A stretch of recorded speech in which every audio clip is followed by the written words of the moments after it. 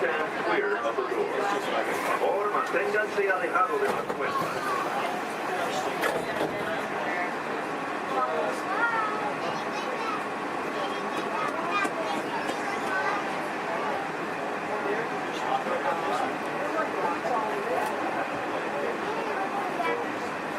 Welcome aboard the Walt Disney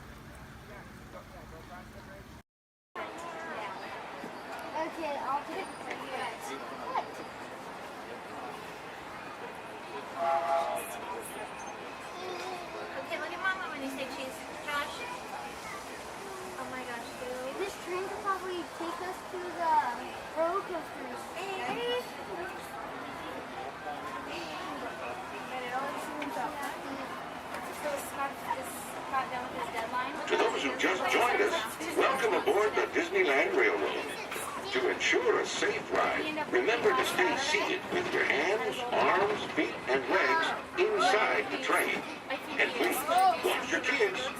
Para su seguridad, permanezca sentado y mantenga las manos, brazos, pies y piernas dentro del tren y cuide a los pequeños. Gracias. We're now entering Splash Mountain, where every day is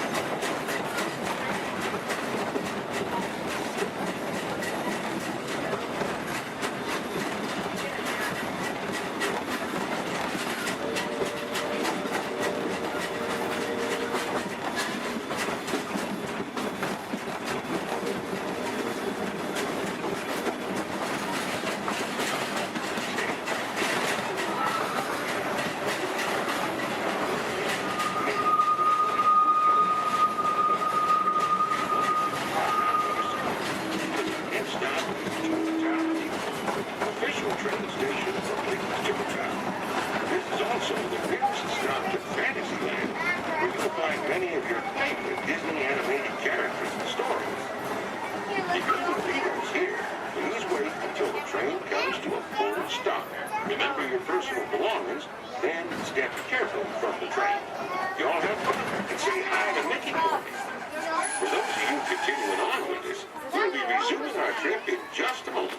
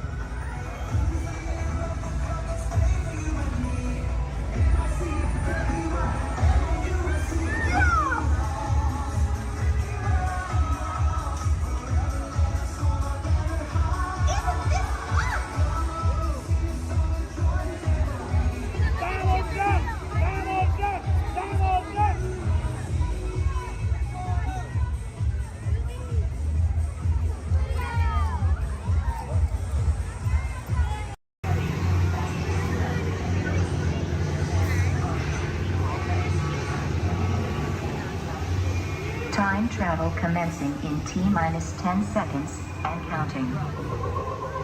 This is Seeker. Listen up. We've got to get in, grab the iguanodon, and get out before that asteroid hits. Let's roll!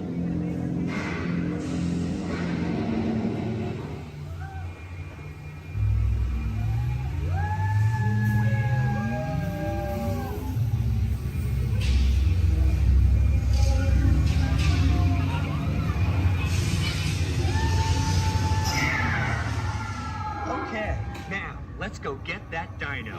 Computer, what are you tracking? Styracosaurus. Not our dino. Warning, meteor shower in range. Just little one. Oleoramus. Hadrosaur. Raptor. Time to get serious. Locking autopilot on homing signal now! Hang on! I'm tracking a big dino on the scope. Could be ours. Computer, full stop. Identified. Carnotaurus. Definitely not our dino. Go, go, go!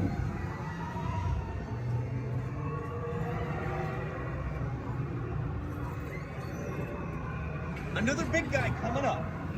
Computer. Slow and identified. Sauropod. Still not our dino, but at least this one's a vegetarian.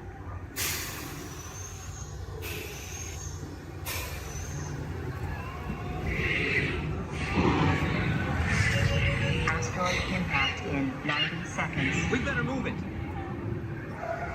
Pterodactyl. Incoming! Asteroid impact in 60 seconds. We can't stop now. Keep going, keep going. Compsognathus. Computer, what's happening? Loss of traction. Four-wheel drive, move it! Warning, meteor strike. Evasive maneuver! Left! Right!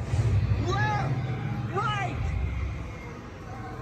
That was close. Computer, now what? Carnotaurus. That's it! Abort mission! Abort! Abort! Iguanodon. Forget it! Get them out now! Asteroid impact. Brace yourself! This is it! They're not gonna make it! They're not gonna make it! Mission accomplished. You made it! I knew you would, and guess who made it back with you? I better find him before security does. Thanks for everything!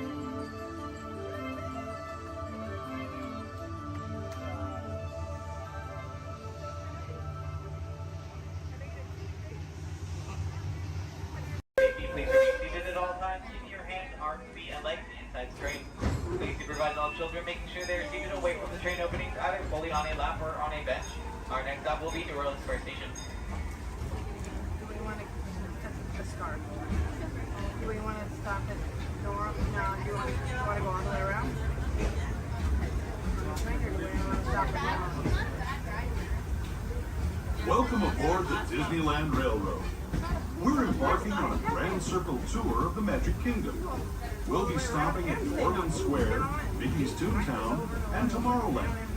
We'll also visit the Grand Canyon and make a trip back in time to the primeval world and the age of the dinosaurs before returning to Main Street Station. As we begin our journey, remember that for a safe trip, you need to stay seated, keeping your hands, arms, feet, and legs inside the train. And please watch your children. Bienvenidos a bordo del Disneyland Railroad.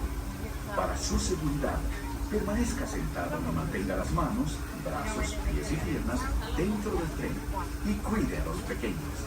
Gracias. Our first stop is New Orleans Square Station. But to get there, we need to pass through the wilds of Adventureland. It may seem peaceful through here, but trust me, it's a real jungle out there. Literally. So be on the lookout. You just never know what might be lurking along the rails.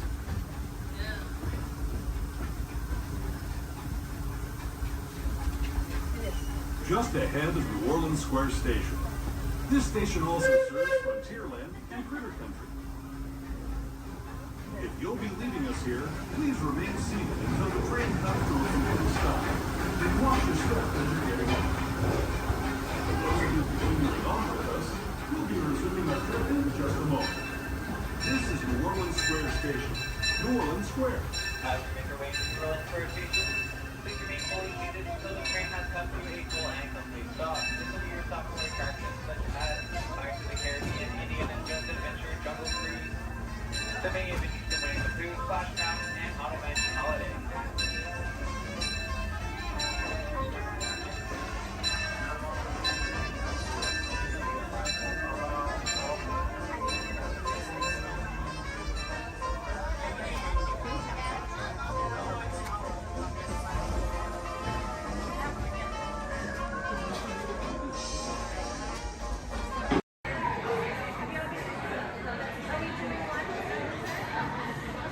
What are you doing?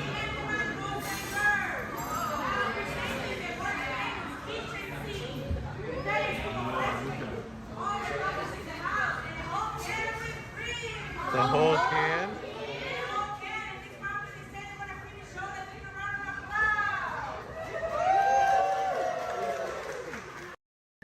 Look inside yourself.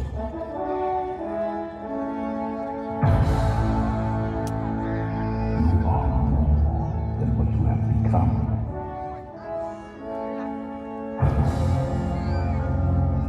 Remember who you are.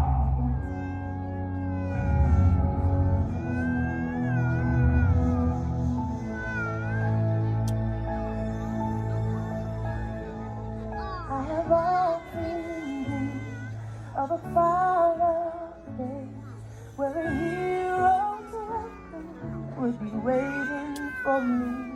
Where the crowds would cheer when they see my face, And the voice keeps saying, this is where I'm meant to be.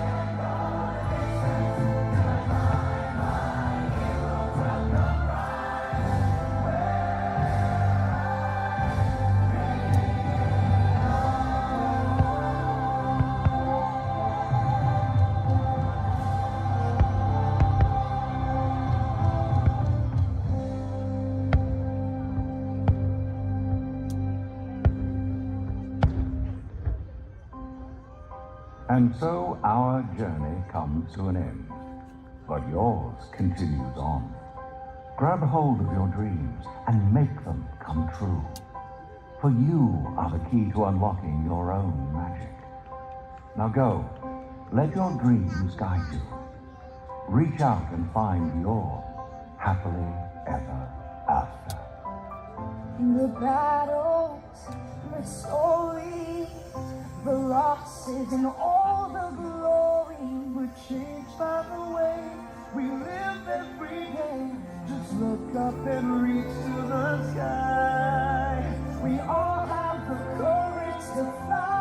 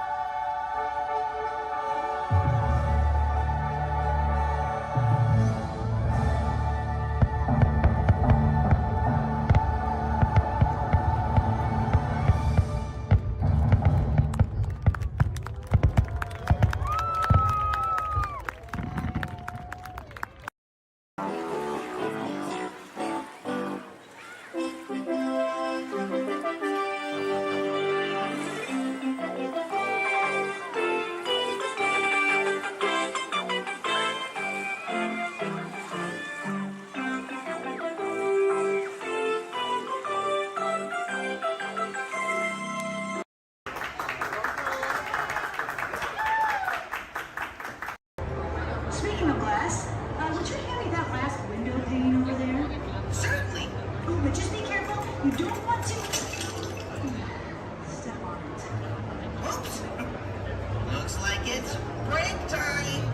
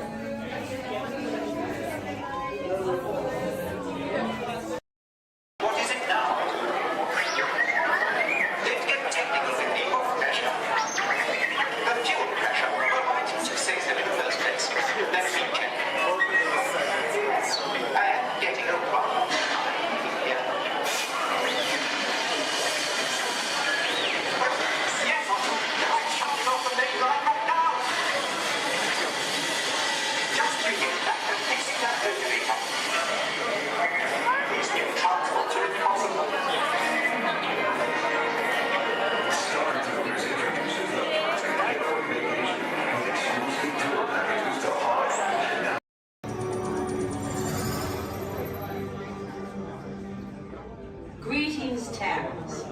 I am Nova Prime Irani Rayan, commander of the Nova Corps. On behalf of all Xandarians, I hope you have enjoyed exploring the wonders of Xandar. As you have seen, your world and ours were born of the same moment, one which you refer to as the Big Bang. As such, we are all galactic neighbors in a vast universe which we and countless others share. For you to travel to Xandar would take 2.5 million years, assuming you had a ship that could fly at the speed of light. So we decided to come to you.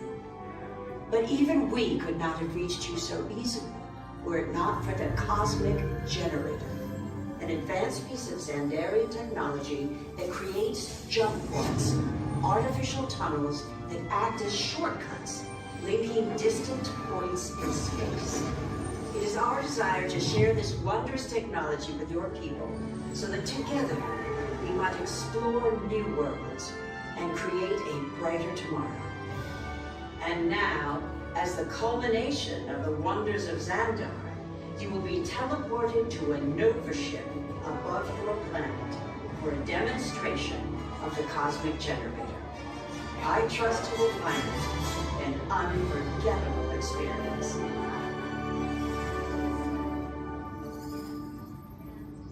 Welcome, people of Epcot, Epcoters, Epcotians, citizens of Epcot. Does anyone know what they call themselves? What? I'm on? Someone needs to tell me what I'm on. Welcome, Epcot-tarians. I am Centurion Talmeric, and we're just about ready to teleport you up to the ship for the demonstration. As you're about to enter a secure Nova area, I must ask you to put away your Terran communication devices at this time. Recording of any type is strictly prohibited. I am very serious about this. Now, please step forward into the chamber. You're gonna love this.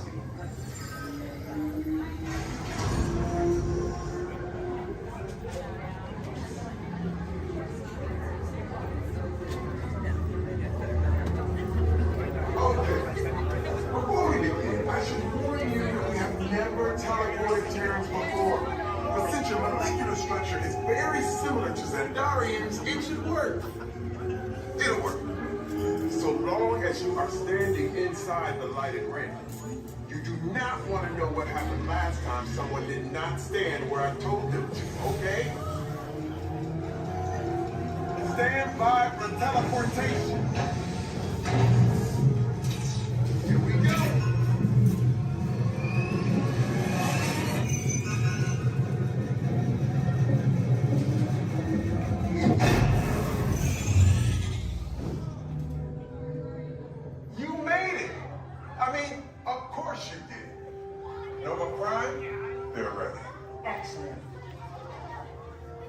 What you see before you is the cosmic generator.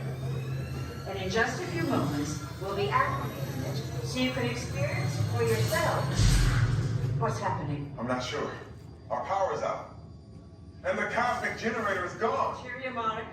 Go to Code Red. Prepare the fleet. And call the Guardians. Now. There is no cause for alarm. Turn off that alarm. I've got an important transmission coming in. Hey, what's up, Nova Corps? Our cosmic generator has been stolen. What? How? Why didn't we think of that? That thing's gotta be worth a fortune. I am Groot. Good question. Yeah, who do you think took it? Perhaps that really big man outside your ship. Well, that is a big man. I need to alert Nova Prime. I have been watching Terrans for dogs. That's not creepy at all. This species has failed. Wait, whoa. We didn't even know there was a test. He's got the cosmic generator. He's creating a new jump point. Jump point to where? Not where. It's some kind of mutant jump point. It's going back to the dawn of time. Dawn of time, why? To erase an error. Well, that doesn't sound good. Your time is over. Wait, what do you mean? What do you mean it's so vague? The jump point is closing. Hey, Nova Dude, you're Nova Corps need to follow that whatever it is until we get there. We can't. Our power is down, and I've got to get these Terrans onto evacuation shuttles. I got it. I reprogrammed the shuttles to follow them through the jump point. Wait, what? Look, they're our only chance of keeping track of that whack job until we get the cosmic generator back. Piece of cake. Wait! There's cake. Where's this cake? The odds are impossible, Yep. but it's our only shot. Good luck. Are you sure you can control it? Come on, it's me. We got this. We're all toast. First it was cake, now there is toast. This plan is making me so hungry. Terrans, listen up. You need to make your way to the evacuation shelter now. We'll follow the fleet when we get our power back. I mean, when we get our power back.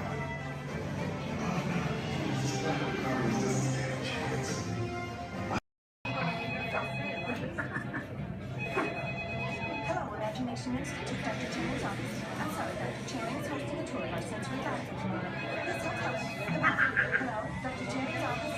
Hello, Dr. Channing's office. Hello, Dr. Channing's office. What's that?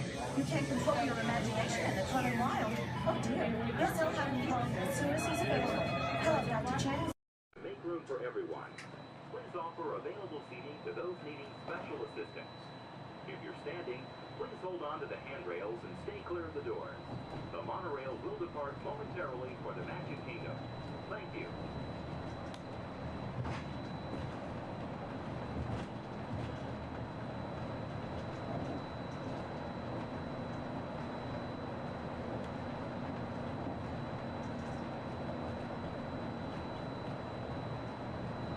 Welcome aboard the Walt Disney World Express monorail.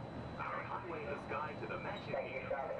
For those of you standing, please hold on to the handrails to start our journey and stay clear of the doors.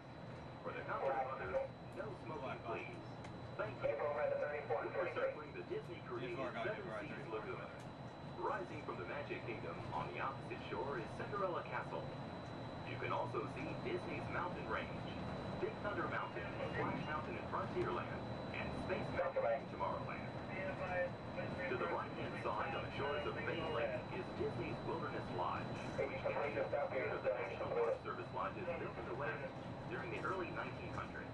Also on Bay Lake, you can enjoy a natural setting at Disney's Fort Wilderness Resort and Campground. More outdoor recreation can be found in River Country, Disney's version of the old fashioned swimming pool.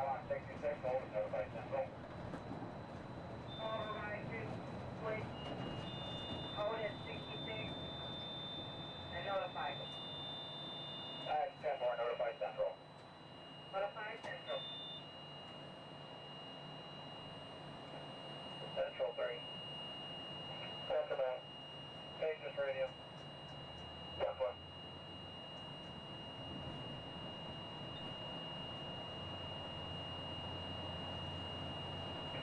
Monorail 3 contemporary. 3 by. Channel 4, please. 10-4, right.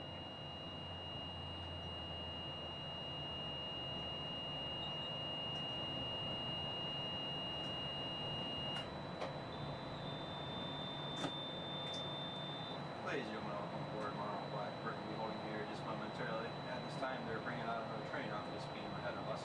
Therefore, we're going to have to wait here until that is complete. Once the train is on this beam and the line is switching back up, we'll be clear to proceed. I apologize for any delay and we'll be on our way as soon as possible. Thank you. No stop, warning.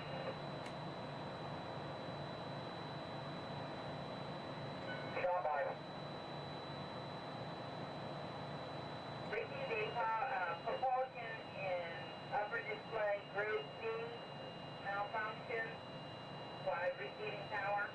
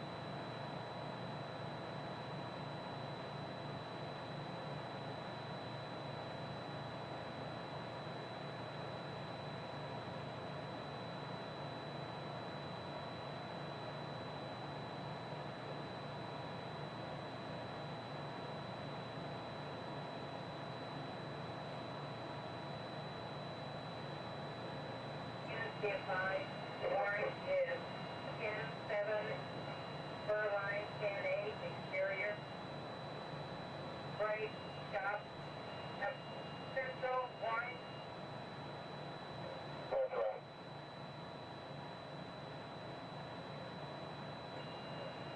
Repeat, Maple, holding a pylon 66, Amber as coming through the switch.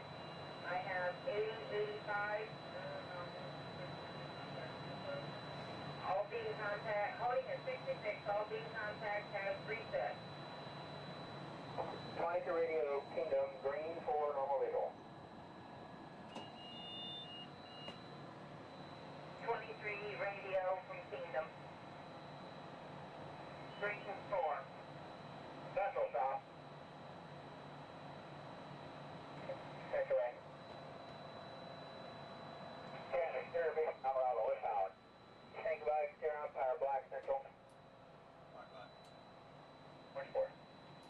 Copy, orange 4, normal visual. 10 4.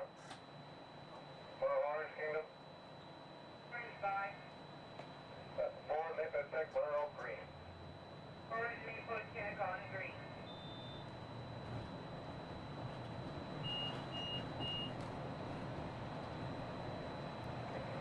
That's 23 orange.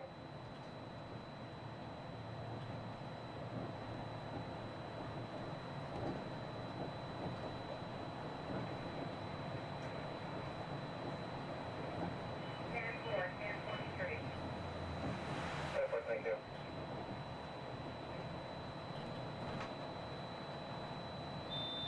Contemporary, Grand Floridian.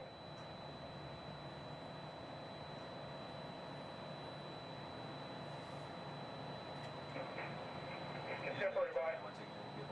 Disregard. That's onto the switch. Personal going to Polly. Perform any few tests that we do every time they bring it 10 up. 4, thanks for advising. Contemporary clear. Probably going to be holding one more time of that. Again, I do apologize for the delays. Orange Kingdom. This is standard procedures when we bring a new train out. We'll be on our way as soon as possible.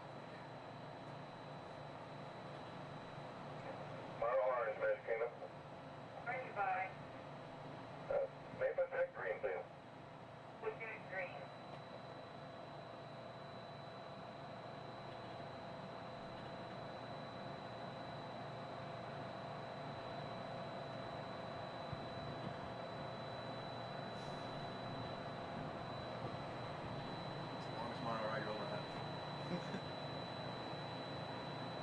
Well, the fun thing is I had the rest of my group on the boat there, and I was telling them I might beat them.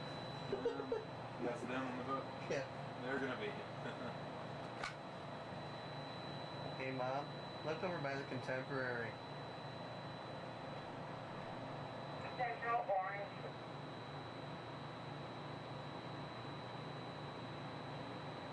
Central way. Coding in at pylon 68 with red maple. Good docking. Yeah, I know.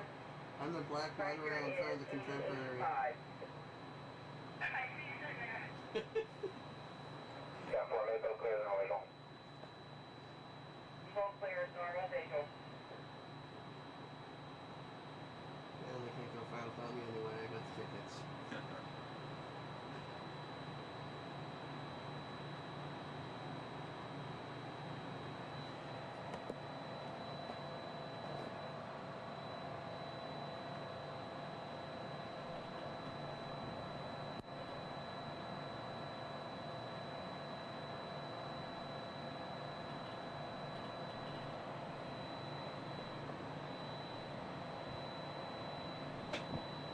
We are entering Disney's. While your group is together, now is a great time to pick a place to meet if you become separated in the park. Should you become separated, stop by City Hall on Main Street, USA for assistance. Guest relations at City Hall can also help you plan your day, make dining arrangements, or provide a special guided tour of the Magic Kingdom. As you approach the entrance, please keep your party together and have your tickets ready. If you are traveling from another Disney theme park, please have your tickets and hand stamp ready as you enter the Magic Kingdom.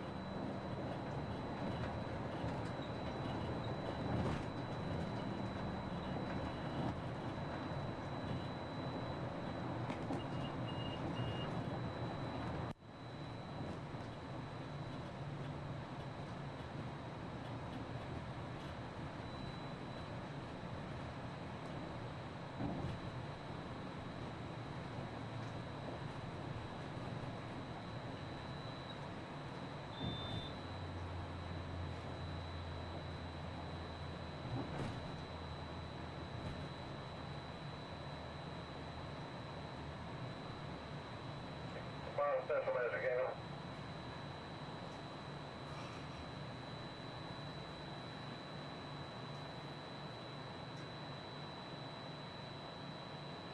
Central Kingdom.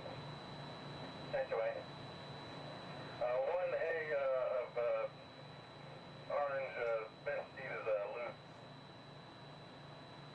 Temporary, thank you. Orange Central. Orange. All doors closed. Kiosk on notify status.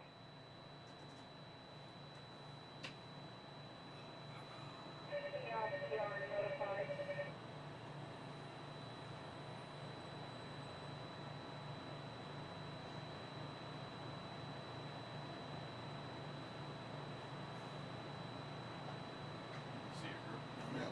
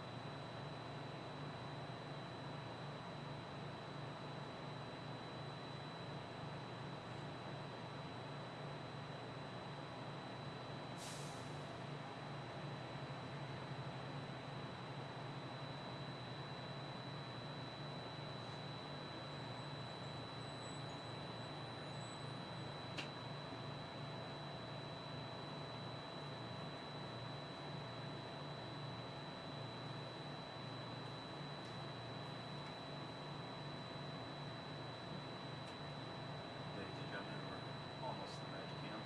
Once we begin moving, we're going to have to do a quick check of our safety systems. We'll just come to one complete stop, and I promise that will be the last stop. And then we'll be at the Magic Kingdom. Once again, I apologize for any delays. We should be on our way just momentarily. Thank you.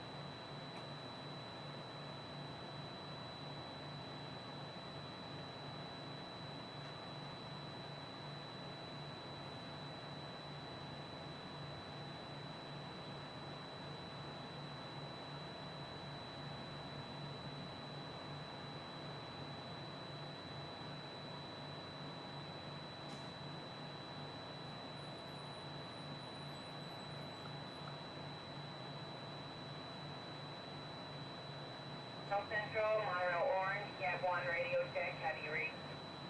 10-2, I mean. 2 also. Reset complete.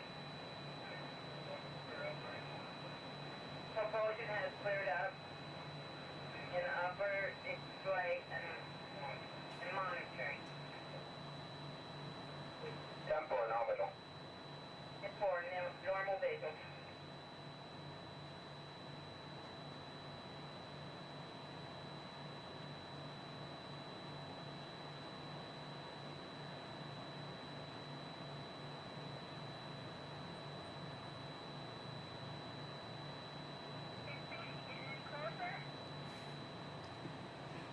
Almost there.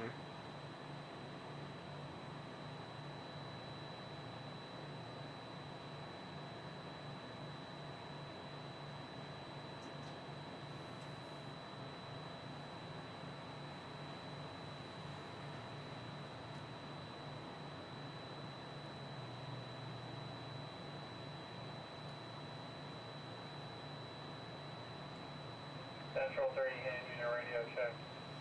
10-2, I mean. 10-2, thank you. Pretty clear. Go.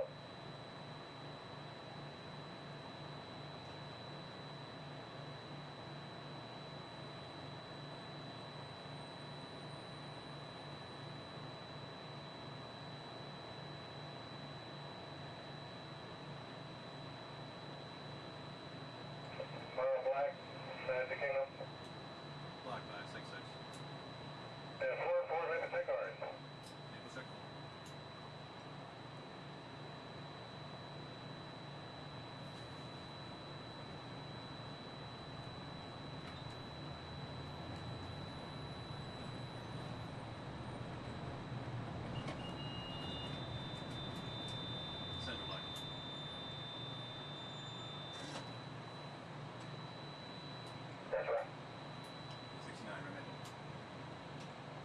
Tango clear, no visual.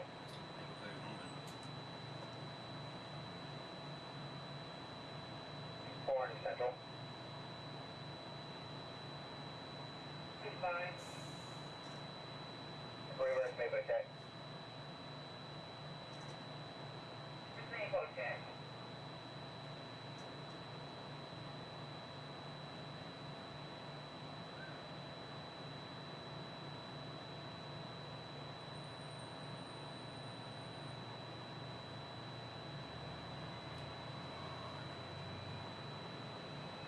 Another reason why it's going so slow is it's a trainee and that train. Yeah. Usually we get this done a lot quicker. Yeah, it's a good time to do it too. Yeah. Nice and slow. Yeah, it's probably hardly on the train anyway. Forward with dispatch, normal vehicle.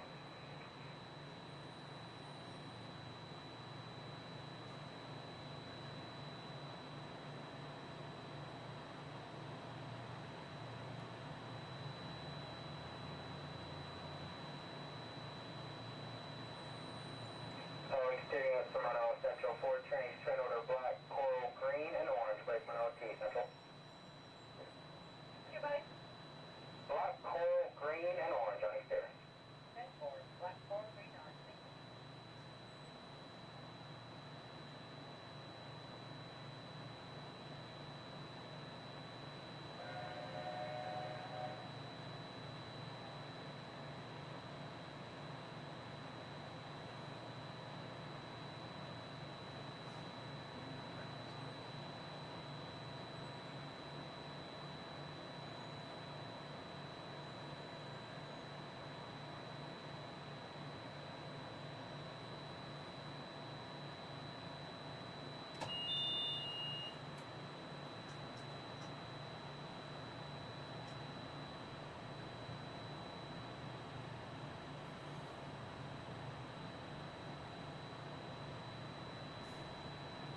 Better pull out fast enough or I make a liar out of me. If it doesn't, I got to stop one more time.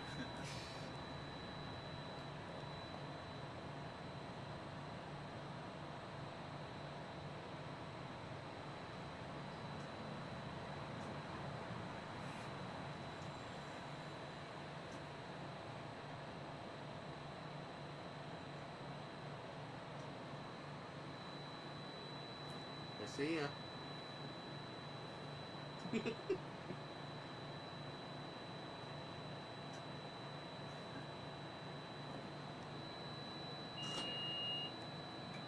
Ladies and gentlemen, we are approaching our station at the entrance to Main Street, USA, gateway to the 7 themed lands of the Magic Kingdom.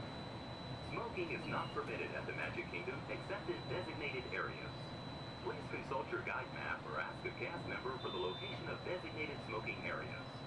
If you are standing, please hold on to the handrails and stay clear of the doors until the monorail stops completely and the doors open. Ladies and gentlemen, this is the Magic Kingdom Monorail Station. On behalf of the cast of the Walt Disney World Resort, we'd like to welcome you to the Magic Kingdom.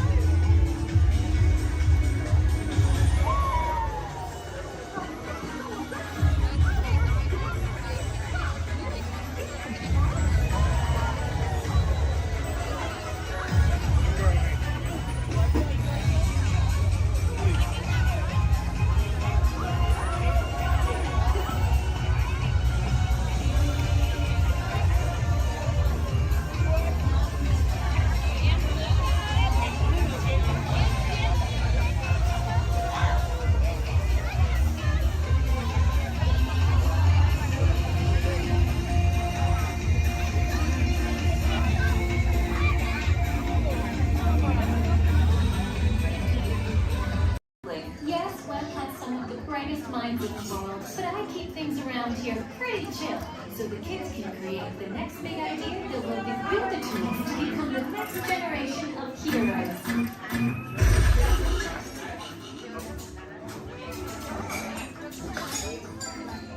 We hope you have a great time on your visit to the Worldwide Engineering Brigade Open House.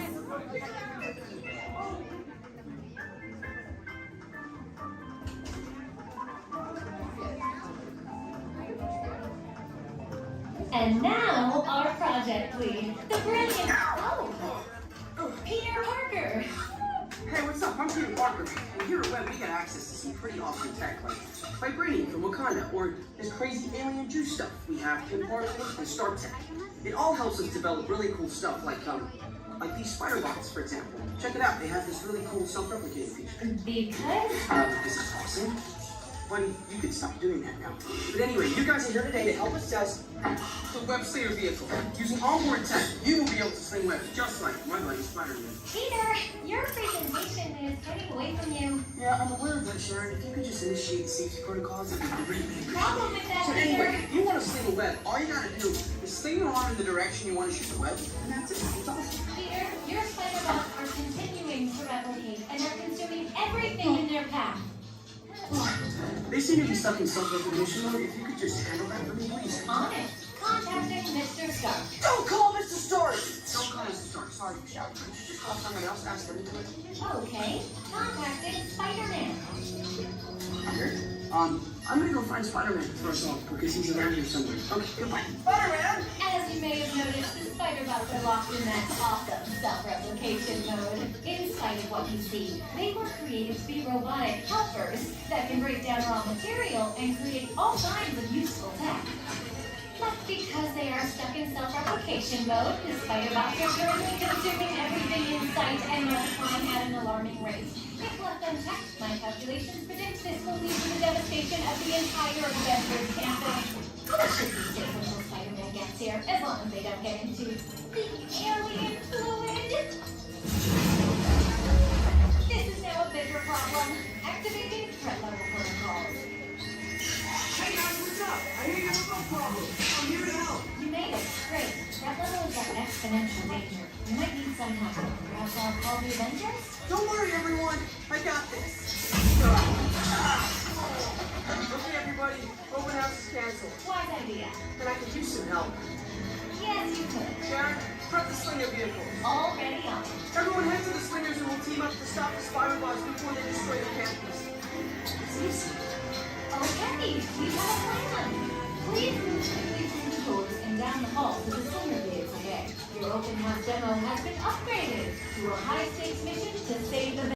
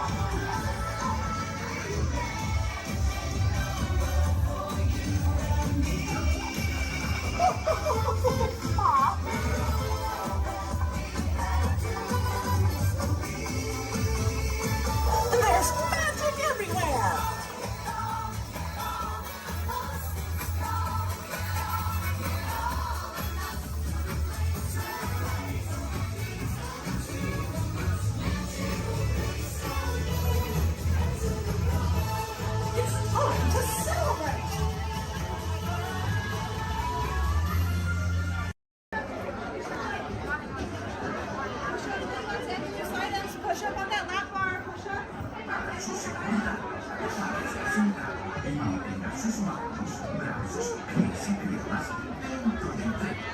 Y gracias, pequeño. Muchas gracias. Partners, for your safety, remain seated with your hands, arms, feet, and legs inside the train, and make sure to watch your kids. It's more usual to wear packs of ice. Move them, 'cause this here's the wildest ride in the wilderness.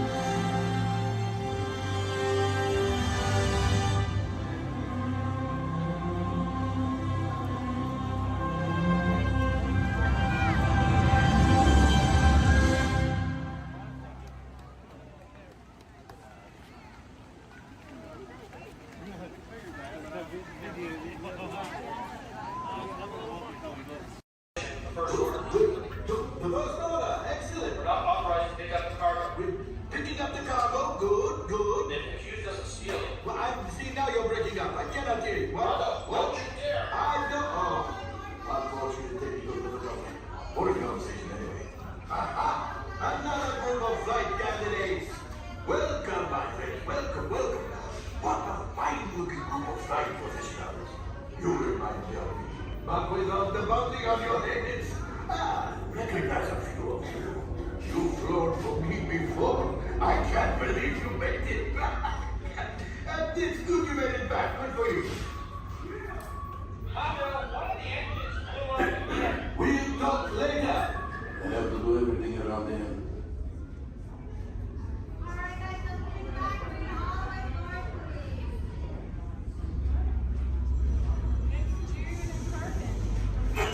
This is hello, my friends. I am Hondo Onaka, and this is Onaka Transport Solutions. Today, I am offering the opportunity of a lifetime. I need flight crews to transport this valuable merchandise across the galaxy, pilots to navigate, engineers to operate the ship, and gunners to defend the shipments. And that is where you come in. Oh, the Millennium Falcon. Oh no, for some very fast and very profitable expeditions. Chewbacca, my fine furry friend. Yes, as we agreed, you let us use the ship, we'll get you the supplies you need. It's a win-win. You help the resistance, I get all the profits. Well, the First Order will never know we were there. Okay, time to go, so, bye-bye. We better go before he changes his mind. Move along, my friends. Listen carefully and remember, the better you work together. In 1923, a young man from the American Midwest, along with his older brother Roy, started a cartoon studio in the back rooms of a small real estate office in Hollywood, California. This was the small beginning of a family entertainment company that would create unforgettable stories, characters that become beloved friends, wondrous experiences, and music that has become the soundtrack of our lives. That young man was Walt Disney, a master storyteller whose imagination knew no bounds and who delighted in making the impossible possible. Disney 100, the exhibition, is a journey through 100 years of Disney magic, presented in themed galleries based on Walt Disney's creative concepts and philosophies.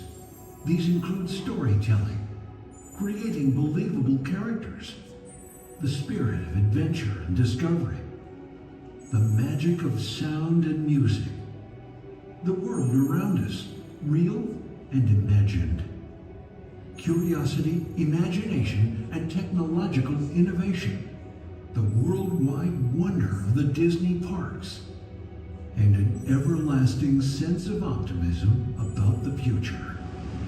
Walt Disney famously said that it was all started by a mouse, but it really was all started by Walt himself. His philosophies became the foundation of the Walt Disney Company. They still inspire Disney's artists, filmmakers, Imagineers, and the storytellers of today. Oh boy! Oh, steady!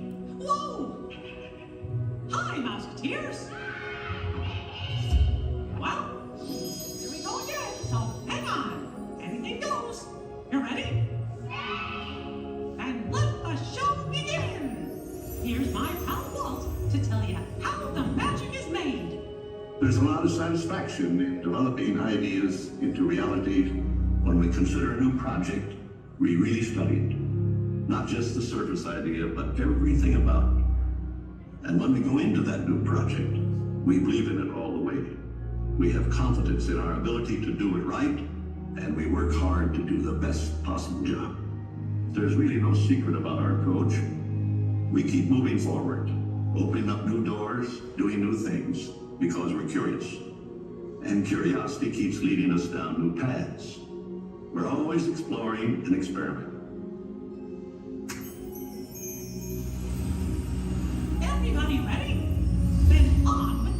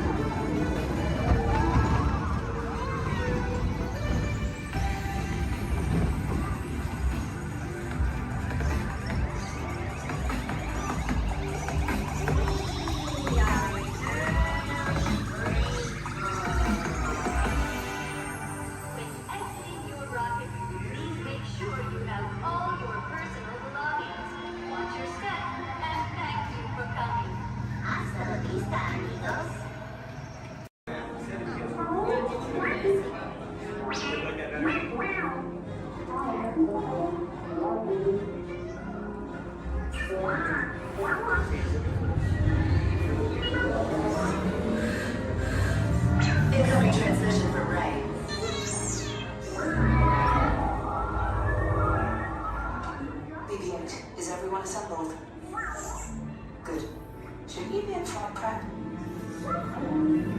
Recruits, thank you for joining the cause. A covert resistance team led by my friend Finn has infiltrated a First-Order Star Destroyer that is now headed to this system. Your outpost on Batu is no longer safe. We have transports waiting to take you to General Organa's secret base on Pokhara. I'll regroup with you there. The Resistance desperately needs your help in our fight against Kylo Ren and the First Order. Remember, it is vital that you keep the location of the Pokhara base secret. Lieutenant Beck, one of our top commanders, will lead you. Affirmative. Transport is ready. Line up and I shall personally see them delivered. Thank you, Lieutenant. Welcome to the cause. May the Force be with us. Commander Poltam and a squadron of X-Wings shall escort us to the rendezvous point on Pokhara. Roger, this is Black Leader. I hear you're a fine-looking group of recruits. Well, no time to waste. Let's get you on your way to the General.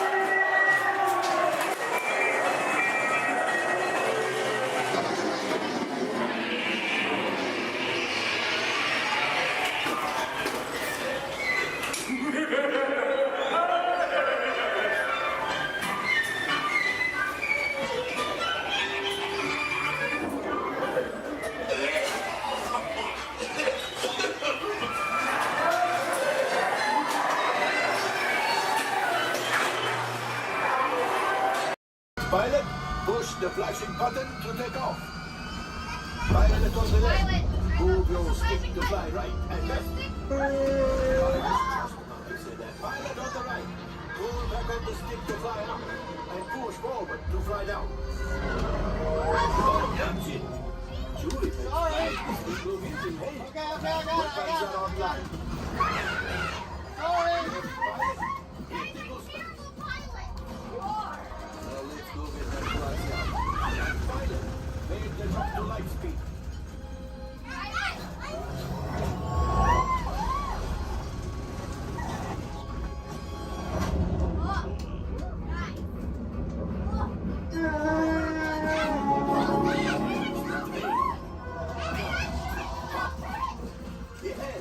Yes, keep shooting. They've locked onto us. Take evasive action.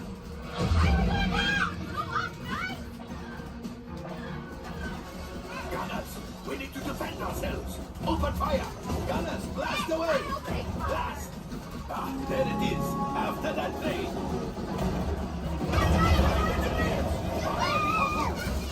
Excellent. Now, gunners, shoot the cargo free.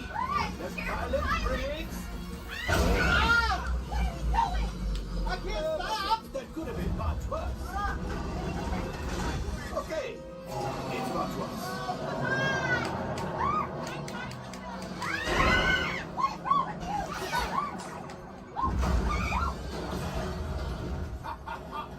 Yes, you got one. Excellent, my friends. Now power up the ship. Well, gravity goes out. You see, Just as I promised, my friend. Now that the resistance has already, they did something for Hondo. Pilots, line up behind the train so we can harpoon that last guy. Gunners, shoot the train. Engineers, realize closer. Harpoons, keep shooting. Jump, my friend. Yes. We got the tools, yeah. I will grab it. You keep up to the train.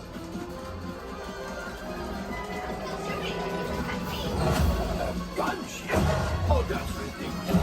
Things are getting too hot. We'll never get out of this. A distraction. Come on, we get the train. Hurry.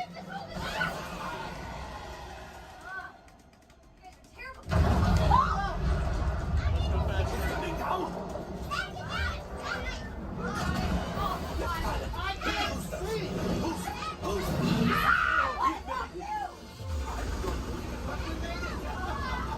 Now, let's get up.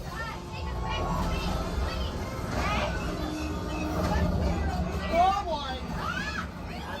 Okay. Violence, evasive maneuver. We've got company. I'm trying.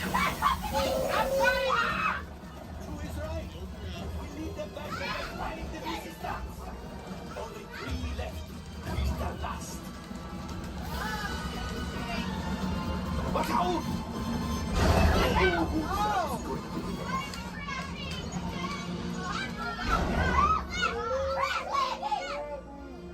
Yes, Chewie will pilot us.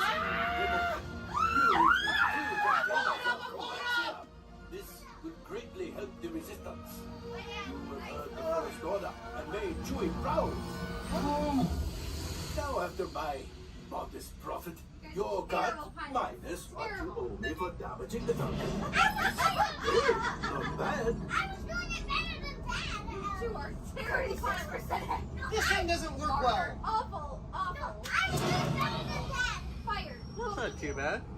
R5, damage report. I'm driving next Engine time. failure. All right. Hyperdrive leak. That is not too good. Multiple hull ruptures. Well, it could be worse. Life support failure. That's something.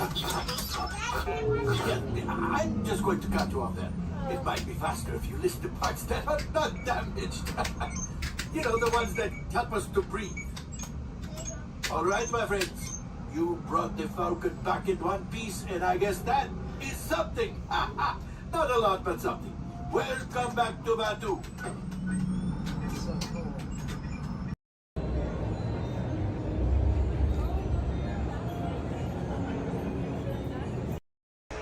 Ensure the sacred word is tried in the way. In the eternal sea. And it moves!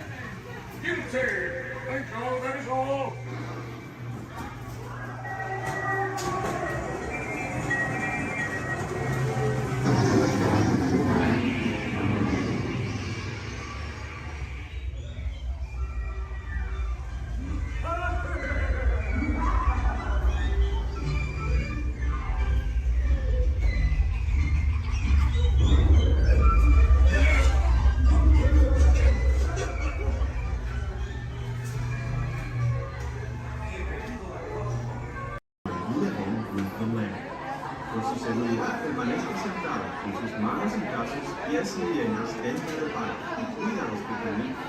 A manera de recordatorio, no tomar fotos con flash y luz de video antes de llegar a la universidad.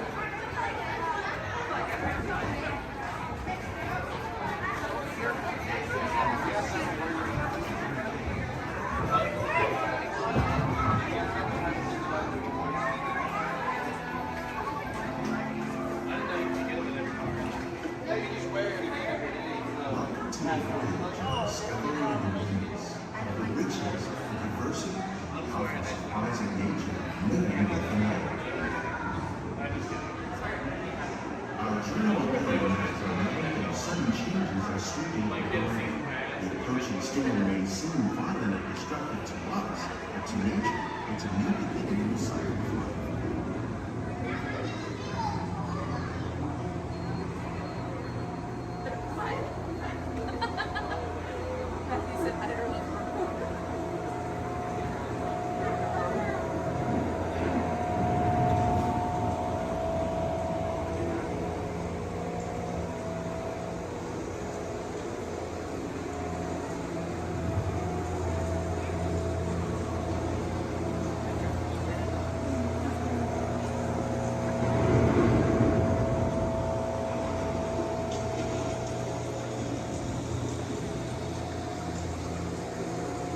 Beneath the surface of the lake, roots trap water from the flowing mud, extracting precious nutrients and minerals.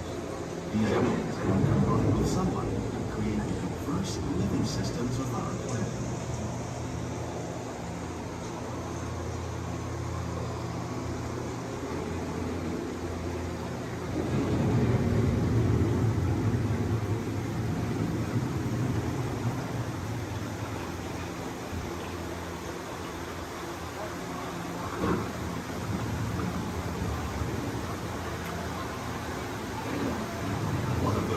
Systems is the rainforest, home to the most amazing concentration of life on our planet. These dense and beautiful forests cover only a tiny portion of the Earth's surface, but they contain more than half of its plant and animal species. Rainforests are also extremely rich in productive living systems, providing us with oxygen, food, medicines, and other elements essential to our lives.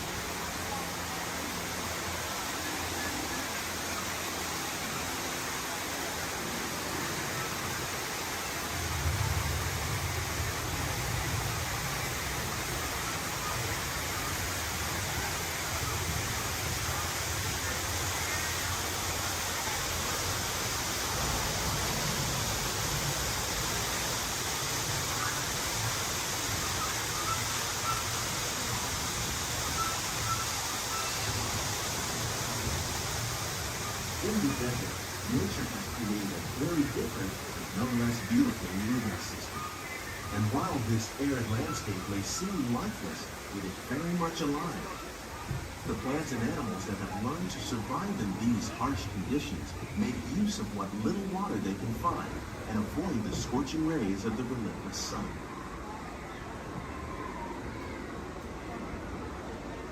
The American prairie once appeared as desolate as the desert. But over time, rainwater and nutrients gradually penetrated the hard surface of this land. Even the hooves of the mighty buffalo helped create the rich soil, one day become home to the American farm.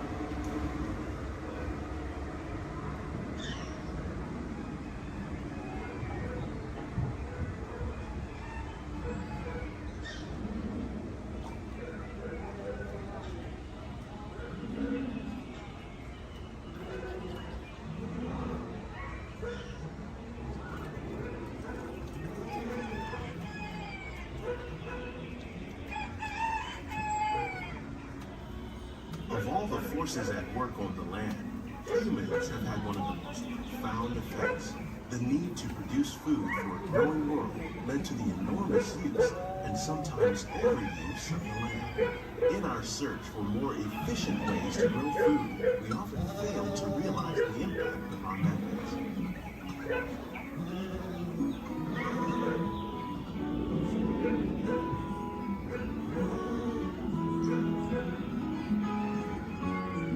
Today, we're learning to live with the living, discovering better ways to grow food that will assure both human and environmental well-being.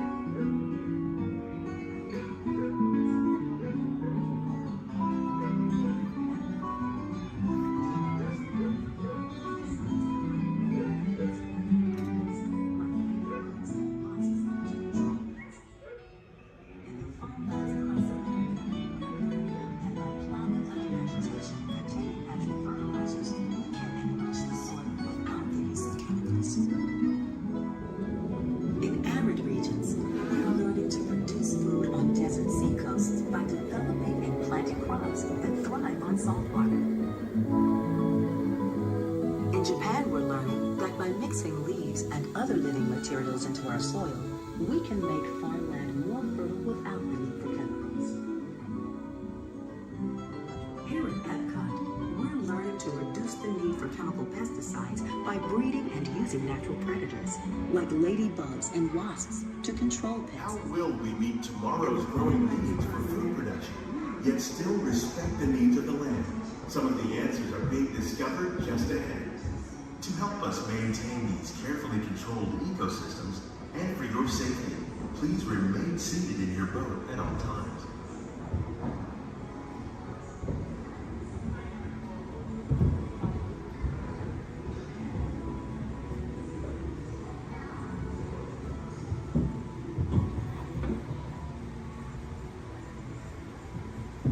Welcome to our living laboratory, where scientists from Epcot and the U.S. Department of Agriculture are exploring innovative ways to produce bountiful harvests now and into the future.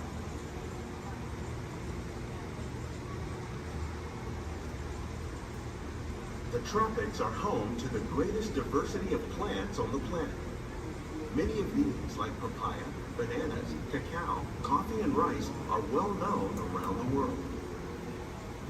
These are just a few of the edible plants that have been an important source of nutrition for people living in the tropics.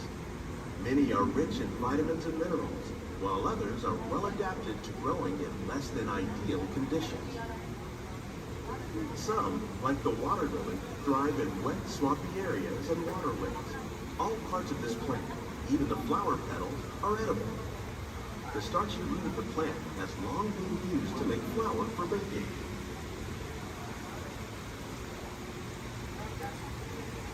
One day, many of these lesser-known tropical plants may be as important as the bananas growing on both sides of the boat.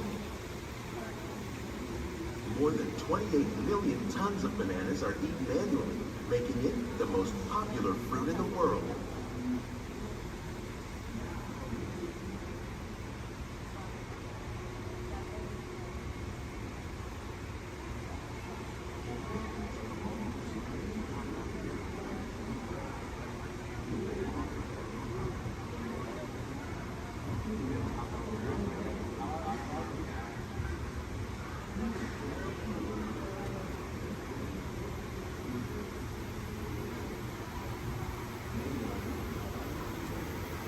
When we mention farming, you probably don't think of fish. But fish farming, or aquaculture, accounts for nearly half of all the seafood consumed globally. Tilapia, bass, and catfish, like the ones you see here, are three of the more popular crops raised by fish farmers. The sustainable system we're using here recycles the water in the tanks. As a result, we're able to save millions of gallons each year. Our small fish farm produces nearly 5,000 pounds of fish each year to serve in restaurants around Walt Disney World. Innovations like this one can play an important role in our efforts to produce bountiful harvests and still protect natural resources.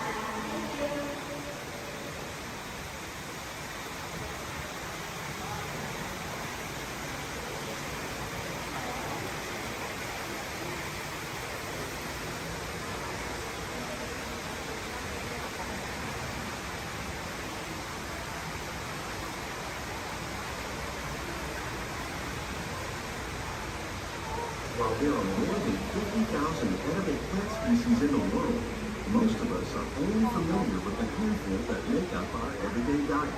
The common grains growing here: maize, sorghum and millet plus rice account for nearly 2/3 of our global food consumption. Learning how to increase yields of these staples is an important goal of research around the world.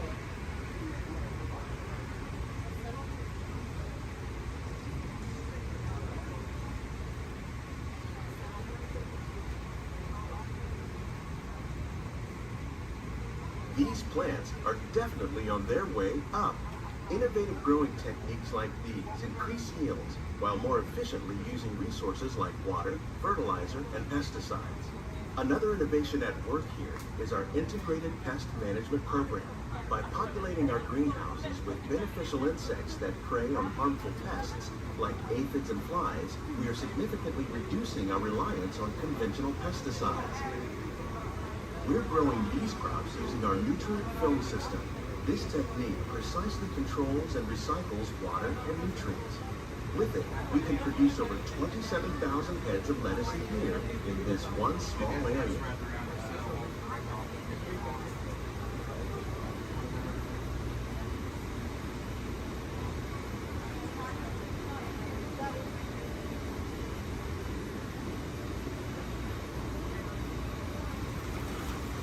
Some of our best ideas have been inspired by nature, like these fruit and vegetable trees.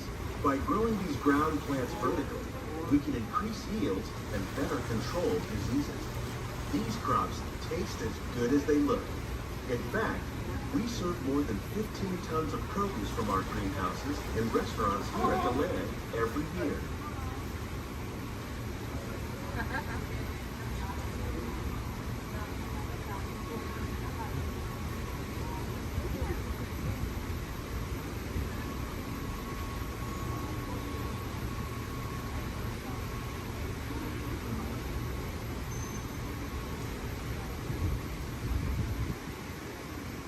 The future of agriculture may include innovative ideas like this vertical growing system.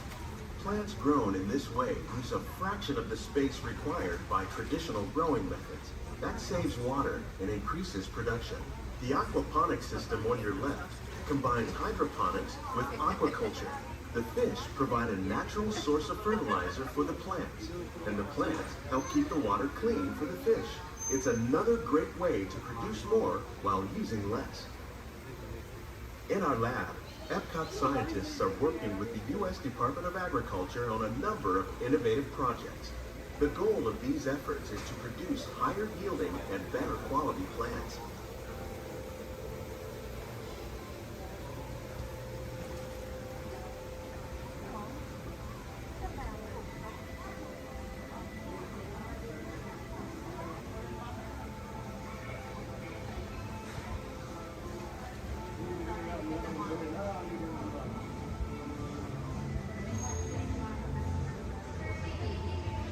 These greenhouses represent just a fraction of the work being done worldwide to produce bountiful harvests for our growing population. Scientists, farmers, and even backyard gardeners are doing their part to improve the quantity and quality of foods that we all rely upon. Together, we can continue to find more ways to increase food production and protect our precious natural environment. Only then will we truly be living with the land.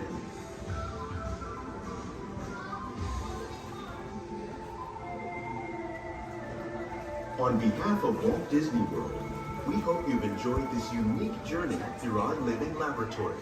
If you'd like a closer look, then check out the Behind the Scenes walking tour.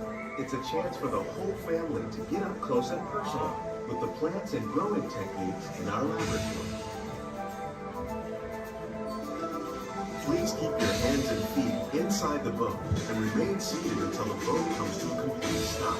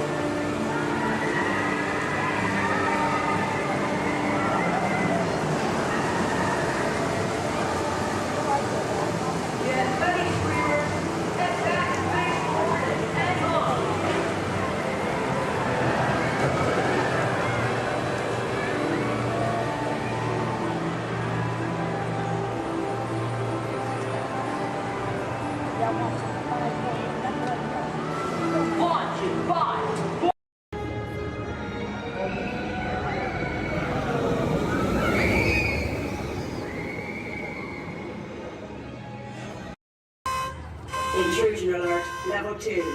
Intrusion. Disarmed. Sensor offline.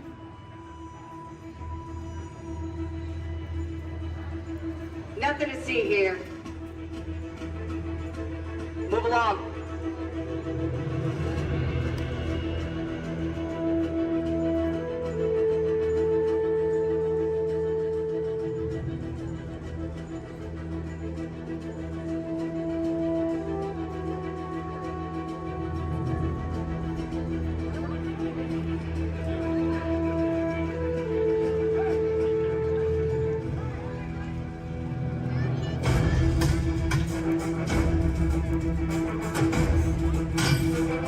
You don't look like recruits.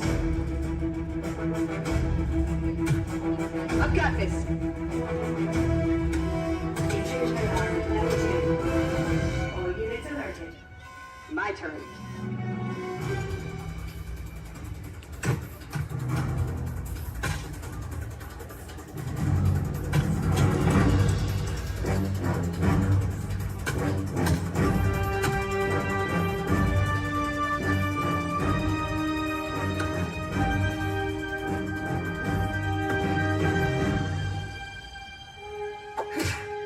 Let's try this again.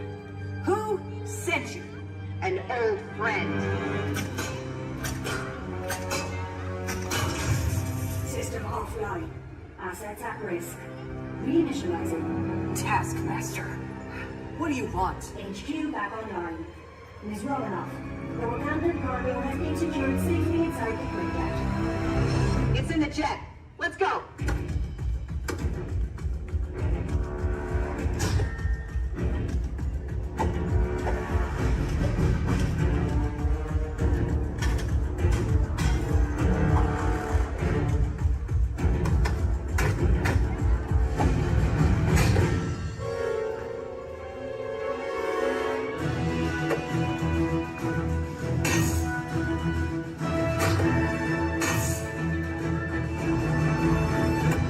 Incoming call from Mr. Stark. Friday, don't put him through! Yeah, she put me through. Hi, Nat. Everything okay? You need help? I don't need help! Yeah, I said help. Intruders, step aside. I won't ask a second time.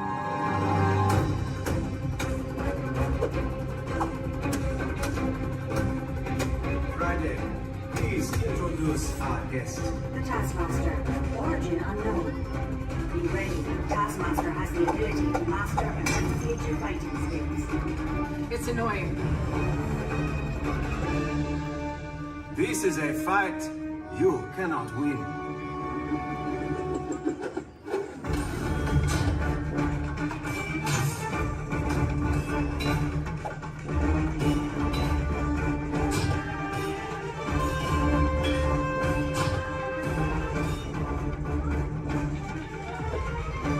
T'Challa, the vibranium! Leave it to me.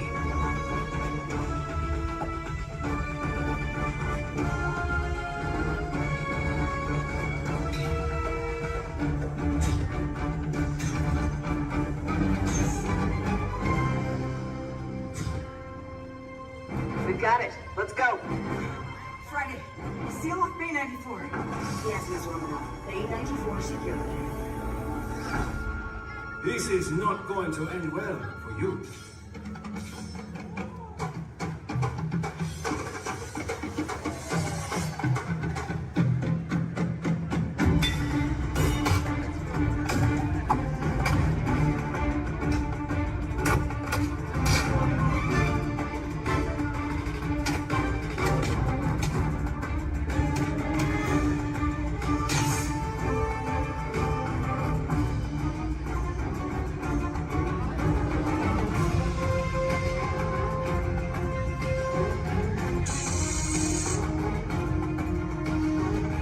Looking for this? Not today. You know how this ends.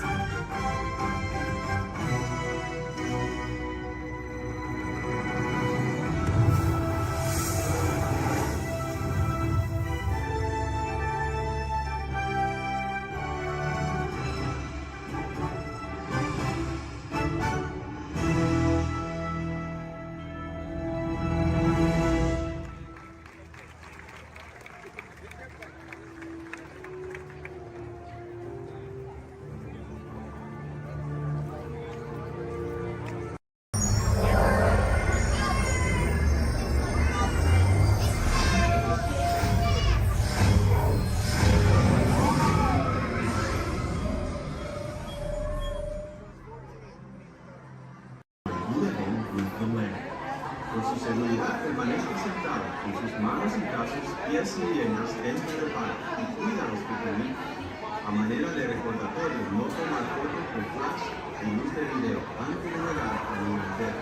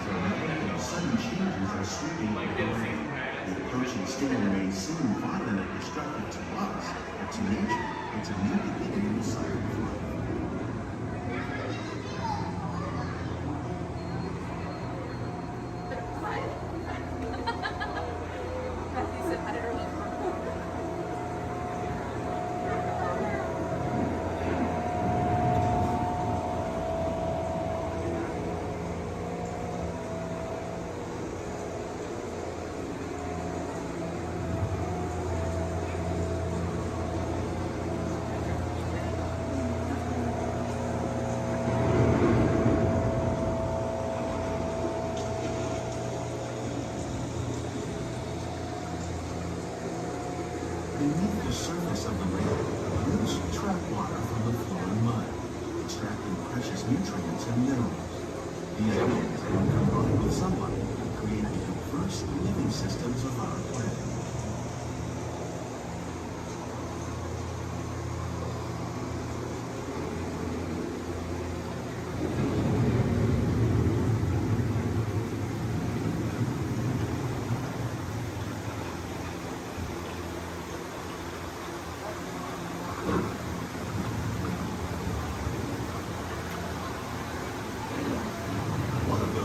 Systems is the rainforest, home to the most amazing concentration of life on our planet.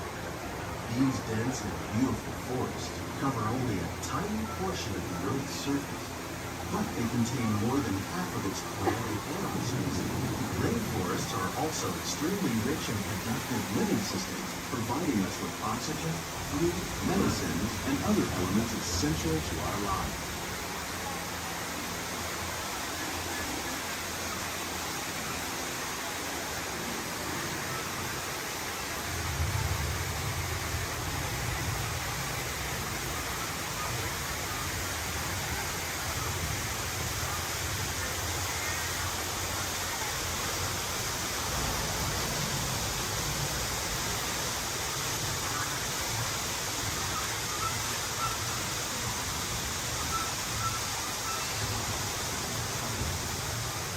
In the desert, nature has created a very different, but no less beautiful living system. And while this arid landscape may seem lifeless, it is very much alive. The plants and animals that have learned to survive in these harsh conditions make use of what little water they can find and avoid the scorching rays of the relentless sun.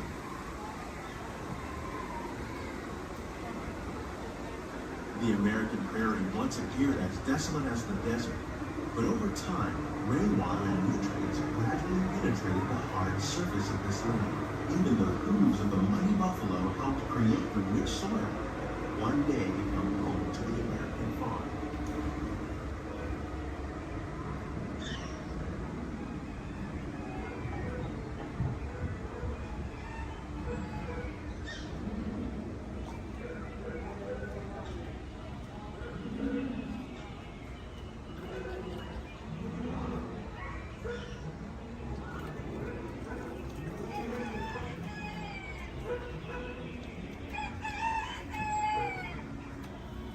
Of all the forces at work on the land, humans have had one of the most profound effects. The need to produce food for a growing world led to the enormous use and sometimes overuse of the land. In our search for more efficient ways to grow food, we often fail to realize the impact of our methods.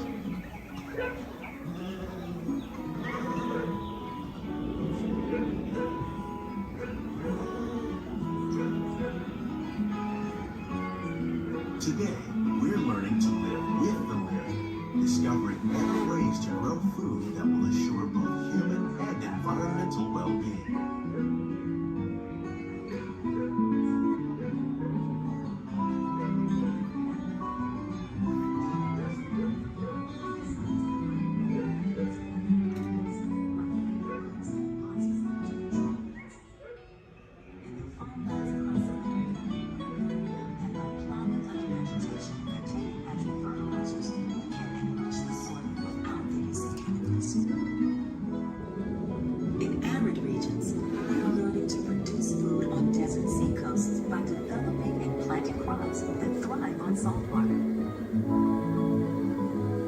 In Japan, we're learning that by mixing leaves and other living materials into our soil, we can make farmland more fertile without the need for chemicals. Here at Epcot, we're learning to reduce the need for chemical pesticides by breeding and using natural predators, like ladybugs and wasps, to control pests. How will we meet tomorrow's growing needs for food production, yet still respect the needs of the land? Some of the answers are being discovered just ahead. To help us maintain these carefully controlled ecosystems, and for your safety, please remain seated in your boat at all times.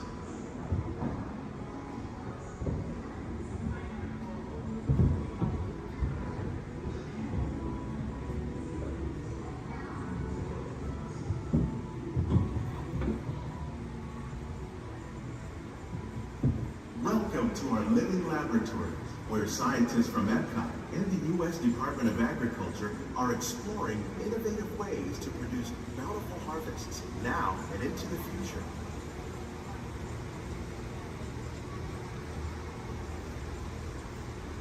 The tropics are home to the greatest diversity of plants on the planet. Many of these, like papaya, bananas, cacao, coffee, and rice, are well known around the world. These are just a few of the edible plants that have been an important source of nutrition for people living in the tropics. Many are rich in vitamins and minerals, while others are well adapted to growing in less than ideal conditions. Some, like the water lily, thrive in wet, swampy areas and waterways. All parts of this plant, even the flower petals, are edible. The starchy root of the plant has long been used to make flour for baking.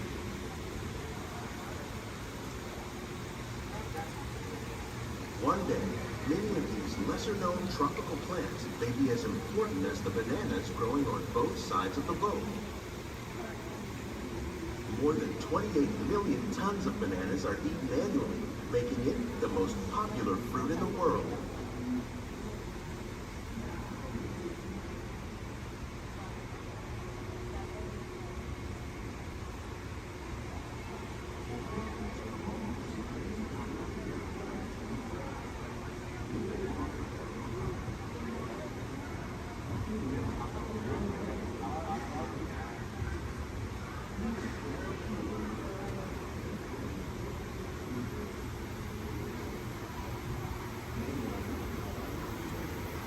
When we mention farming, we probably don't think of fish. But fish farming, or aquaculture, accounts for nearly half of all the seafood consumed globally. Tilapia, bass, and catfish, like the ones you see here, are three of the more popular crops raised by fish farmers. The sustainable system we're using here recycles the water in the tanks. As a result, we're able to save millions of gallons each year. Our small fish farm produces nearly 5,000 pounds of fish each year to serve in restaurants around Walt Disney World. Innovations like this one can play an important role in our efforts to produce bountiful harvests and still protect the natural resources.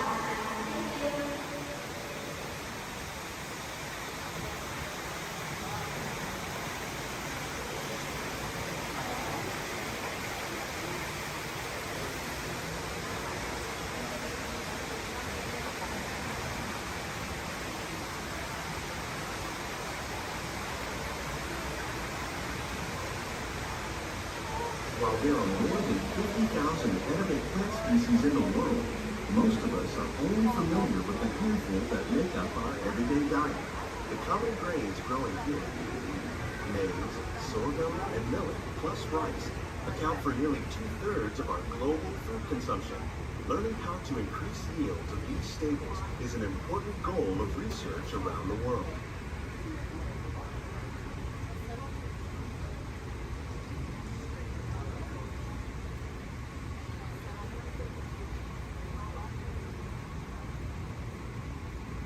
These plants are definitely on their way up. Innovative growing techniques like these increase yields while more efficiently using resources like water, fertilizer, and pesticides. Another innovation at work here is our integrated pest management program. By populating our greenhouses with beneficial insects that prey on harmful pests, like aphids and flies, we are significantly reducing our reliance on conventional pesticides. We're growing these crops using our nutrient film system. This technique precisely controls and recycles water and nutrients. With it, we can produce over 27,000 heads of lettuce a year in this one small area.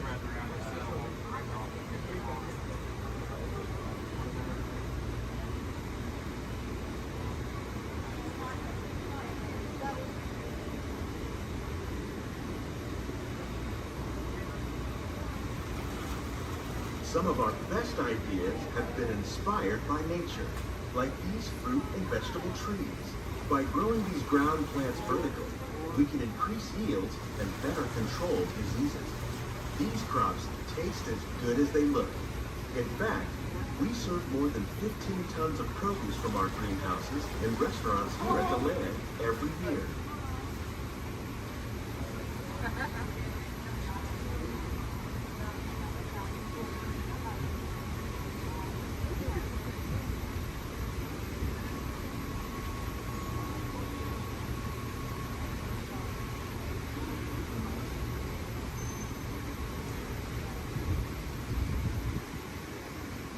The future of agriculture may include innovative ideas like this vertical growing system.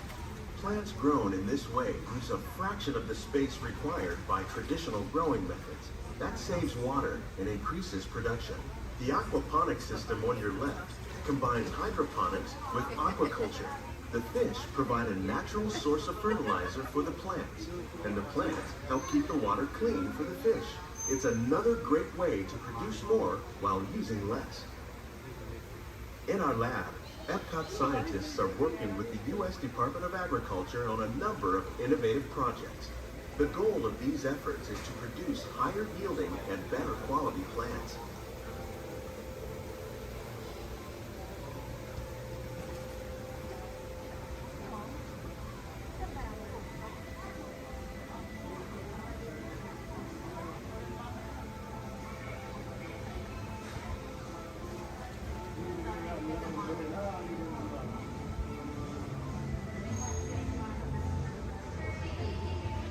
These greenhouses represent just a fraction of the work being done worldwide to produce bountiful harvests for our growing population. Scientists, farmers, and even backyard gardeners are doing their part to improve the quantity and quality of foods that we all rely upon. Together, we can continue to find more ways to increase food production and protect our precious natural environment. Only then will we truly be living with the land.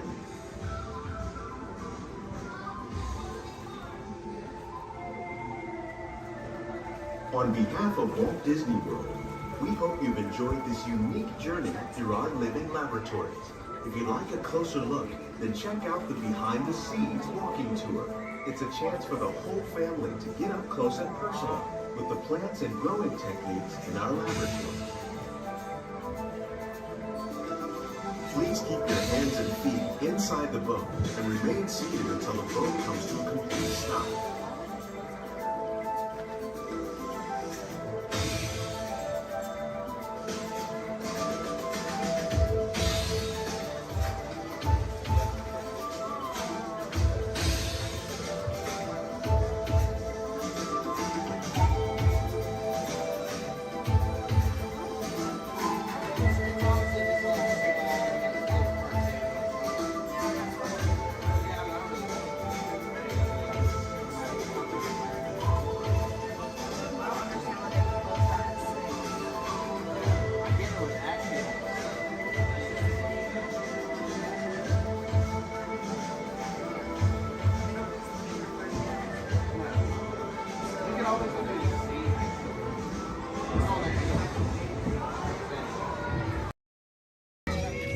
When the wind picks up just right, it can carry the sights and sounds from the lush jungles of India to the grand canvas of sky above.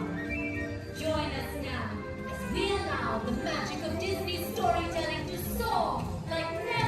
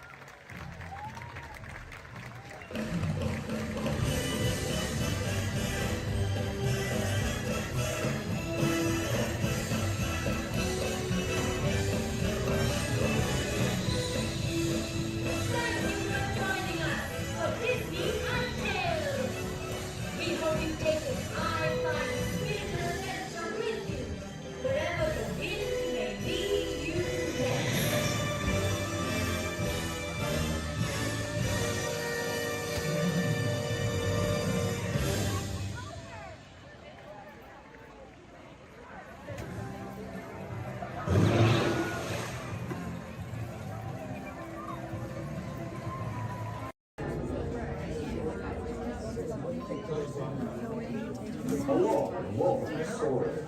My name is Patrick, and I'll be your chief flight attendant today. We'll begin boarding in a few minutes, but first I'd like to acquaint you with some important safety information. When the doors to your flight open, please take a seat and store all carry-on items in the underseat compartment. This includes cameras, purses, hats, and of course, these little dudes. Next, fasten your seatbelts, inserting them into the buckle on your left. If smaller aviators don't measure up to the height indicator on the seat, just put the belt through the loop in the center strap before buckling.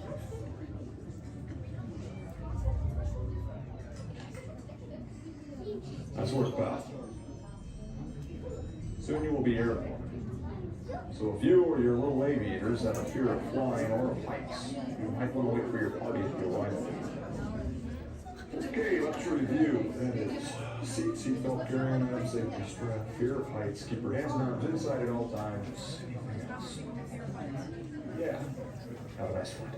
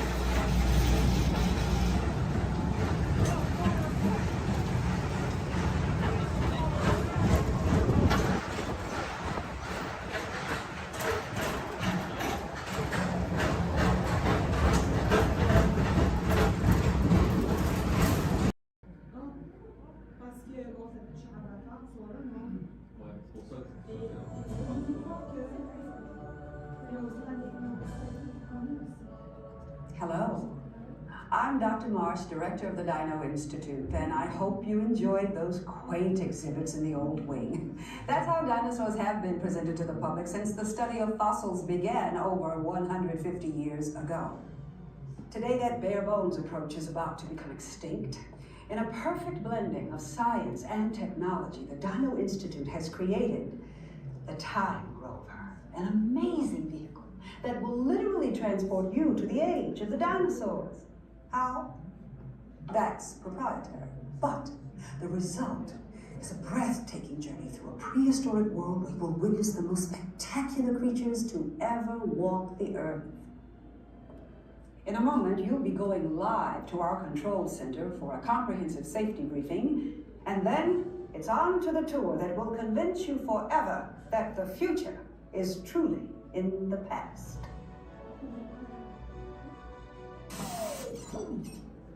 Hello there. Welcome to our little trans-dimensional joyride, folks. I'm Dr. Seeker, your friendly controller and a heck of a paleontologist, if I do say so myself. But let's not talk about me, let's talk about you, and how you can help me make history today with the Time Rover. It's like this. If I can bring you back from the Cretaceous period, it stands to reason that I can bring back a live dinosaur with you. And not just any dinosaur. Take a look at this guy. He's an iguanodon, and I'm certain that he is the key to understanding these magnificent creatures. I tagged him with a locator during an unauthorized field trip. Otherwise, I'd be traveling with you. Right now, our dino should be about here, at the very end of the Cretaceous period. That's where you're going today. I've arrived, it seems, just in time to correct a little misstatement. Dr. Marsh. That is impossibly close to the giant asteroid impact that destroyed most life forms on Earth. Our tools are designed to take you to the early Cretaceous period. And I can assure you that all Time Rovers have been securely locked on those coordinates. That's right. See? Securely locked. Access denied. Continue. Of course. We were just talking about seatbelts. Plug them in, use them. It can get kind of choppy out there, so keep your hands and arms inside the vehicle at all times. Flash photography? I wouldn't. It alters the homing signal, and that's not good. Oh, and one more thing. Those locked coordinates? We're in. Now, here's the drill. You follow the homing signal to the iguanodon. Then I'll enlarge the transport field, and boom, you're back with one additional passenger, extra large. And don't worry about that asteroid. You'll be in and out of there before it even breaks the atmosphere. Trust me, what could go wrong? Hey, it's me again. Remember, only you guys are going on this special mission, so don't tell anyone, okay?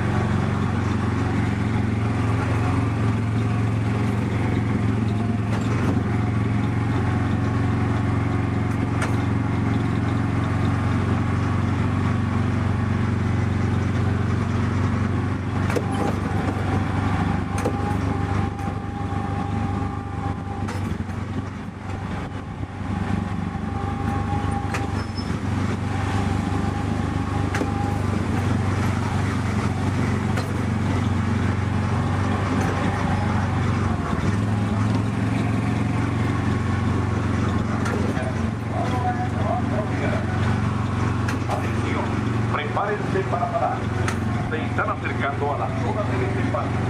Por favor, reduzcan la velocidad y mantengan una distancia mínima de un largo de auto entre su vehículo y el de adelante. Para parar su auto, quiten el pie del pedal. Gracias.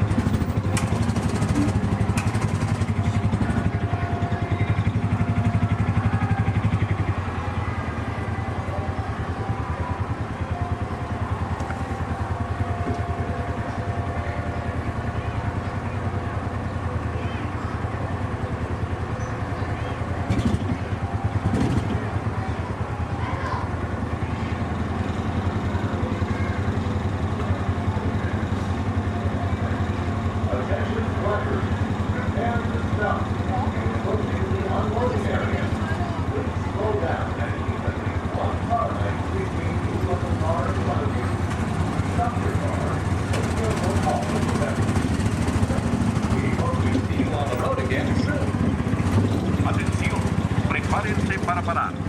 Se están acercando a la zona de disparo.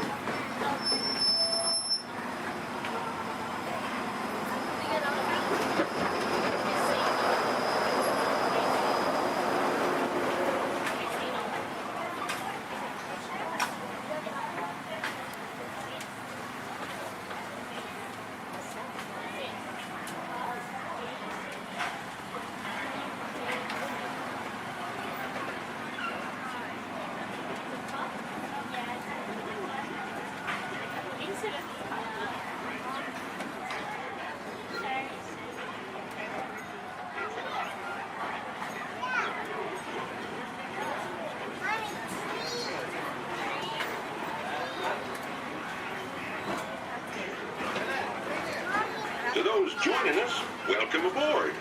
The next leg of our journey will take us along the rim of the Grand Canyon. It's a mighty long drop to the canyon floor. Once again, ladies and gentlemen, friendly reminder, no flash pictures.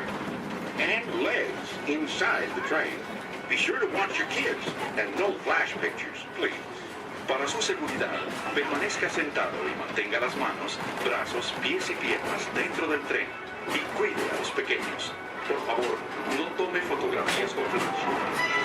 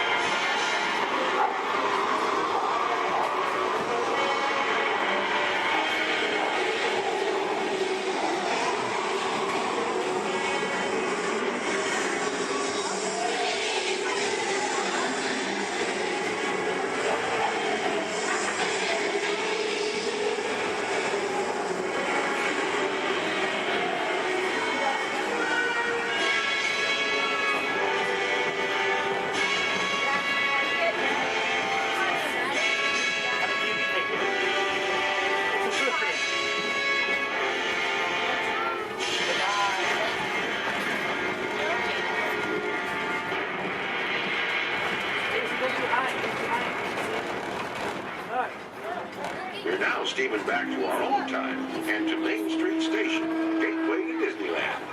If you'll be leaving us here, stay in your seat till we come to a full stop. And remember to gather all your personal belongings, including the guns if you got any, and step carefully from the train. I'd especially like to thank those of you who've been with me for the Grand Circle Tour of Disneyland. We surely hope you enjoyed your travels with us and that you'll come back and see us again real soon.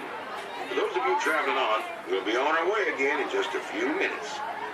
This is Main Street Station, Main Street, USA.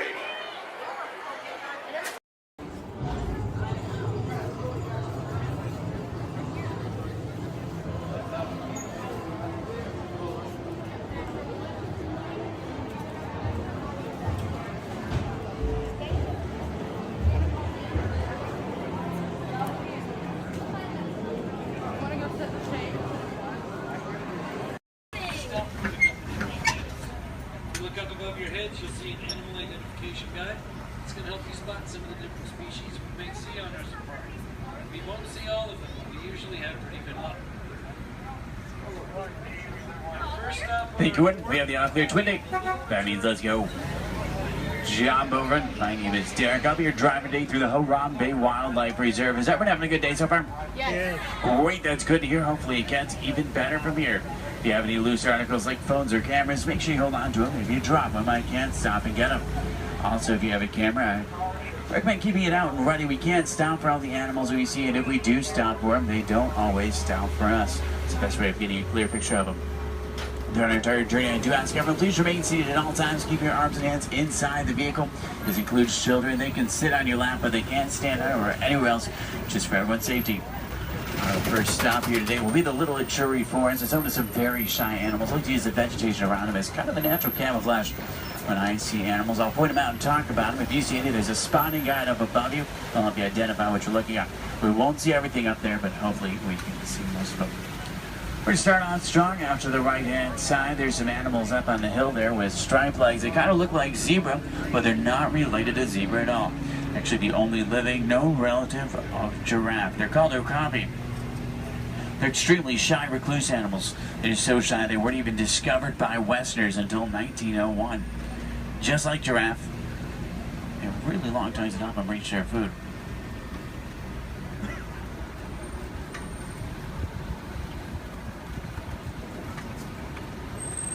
Watering holes like the one out to the left are essential in forests like these. Animals will stay close to them, that way they have a source to drink from. If you look straight across the water up on the ledge up there, you'll see a black rhino. Actually really rare to see. They weigh about 3,000 pounds, charge about 35 miles an hour. They're virtually indestructible animals except in the hands of humans. Due to poaching, there's less than 5,000 of them left. They're poached for their horns, which don't have typical bony cores. They're made of the same material as their hair and nails. That's all they're poached for. The bird out to the right is called a saddle-billed stork. They get their name from the saddle shape on their bill. They stand about 5 feet tall, have a wingspan of about 9 feet. They're very unique birds that travel in pairs of male and female together, pretty much just the two of them their entire life. Females have yellow eyes, males have brown.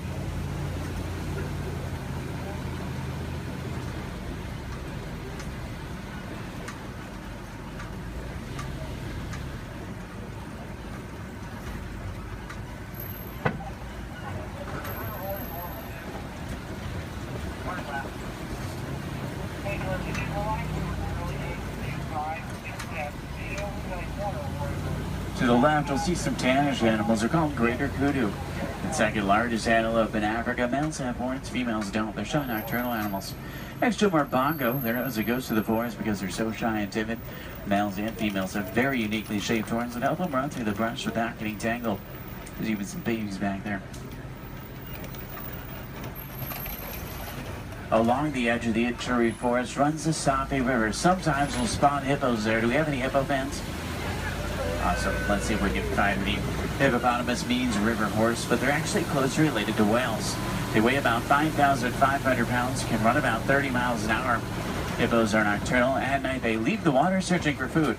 They'll walk up to 6 miles looking for it, and once they find it, they'll consume about 90 pounds of grass each every single night. They can hold their breath for About 8 minutes and they walk along the ground under the water, which makes it challenging to spot them. You see a blob discoloration or bubbles in the water, it's probably a hippo.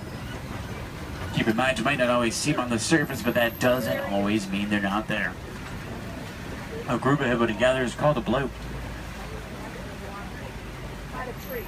There's 2 in the water out to the right, you can kind of see, and there's quite a bit more in the water out to the left behind that island there.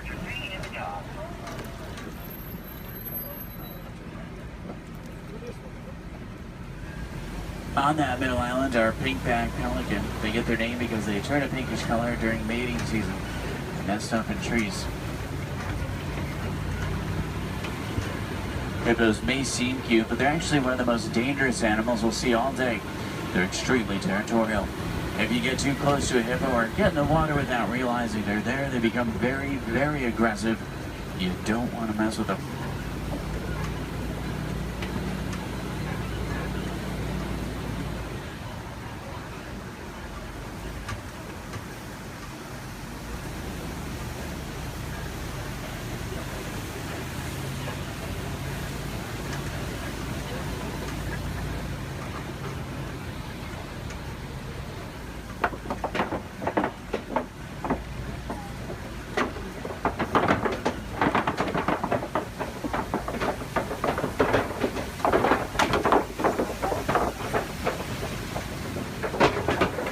Now, do we have any favorite animals we're looking for today?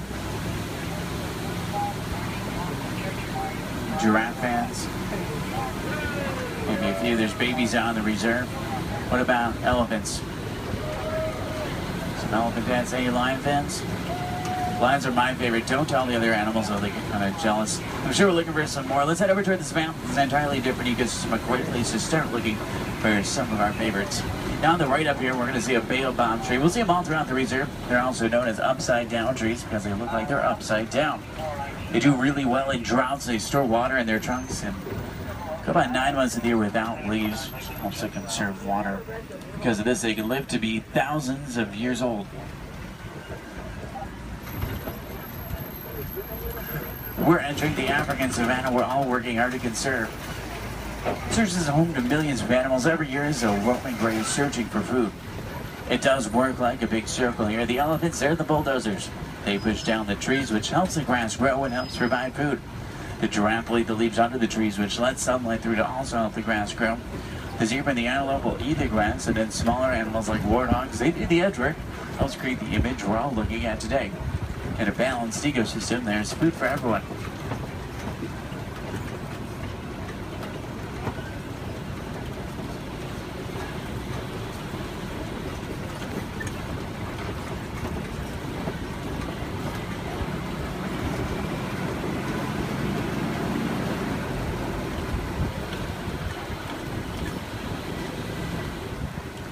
You look under the big tree out to the left, kind of in the grass there, you'll see painted dogs. They're also known as wild dogs. They're not your typical dog, though. They're actually the most successful hunters in Africa. They're more successful at hunting than the big cats, including lions. They rally before they hunt. They'll hunt in the morning and the evening. They follow their prey until it drops from exhaustion. And once they get it, they consume 1/3 of their body weight in just one sitting.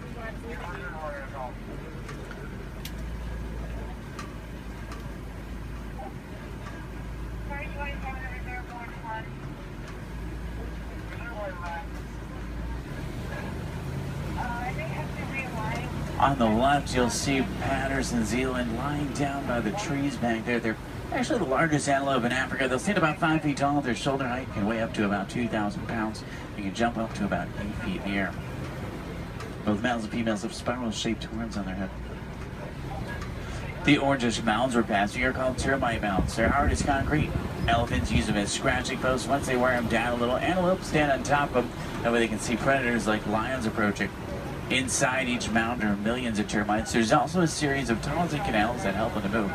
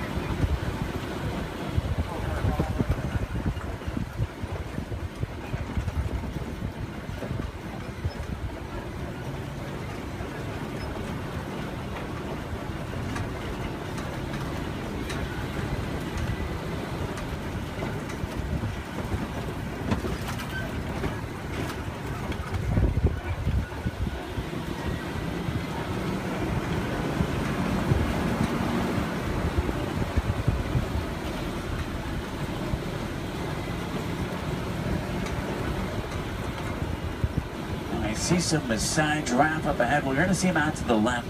You see them about 20 feet tall. They're tallest. There are some babies on the reserve. They're born about 6 feet tall. In human world, that's pretty big, but in giraffe world, it's really not. A giraffe will spend about 18 hours of their day eating, and they sleep very little, sometimes just about 30 minutes a day. When they do sleep, they typically will sleep standing up. They don't really like to lie down. They're too vulnerable to their predators. They have 7 vertebrae in their neck like humans. A giraffe can run about 30 miles an hour, and they have hearts that can reach lengths over 2 feet long. They're known for their irregular patterns. However, every giraffe's pattern is totally different and unique, like a fingerprint. A group of giraffe together is called a tower, as a tower of giraffe. I can't stop for them. There's new animals in the area, so I have to kind of roll by them.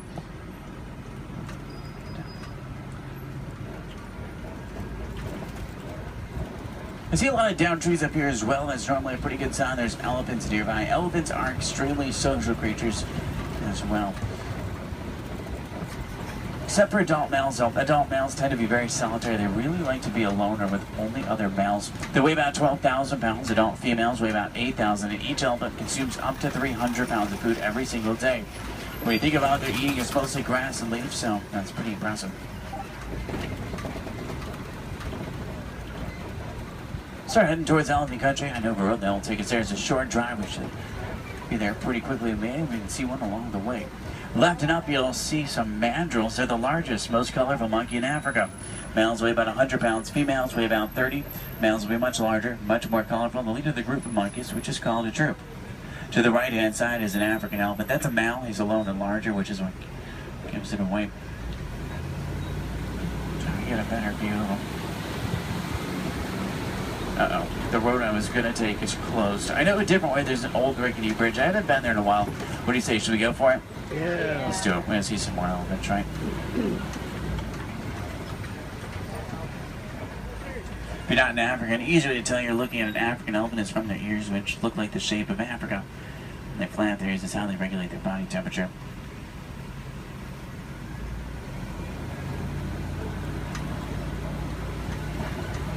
Trying to find some more. I just hope they worked on this bridge. Last time it was pretty bumpy. Almost. Everyone made it. It's a little worse than I remember. The good news is there's still a few parts of it connected. Is anyone on board Scared Heights? If you are, just close your eyes like me. Steady. Oh, they tried to fix it. I see a new patch of duct tape. That stuff really can't fix anything.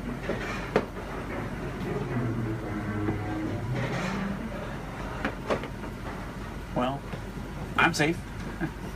About half of you are. Did everyone make it across with me this time? Yeah. Great, let's try to find some elephants, make it worth the trip. Now you see tusk marks in the clay up here. Elephants will break it off and eat it. It gives them minerals they don't get in their regular diet. It's like a vitamin for them. I think it's pretty cool. For all the moms on board, this fact will be much scarier than average. Female elephants are pregnant for 22 months. I know, that's a long time. Now, young elephants have the second longest childhood to humans, about 15 years. There are young elephants on the reserve. It's really hard to tell how old they are, though. They grow fairly quickly. We're trying to find the best place to see them up ahead. Hopefully we can find some down by the watering hole. I'm still in that area where the new animals are, so I have to keep rolling for the elephants, too. I can't come to a complete stop, but I can slow down quite a bit. So make sure you have your cameras out and ready so you can get a good picture if you want one. In the meantime, I'm going to try and tune into a local Harambe radio station. I can normally get a pretty strong signal here. That way we can listen to some music while we look for elephants.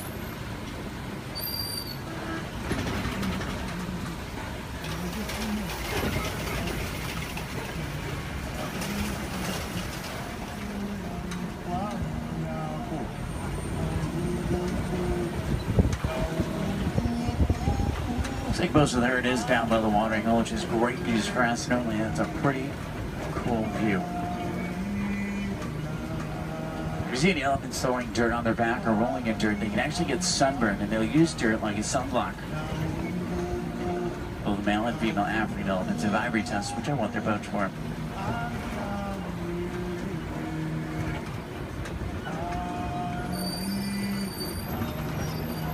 Their trunks might not seem stronger, but they're going to be up to 100,000 muscles in just their trunk. It's actually really powerful.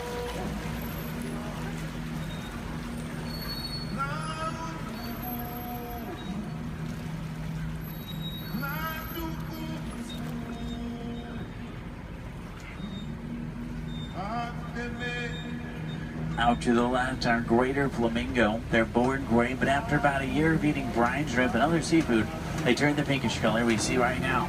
The chemical in the shrimp that turns them pink is beta-carotene. Does anyone know you call a group of flamingo together? It's called the flamboyants. It's pretty funny. They're also known as a stand. I guess flock is just too simple for flamingo.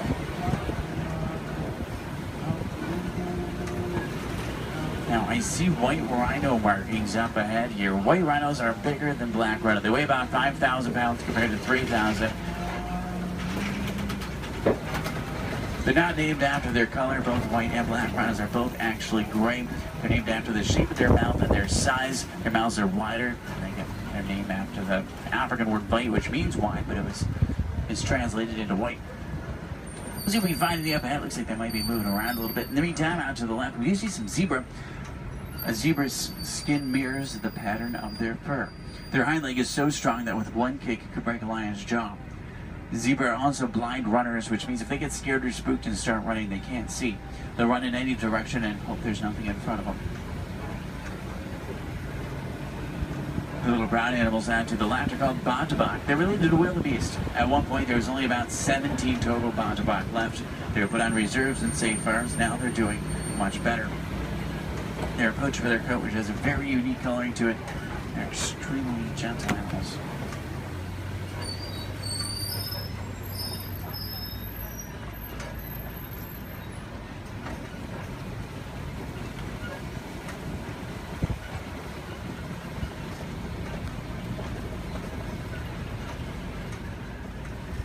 See some spots on the side of the hill here. If you look out to the left and backwards, you might be able to see them.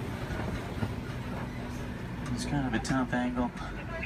There's some up ahead as well. These are a little bit easier to see. These are cheetah. Cheetah are at an average speed of 60 miles an hour. Their daytime hunters have phenomenal vision. It takes them about 3 seconds to reach that 60-mile-an-hour mark. Once they hit it, they can only run it for a short distance. If you look out to the left, you'll see them lying down. It's really hard to see them. They blend in well with the sun and shade combination. Does anyone see them over there? They're kind of, if you look out to the left and then to the right a little bit, you'll see them into the bushes. They're in this direction, this way. Can you see them? I know, they're really hard to see. They're camouflage. They're not powerful animals, they're speedy animals. If they come across an animal that is powerful like a lion, they'll turn around and run the other way. Speaking of lions, I see a Kobe rock formation up ahead, which is a good place to look for them. Lions are inactive about 20 hours of the day.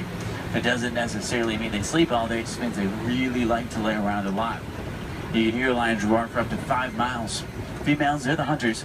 Males typically stay back and protect the pride. At night, a lion's vision is 6 times stronger than a human and helps them hunt. They're rabid hunters, so they hunt what they see moving. If there's something standing still, they may not even notice it. In Swahili, lion is Simba. I know, what a coincidence. If there's any wilderness explorers on board, you're on the Simba 1. That's SIMBA1, page 13 of your handbook, Simba 1. There's a crash of rhinos out to the right. You can get a pretty cool view of them. There's even some babies. Babies stay pretty close to mom. Keep in mind, mom weighs 5,000 pounds, can run 35 miles an hour. So if you thought your mom was scary when she's mad, these are a little scarier. Left it up is a pride of lion. There's a male. Look higher, you'll see a female. She's way up on top of the rocks up there. Extremely graceful animals, but they're also very powerful. You get that sense when you're around them.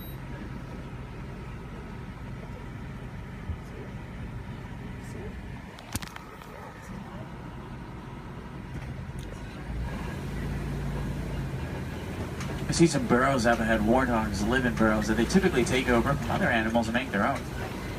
Sleep with their tusks out to protect themselves. The males do actually have warts in the side of their head, so it's not as literal as it sounds. They may seem harmless, but they can run 35 miles an hour, and their tusks are razor sharp, so you don't want to get in their way. On the left and down again up here, we're going to see some ostrich eggs in the dirt. Ostrich eggs are the largest eggs in the world. Each one will weigh around 3 pounds. You can stand on one of them and it wouldn't even crack.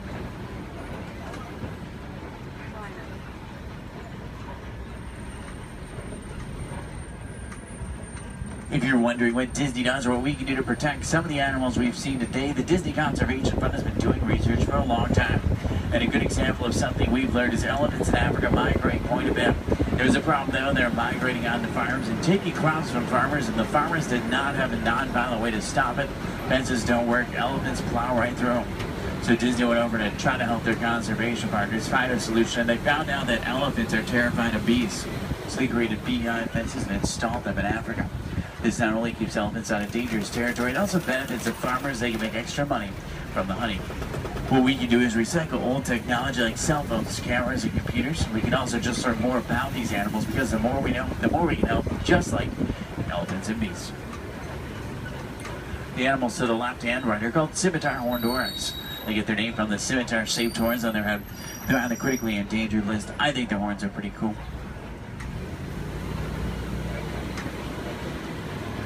If you have any questions about anything we've seen today or anything I can help you with for the rest of your day, feel free to let me know. I would be more than happy to help. In the meantime, we're going to start to make our way back towards Harambe Village. Once we get back, if you're looking for more fun things to do, I recommend the Pangati Forest Trail. You can see gorillas, baby gorillas, naked mole rats, hissing cockroaches, underwater hippos, meerkats, and more. About a 15-minute hike, but you'll get some great pictures, make some great memories. At the end of Harambe on the right is the Festival of Lion King. It's one of the most popular shows at Disney. By far one of my favorites. It's worth the trip. Make sure you drink plenty of water today, otherwise the heat can sneak up on you. Did everyone enjoy the safari?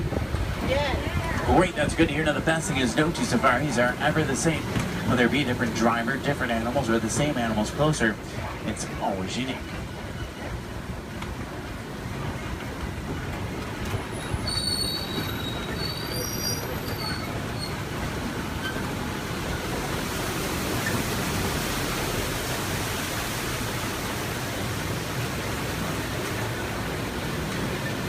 Here we say Asante Sana, say thank you so Asante Sana for joining me today. It's been a pleasure having you. If you enjoyed it, my name is Derek. If you didn't, names really aren't that important. Hopefully you did. I think we saw some pretty cool animals. Hopefully we got to see some of their favorites. If you're looking for tigers today, check out Asia. Sometimes we'll spot them on the Maharaja Trail. If you're looking for crocodiles, head over to Dinoland. You may be able to spot them there. The American crocodile. Sometimes you'll see them there.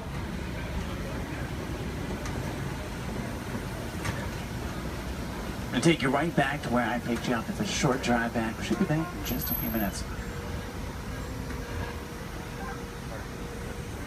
Stand clear of doors and hold on to handrails. The shuttle will be departing momentarily for gates 100 through 129. Orlando and Central Florida have so much to offer. There's a good chance you didn't see and do it all. So please come back and visit us again very soon. This is Orlando Mayor Buddy Dyer. We hope you enjoyed your Orlando experience.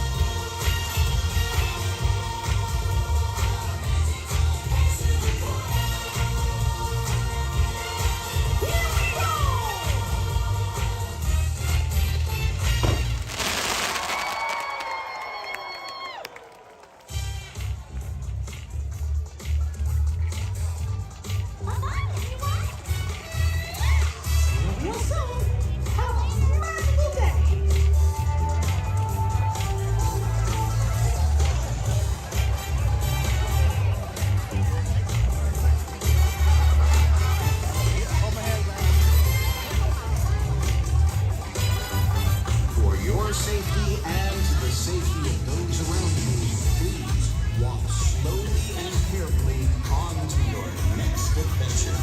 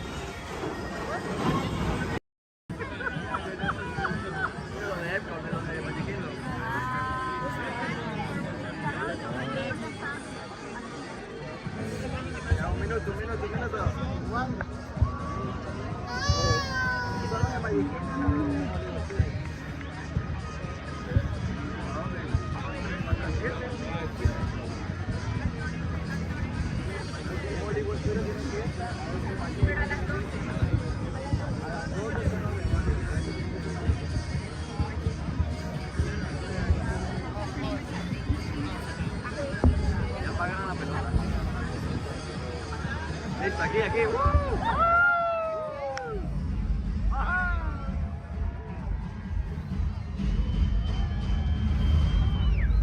Welcome everyone to our New Year's Eve sparkling celebration. As we await the event here in the United States, Canada, and Mexico, we should note that many of our World Showcase friends are already greeted the New Year. 2025 reached the country of Japan, and 1 hour later, China celebrated the New Year. Let's celebrate with them now. 皆様、新年明けましておめでとうございます。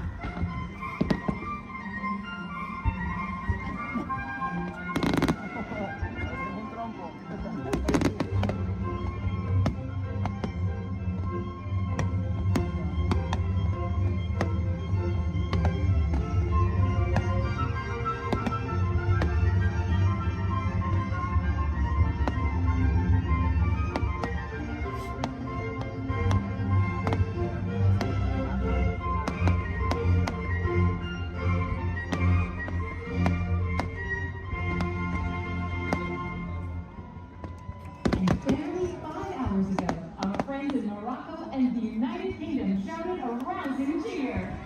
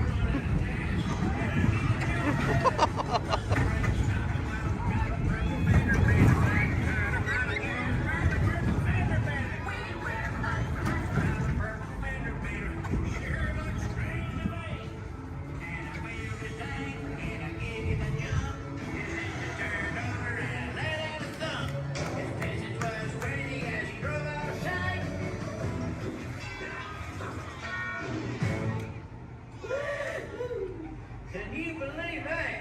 All right, grab all your junk and keep an eye out for that purple fender bender.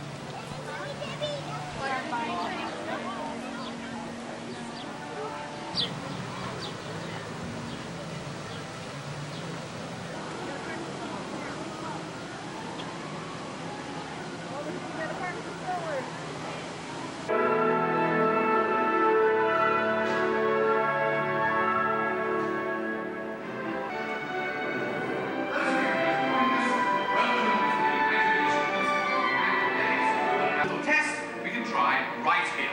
In keeping with our charter to promote and encourage the imagination, and because it has been clinically proven that certain types of music can actually make you smarter, a little Mozart, please.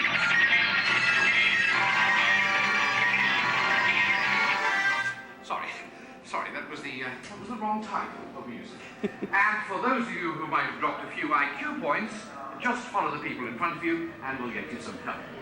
And now, a little Mozart.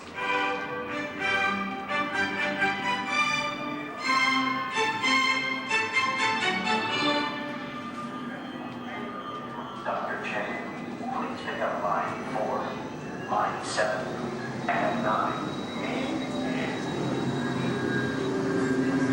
Telecommunication. Dr. Nigel Channing, here with a quick one of my Please remain seated with your hands and arms inside the vehicle at all times. Please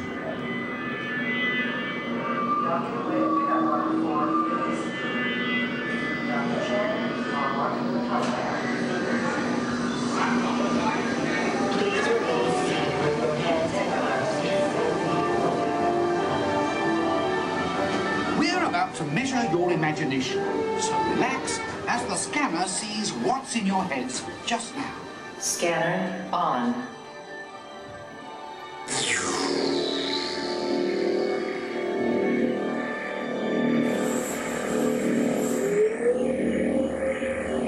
Well, as you can see, there's not much going on upstairs, imagination-wise, but that's just perfect for our experiments. Yeah, I got the same rate at 5, the mark right there. End of sequence. Give me tones and racket description.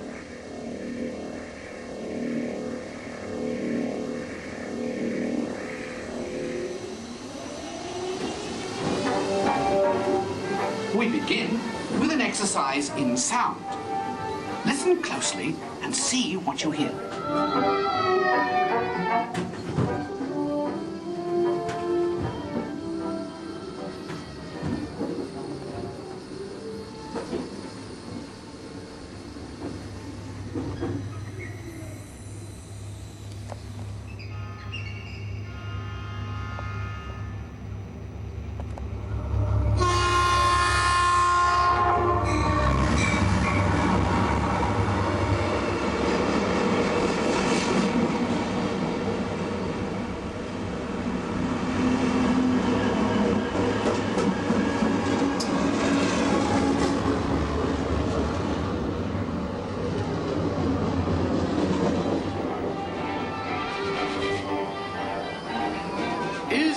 looking glass actually magnifying, or is it your imagination?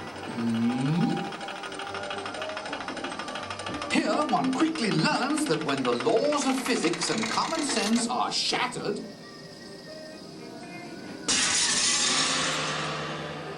imagination takes over. Welcome to the illusion land, where things are not always what they seem. Looks can be deceiving, can't they? Well then, take a second look. Now what do you see? When you use your imagination, nothing can truly hold you back.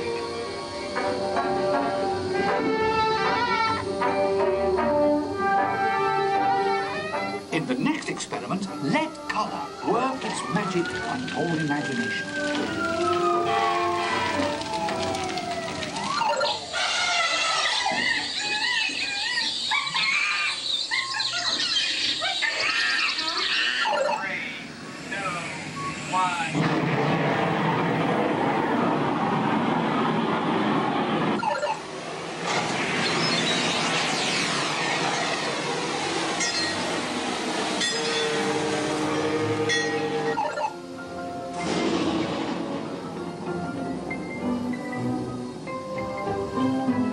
And now an exercise all about making connections.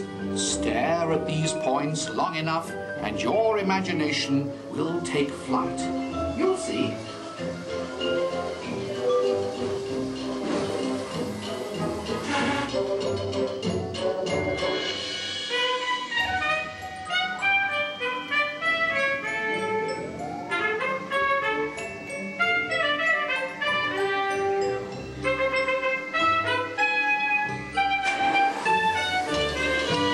Look at the world from a different angle, and anything is possible in the gravity land.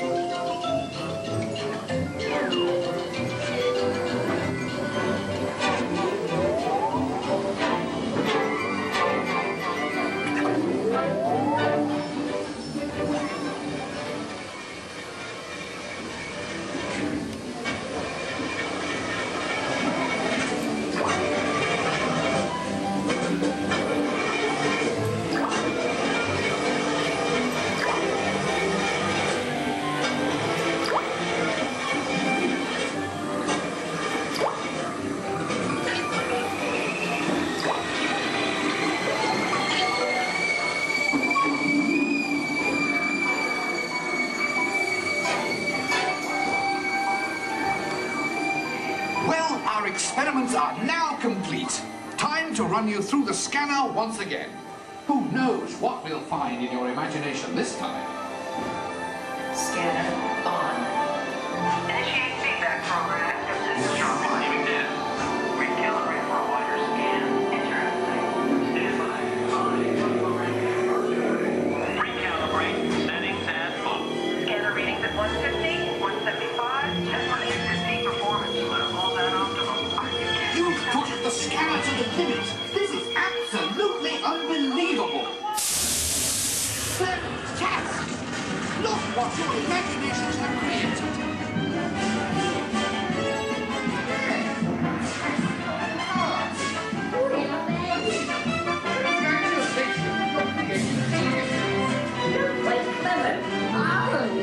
What a brilliant burst of creativity. Incredible, awesome, absolutely fabulous. I couldn't have imagined a better...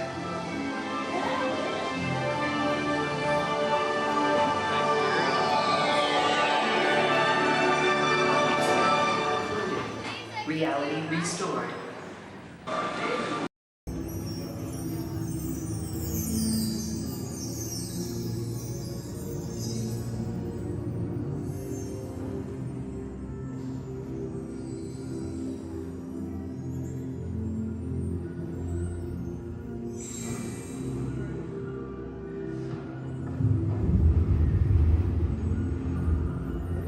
On my desk, everyone, so please remain seated throughout the show. And please keep your hands, arms, feet, and legs inside the vehicle at all times.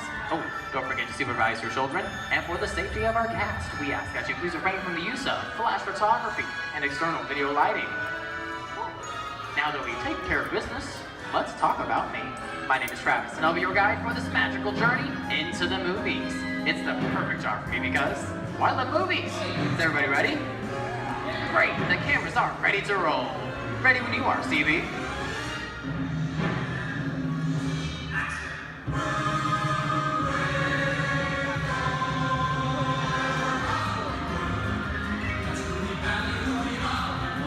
And we are rolling.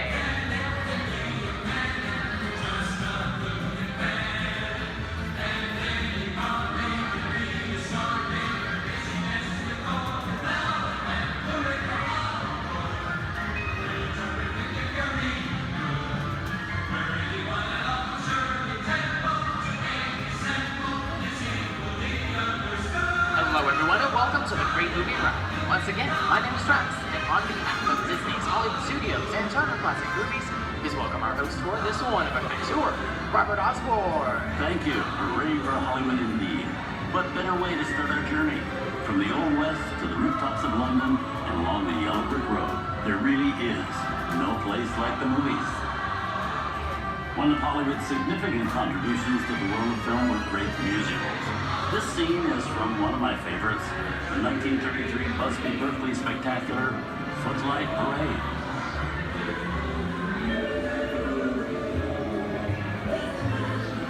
Here's one of the most famous of all dance sequences. It's from the 1952 musical classic, Singing in the Rain. Here's Jim Kelly singing in the rain. Literally.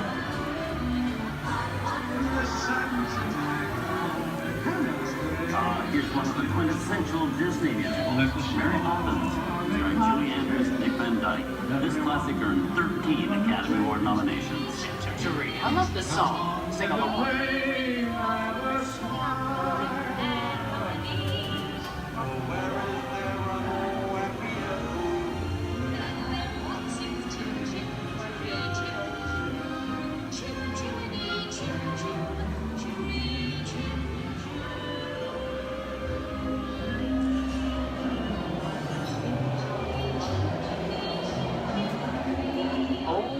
Those wallets and purses, folks. This doesn't look like a very good neighborhood. Here's the birthplace of the gangster film, the seedy underbelly of Chicago from The Public Enemy, starring James Cagney. Released in 1931 before strict censorship rules were enforced, Public Enemy is a gritty, realistic, and violent look at the world of gangsters of the Depression era. I love this movie. In one famous scene, James Cagney shows a grapefruit in May Clark's face. She can never look at breakfast in the same way again. These tough guys could turn anything into a weapon.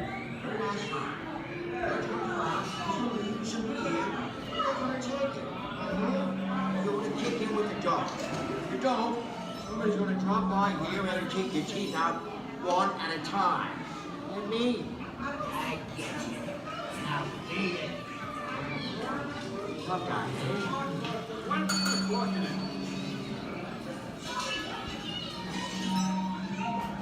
Sorry about the delay, folks. I don't want to run a red light, even in the movies.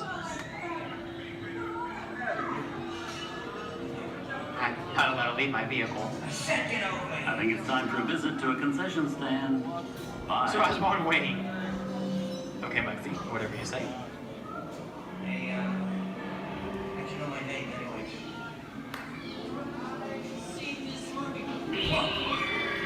Well, he sounds singing your fancy cars like to get out of here. So beat it. I said swear out of here or you're gonna get hurt. Here they come, Bus! Get out your grinders!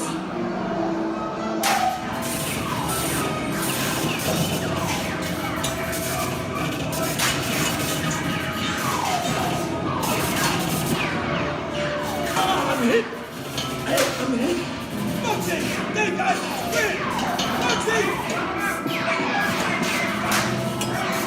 Foxy! Where's his head? His head!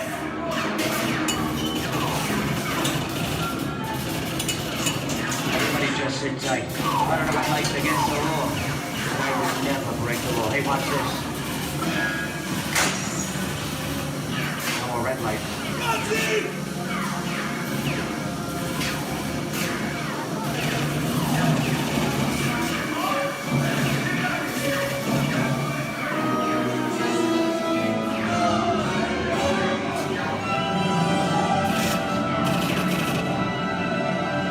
Guilty! Come back, you rat! Sorry, boys, I'm making my getaway. Give my regards to the warden. Suckers. What are you looking at? Everybody just mind your P's and Q's and, maybe you won't get hurt. Oh. This must be the west side of town, huh? Western films depict the legendary American wild frontier, where cowboys and their loyal steeds maintain order in towns against the untamable wilderness. John Wayne and Clint Eastwood are two of the iconic stars who epitomize this ideal of the stoic gunslinger.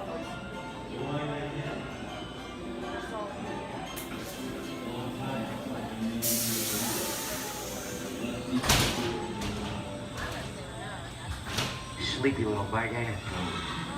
That's some mighty tough territory you're heading into, Pilgrim.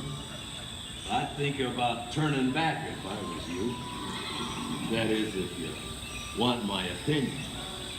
But I reckon you Now that we're in the clear, this looks like the perfect time to collect up all your valuables.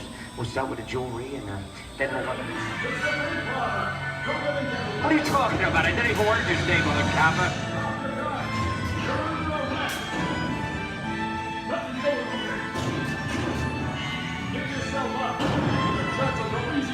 This is nuts. Nuts to this. Look at it this way. Think anyways.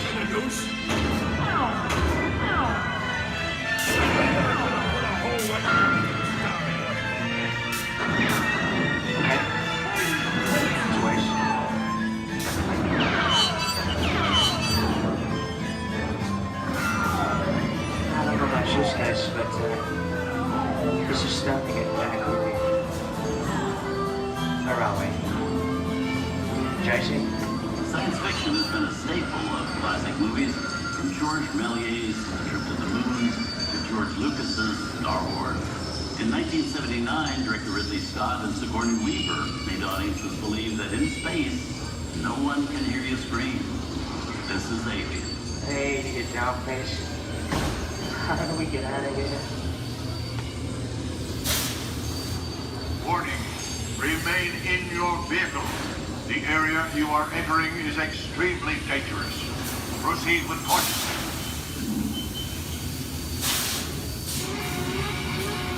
Danger. The emergency disrupt system is now activated. The ship will detonate in T-minus 10 seconds. The option to override automatic detonation expires in T-minus 5. What is that thing?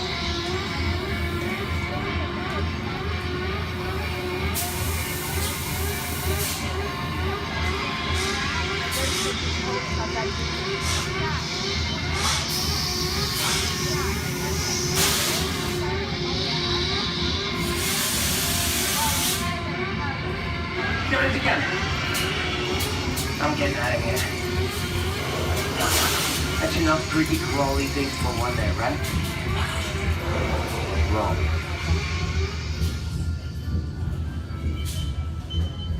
Steven Spielberg and George Lucas cemented their status as the blockbuster boys with their first partnership. Here from that legendary collaboration is Harrison Ford as archaeologist Indiana Jones in Raiders of the Lost Ark. Snakes. Why did it have to be snakes? Some of the biggest horror stars of Hollywood appear in the ancient story of a cursed Egyptian temple, a priceless jewel that beckons to all, but be warned, temptation always leads to destruction. Look at that show, guys. Time for me to get back to work. Good thing I don't believe in ghost stories. Don't nobody move while I go get the goods. I don't think they'd notice a few extra bodies around here, if you know what I mean.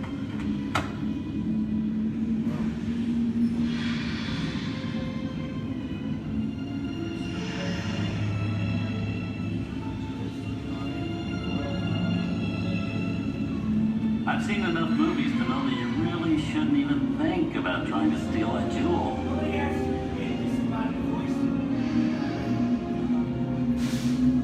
Halt, unbeliever. Disturb the treasure of the gods and You shall all pay with your lives.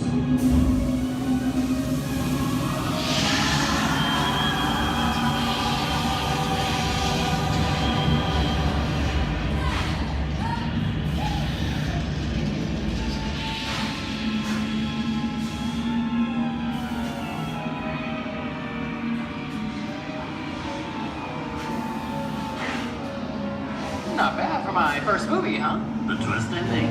That just goes to show you anything can happen in the movies. Now, let's get on with the show. I see, things that go bump in the night have always been a staple of movies. One of the first horror films was a silent short featuring a dancing skeleton, written by the Lumiere brothers in 1897. Both audiences and filmmakers were interested in a cop, but there was no horror was used to describe a film until the 1930s. Wow, it's really a jungle out there. Where are we?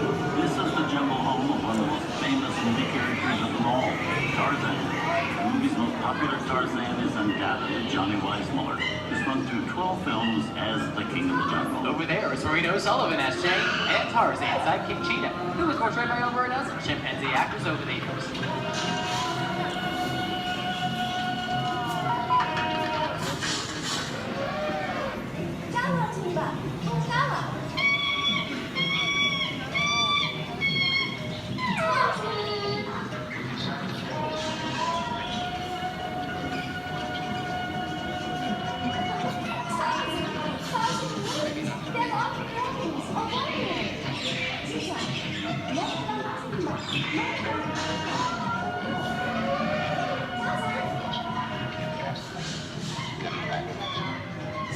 Here's Humphrey Bogart in his most famous film role. In 1942, Bogey finally got to spread his wings and romance the beautiful Ingrid Bergman in Casablanca.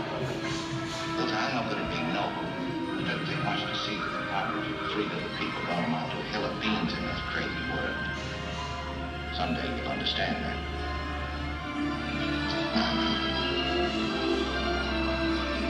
He's looking at you, kid.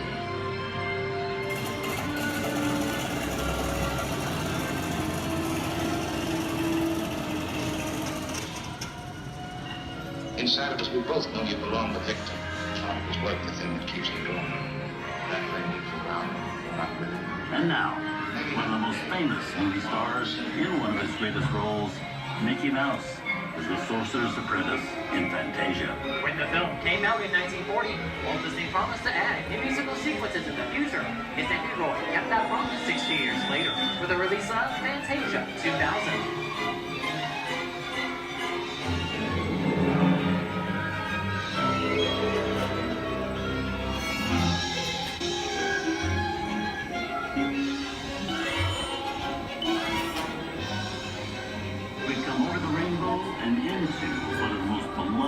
And most watched films in movie history, The Wizard of Oz. Toto, I have a feeling we're not in Kansas anymore.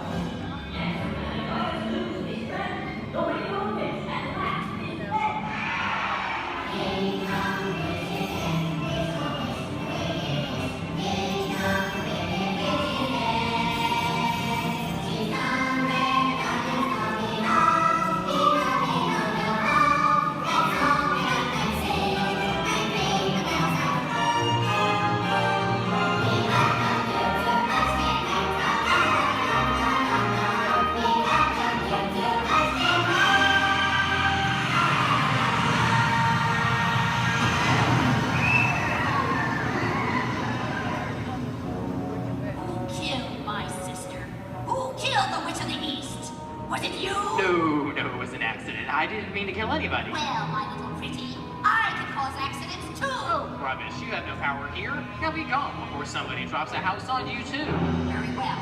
I'll bide my time. But just try to stay out of my way.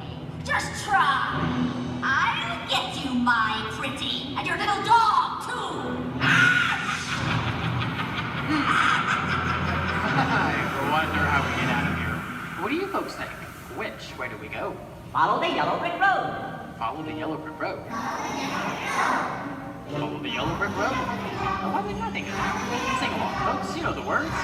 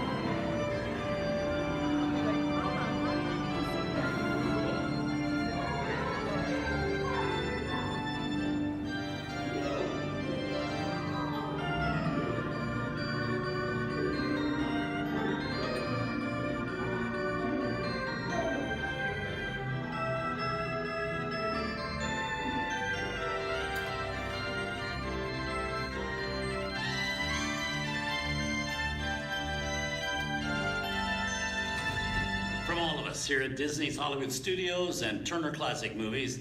We hope you've enjoyed our tour through some of my favorite films, but remember, there are many more adventures waiting for you every day on TCM.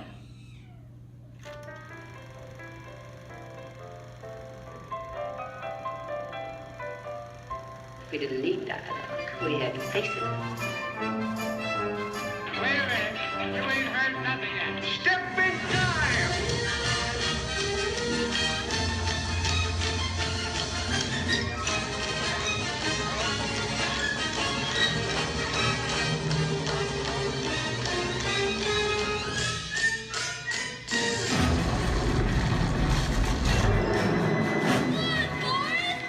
I feel the need for a spin.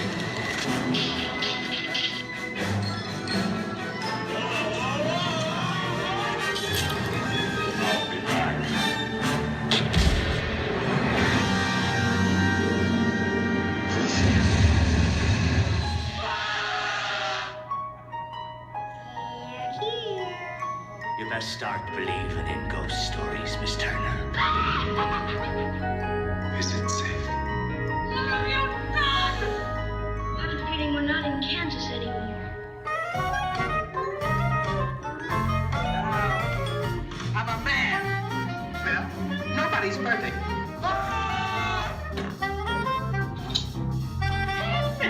Shut up.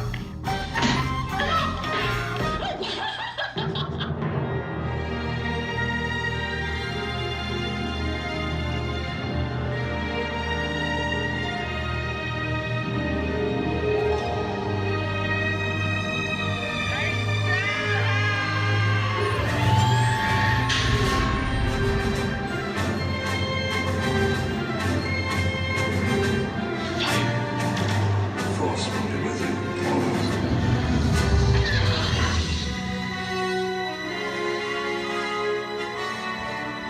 We're making an awfully Captain Pete. I want to be alone. We didn't land on Plymouth Rock. Plymouth Rock landed on us. Good morning, Vietnam! He's looking at you, kid.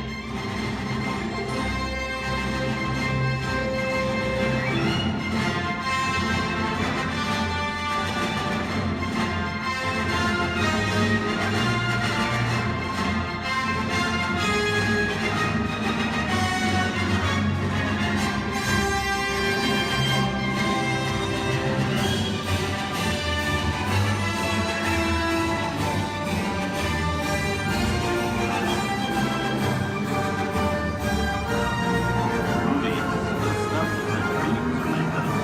I hope you've enjoyed our ultimate celebration of classic movies. And remember, you can find many more beloved stories and legendary stars on Turner Classic Movies. On behalf of Disney's Hollywood Studios and Turner Classic Movies, we'd like to thank you for joining us on The Great Movie Ride. Now please remain seated until the vehicle comes to a complete stop. Please take small children by the hand and gather your personal belongings. And once these doors have opened, rise dramatically to your feet and make a frantic exit towards the rear of the vehicle. Oh, and one more thing. When I yell action, don't forget the thunder is the law for yours truly. Okay, quick, everybody. And action! Thank you. Have a wonderful afternoon at Disney's Hollywood Studios. Welcome to Turtle Talk. My name's Andrew. Before we get started, there are a few things that I would like to go over with everyone. Now, here at Seabase, there is absolutely no eating, no drinking, no smoking or vaping, and no flash photography. Thanks, guys. Now, this piece of equipment here is known as a hydrophone. It allows us to hear sounds from beneath the sea, and it's also going to allow us to hear from our very special guest today. Does everybody know who our special guest is? Please shout it out.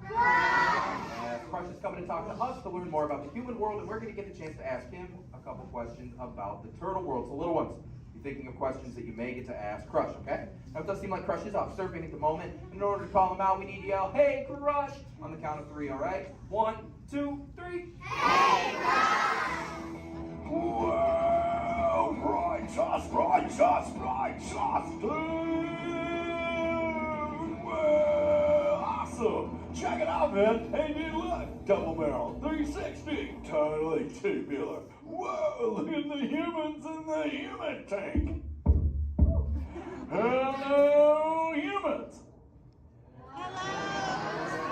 Righteous, man. Oh, dude, speaking of most righteous, look at this, bro. Hatchlings, grommets, offspring, totally chillin' sub-level. Look at this, right next to you, you got a little dudette, blue shell, brown noggin, goggles, and extra ears. Yeah, right there on the coral. Hey, bud, what's your name down there, dudette? Bella? Hey, what's up, bud? Are you having a good day, man? Yeah. Awesome. Can you talk like a turtle? No. Oh, I got your back. It's really easy. Just say, awesome. Awesome. Nailed it. Try this one. Say, totally. Put them together. Say, totally awesome. Totally awesome. Give it up for that dude. That righteous. Good job, bud. Totally good. You talk like a turtle. Hey, I got a dude over here with a gray shell, curly noggin, and goggles, too. Sweet. Hey, man, what's your name down there, bud? Gustavo. Hey, where are you from, Gustavo? Where are you from? New York. Whoa, dude. Who brought you here today? I went on my car. Oh, we'll find out together. Don't sweat it. Hey, dudes, is there like maybe a parental unit, a life guardian of the Gustavo? If anybody's with them, right? Okay, let's talk to that chick and see what's up. All right, awesome. Hey, dude, what's up, bud? What is your name? Karen. Hey, Karen, what's up? How many kids you got? My English is not good. I'm from Brazil. Oh, I don't speak English either. I talk turtle.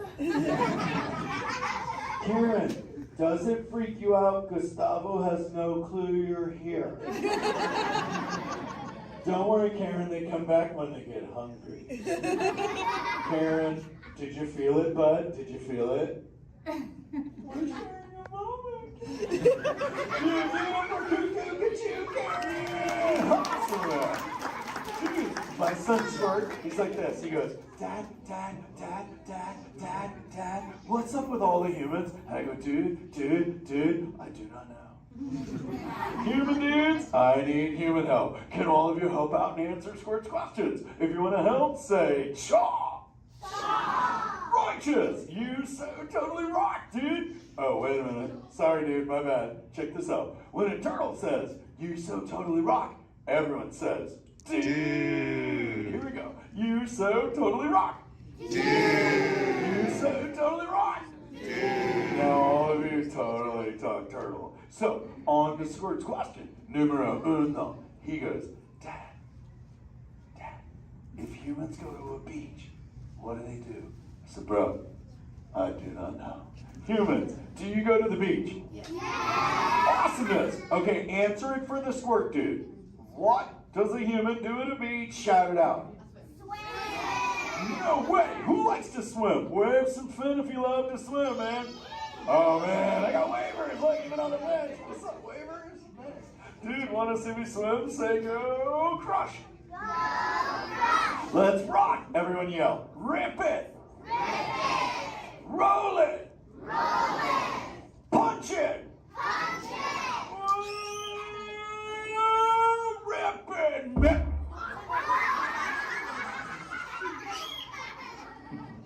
Hey, Crush, watch out for the glass. Hey, dude, thanks, Hank. How long has that dude been there?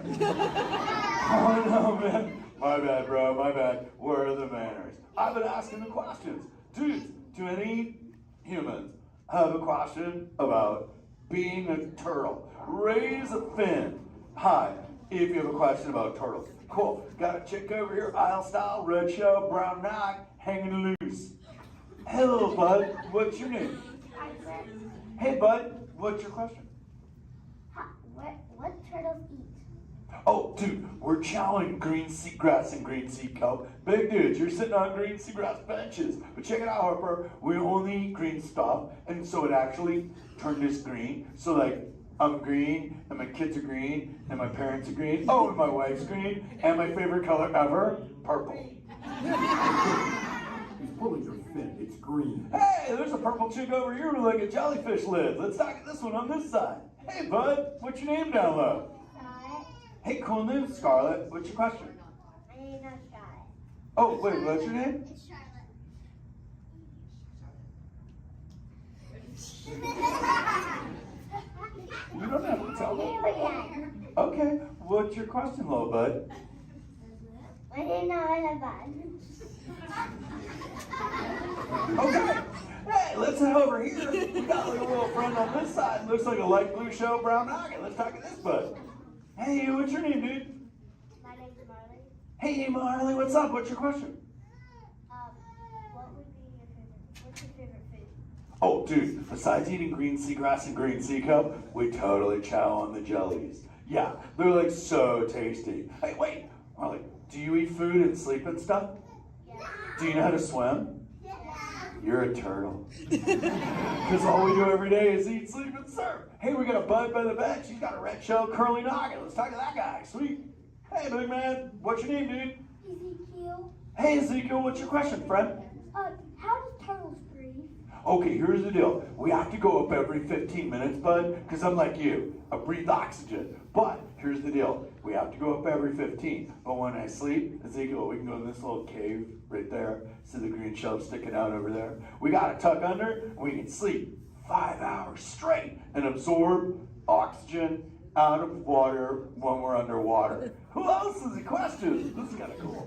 Oh, whoa, dude, check it out. We got like a little friend chilling on this side by the bench. Looks like a grayish blue shell, brown rock sitting on her own flips.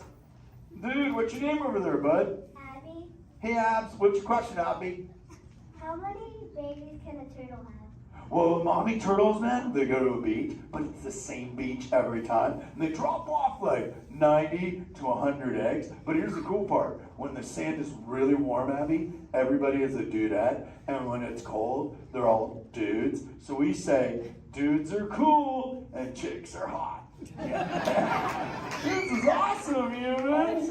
Hey, the Jelly Man. I was talking about you, buddy. Oh, Crush. Hey, man. I'm trying to get away from a turtle pile. Marlin, turtle piles are a celebration. Everyone yell, turtle pile!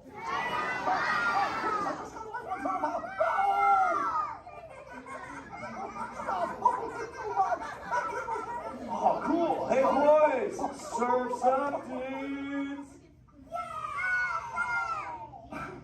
Thanks a lot, Crush. For what? The turtle pile? Shout it out, humans! That dude has serious thrill issues.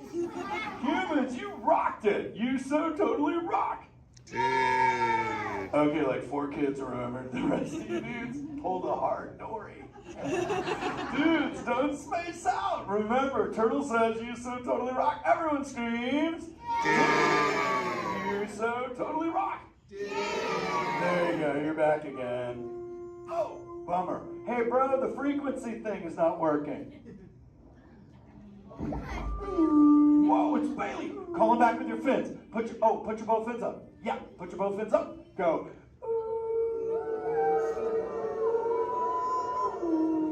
Crush.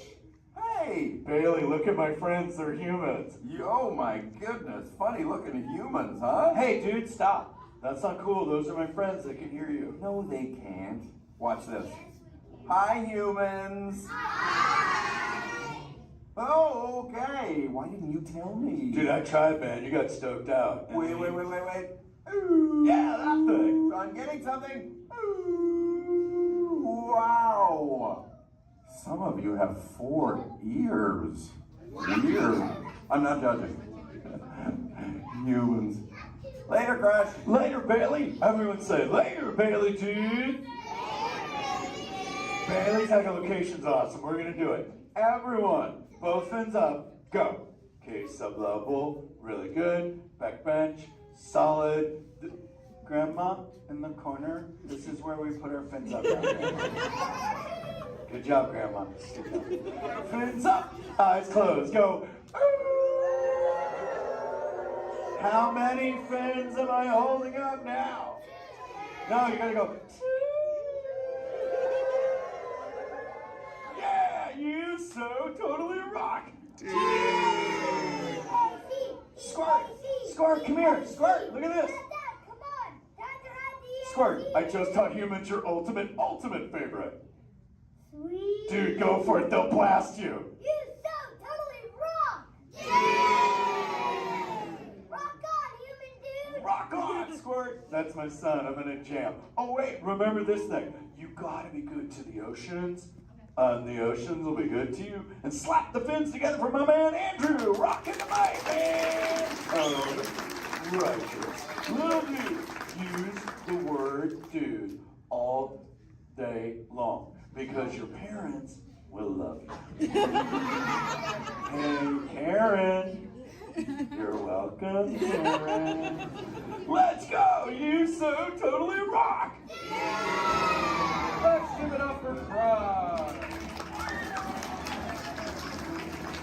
If you would like to learn more about Crush and friends like green sea turtles, manatees, or sharks, you can do so up on the second floor of Sea Base. Now, little ones, don't move until your adult comes to get you. Adults, please collect your belongings, collect your children, head on up to those two right there exit doors.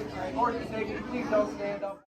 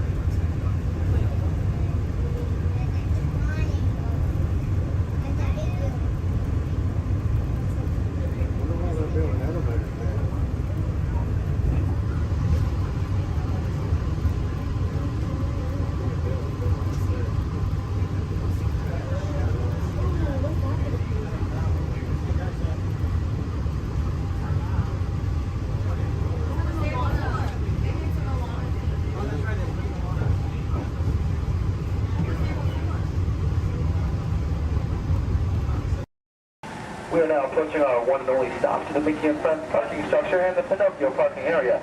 For your safety, we ask you please remain seated so this tram has come to a full and a complete stop. As soon as that happens, I'll instruct you to lower your head and watch your step and exit to the driver's left-hand side and the driver's left-hand side only. But until then, please do... Awesome. Thank you for volunteering for being our flotation devices. Does anybody think that the captain should go down with your ship? Raise your hand. Awesome, sir. What's your name? Jim, thank you for volunteering for being the captain. I'm a skipper. I skip out at the first sign of danger. All right, and we are clearly out of my mind. Everybody turn around, wave goodbye to the dock. Now wave goodbye to the nice people on the dock. Now wave goodbye to the skippers. Bye, skippers. You're never going to see them again. All right, ladies and gentlemen, my name is Skipper Jason. For your safety and mine, please remain fully and completely seated, keeping all hands, arms, legs, feet, small children inside the boat at all times. Now, not only am I your jungle cruise skipper, I am also your dancing instructor, your cruise director, your lion tamer, your alligator wrestler, and if you don't laugh at my jokes, swimming instructor. Alright guys, we're starting off right here in the Amazon rainforest where it rains 365 days a year. That's almost every single day. That's what makes these bugs larger than life.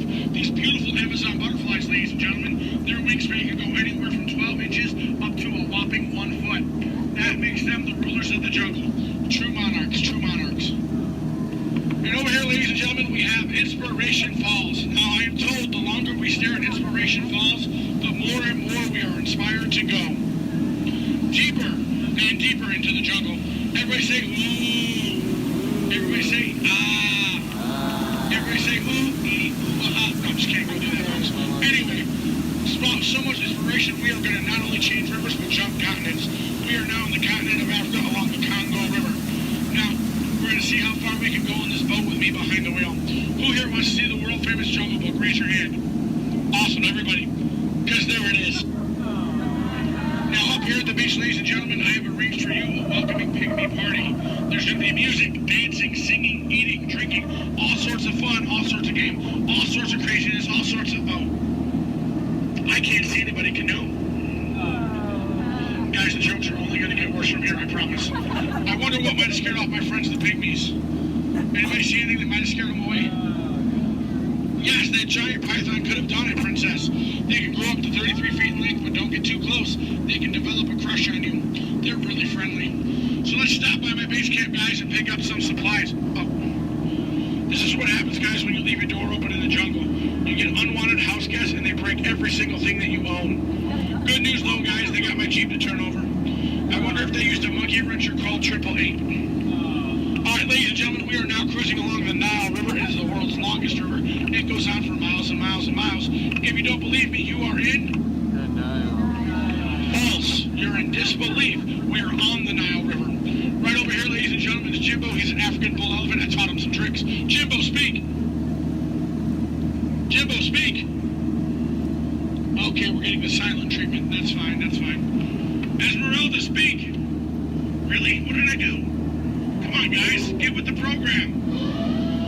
There they go. All right, right over here, guys, we got the sandstone rock formation. A lot of people take it for granted, but I think it still rocks. It's one of our bolder attractions here in the jungle. Now, ladies and gentlemen, we got the wildebeest, we got the giraffes, gazelles, impalas, zebras, and lions. Hey, guys, those zebras in the back, they are the oldest zebras on property. You know how I know that? They are still in black and white. Don't worry about that zebra with the lions, everybody. He's just dead. Dead tired. Dead tired. All right, ladies and gentlemen, over here, we're going to say hi to one of my oldest friends in the jungle. Her name is Ina. So as we go by, I want everyone to wave and say hi to Ina for me. Here we go, everybody. Say it. Hi, Ina. By the way, Ina is the zebra in the back. It looks like those guys on that tree are in some trouble. Oh, boy. All right, ladies and gentlemen, we are now cruising along in crocodile country. Crocodile country, there's a lot more dangers than just crocodiles. There's monsoons, there's rapids, and there are these giant things called waterfalls. So if you guys see a waterfall, point it out for me so we can avoid it. We don't want to go over it just yet. We want to go through it later. What's that? Where? Where? Oh, that is Schweitzer Falls, ladies and gentlemen, named after the late great Dr. Albert Falls. As we go by, I want everyone to lean. Lean. Lean. Don't worry about looking stupid. I'm doing it for you. Lean. Lean. Lean. And we will make it. All right. Ooh, that was close. Man, I know a lot of people will ask me, Skipper Jason, how is it you became a world-famous Jungle Cruise skipper? And I tell them, quite frankly, isn't it plain to see I took a crash course?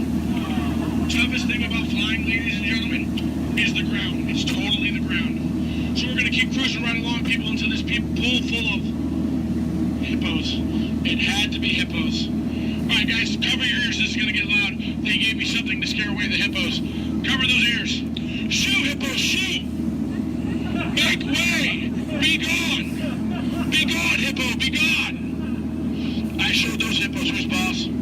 All right, guys, we're now cruising out of this hippo pool and right into headhunter territory. It is not the greatest of places to be headed. If you don't believe me, you can ask my last crew. Those boneheads did not believe me. Wait, you guys hear those drums? Are those warriors dancing? Yes, they are. That can only mean one of two things. They're either going to attack the boat or they've lost the key to the men's room. Do me a favor, guys. Keep your eyes peeled on this side of the boat for an ambush. If you see an ambush, point it out and let me know. I'm going to look over here. Where? Princess, that's not an ambush. That's an ambush. You can tell by its leaves. All right, ladies and gentlemen.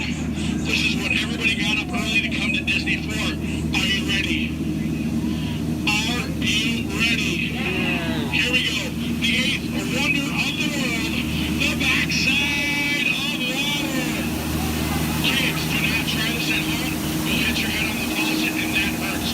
Don't ask me how I know. All right, guys, we're now in the Mekong River here in Southeast Asia. There's this really cool temple I want to show you guys. It's awesome. It's amazing. The entrance is just up over here. It looks like there's been an earthquake since the last time I've been through. What do you guys say? Do we go in? Yeah. There could be danger. There could be adventure. There could be treasure. Or worst of all, it could be another Disney gift shop. Alright guys, stay seated, keep your eyes open. I'm gonna stay seated and keep mine closed. Oh wait, it's just a root canal.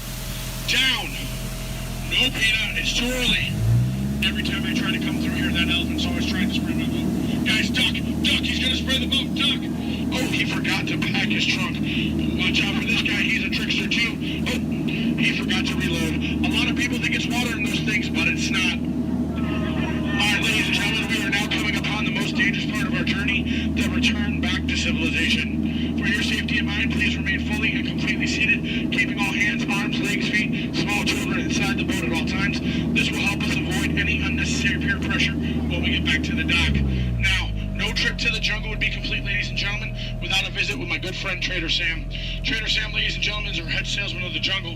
Now, sales have been shrinking, but he's got a great deal for you. 3 of his heads for the price of 1 of yours. Any way you slice it or dice it, you're going to come out ahead. Do we have any takers? No? It's all right, guys. It's all right. Now, ladies and gentlemen, when we get up to the dock, we're going to rope this boat. When we rope this boat, stay seated till I give you guys the all clear. When I give you guys the all clear, then I want everyone to stand up together. That does 2 things. 1, keep the boat balanced, and 2, look like you're giving me a standing ovation. At that time, I want you guys to clap, yell, holler as much as you possibly can, because then it looks like not only did I do my job, but it'll also help out my self-esteem. When you guys go to exit out the boat, you are on my jungle side, you will stand up, exit out through the back. You here on my dock side, you will stand up, exit out through the front. At no point in time do you ever cross those crates in the center. It is not a crate idea, it is very disgraceful. I don't go to your house and cross your crate, so please don't cross mine. Once again, guys, it's also a tripping hazard. You might trip, fall, and that'd be 2 bad trips in one boat. I'm only responsible for the first. Now, guys, I really want to thank you guys for joining me out in the jungle today, but most of all, I want to thank my legs for always supporting me. I also want to thank my arms for always being at my side, and I really do want to thank my fingers and toes because I can always count on them, always. All right, ladies and gentlemen, out of all my crews today, you guys have been my first. Yeah, you've been my first. Now, you guys have been obviously the most recent. Now, guys, you've been awesome. You've been amazing, and pretty soon you're going to be outstanding. Outstanding on that dock. All right, guys, here we go. Once again, guys, for your safety, please remain fully and completely seated, keeping all hands, arms, legs, feet, small children inside the boat. Linda, Skipper Linda, what are we teaching that rope today? 2 plus 2. Okay.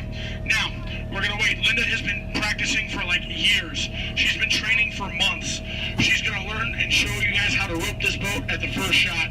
All right, Linda, here we go. It's your turn. You can do it, Linda. You can shine like a star. No. Back of the boat, Linda, not the guest.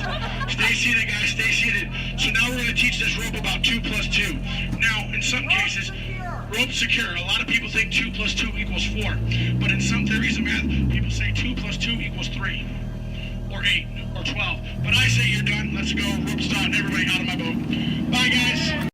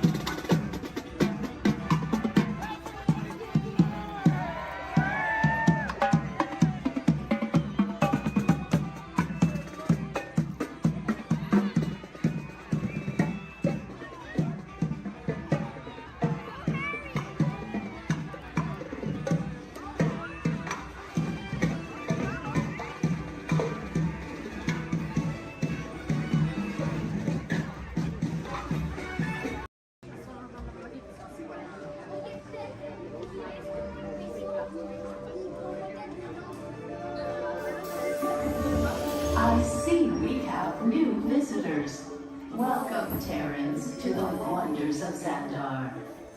I am World Mind, sentient supercomputer of Xandar. I hold the knowledge, memory, and experiences of all Xandarian citizens, past and present. This gives me extensive knowledge, yet I am constantly learning, and I am now learning about you and your planet, Terra.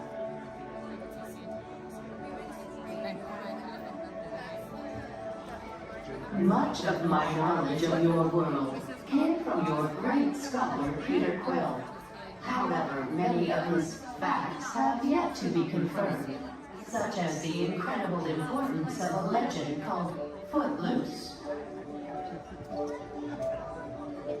Through my fellow Xandarians working here at the wonders of Xandar, I am discovering more about you Terrans. Such as your fascination with eating the turkey leg. Why only the leg? What about the rest of this creature? We are eager to learn the answers to these questions and so much more about your world. In return, we Xandarians hope to share with you more about ours. Although Xandar is 2.537 million light years away from your planet Terra, our worlds are actually quite similar and began at precisely the same moment. We refer to this as time zero, before the existence of anything. Our worlds were born of a single point of matter and energy that blasted outward in what you Terrans refer to as the Big Bang. And from nothing came the beginning of everything. Incredibly hot and extraordinarily powerful, this explosion filled the cosmos with a cloud of rapidly moving particles. Over the next 100 million years, space continued to expand, and the particles cooled and slowed. As they coalesced into huge swirling clouds, gravity pulled them into larger, denser clusters. At the heart of these clusters, the temperature rose, and the particles were compressed so tightly they fused, releasing enormous amounts of heat and light. This is how the very first stars in our shared universe were born.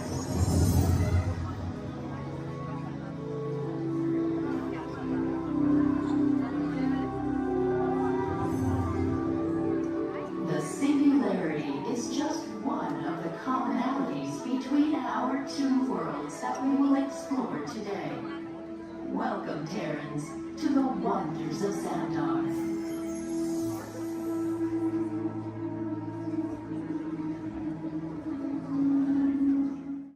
We recently learned that your Terran visionary, Walt Disney, had a similar goal in mind with his early concepts for the experimental prototype Community of Tomorrow.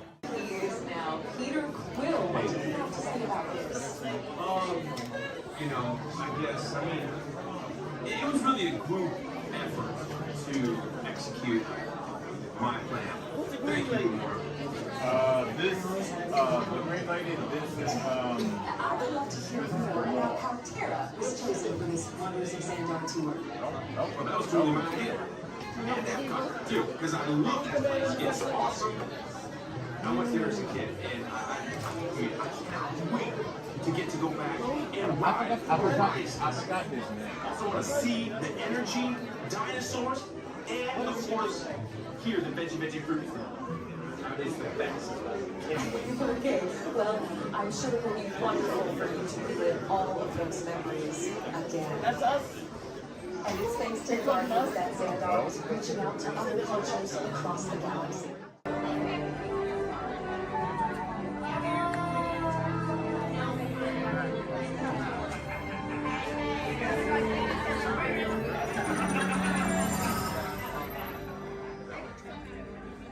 Greetings, Terrans. I am Nova Prime Irani Rayan, Commander of the Nova Corps. On behalf of all Xandarians, I hope you have enjoyed exploring the wonders of Xandar. As you have seen, your world and ours were born of the same moment, one which you refer to as the Big Bang. As such, we are all galactic neighbors in a vast universe which we and countless others share. For you to travel to Xandar would take 2.5 million years, assuming you had a ship that could fly at the speed of light. So we decided to come to you. But even we could not have reached you so easily were it not for the Cosmic Generator, an advanced piece of Xandarian technology that creates jump points, artificial tunnels that act as shortcuts, linking distant points in space. It is our desire to share this wondrous technology with your people so that together we might explore new worlds and create a brighter tomorrow. And now, as the culmination of the wonders of Xandar, you will be teleported to a Nova ship above your planet for a demonstration of the Cosmic Generator.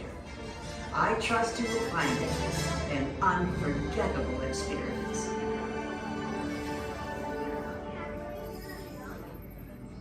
Welcome, people of Epcot, Epcoters, Epcotians, citizens of Epcot. Does anyone know what they call themselves? What?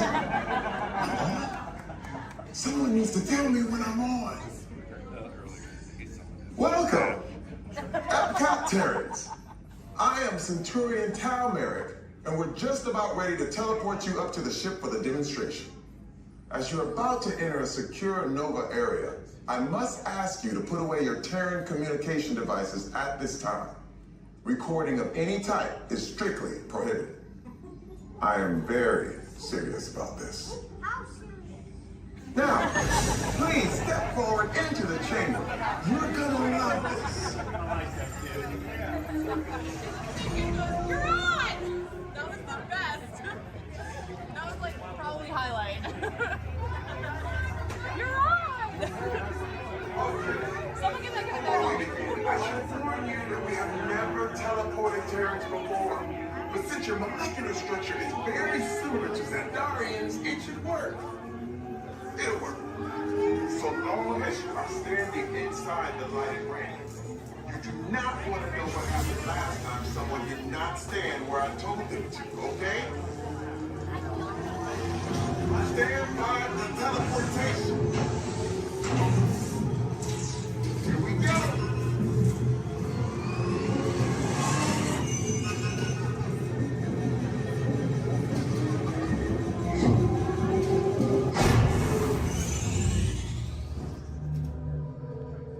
You made it. I mean, of course you did. Nova Prime, they're ready. Excellent. What you see before you is the Cosmic Generator. And in just a few moments, we'll be activating it so you can experience for yourselves what's happening. I'm not sure. Our power's out. And the Cosmic Generator is gone. Interior Mark, go to Code Red. Prepare the fleet. And call the Guardians. Now. There is no cause for alarm. Turn off that alarm. I've got an important transmission coming in. Hey, what's up, Nova Corps? Our Cosmic Generator has been stolen. What? How? Why didn't we think of that? That thing's gotta be worth a fortune. I am Groot. Good question. Yeah, who do you think took it? Perhaps that really big man outside your ship. Oh, that is a big man.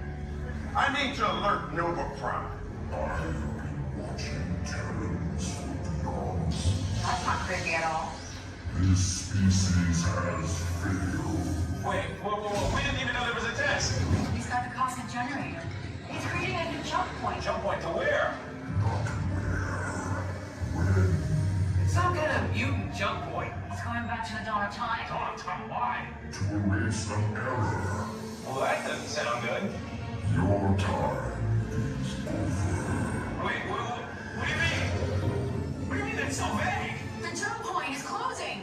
Hey, Nova Dude, your Nova Corps need to follow that whatever it is that's get these Terrans onto evacuation shuttles. I got it. I reprogrammed the shuttles to follow them through the jump point. Wait, what? Look, they're our only chance of keeping track of that whack job until we get the cosmic generator back. Piece of cake. Wait! There's King. Where's this King? The odds are impossible. Yeah. But it's our only shot. Good luck. Are you sure you can control it? Come on, it's me. We got this. We're all toast. First there was cake, now there is toast. This plan is making me so hungry. Terrence, listen up. We need to make our way to the evacuation shuttles now. We'll follow with the fleet and get our power. Okay, they're headed for the jump point. This plan's never gonna work. Well, Okay, I'm locked onto your vehicle. We'll be right behind you. nothing to worry about. Unless we cannot stop this unusually large man. You're likely doomed. Good luck. You're gonna need it.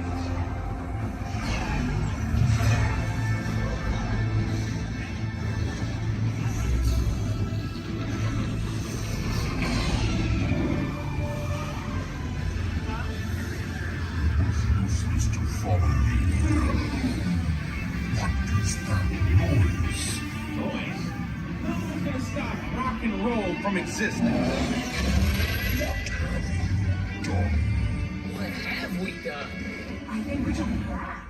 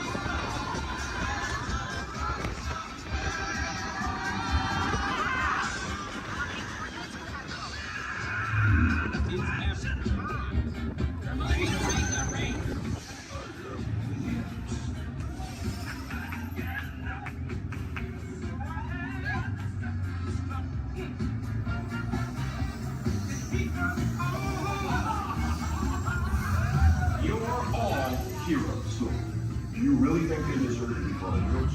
Do you see how they dress? It's just a figure of speech, Drax.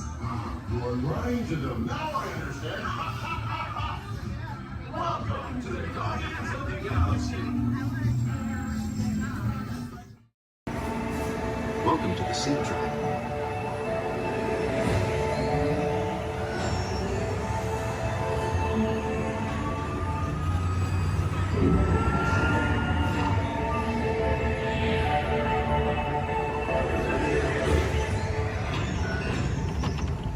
We'll begin with the capability test to see how your vehicle designs perform under challenging weather and surface conditions. Monitoring road surface.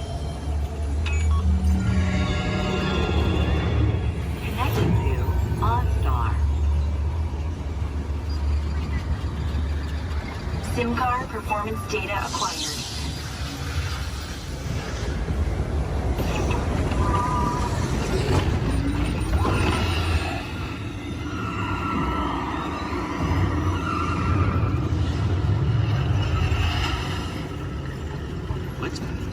Let's see how your designs hold up now. Commencing SIM car off-road and extreme weather sequence.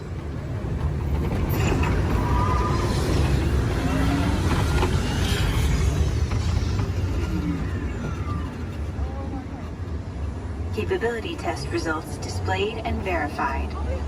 Now let's see how your vehicles compare when it comes to their efficiency.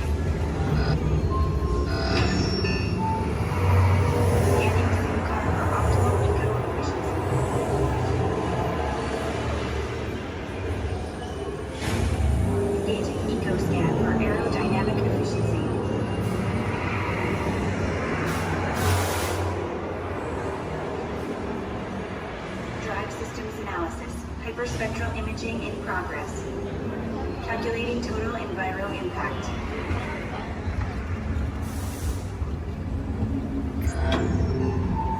Commencing responsiveness test. Okay, the responsiveness data is now being synchronized. Automated driving technology verified and active.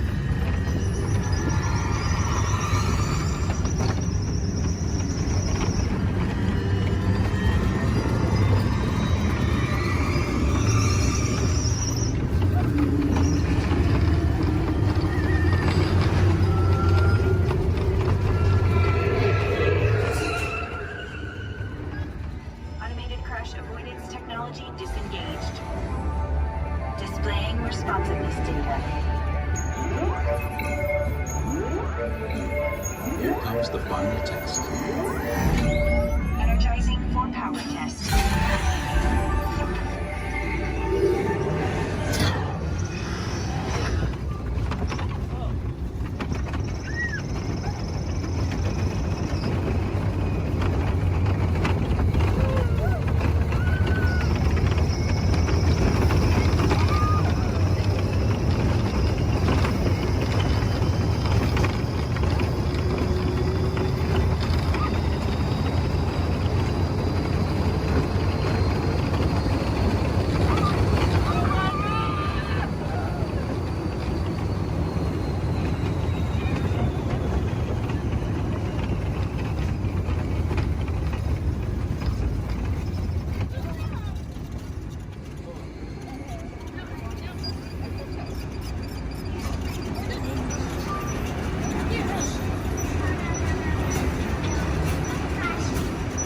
Displaying power test results.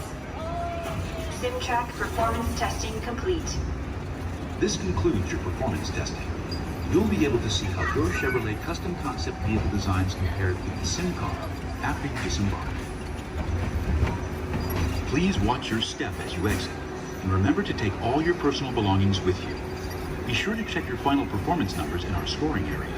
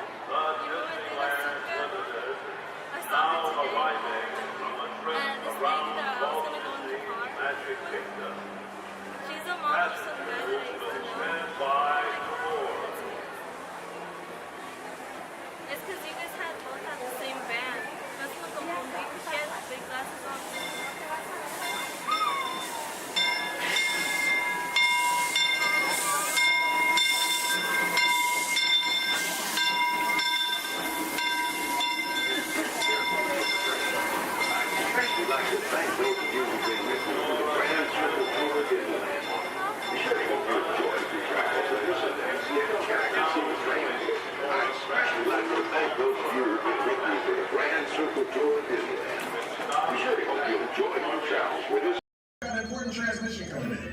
Hey, what's up, number 4? Our cosmic generator has been stolen. What? How? Why didn't we think of that? That thing's gotta be worth a fortune. I am Groot? Good question. Yeah, who do you think took it? Perhaps that really big man outside your ship. That is a big man. I need to alert Miracle Prime. That's not creepy at all.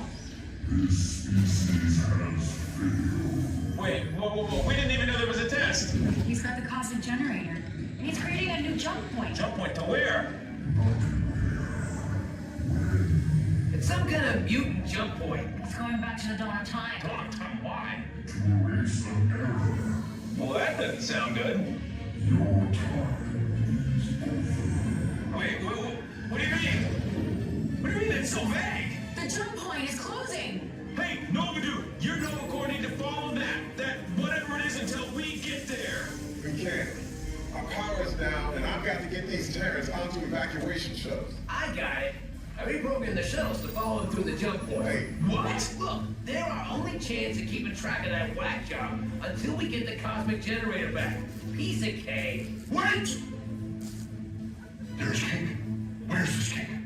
The odds are impossible, Yep. but it's our only shot. Good luck. Are you sure you can control it? Come on, it's me. I got this. We're all toast. First there was cake, now there is toast. This plan is making me so hungry. Terrans, listen up. You need to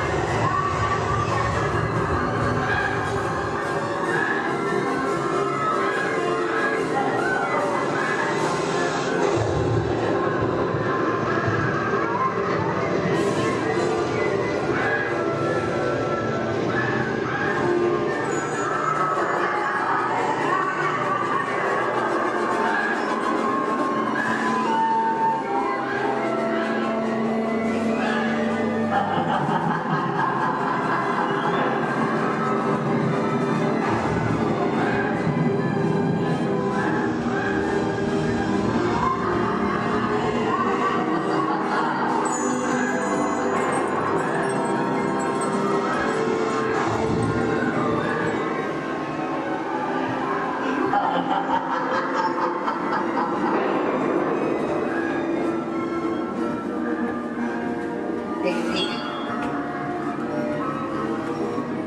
Make it move. That means thank you. Another word that we say here on the reserve is twin day. And twin day means let's go. Jumbo everyone, my name is Selena. I'm going to be your safari guide here today. Before we get out on the reserve, I do have a few safety reminders. Please make sure that we keep our hands, arms, feet, and legs inside the vehicle at all times so that we remain fully seated throughout our entire journey today. Now, if you take a look above your head, we have an animal spotting guide. You can use that guide to help me spot some animals out here on the reserve.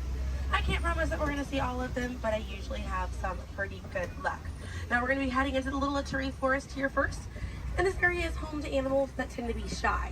They like to use camouflage to blend in with their environments, but we're going to see what we can find today. And already see, looks like we're going to see that saddle-billed stork. They're high up on that left-hand side of the road there. And the saddle-billed stork gets its name after the little yellow patch that's on its beak. It's shaped like a saddle. Those birds are 5 feet tall and have a wingspan of 9 feet, about the same width of the canopy that's above your head. Now on that right-hand side there, we have the okapi. And the okapi have stripes on their legs that make them look like they're related to the zebra, but they're not. They're actually related to the giraffe. They have long, prehensile tongues that they use to grab vegetation. Their tongues are so long, they touch their eyeballs and clean their ears. As we're looping around here, you can see we have some greater kudu way up there, as well as the bongo. Now, the bongos are going to have that deep, almost penny-colored coat to them, with those antlers over there, and then the greater kudu, the tan-colored coat right there. Now, the bongos are known as the ghosts of the forest because of how rare they are to spot in the wild. And their antlers, they angle backwards, and that's to help them get through thick vegetation and underbrush very quickly. Now, the greater kudu that we see right there, the greater kudu are one of the tallest antelopes in Africa, or the second tallest antelope here on the reserve. They stand at 55 inches tall at their shoulder, and they can leap about 8 feet forward. Now, coming up here on the left-hand side, we're going to see the black rhino.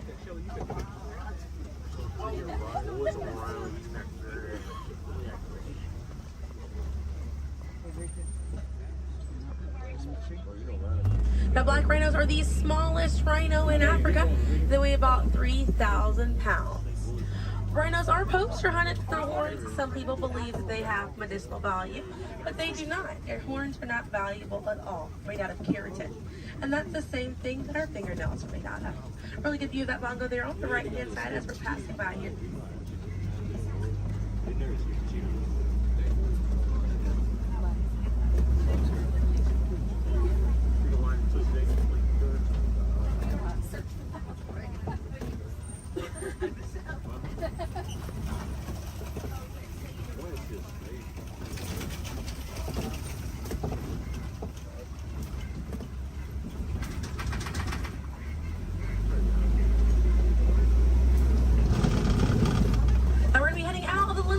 Forest, but we're going to be on our way to the Safi River, and animals in this area like to hang out in and around the water.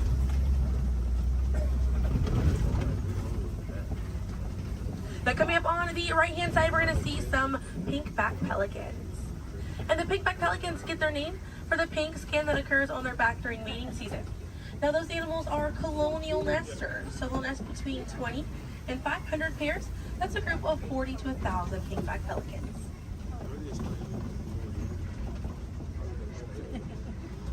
A view of the Savi River coming up on the left, and we have some Nile hippopotamuses. Now, a group of hippos is called a bloat, and they spend most of their time submerged in that water to avoid overheating, but they will come out to graze. And they can stay submerged in that water up to 8 minutes at a time.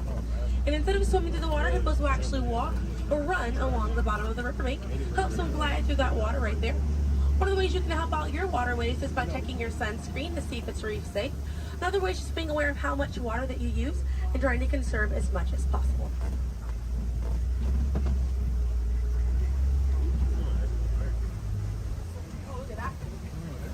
Another one there, taking a nap on that left-hand side.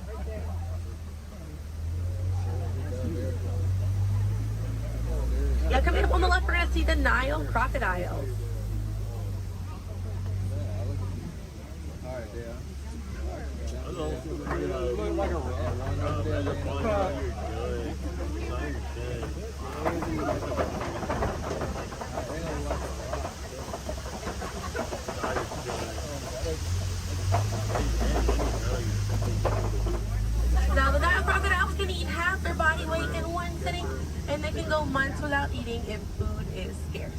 Now, mother and father crocodiles are great parents, and they'll gently roll their eggs in their mouth. It softens up their shell, and it makes it easier for their babies to hatch. But we're going to be heading into the savannah now, and the savannah hosts millions of migrating animals every year. And it's home to Africa's most well-known animals, such as zebras and giraffes. I'm hoping that we'll be able to spot some today, but as we're getting out here, we have a pretty good chance to identify some animals with that animal spotting guide. We have lots of wide open spaces. Already see, looks like I can see the elands are out there. Wondering what other animals. I'm hoping it'll be a pretty busy day out there.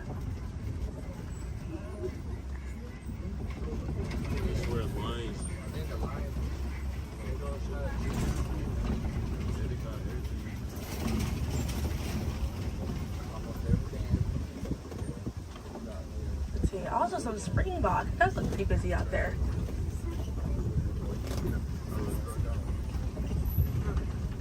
So we're still looking around here. Keep an eye on the right. They're going to be past this kind of rocky area. It's a herd of wildebeest way back there in that pathway. And the name wildebeest means wild beast in Afrikaans. And they'll travel in groups of 1.5 million, and they'll go about 500 to 1,000 miles every year. That's roughly the distance between here and New York. And during a wildebeest's great migration, they can kick up so much dust that their dust cloud can sometimes be seen from space. Now, wildebeest are very impressive animals. They're able to run about 15 minutes after they're born.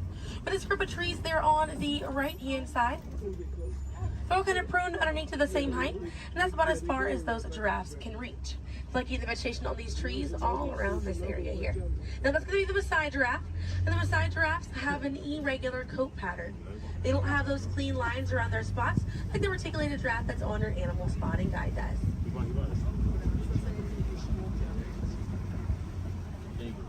Now on the left-hand side, we do have the African painted dogs. There might be a little bit more people once we're a little bit further up here. Now, African painted dogs get their name after their fur pattern. It kind of looks like they have paint on them. It's unique to each animal, and that's how they identify each other. African painted dogs are Africa's most successful hunters. They have a catch rate of 90%. Now, right here on the left-hand side, we're going to have a really good view of the Ankole cattle. We're going to sneak on by here. The Ankole cattle are the only domestic cattle breed that we have here on the reserve. They're in the bovine family, same family as buffalo and bison. And their horns right there, they grow about 3 to 4 feet in length, and they're filled with a honeycomb-like structure. It allows for blood circulation, and it helps keep them cool on hot days. Now, further back, that's a sable antelope in that back left corner. And the sable antelope are very special because of the symbol of the Harambe Wildlife Reserve, because of how courageous they are. So in a choice between fight or flight, the sable antelope will choose to fight, just how we should fight to protect these animals and the environment that they live in. And their antlers are angled backwards to deter animals like lions from jumping on their backs. And we have a really good view there of that Maasai giraffe. We're going to have another pretty good view there on the right up ahead too. Maasai giraffes stand about 18 to 20 feet tall when they're adults. And when they're born around 6 feet tall. They have about a 6-foot drop the moment that they're born. And just like the okapi, they do have those long prehensile tongues that they use to grab vegetation. They kind of use like how we use our fingers to grab food.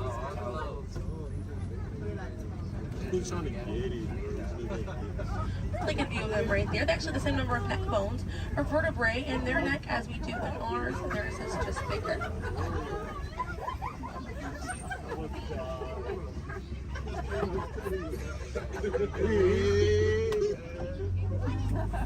Group of giraffes is called a tower.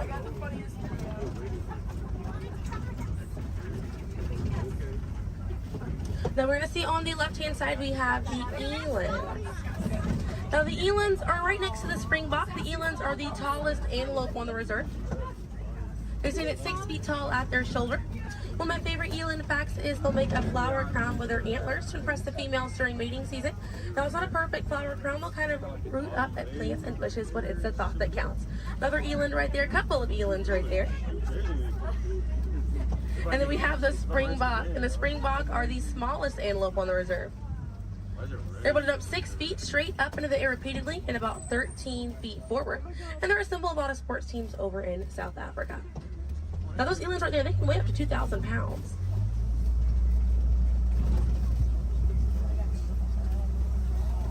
Another view of that Maasai giraffe right there.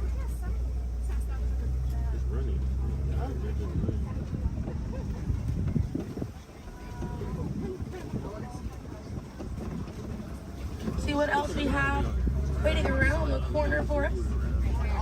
Another Maasai giraffe there. But a bit big, these giraffes.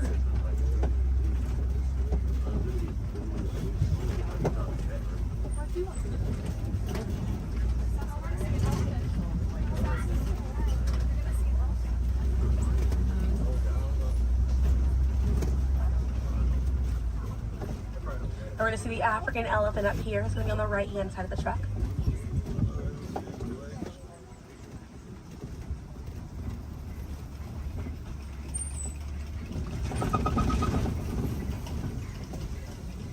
Really good view of that African elephant there on the right-hand side.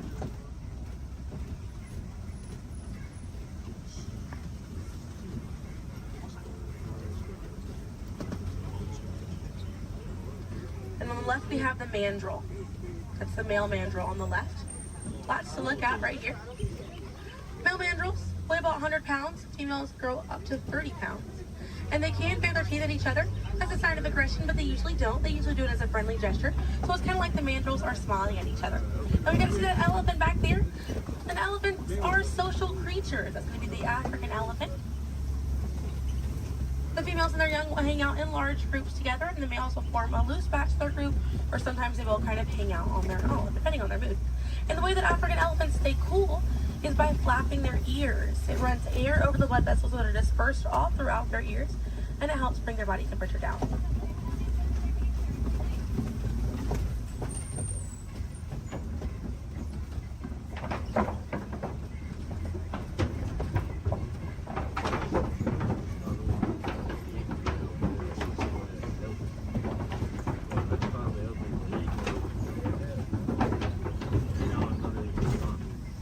We're going to be looping around this area here. We have lots of red clay on this right-hand side. And if you keep an eye out, we're going to be able to see some tusk marks right around the corner here.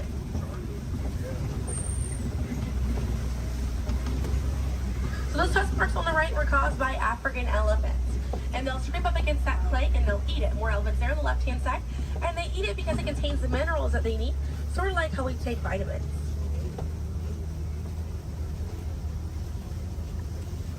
They're way off there on that left-hand side. They kind of look kind of tiny from here. We'll see if we can get another view of them a little bit further out.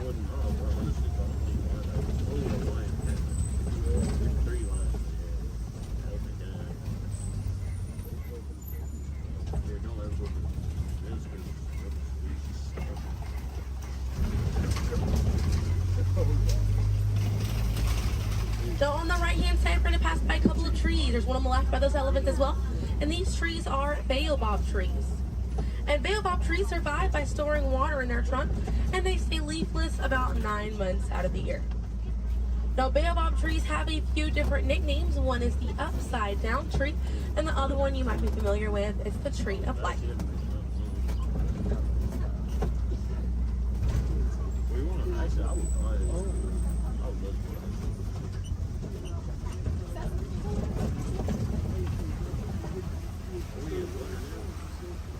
And we're coming up here on a group of flamingos. Group of flamingos is called a flamboyant. So here we have that flamboyance of flamingos. Now this particular species is the greater flamingo species, and they're the lightest colored flamingo in their family. They get their color from the brine shrimp that they eat, and over time it turns their feathers pink. It takes about 1 to 2 years to get that full pink coloring right there. When they're born all gray and fluffy.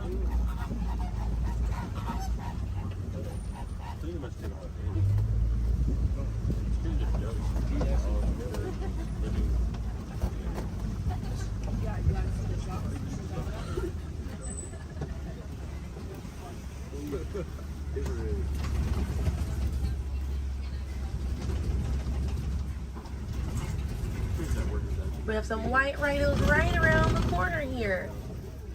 So they're going to be hanging out by a mud wallow on this left-hand side, and they'll use this mud wallow to cool off it.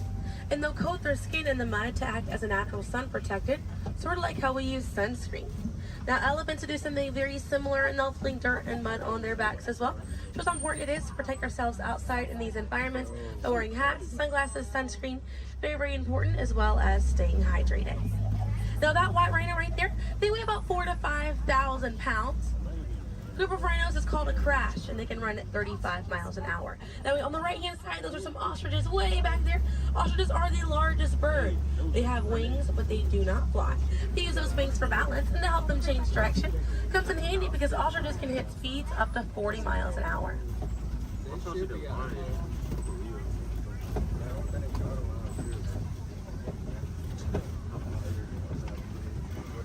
You see some cheetahs right around the bend here.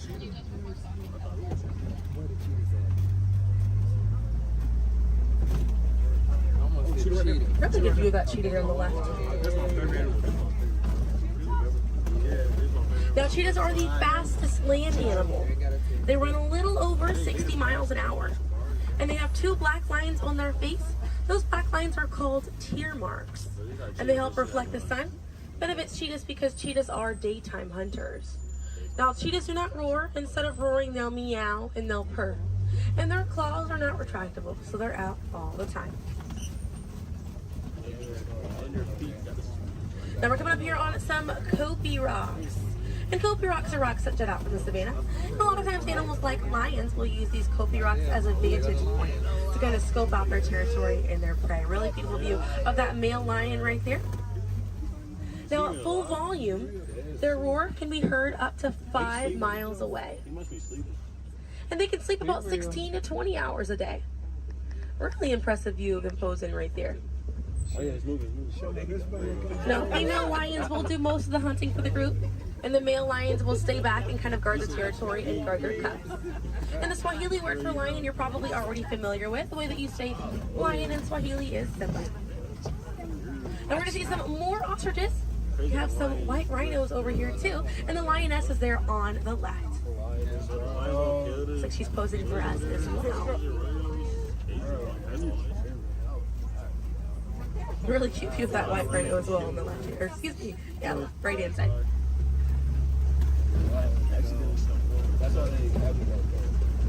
I think that's what they have in my wild house, so they can't even get it. They really try. I can see some warthogs right around the corner because it wouldn't be a safari without them. Few of them over here. Warthogs are in the same family as domestic pigs. They're really intelligent animals and are the largest burrowing animal as well. And oftentimes they'll reuse burrows made by other animals and they'll back themselves into it with their tusks spacing out for protection. They're pretty fast. They can also run at 35 miles an hour. They're kind of rooting up over there. And they also have a mud wall that they use to cool off and to coat their skin in it to get some relief from bugs and insects. We also have a really good view of these white rhinos again on that right hand side. Now wait till the difference between a white rhino and a black rhino because they're both the same color. So the shape of their mouth. White rhinos have a wide mouth and black rhinos have a V-shaped or pointed mouth. Original word for white rhino was vite. Vite means wide in Afrikaans, but over time it was misheard and mispronounced and it turns into the white rhino. I have a few of those warthogs as we're passing by on the left-hand side, but on the right we're going to see some ostrich eggs in that tall grassy area. And each one of those eggs right there weigh 3 pounds, and it's the equivalent of 2 dozen chicken eggs. Now those shells are so strong that the average man can stand on them and they will not break.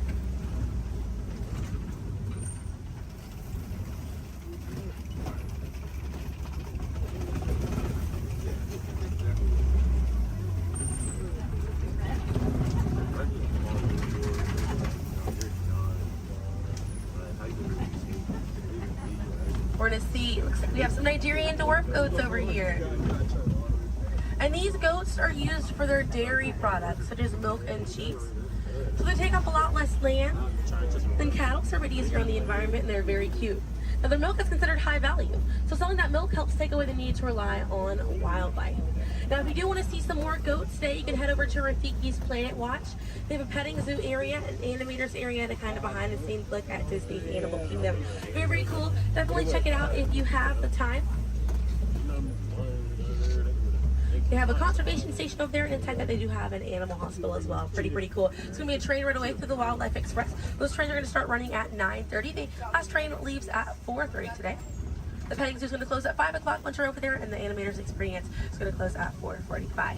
But we got to see a lot of really cool animals today. If you'd like to learn some more information, you can check out DisneyAnimals.com, or National Geographic is a really good resource. Some ways to help out these animals at home include volunteering at your local nature center, or a conservation organization, or even joining a local beach or river cleanup. Some more simple ways to help out at home include turning off the water while you brush your teeth, or using reusable water bottles instead of disposable ones. Now, those small changes really add up to make a big difference. And on behalf of Kilimanjaro Safaris, my name is Selena. I'm from Pensacola, Florida, and it was an honor to be your safari guide here today. I hope that you were able to see the importance of these animals and the environment that they live in. Now, here in the reserve, we don't like to say goodbye because goodbyes are far too sad and far too final. So I will leave you with the Swahili word, kwaherini. And kwaherini means to go well, with the intentions of seeing each other again one day. So kwaherini, my friends. Another word that we say here on the reserve is asante sana. And again, that means thank you. So thank you for joining me here at Kilimanjaro Safaris. I'll be dropping you off right around the bend here, right where I picked you up, so we still have a bit more of a journey together.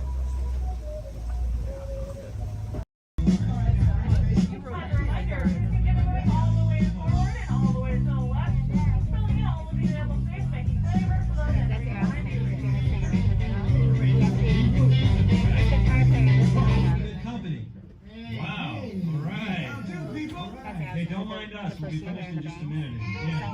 What are you guys still doing here? You're supposed to be at the show. Work now. I'd like to introduce our local manager. Rocket Roller Coaster is allowed thrilling high-speed roller coaster test ride that includes sharp turns, upside-down maneuvers, Okay, come on, guys. Please get in the car.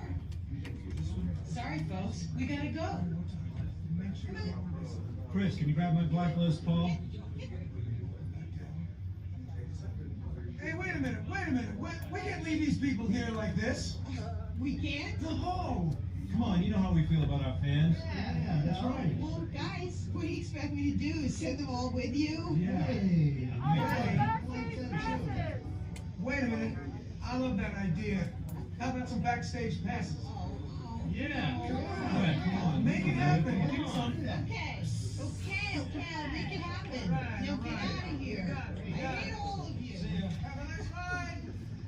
Hi, Sal, it's me. Listen, I'm gonna need a bigger car. Make it a stretch. In fact, make it a super stretch. Right. Okay, folks, the show is all the way across town, but I got you a really fast car. Okay, wait, it's out in the alley. Congratulations on those backstage passes. Now please, walk this way out of the alley, keeping up with that party in front of you. As a reminder, masks must fully cover your nose and mouth and be worn as you exit the building after our kickoff.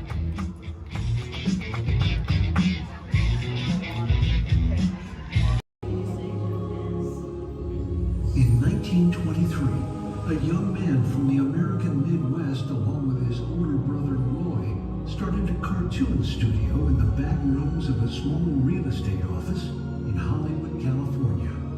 This was the small beginning of a family entertainment company that would create unforgettable stories, characters that become beloved friends, wondrous experiences, and music that has become the soundtrack of our lives.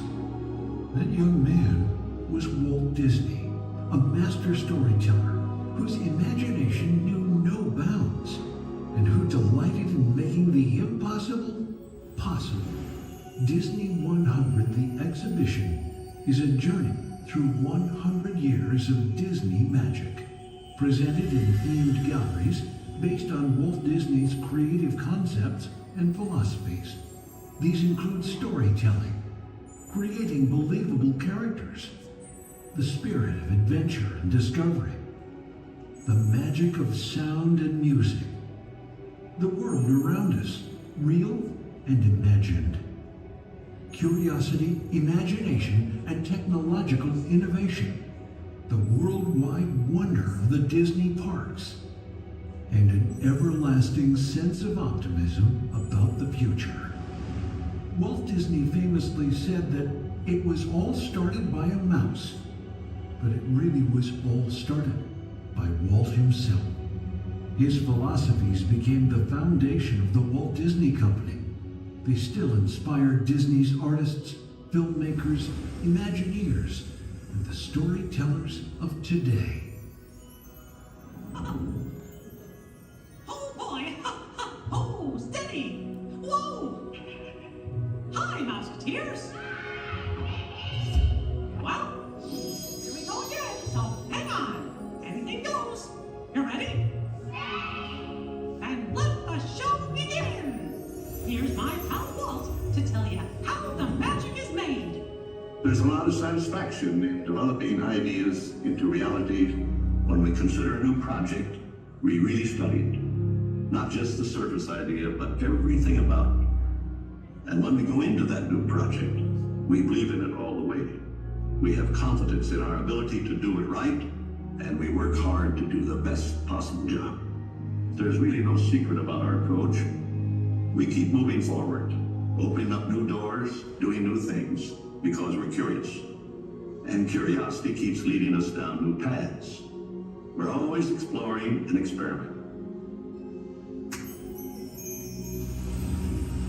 Everybody ready? Then on with the show!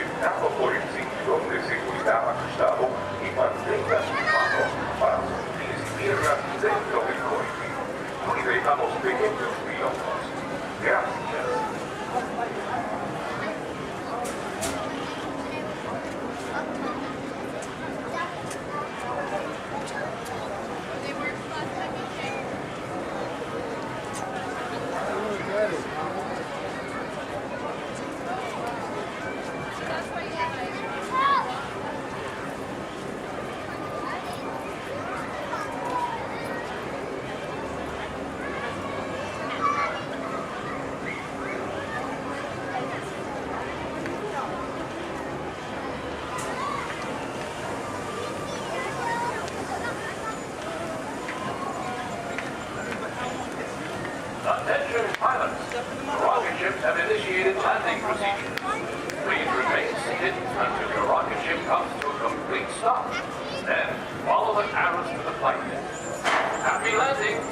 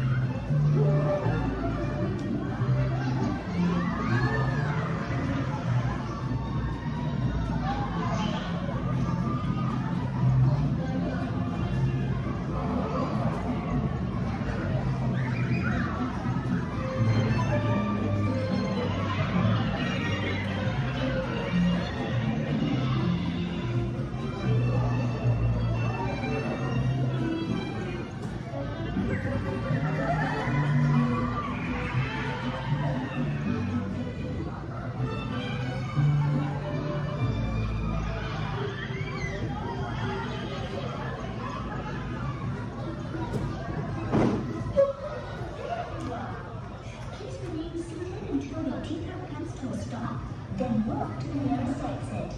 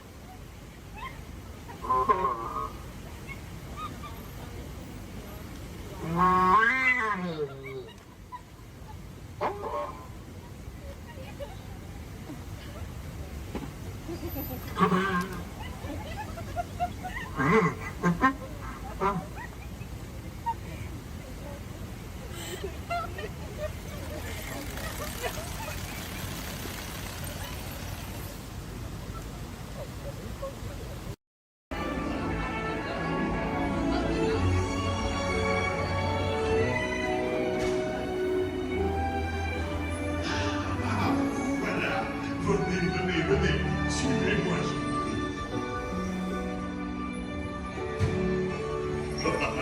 Mes chers amis, waiting for you. This way. Qu'attendez-vous?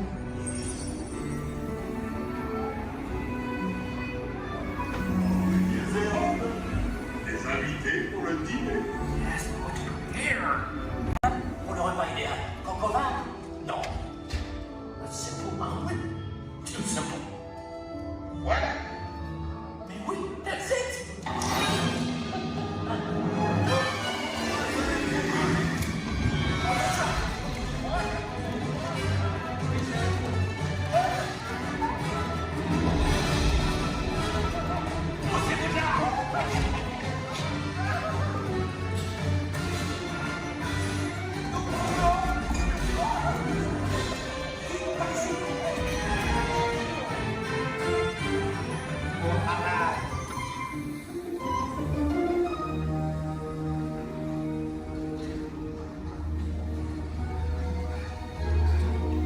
Cette nourriture est pour nos invités, pas pour vous. Hey guys, the food is for them, not you.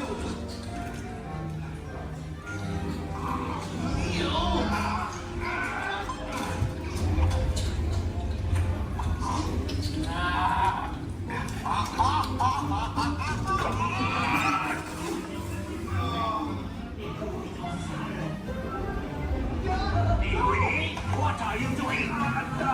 Que manigancez-vous? Out of my way!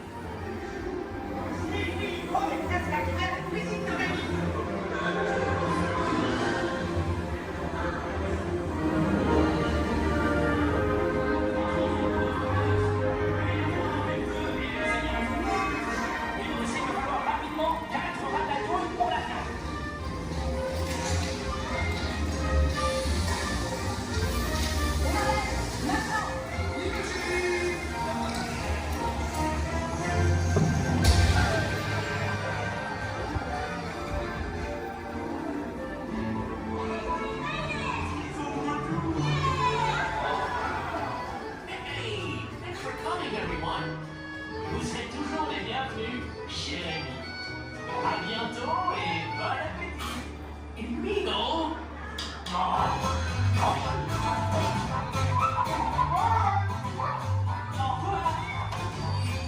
For you, Fancy Square, you are always welcome at Bistro Shade. Au revoir.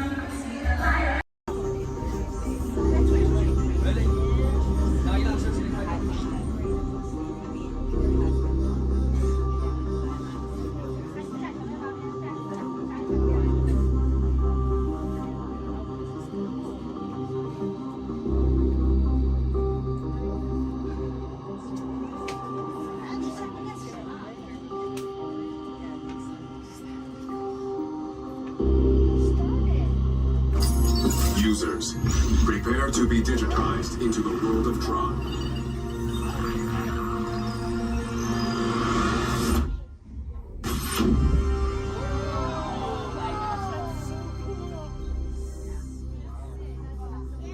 Team Blue, welcome to the grid. Proceed to games.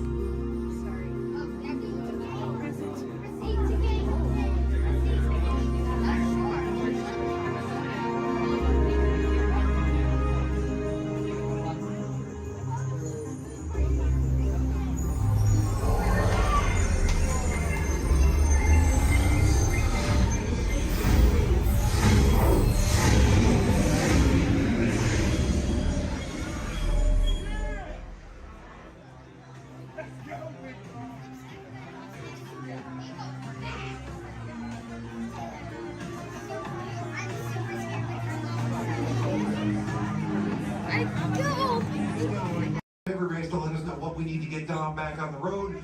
Spoiler alert, 9 times out of 10, it's either body work or a transmission. Guys, spread on over to this side, left side, left side. People on the left side, step forward, step on up, make a friend. Everybody here looks freshly laundered, okay? You'll be fine. Come on in, right this way, everybody. Keep on coming, folks in the hallway, let's go. I don't want to see anybody end up working on the transmission that doesn't know what they're doing. Come on in. Hey, oh, look at that, there's Mia. What's up, Mia? Hey Pat, I see our party goers have arrived. Yeah, they're still coming in, but say hey, everybody. Hey, I'm Mia, Dom's sister. Well, another race just wrapped, and it looks like my brother with another car for his collection. Anybody surprised? Honestly, I don't know why anybody challenges him. Hit me in a man. Well, we're meeting up at Sullivan's Garage for the after party, and while Tej works on your rides, you guys enjoy the break room. My brother calls this the family room. Oh, here we go. Dom says he doesn't have friends, he has Family. And the faces you see on these walls are our Family. When I'm in this room, I feel like we're all Family. So, welcome to our family. There it is. It's a thing around here. Hey, Tej, how's that Matthew McConaughey impression? All right. What's up, Mia? Hey, Tej, just welcoming these good people to our family. How are their rides coming along? The rides are ready to roll out and roll out in style. Perfect. Let's get the show on the road. I'll let Dom know. You guys have fun at the party. Bye, Mia. Bye. She just called. Okay. All right, Pat. Yeah. Let's get these people on their way. Send them over to the war room. Sounds like a plan. Are you sure, though, Jamie's kind of a piece of work? Right. And he hung up. Okay, so in a moment, those doors are going to open. When they do, head on into the war room with Jamie. That's Tej's new assistant. First day without Tej, so good luck. Be nice. Don't touch nothing.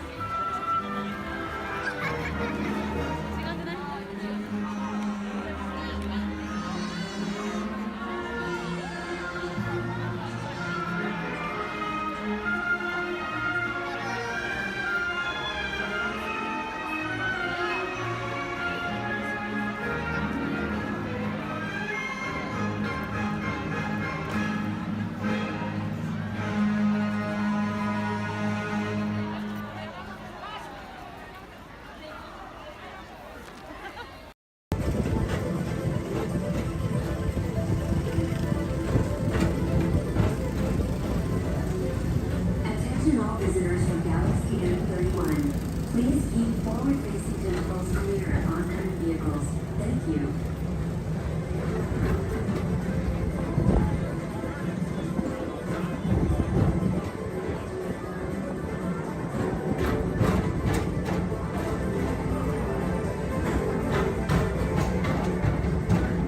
Too much last night, so bear with me. Tej left me alone today, so yeah, that's pretty much it, you guys. In just a moment, these doors will be closing, and moment. Oh, mind that. Okay, so yeah, you guys want a tour of the war room? Okay, so basically, we've got some monitors over here. My name is Jamie, by the way, you guys. Oh, and there is Tej. Jamie, the buses are here. Okay, what do you want me to do with them? They're just staring at me. Should I send them now? Dom's calling. I got this, Jamie. Okay, great. Dom, what up? Tej, just got a heads up from Hobbs. The FBI's about to raid your location. Crazy. Man, they always ruining our fun. For real. It gets worse. They're leading Owen Shaw right to your door. Shaw? That cockroach we beat down in Spain? What's he got to do with this? Everything, right? Nothing yet. And let's keep it that way.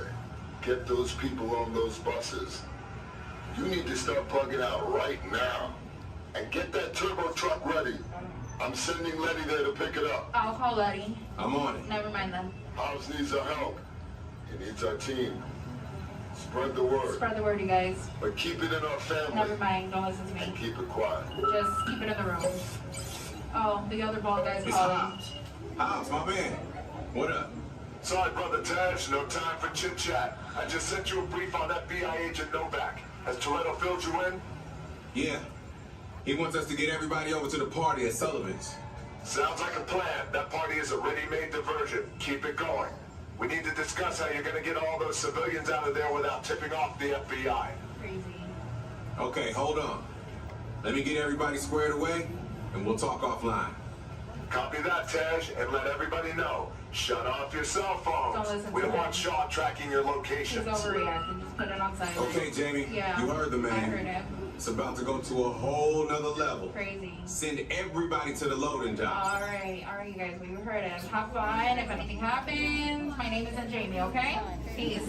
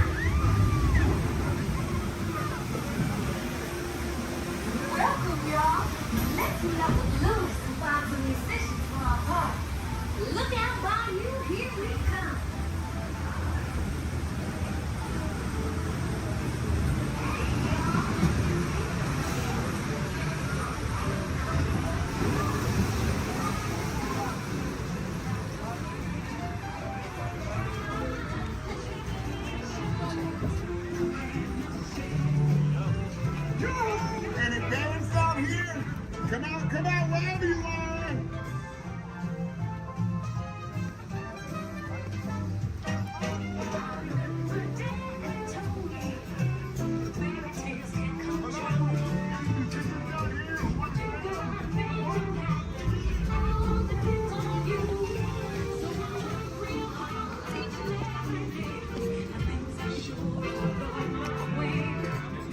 Just doing what I do.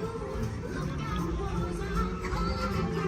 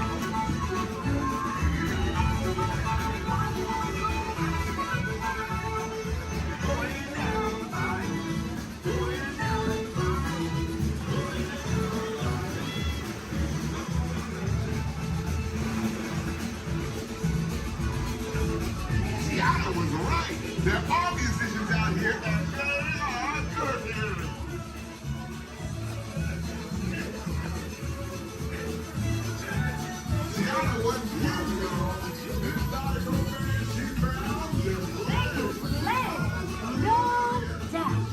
We'll ask them to join the band for the show.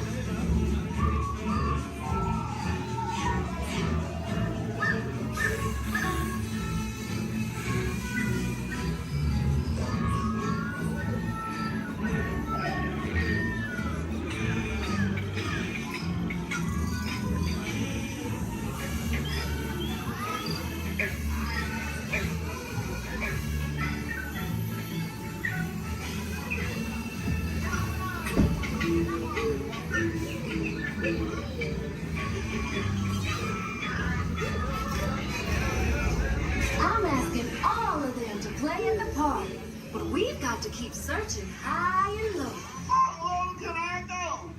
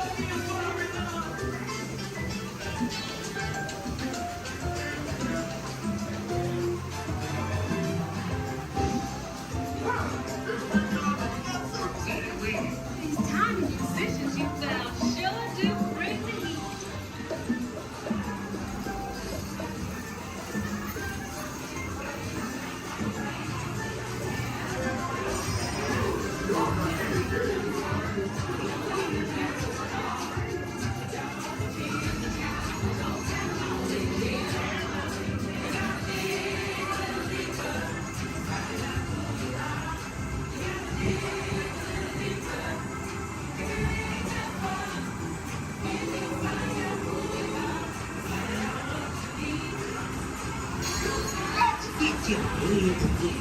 Cause the bigger you are, the bigger the splash will make.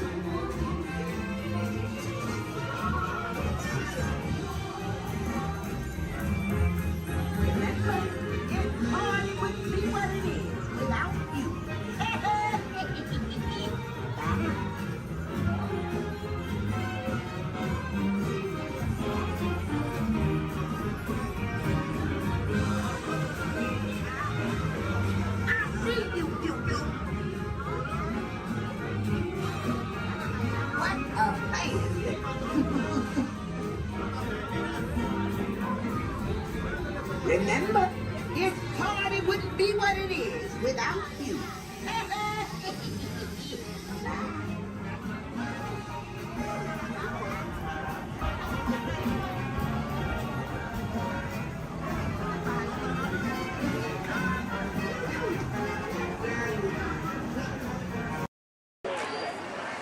Disneyland Limited, now arriving from a trip around Walt Disney's Magic Kingdom. Passengers will stand by to board.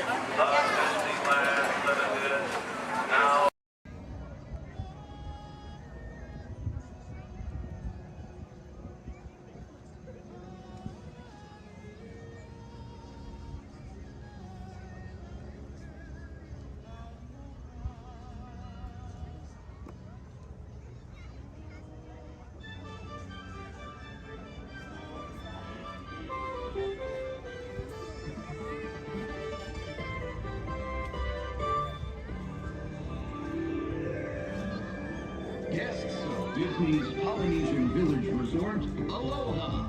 Since 1971, the electrical water pageant has lit up the shores of Bay Lake, entertaining generations of dreamers from the young to the young at heart. As we celebrate 50 years of magic here at Walt Disney World Resort, we invite you to join us in this time-honored tradition. Enjoy the lights, the music, the magic of Disney's electrical water pageant.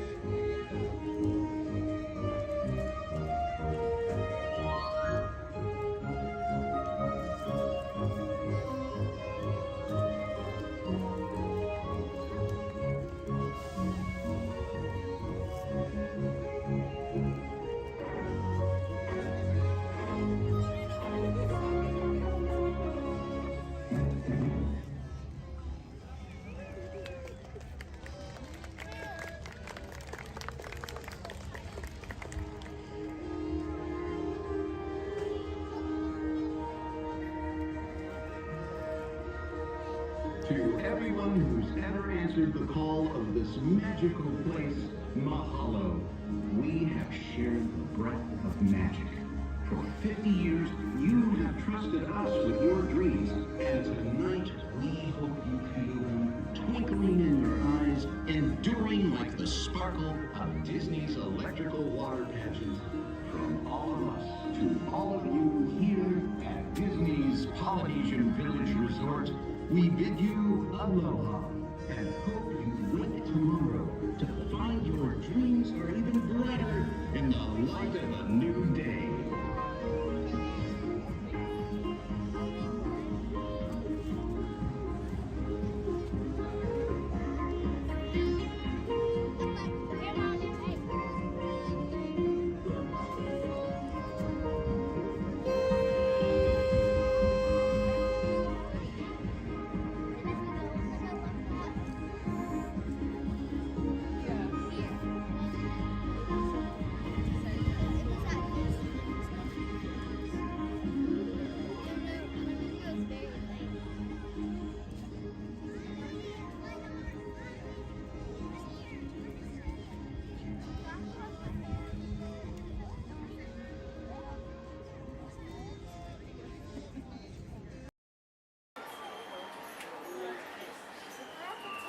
She likes it, right? Here we go. That way. No, there's need a relative. Yeah, but it fell off. I don't know. I just want to take it off. Just grab that blue blanket.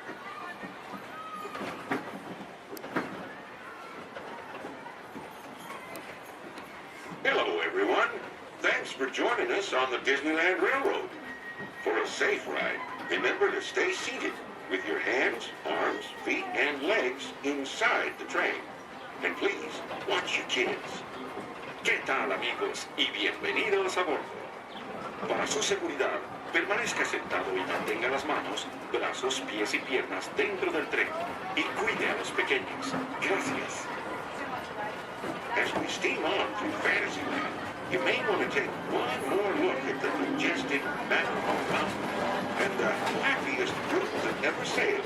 It's a small world.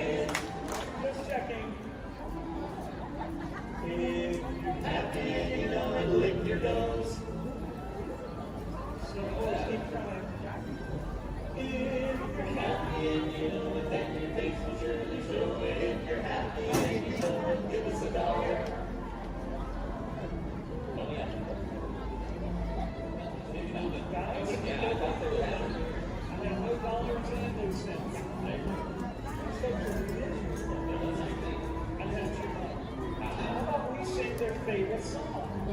Which one is that? The last one. One of our favorites. It's 20.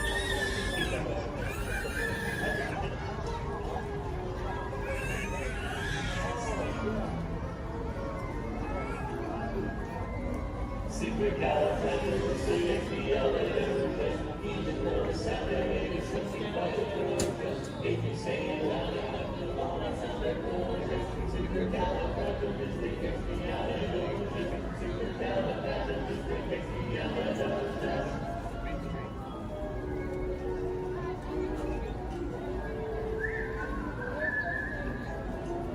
You all whistle while we work.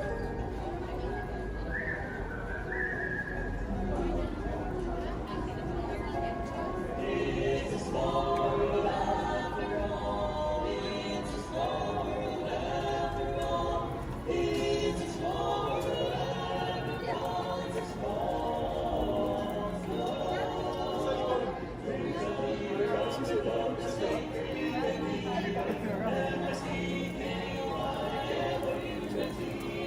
Take your mind and roll it over as welcome as can be. MSC-KY-LOU-20.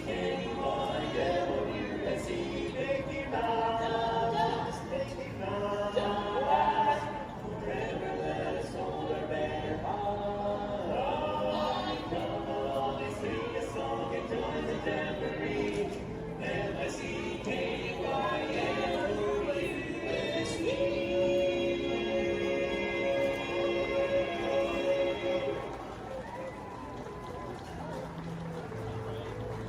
Thank you so much, everybody. If you enjoyed our show today, we are the Dapper Dans of Main Street. But if you did not enjoy our show, then we are the Vienna Boys Choir. Oh, we'll sing a song and it will be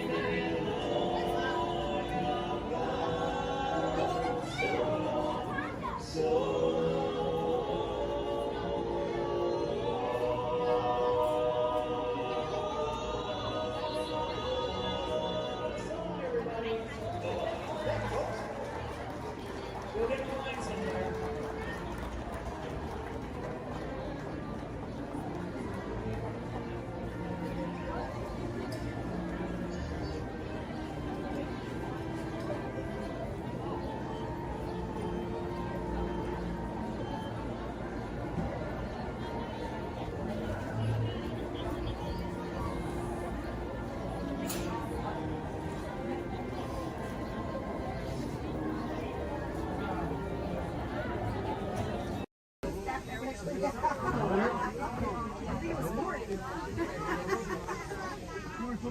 Looks like we're on our way, and I'm so glad to have you with us.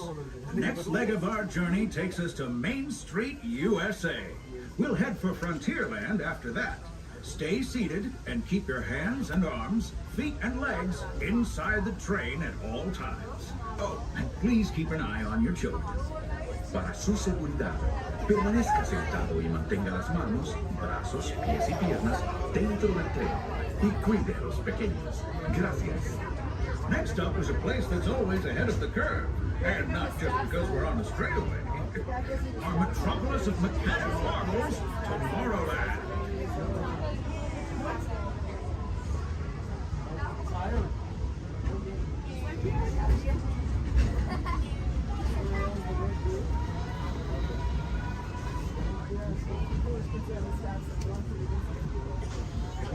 As you know, I love this railroad about as much as a songbird loves the morning. But I'm still awed by the rockets and space and pop. Unidentified users detected in upload conduit area. Scanning. Calculating. Locomotive maintaining trajectory. Intervention not required.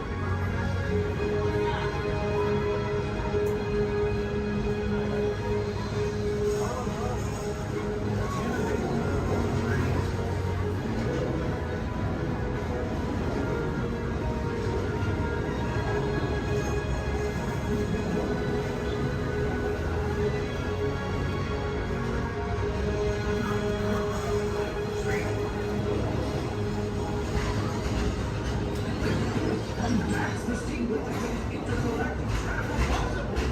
So sit what you hear it, right? Surely in this place of boundless optimism, the possibilities are endless. You might say the sky's the limit, but even that is no obstacle in Tomorrowland.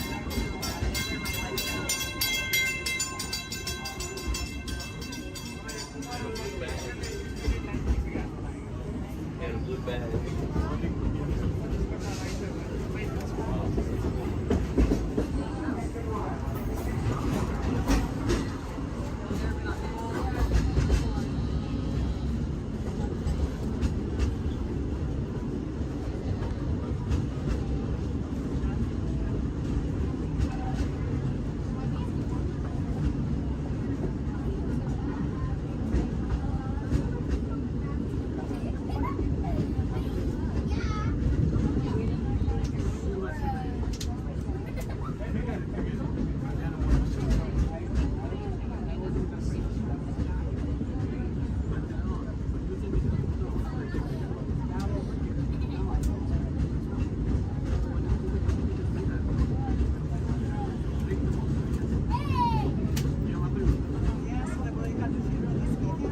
Our trip around the Magic Kingdom is almost complete.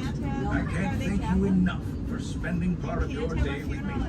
And I hope you've enjoyed your journey as much as I've appreciated being a part of it. We're now approaching our most charming destination, Main Street, USA. A place where the only thing sweeter than the townsfolk is the treats. After our stop, we'll be heading for Frontierland, followed by a visit to Fantasyland. For now, stay seated until our train comes to a complete stop. Then pick up your belongings and carefully disembark. If you have strollers to unfold, please take them all the way beyond the platform so new passengers can safely hop aboard. It'd be mighty kind of. And while we're being neighborly, what say we give our fellow travelers a friendly wave hello? This is Main Street Station. Welcome to Main Street, USA. As we come into Main Street Station, please remain seated until I give the option. Please remain seated.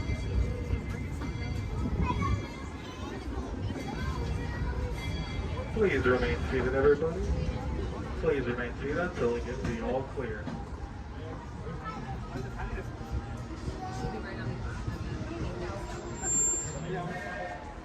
We are now all clear to enter Main Street Station.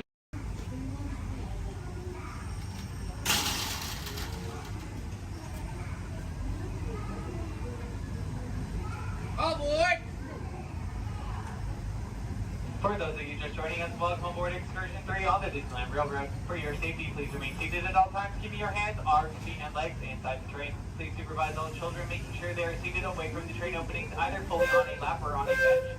Our next stop will be Main Street, but before that, we will travel into the tunnel ahead and journey through the Grand Canyon and Primeval World.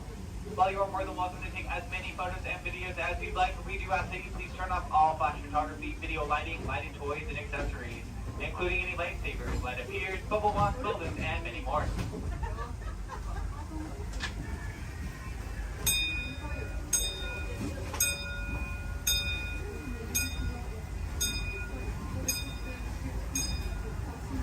To those who have just come aboard, welcome. The next leg of our journey will take us from the fantastic world of the future to the breathtaking beauty of nature's own design, the Grand Canyon. For your safety, stay seated with your hands, arms, feet, and legs inside the train. Watch your children and no flash photography.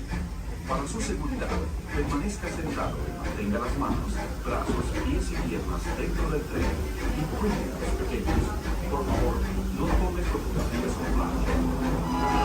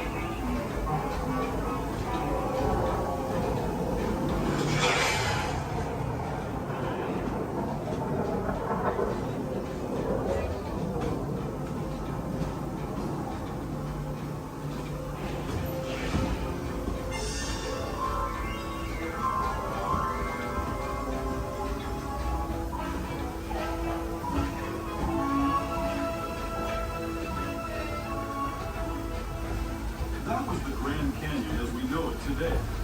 But it wasn't always this way. Now, let's travel back in time, way back in time, to the prehistoric past of the primeval world, land of the dinosaurs.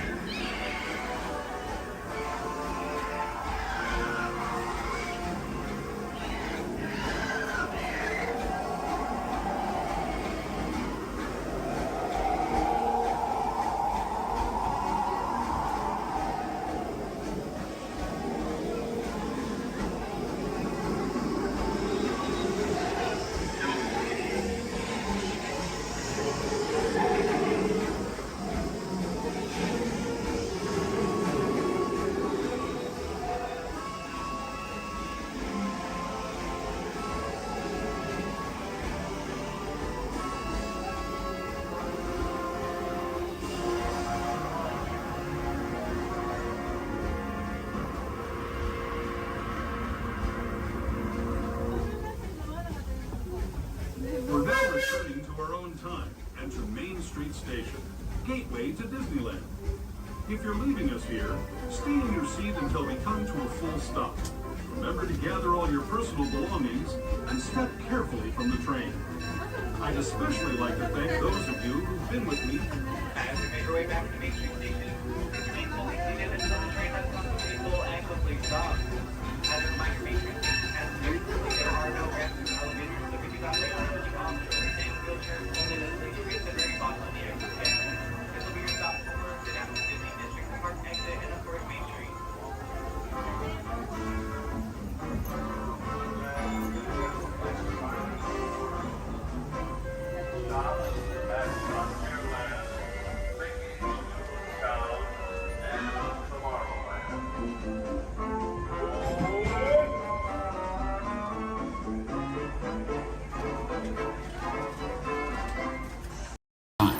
And please supervise children. Thank you. La estación de control de cinturones de seguridad está a la vuelta de la esquina. Por su seguridad, mantenga sus manos, brazos, pies Automated driving technology activated. Welcome to the sim track.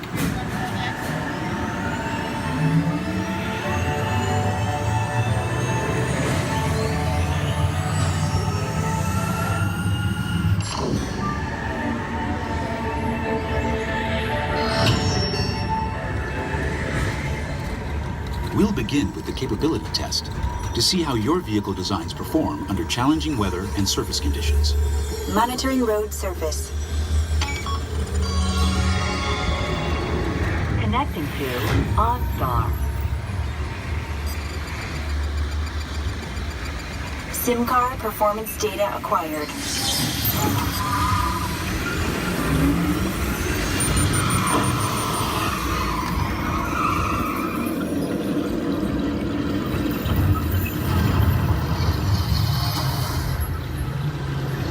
Let's see how your designs hold up now. Commencing SIM-car off-road and extreme weather sequence.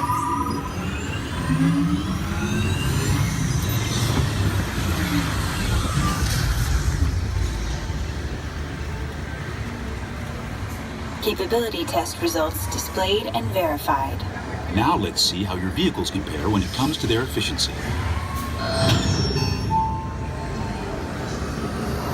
Scanning SIM-car for optimal eco-efficiency.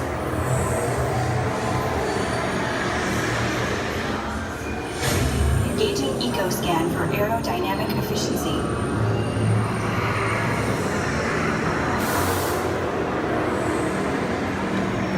Drive systems analysis. Hyperspectral imaging in progress. Calculating total enviro impact.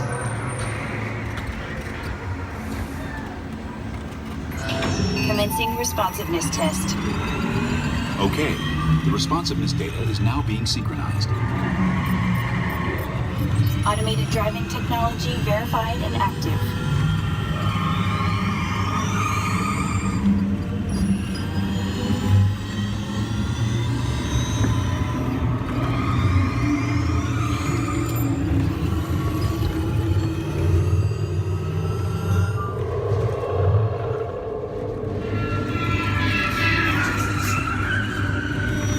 Automated crash avoidance technology disengaged. Displaying responsiveness data. Here comes the final test. Energizing for power test.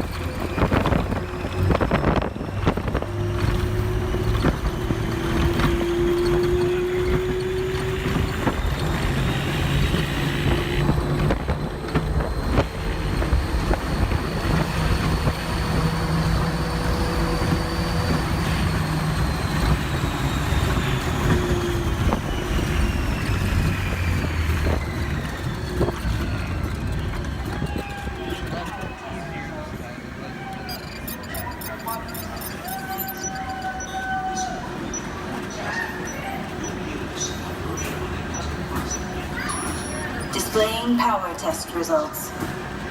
SimTrack performance testing complete. This concludes your performance testing.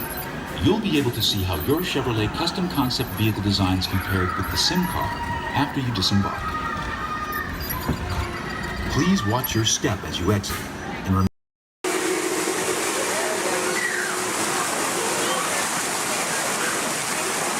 Hey, what are you doing here, William?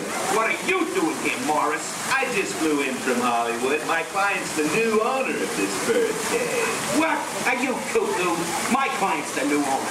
Disney gave me an exclusive. Co-exclusive. Didn't read your contract. I gave it a bird's eye glance. And you call yourself a talent agent? I negotiated my tail feathers off for this deal. Well, my client does not share credit. He's a very big bird. Your client is Big Bird? Not Big Bird, a big bird, you bird brain. Well, your dim little star is now half owner of the Enchanted Tiki Room with my superstar. Think again, Chickie babe. Stop grousing. Just look at these paying customers waiting to get in. Did you say paying? As in money. As in 10%? Hey, who am I to go against the status quo? Sorry to interrupt, Elizabeth. I would like to inform our guests about the next show that will be starting soon. In just a few moments, the door will be opening and you will enter into a room of joyous songs and splendor. Here at the Enchanted Tiki Room. Mahalo. Wait, our clients are not here. Maybe they hit traffic. Don't say that. Sorry. Anyway, babe, I gotta fly this coop and migrate back to Hollywood. My birds will call your birds. We'll do lunch. What's the rush? I'm about to sign Donald Duck. Oh, yeah? Big deal, you hockey puck. I've got the mighty Ducks in the wing. You do not. Do too. Do not. Do too. Not. Two. Not. Two. Not. Two. You down. Come on. Oh, come on, will you? Two, not go, yeah. Level with me. Put the bubble between the Go lines. away, You go away. don't. Go away.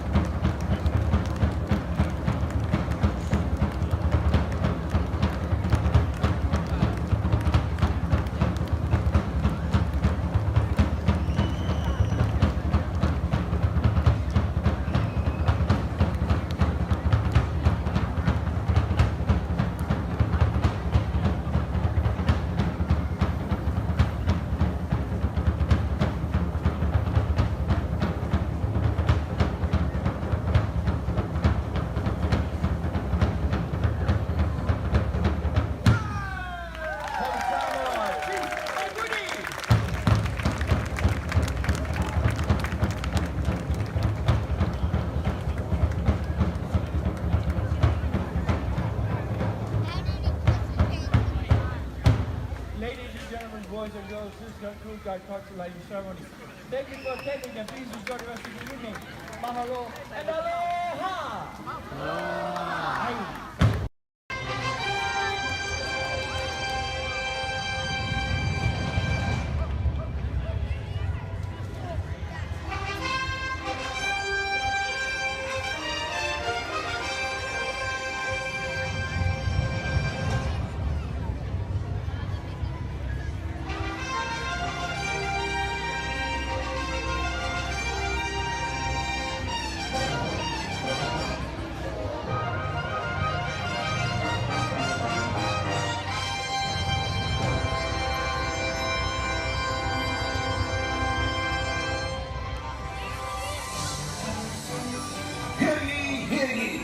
Ladies and gentlemen, boys and girls, welcome to the Magic Kingdom. You are warmly invited to join Mickey Mouse and his Fantasyland friends for a magical celebration in the streets.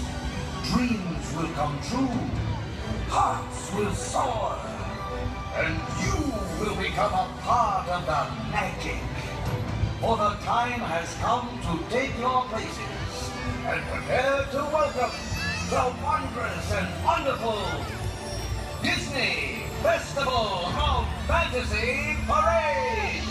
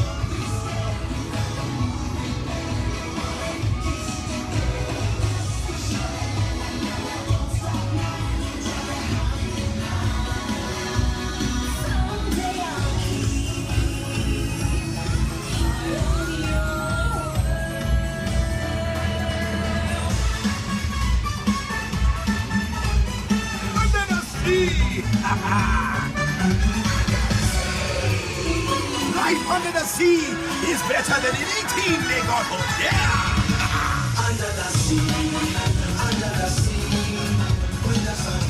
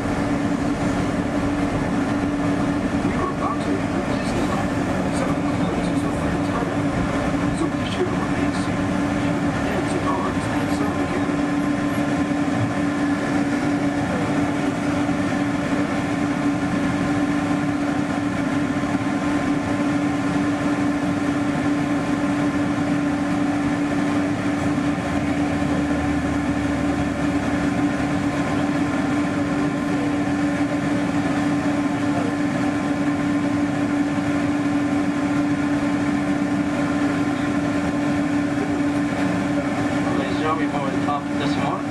Hope you break the call real soon. Meantime, proceeding, please remain seated. Give you an heart and saturate all times.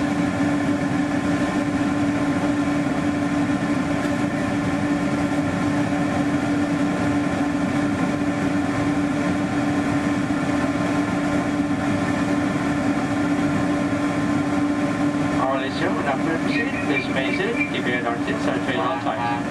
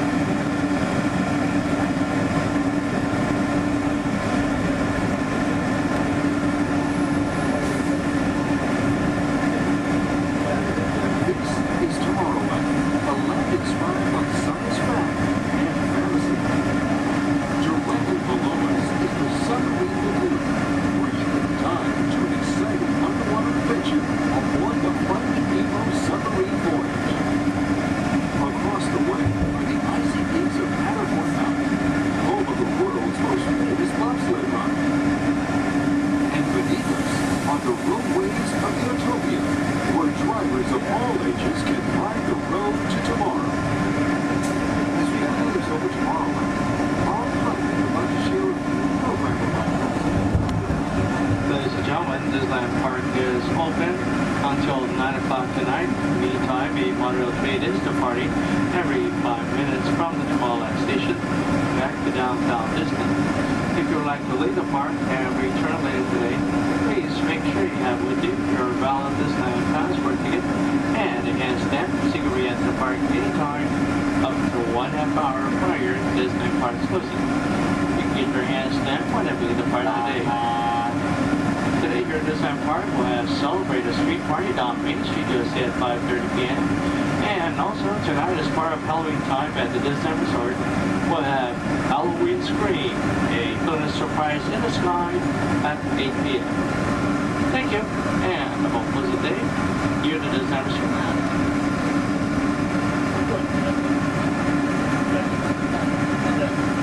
Just into the right of the train are the sparkling gold spires of one of Disney's most beloved attractions. It's a small world. Beyond it is the wacky world of Disney's classic cartoon characters, Mickey's Toontown. We're now riding alongside the happiest kingdom of them all, Fantasyland, home to Pinocchio, Snow White, Peter Pan, and other storybook characters.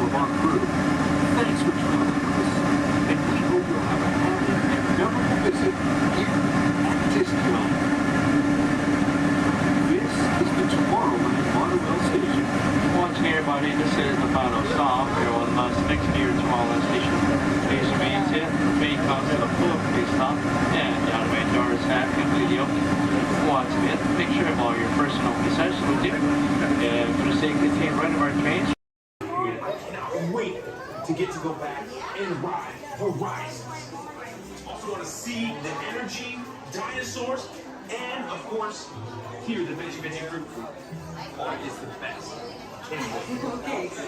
On your journey, keeping your hands, arms, feet, and legs inside the car. And please, supervise your children. Remember to stay clear of the doors, which will open and close automatically. Enjoy your trip aboard the Metro Liner. Para su seguridad, es importante que mantenga sus manos atrás, pies y pies dentro del carro y cuide a sus niños. Gracias.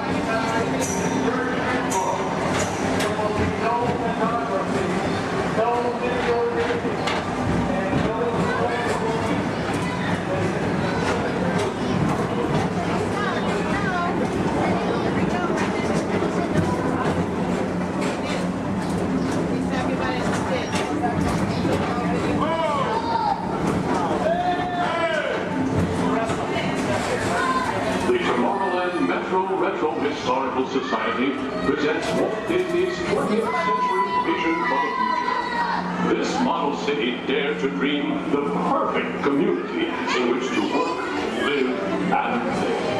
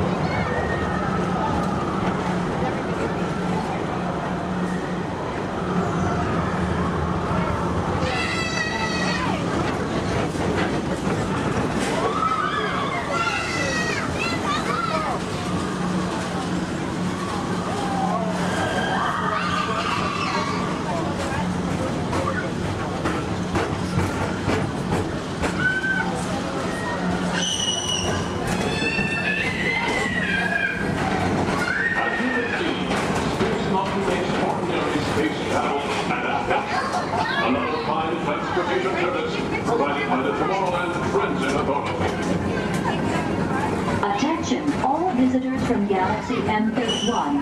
Please keep forward-facing tentacles clear of oncoming Metroliner vehicles. Thank you.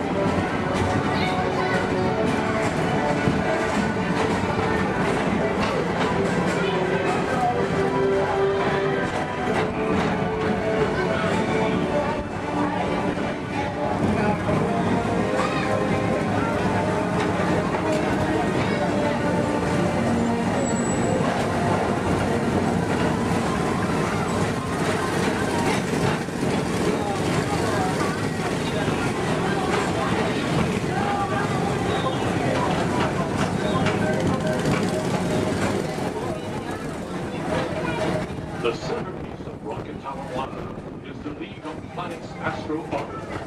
This symbol of universal harmony and interplanetary fellowship provides all beings with an exhilarating spin around the planets.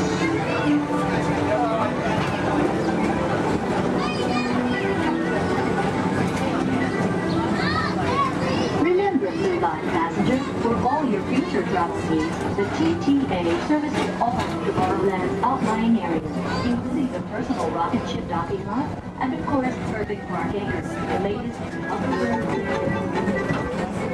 Paging Mr. Morrow, Mr. Tom Morrow. Your party staff has arrived. Please give them a ring. Now approaching Walt Disney's Carousel of Progress.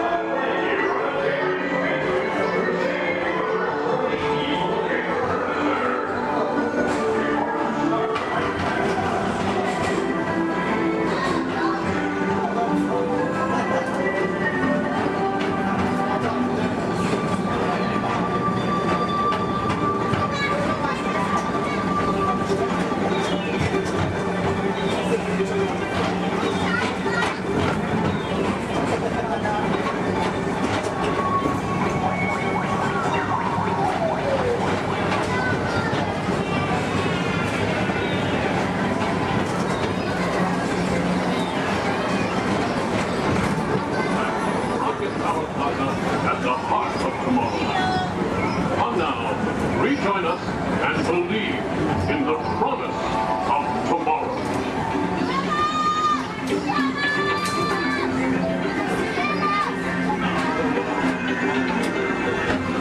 Rocket Tower, final station.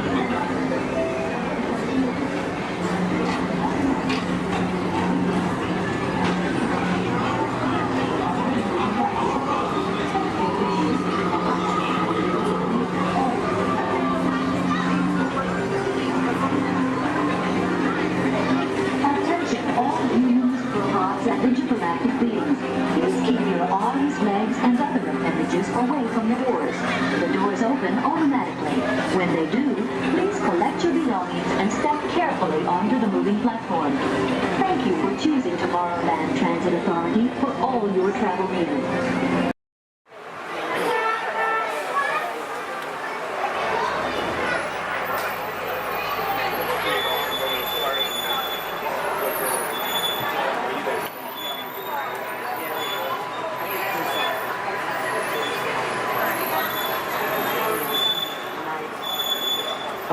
My name's Don, and welcome aboard. We're heading into the back lot of Disney's Hollywood Studios. This production area was built in 1988 as a Florida counterpart to the Walt Disney Studios in Burbank, California. We included sound stages, recording studios, high-tech editing rooms, all the tools needed to create movies, TV shows, and radio broadcasts. We've even got our very own water tower, too. It's up ahead on the left side of our shuttle. We call it the Earful Tower. It's inspired by the water tower Walt Disney had built for his Burbank studio in 1939. Our Florida tower stands a lucky 13 stories high, and we added our own creative touch, a giant set of Mickey Mouse ears.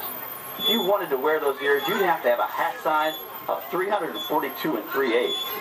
Up ahead, after the next bend in the road, you'll have a perfect opportunity to take a picture of this famous icon. In the world of entertainment, every project starts with a screenplay and a lot of creative ideas. A production studio is where the ideas of writers, producers, and directors are transformed into an on-screen reality. Within these huge spaces, filmmakers can literally create their own worlds. Our Florida sound stages are soundproof, weatherproof, and most importantly, air-conditioned, all vitally important for the cast, crew, and equipment. Many of the crafts needed for filmmaking are located right here on the lot. On the left, we have our own greens department. It grows flowers, trees, shrubs, and topiaries. A few well-placed plants can cover up empty spots in the set and add a touch of natural beauty to a scene. On the right are two of the aircraft from the 2001 blockbuster hit Pearl Harbor. These exact full-scale replicas of P-40 fighters were used in the special effect fight sequences. Of course, many of the planes we saw flying through the aerial battles or sitting on the ground weren't real at all. They were created entirely within a computer. Oh, keep your cameras focused to the right. We're coming up on that perfect angle of the Eiffel Tower I told you about. It's a true masterpiece.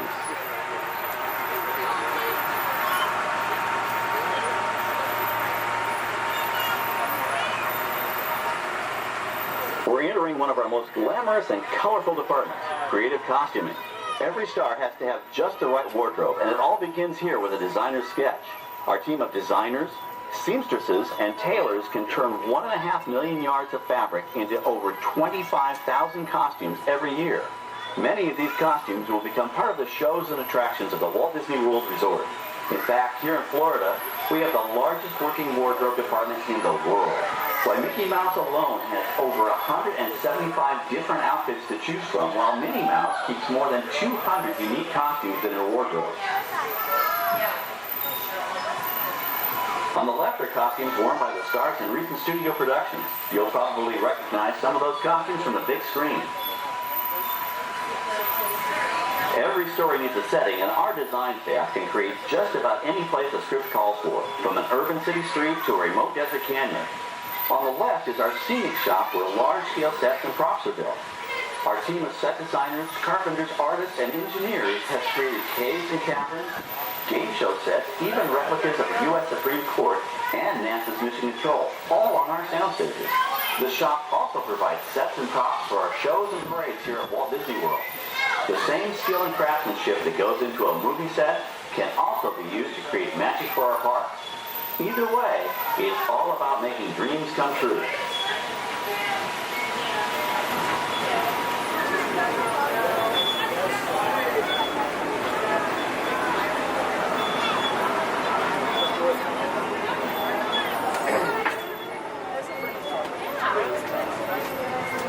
Now we're entering a zone we call the Boneyard. It's an outdoor storage area for oversized props and vehicles. Cars, trucks, boats, planes, we often save these props in case we need them for future productions. In this backlot collection, you may find real working vehicles, non-working mock-ups, and even large-scale miniatures used in special effects shots. Large-scale models create a more convincing illusion on camera. We even place small cutout passengers in the windows of the plane.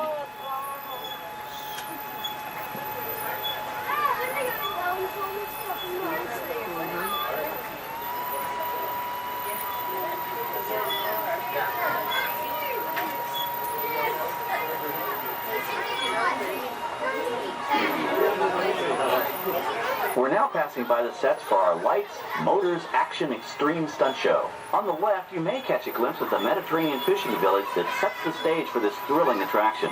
We'll get a closer look at it soon, but for now, we're approaching one of the largest standing sets on our back lot. It's over on the right. It may not look like much from this angle, but it's pretty spectacular on the other side.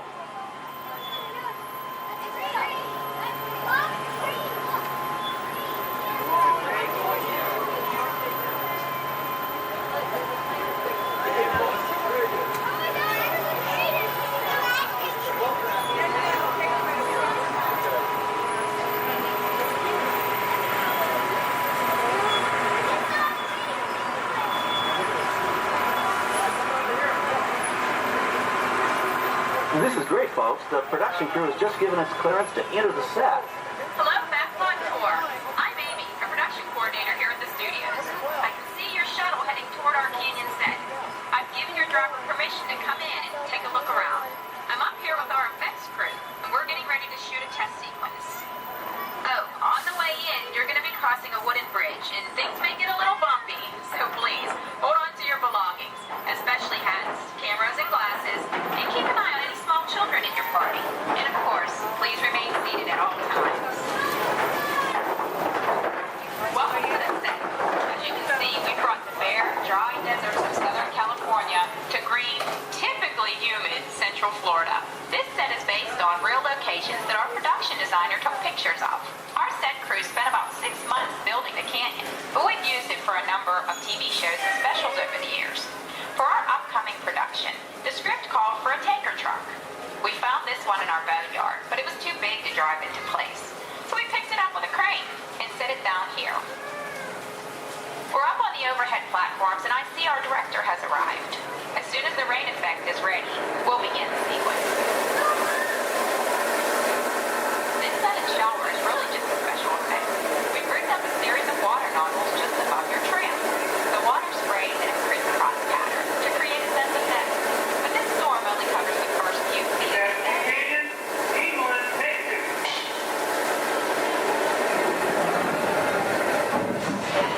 Okay, it's showtime. Everybody stay seated. Hang on to your belongings and watch your children.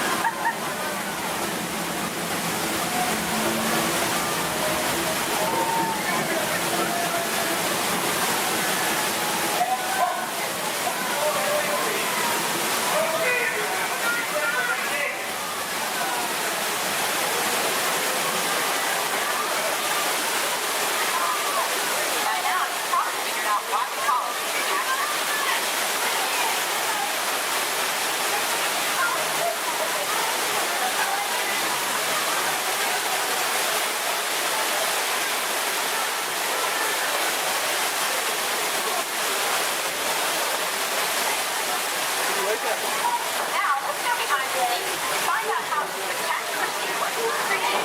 The canyon itself is a facade, a steel structure covered with wire mesh and layers of concrete, sculpted and painted to look like natural rock formations. Narrow yellow pipes carry propane gas, fueling flow tubes and fire escapes. For the flash flood, we used 100% real water, about 70,000 gallons of it, dumped from overhead tanks. Oh, but don't worry, we recycle. All of that water will be pumped right back up to the top for the next take. We shoot some of the water through air cannons for an extra dynamic effect. Those air cannons are powerful enough to shoot a basketball over the top of a skyscraper the size of the Empire State Building. To top it off, our shuttle was sitting on hydraulic shaker tables. They provided the shaking, rattling, and rolling sensations for the scene. The entire sequence can be reset in 3.5 minutes. That's just enough time to bring in the next shuttle. Well, I'm going to get ready for our next take. Thank you all for being part of the action. Hey, I'm needing back on the set, so enjoy the rest of your tour. Okay, well, thanks, Amy, for giving us access to the set.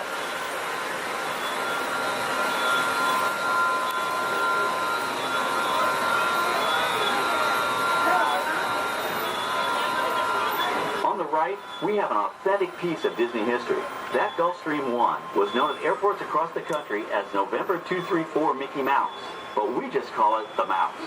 In 1964, Walt Disney and his hand-picked team used this plane to scout locations for what he called the Florida Project. Soon, they secretly began purchasing thousands of acres of land, which became the Walt Disney World Resort in 1971. During the creation of the resort and later Epcot, the Mouse shuttled studio executives and Imagineers between Burbank and Orlando, making it the most used executive aircraft in the country. Appropriately, the Mouse retired here in 1992. As Walt used to say, it was all started by a mouse. In this case, the 234 Mickey Mouse.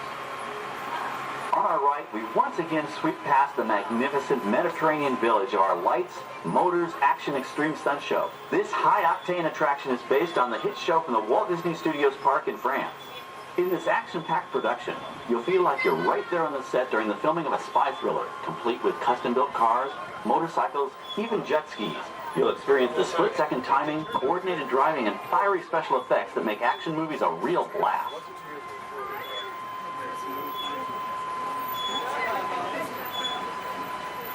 The staging area to our right is known as Acceleration Alley. Here, the custom-built stunt show vehicles rev their engines up to 70 miles an hour before making their high-speed entrances onto the stage for our Lights, Motors, Action Extreme Stunt Show. Of course, these are professional stunt drivers.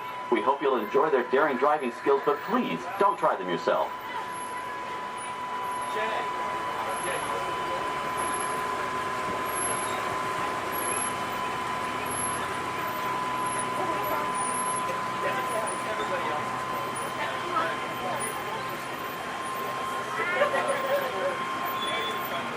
On the left, we've reached our second boneyard with more historic props and vehicles. When we reuse older props in a new production, they're often refitted with custom parts and given a whole new color scheme. You might not even recognize them the next time you see them on screen. For instance, coming up is our friend Herbie the Love Bug. He went through a special demolition derby makeover. Those dents and dings were added on purpose, but he can be polished up as good as new for his next starring role.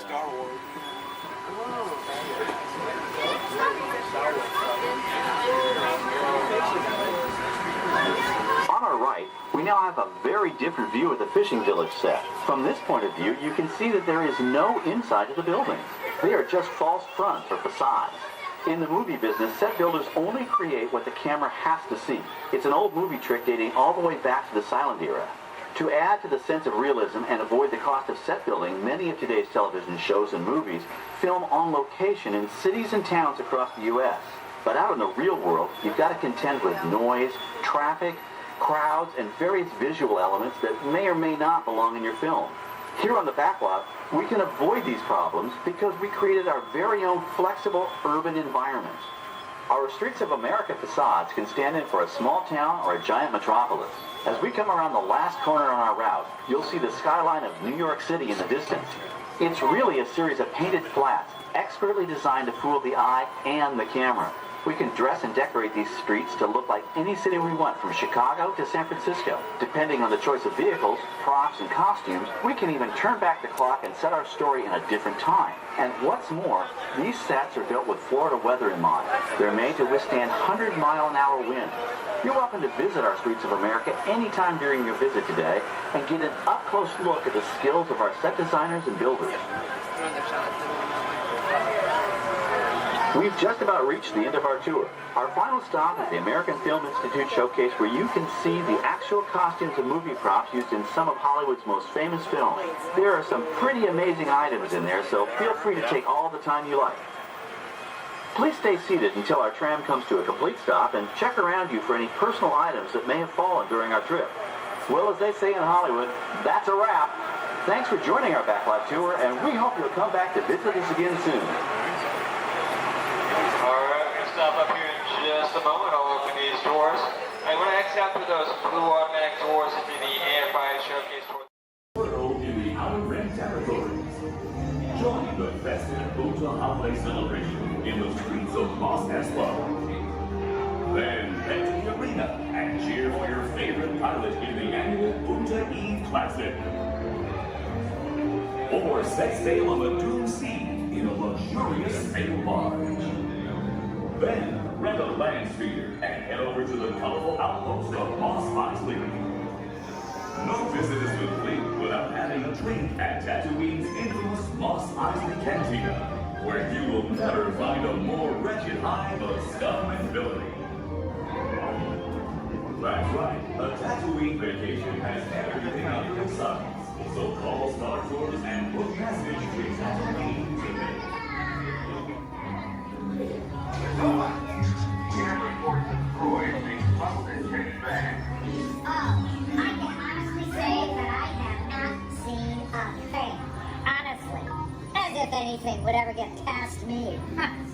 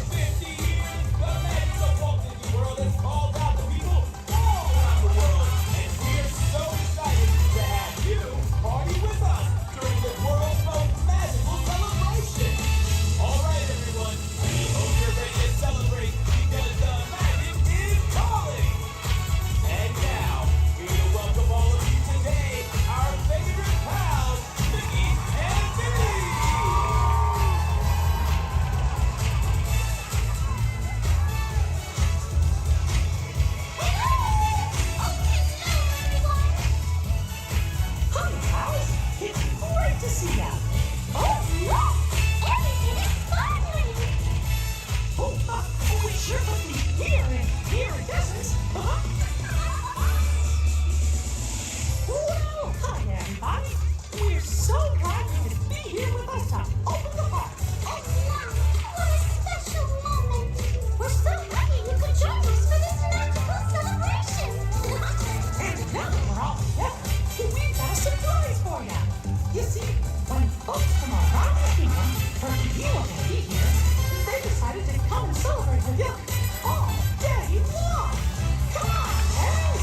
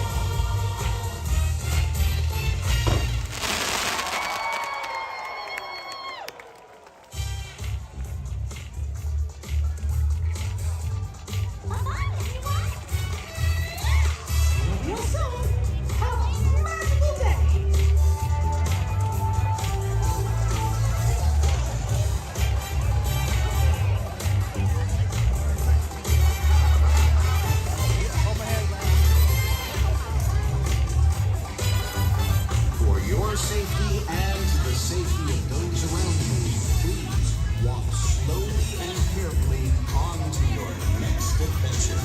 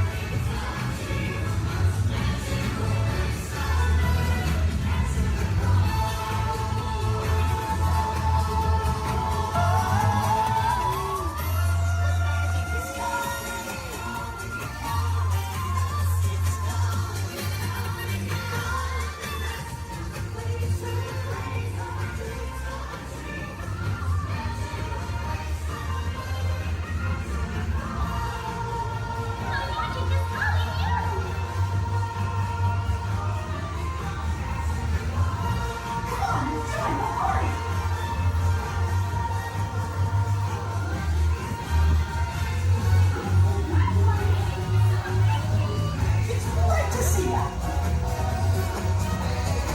Welcome to the celebration, everybody.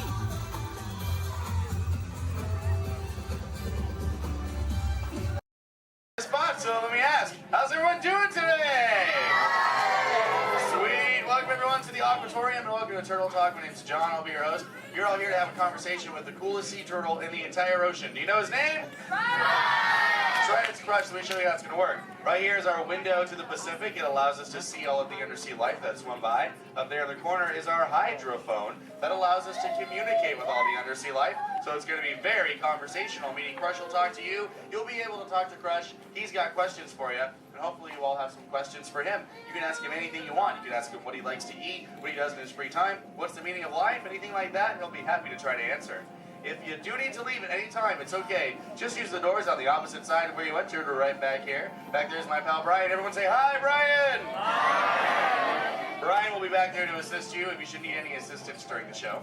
I'm going to lower the lights and lower the music here so we can see and hear just a little better. My friends the Moonfish are going to be coming out here and showing you some rules. First rule inside, please no eating during the show. And no drinking, no smoking. And the last one, take all the pictures and video you like, just please no flash photography or video lighting. Round of applause for the Moonfish! Excellent. All right, Crush is up there surfing. He said when you're ready, just call him down. So on the count of 3, yell, hey, Crush. Ready? 1, 2, 3.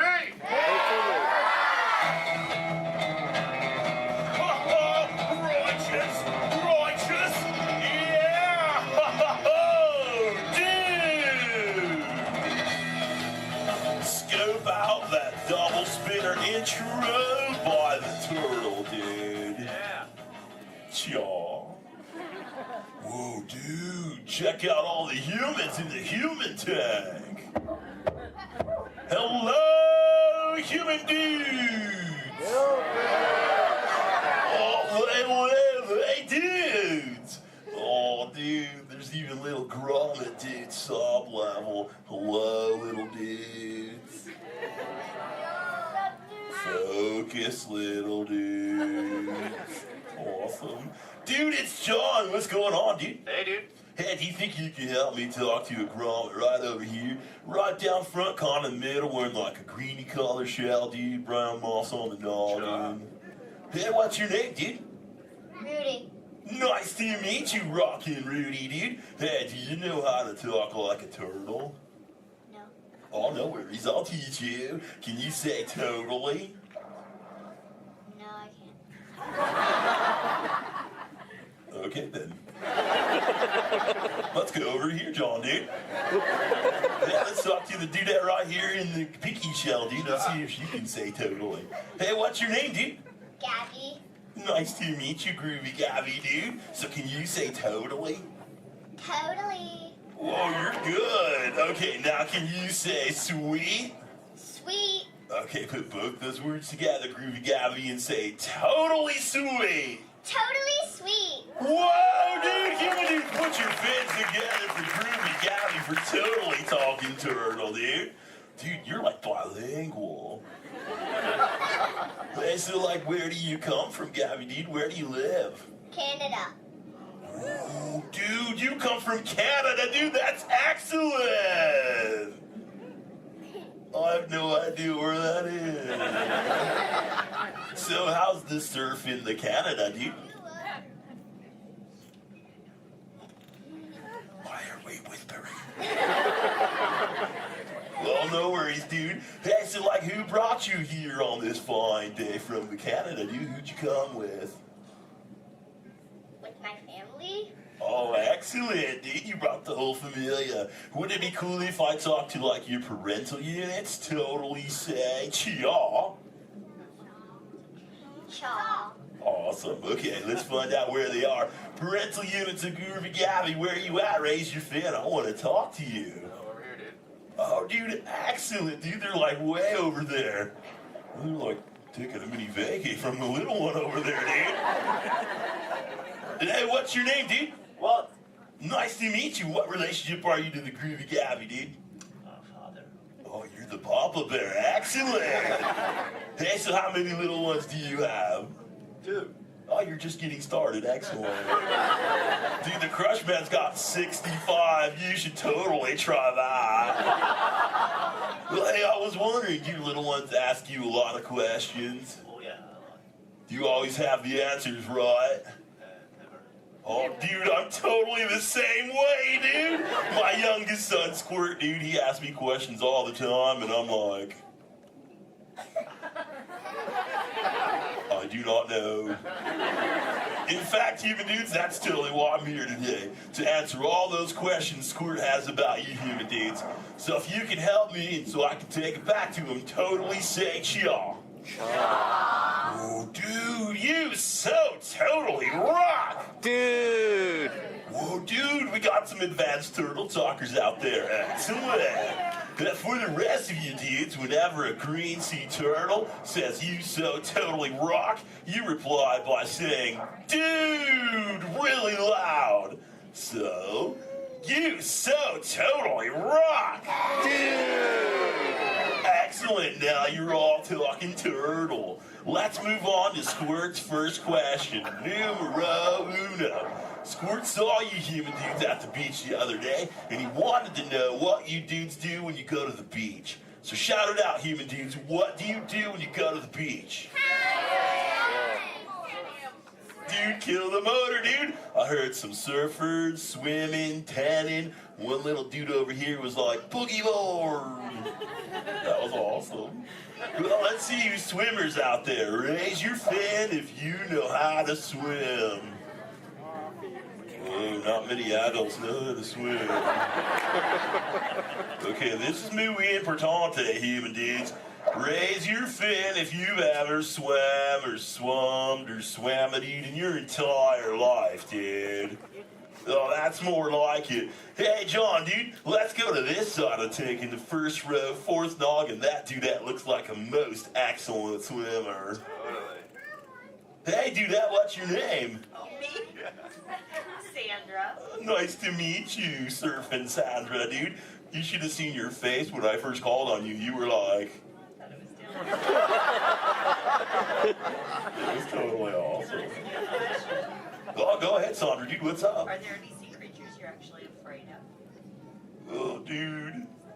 Those tiger sharks got some serious thrill issues. They're real jerks. Dude, but I'm a pretty fast swimmer, so I can get away from them pretty good, dude. But I do have two very good friends, Chum and Bruce, or an anchor too, don't forget about him. Well, Bruce and them started this 12-step program called Fish Your Friends, Not Food. Oh, you know it, dude. You took it too. That's excellent. It's spreading onto the land. Very cool. Well, hey, I was wondering, dude, do you ever go swimming and do you like to go fast or slow? I like to float on my back. Oh, dude. I like your style, Sandra, dude. There you go. Just kind of like sit back and close your lids and be like, dude, I'm Sandra. I hope there's no tiger sharks around. Dude, that's excellent. But I am a green sea turtle, and because of those tiger sharks and my love for the thrill of speed, I totally love to go fast. Hey, human dudes, you want to see how fast I can swim? Totally six, y'all. Excellent. I'm going to go get my motor running, and human dudes, I need you to time me. So start counting when I say go, and count nice and loud so I can hear you, okay, dudes? Ready, set, go. 1, 2. Back, dudes. Dude, I just swam all the way around the world. I did, dude. Right through Canada.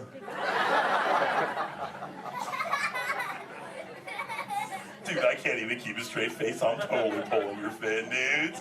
Actually, dude, we can swim up to what you human dudes call 20 miles per hour, dude. But if I'm totally riding like a gnarly, awesome current, like the EAC back there, the East Anaheim current, I'll totally go up to like 45, John will tell me, dude. It's excellent.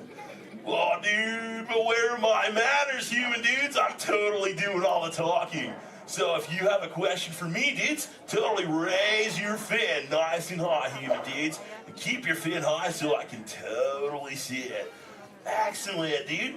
All right, hey, John, dude, let's go to this side of the tank. Right in the top part of the lily pad looks like a little dude with a stripy colored, multicolored shell, dude. Totally, dude. Excellent. Hey, dude, what's your name? Robert. Nice to meet you, Rockin' Robert, dude. So what's your question? Do you have a favorite toy? A toy? Dude, what's a toy? I don't know. Something you play with? Oh, dude. Yeah, dude, when I first got into the ocean from the beach, dude, I totally loved to play with this sea star, dude. It was excellent. We used to, totally have fun together. Do you have a favorite toy, dude? Yeah. What is it, dude? A stuffed animal?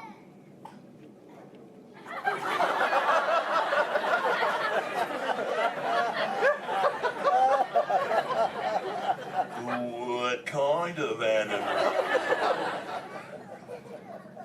One from Disneyland? What's Disney?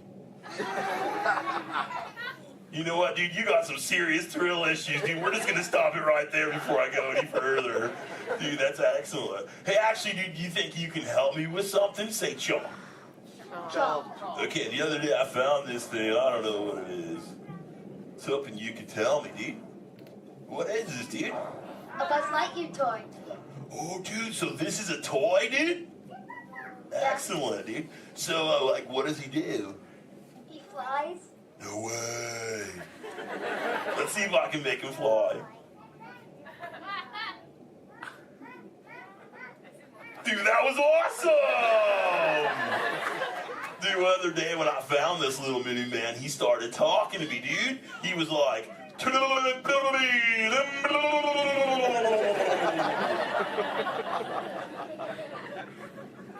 what that means, and he doesn't say it anymore.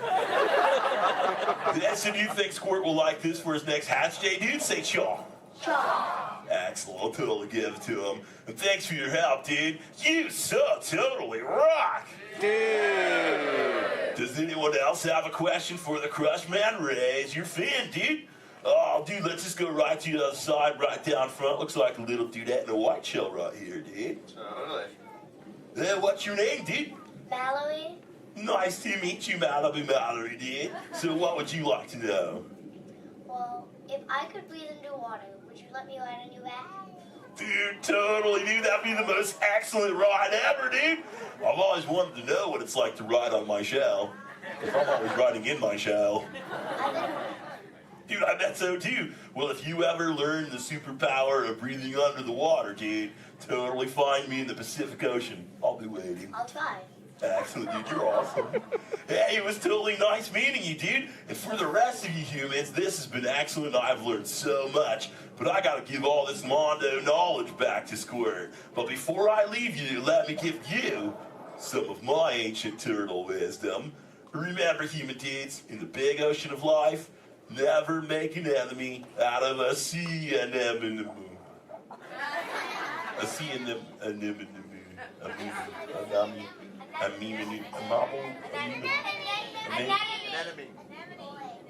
Stay in schools, dude! And remember, you so totally rocked! Give it up for the Crush Man!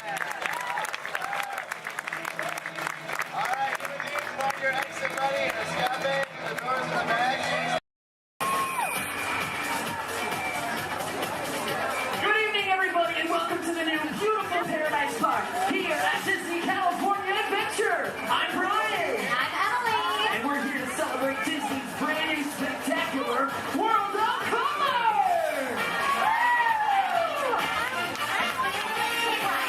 Do you think these people really know what kind of treat they're in for tonight? I don't know. Let's find out. How many of you have seen World of Color before? All right, so how many of you are seeing World of Color for the very first time? Woo! That's great, guys! All right, you know what? We won't spoil the surprise, but we can promise you this. Why don't you tell her, Brian? Something good is gonna happen to you tonight. Oh, yeah. Something real good gonna happen and it's all right. Something, something, something good. Something, something, something good. Something, something, something good. Something, something, something good. Something real good. All right, everybody, let's kick things off by everybody shouting out their favorite color on the count of three. Are you ready? 1, 2, 3! What did you hear over there? I heard a whole lot of yellow. All right, for all you yellow lovers in the audience, say yellow to our favorite candlestick. Look over there, it's in the air, everybody. Bonsoir. Is this where they're throwing the party? It sure is, and who better than you to brighten up the festivities? Madame and Monsieur, it's so good to see you. All right, put your hands together for Lumiere, everybody. Such a colorful celebration, don't you think? You can say that again. Such a colorful celebration, don't you think? Very nice, Lumiere. What service? I love this song. Okay, now whose favorite color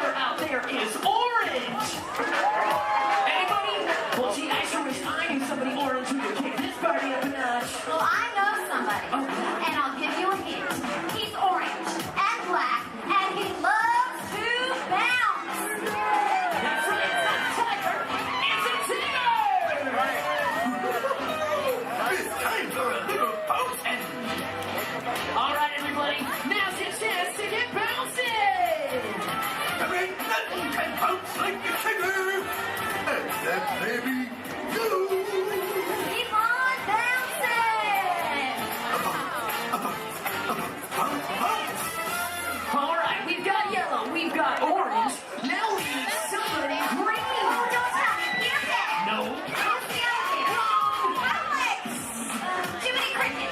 Picture somebody larger and a little more round. Just picture a big billiard ball with one eye. Did somebody say there was a party? Ladies and gentlemen, it's Mike Wazowski! I knew I had you the moment I laid an eye on you.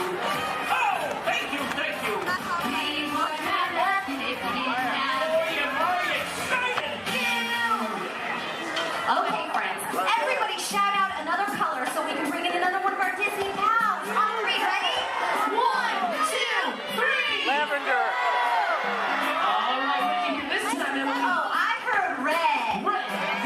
Oh yeah, this is one red hot crowd. Okay, who's got 6 legs, lives under the sea, and has a merman for a friend?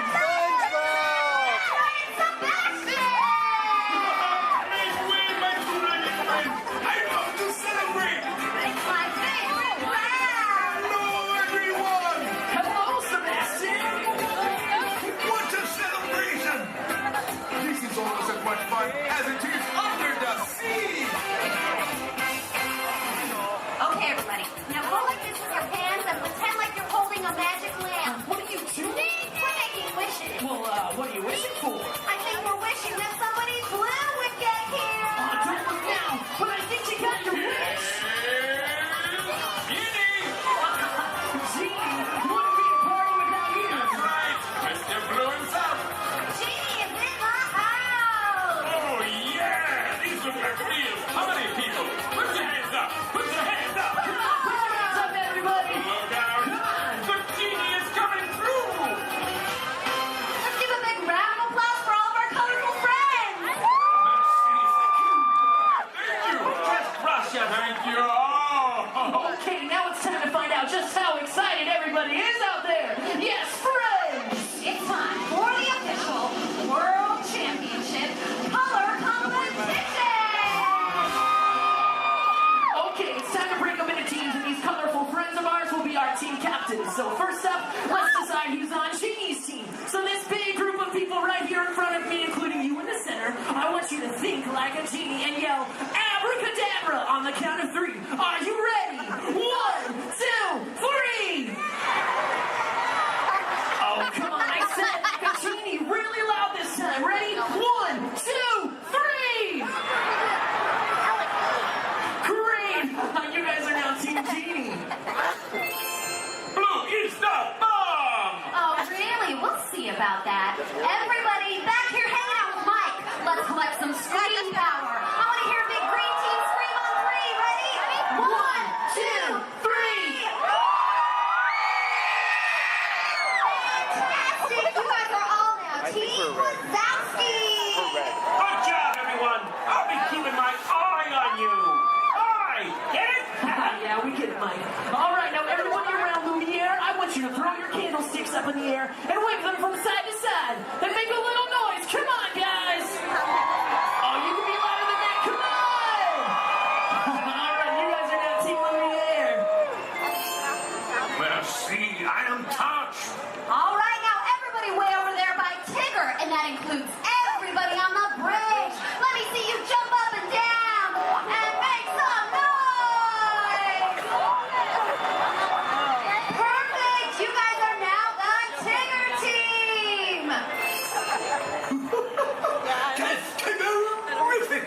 Okay, looks like we have one team left. So everybody over here around Sebastian, and that includes everybody way over there. Let me see some booty shaking, and let me hear you.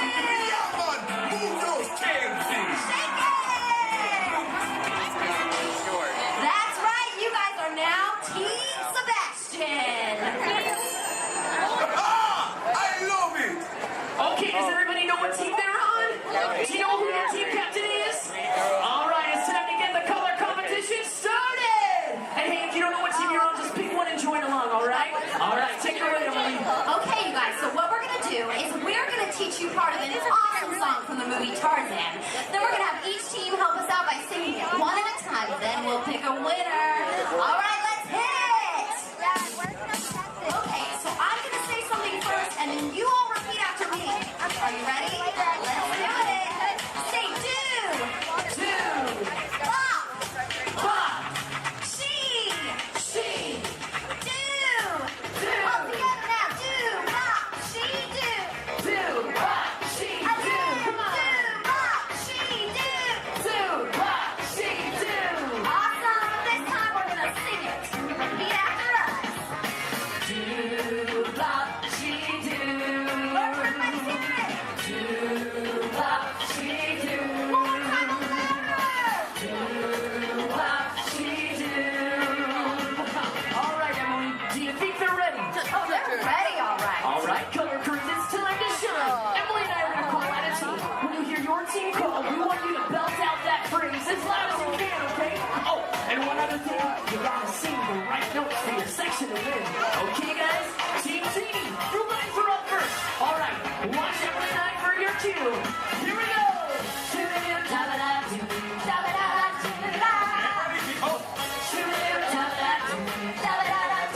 Oh, we're ready.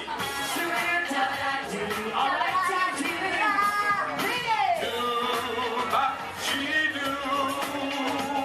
Hey, that was cool. Give it up for Team Genie. Oh, wait, you want the team think you can do better? Let's give it a try. Team without C, you guys are up. Right down C, try to sing the right notes. What are you doing?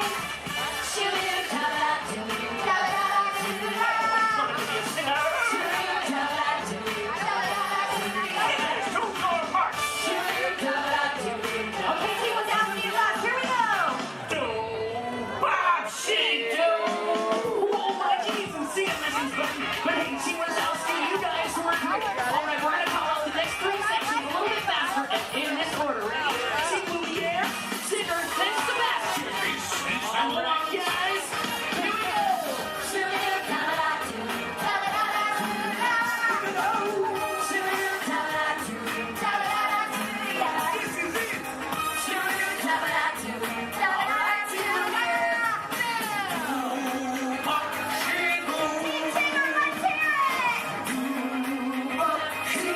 All right, Team Sebastian, hit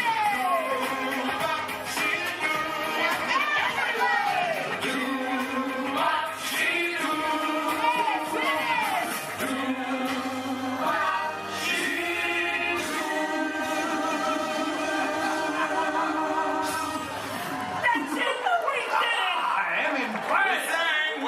That was awesome! But which team should win? That's a good question, Emily. Why don't we ask them? All right, you guys. Who do you think should win the color competition?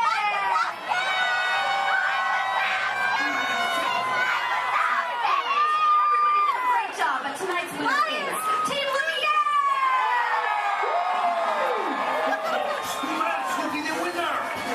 Congratulations. Actually, you know what? You all did such a good job. Your winners in my book. But hey, now that everyone's in the room, let's really get this thing going. Welcome to the celebration. It's a jubilation. It's a carnival. People in the streets are dancing. No time for all dancing. It's a carnival. All the secret lights flashing. Their eyes are laughing. They see the dreams. This is fantastic.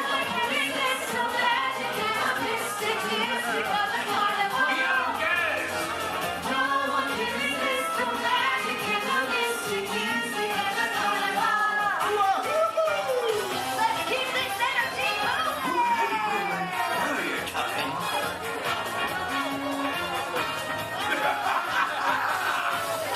Come on, people. Let's get moving. Yeah, grooving. We're moving. Oh, yeah. And now the carnival. Whoa, look at all these photos, Emily. Are you seeing this? Oh yeah, Paradise Park is now one great big carnival of color! Welcome to the celebration. It's a jubilation. It's a carnival. People in the streets are dancing. No time for our dancing. It's a carnival. All the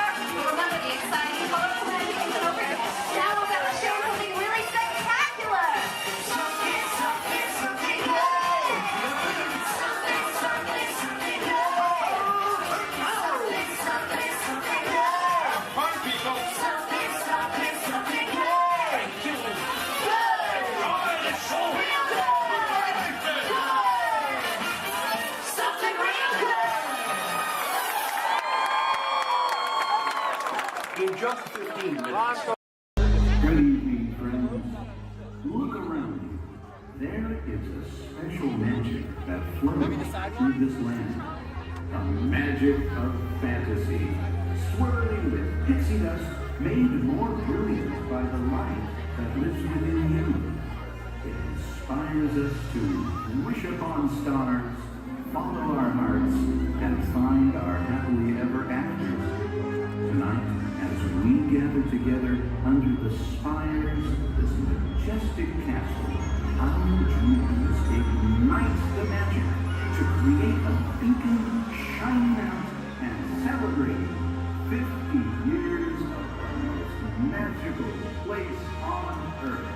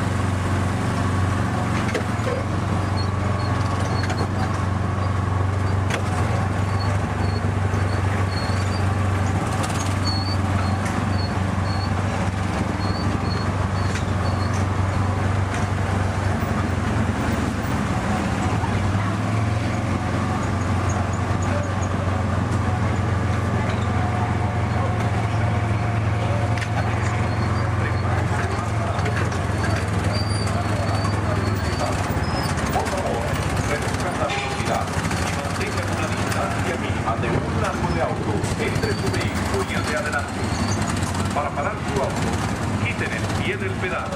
Gracias.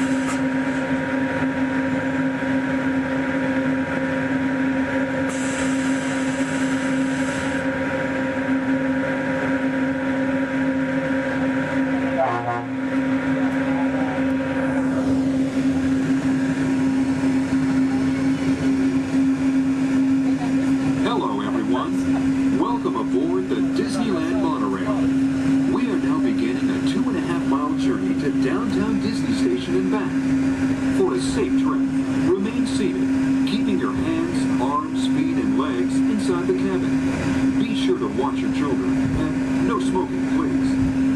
Bienvenidos. Para su seguridad, permanezca sentado y mantenga las manos, brazos, pies y piernas dentro del tren y cuide a los niños. Por favor, se ruega no fumar. You're riding aboard a Mark 7 monorail, the latest generation of Disneyland monorails. When Walt Disney introduced this attraction in 1959, it was the first daily operating monorail system in the Western Hemisphere. Just ahead is Disney's California Adventure, where you can live the ultimate California dream through attractions and live shows that are as diverse as the Golden State itself. The Towering Hotel is home to the Twilight Zone Tower of Terror, where you can literally take a thrilling drop into Hollywood history. The bear-shaped rock formation is part of the Grizzly Peak Recreation Area, a haven for outdoor adventures. Beyond it, you'll find the high-energy fun of Paradise Pier. Coming into view on the left are the villas at Disney's Grand Californian Hotel and Spa. It's the first Disney Vacation Club resort on the West Coast and shares the same arts and crafts style as the famous hotel, which we are now entering.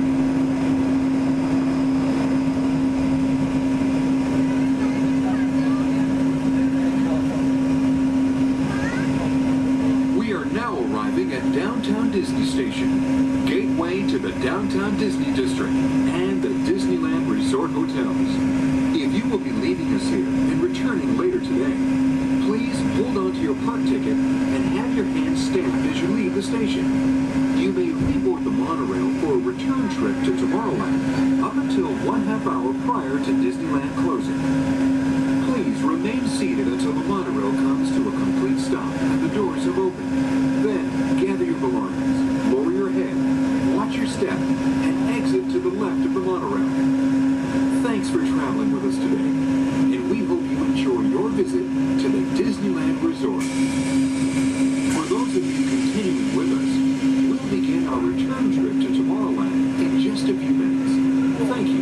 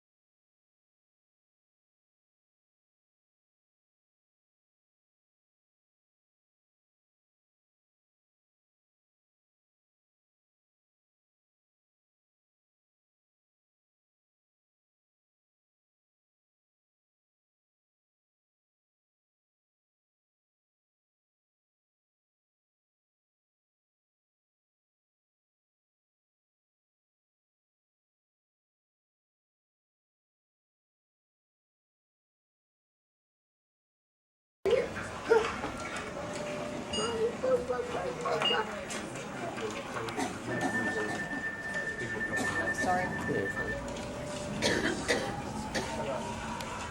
Mommy, you wanted me to ride with you? Only if you want to. 'Cause otherwise, nobody's going to be there to hold your hand. You want to be able to hold my hand? Yeah. The next group's ready. I put my hands up in the car.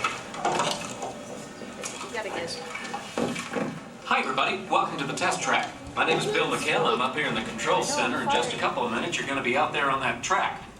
But first, let's put together your test schedule. These are the same kinds of tests that are run at GM test facilities all over the world. Let's put up the 26-8 grade. You got it. Okay, we're going to start you off on an accelerated hill climb. Now, these steep grades give us a chance to evaluate the effects of heat and stress on your engine and on the transmission. Twisted jar blocks. Let's put up the blocks, German and Belgian. Next, your vehicle is going to go over a variety of rough road surfaces. These are designed to test the integrity of the suspension and the chassis. It's going to get a bit bumpy. Yeah. Next, you're going to see and feel what it's like when your brakes lock up and you lose control of the steering. Hang in there because we're going to do the test one more time, this time with the ABS or the anti-lock brakes. Okay. All right, what's next? Let's do some environmental tests. Put up 2, 5, and 7. 7? Yeah, 7. Okay. After that, we're gonna subject your vehicle to some extremes in temperature, as well as corrosive conditions to see how it handles nature's worst. And finally, we'll take you out for some handling runs. Let's do the corner. I'm gonna send you through some hairpin turns, and then we'll take you out and do the high-speed loops. And depending on how your vehicle and you hold up, we'll even throw a few surprise tests in there. Surprise test? Yeah. Pick one. Now, if this whole routine seems a bit extreme, you're absolutely right. That's what a test track is all about. The cars you drive at home are made up of over 15,000 different parts, and every one of them has to pass the test under very extreme conditions before we ever let it off that test track and out onto the road.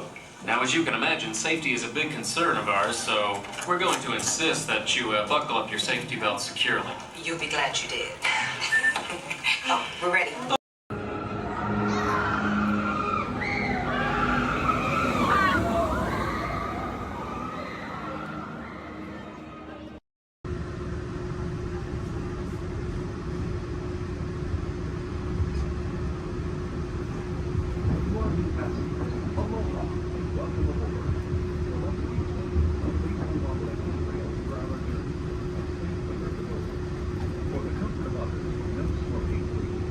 Our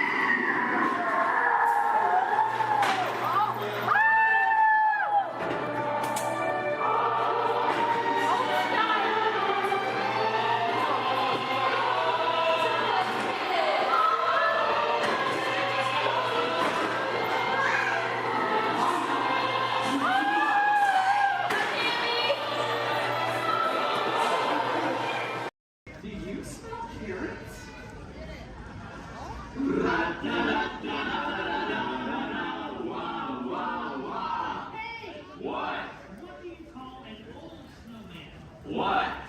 Water.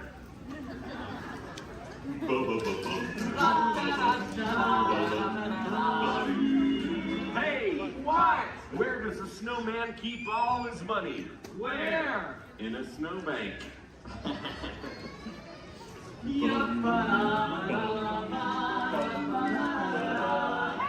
What? Who's the snowman's favorite relative? Who? His Antarctica.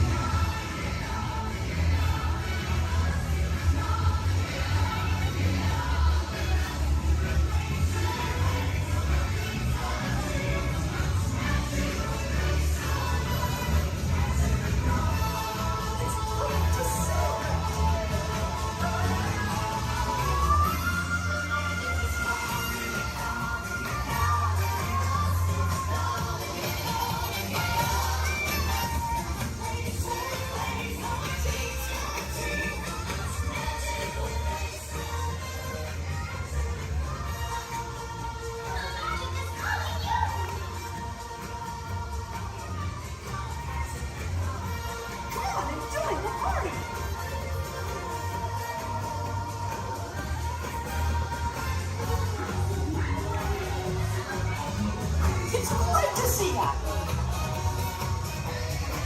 Welcome to the celebration, everybody.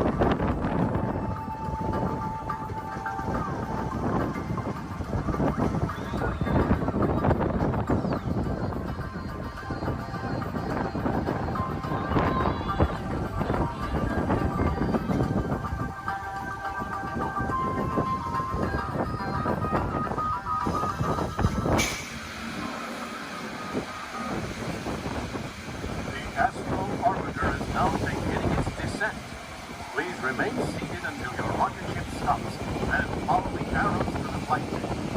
Welcome back, pilots.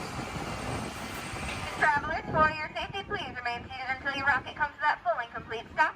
Gather all your Every race to let us know what we need to get done back on the road. Spoiler alert, 9 times out of 10, it's either body work or a transmission. Guys, spread on over to this side, left side, left side. People on the left side, step forward, step on up, make a friend. Everybody here looks freshly laundered, okay? You'll be fine. Come on in, right this way, everybody.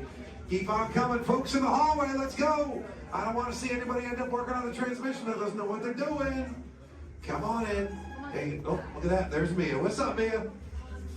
Hey, Pat, I see our party goers have arrived. Yeah, they're still coming in, but say hey, everybody.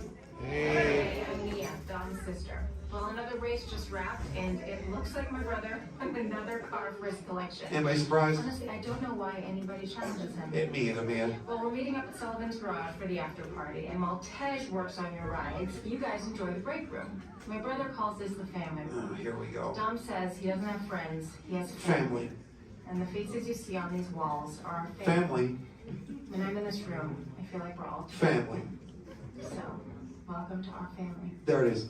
It's a thing around here. Hey, Tej, how's that Matthew McConaughey impression? All right. What's up, Mia? Get better. It's just welcoming these good people to our family. How are the rides coming along? The rides are ready to roll out and roll out in style. Perfect. Let's get the show on the road. I'll let Dom know. You guys have fun at the party. Bye, man. Bye. She just called. Okay. All right, Pat. Yeah. Let's get these people on their way. Send them over to the war room. Sounds like a plan. Are you sure though, Jamie? He's kind of a piece of work. Right. And he hung up. Okay, so in a moment, those doors are going to open. When they do, head on into the war room with Jamie. That's Tej's new assistant, first day without Tej, so good luck. Be nice. Don't touch nothing. Too much last night, so bear with me. Tej left me alone today, so yeah, that's pretty much it, you guys. In just a moment, these doors will be closing, and okay, so yeah, you guys want a tour of the war room? Okay, so basically, got some monitors over here. My name is Jamie, by the way, you guys. Oh, and there is Tej. Jamie, the buses are here. Okay, what do you want me to do with them? They're just staring at me. Should I send them now? Dom's calling. I got this, Jamie. Okay, great. Dom, what up? Tej, just got a heads up from Hobbs. The FBI is about to raid your location. Crazy. Man, they always ruining our fun. For real. It gets worse. They're leading Owen Shaw right to your door. Shaw? That cockroach we beat down in Spain? What's he got to do with this? Everything, right? Nothing yet. And let's keep it that way. Get those people on those buses. You need to start plugging out right now. And get that turbo truck ready. I'm sending Letty there to pick it up. I'll call Letty. I'm on it. Never mind then. Hobbs needs our help. He needs our team. Spread the word. Spread the word, you guys. But keep it in our family. Never mind. Don't listen to me. And keep it quiet. Just keep it in the room. Oh, the other bald guy's It's calling. Hobbs. Hobbs, my man. What up? Sorry, Brother Tej, no time for chit-chat. I just sent you a brief on FBI agent Novak. Has Toretto filled you in? Yeah. He wants us to get everybody over to the party at Sullivan's. Sounds like a plan. That party is a ready-made diversion. Keep it going. We need to discuss how you're going to get all those civilians out of there without tipping off the FBI. Crazy. Okay, hold on. Let me get everybody squared away, and we'll talk offline. Copy that, Tej, and let everybody know. Shut off your cell phones. Don't listen We to don't him. want Shaw tracking your He's locations. overreacting. Just put it on silent. Okay, Jamie, Yeah. you heard the man. I heard him. It's about to go to a whole nother level. Crazy. Send everybody to the loading dock. All right, you guys. Well, you heard him. Have fun. If anything happens, my name isn't Jamie. Okay? Peace.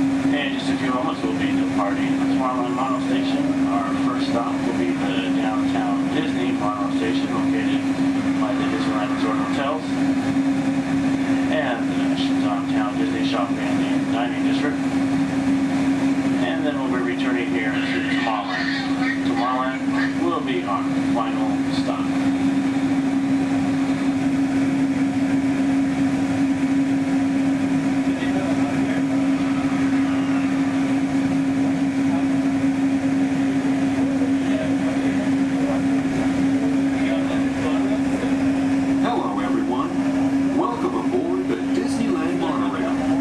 We are now beginning a 2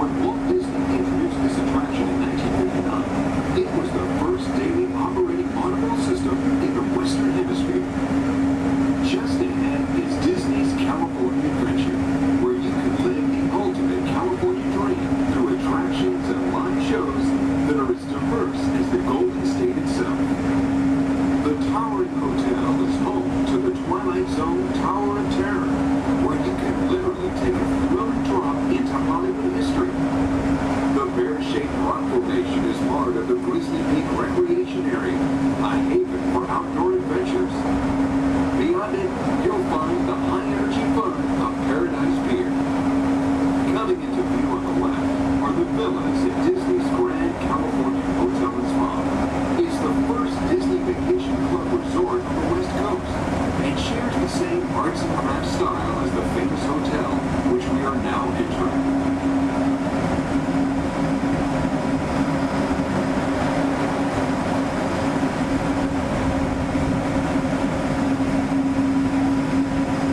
Arriving at Downtown Disney Station, gateway to the Downtown Disney District and the Disneyland Resort Hotels. If you will be leaving us here and returning later today, please hold on to your park ticket and have your hand stamped as you leave the station. You may reboard the monorail for a return trip to Tomorrowland up until 1/2 hour prior to Disneyland closing. Please remain seated until the monorail comes to a complete stop and the doors have opened. Then, gather your belongings, lower your head, watch your step, and exit to the left of the monorail. Thanks for traveling with us today, and we hope you enjoy your visit to the Disneyland Resort. For those of you continuing with us, personal, it's in the media, it's not my department, can't touch it. Just saying. Anyway, let's get this game going. You ready, contestants? Our first question from a show called Dancing with the Stars. Here we go, everyone. It's Dancing with the Stars.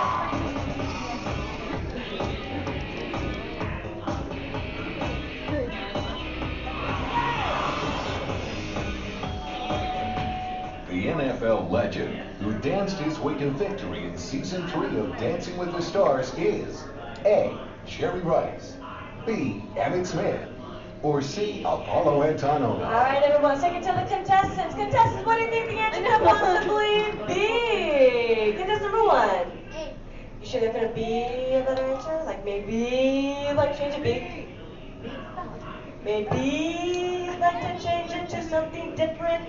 Like maybe you see something, B, Emmett Smith. Okay, how about you, Team 2? What do we think?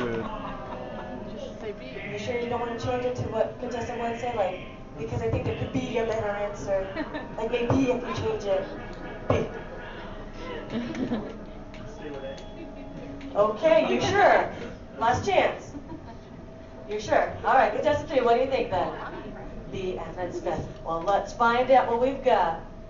Sure, let's go, Bobby. Emmett Smith. Good job, contestant 1. And you get the shine started up on your board. Don't worry, still 2 questions left to go. And this one's from a long-time running show. It's called America's Funniest Home Videos. Here we go.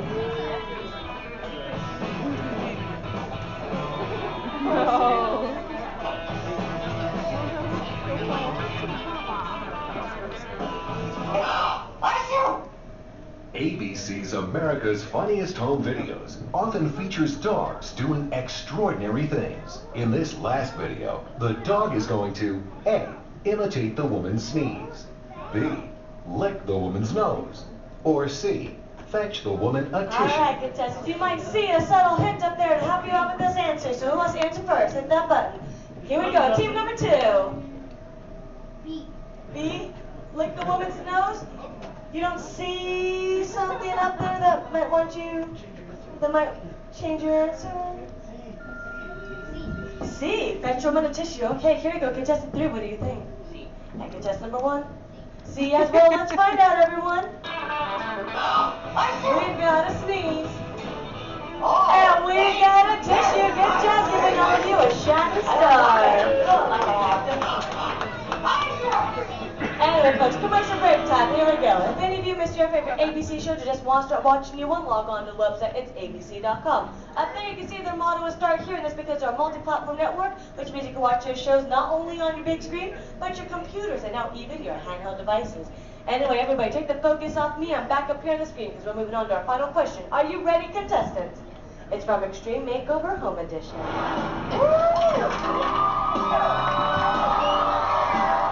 We finished the house! When you want to say with me, bus driver! On ABC's award-winning Extreme Makeover Home Edition, Ty Pennington is famous for saying these words before every new home is revealed. A. Bus driver, take it away. B. Bus driver, move that bus. Or C. Bus driver, hit it. Here we go, contestants. Here we go, team number 2.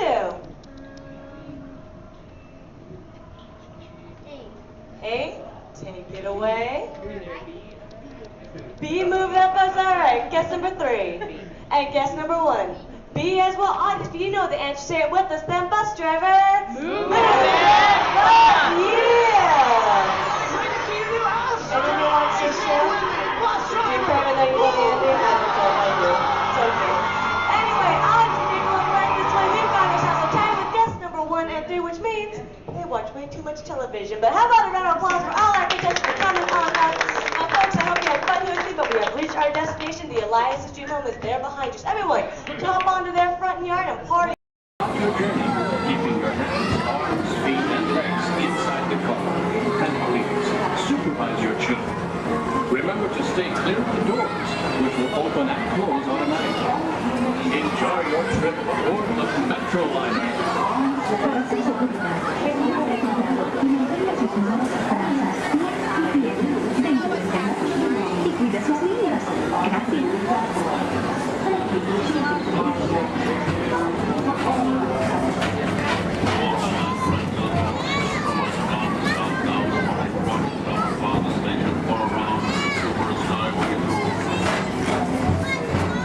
Welcome aboard, CTA travelers. We hope you enjoy Tomorrowland Transit Authority's Super Skyway.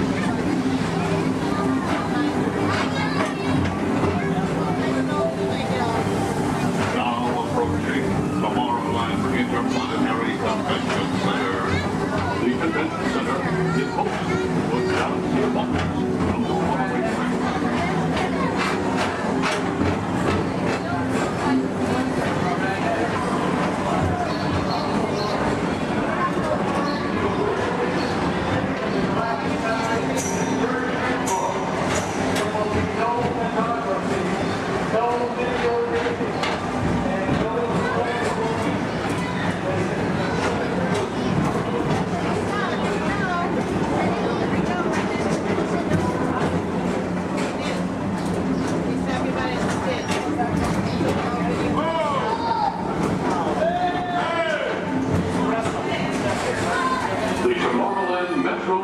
Historical Society presents Walt Disney's 20th century vision for the future. This model city dared to dream the perfect community in which to work, live, and play.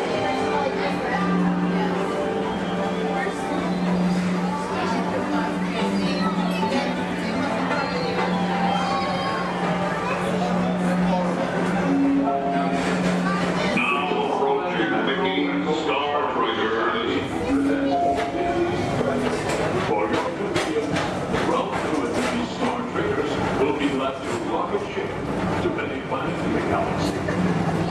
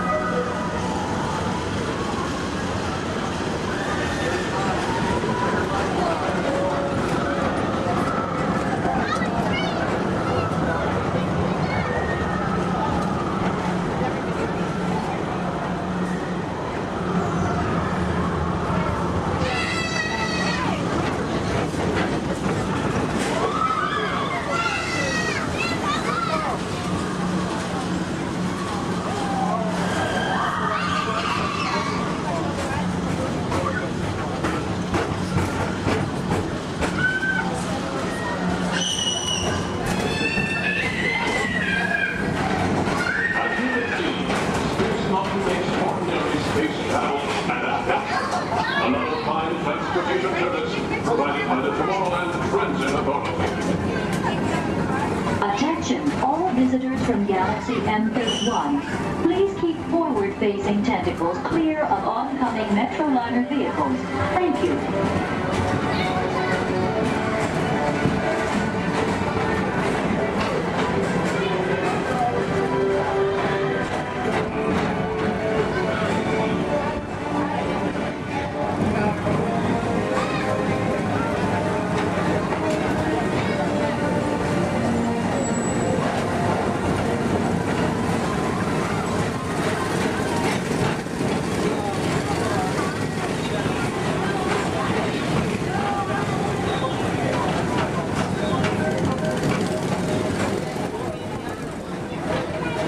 The centerpiece of Rocket Tower 1 is the League of Planets Astro Orbit.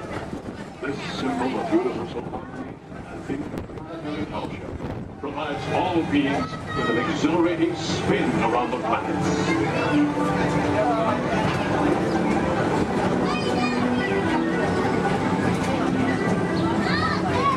Remember, Blue Line passengers, for all your future travel needs, the TTA services all of Tomorrowland's outlying areas, including the personal rocket ship docking lot, and of course, perfect parking, the latest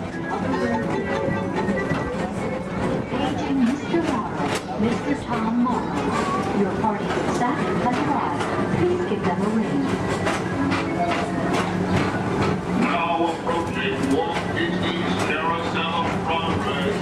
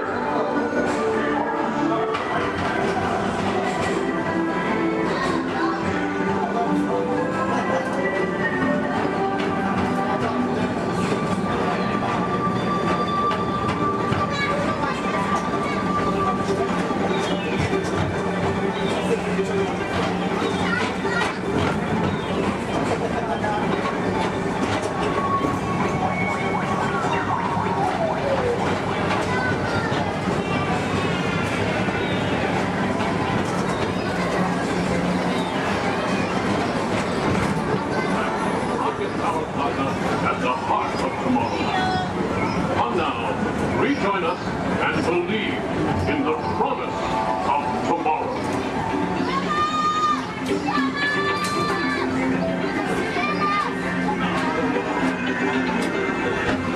Rocket Tower Final Station.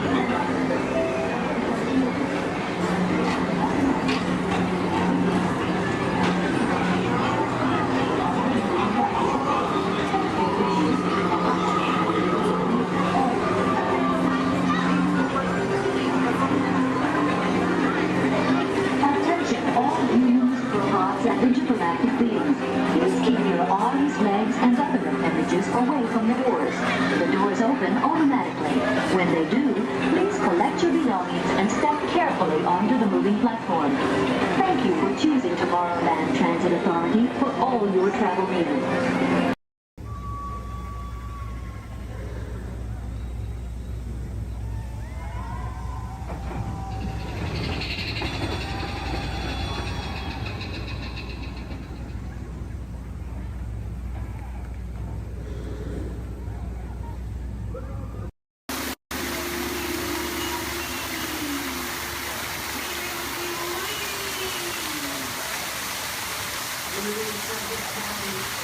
We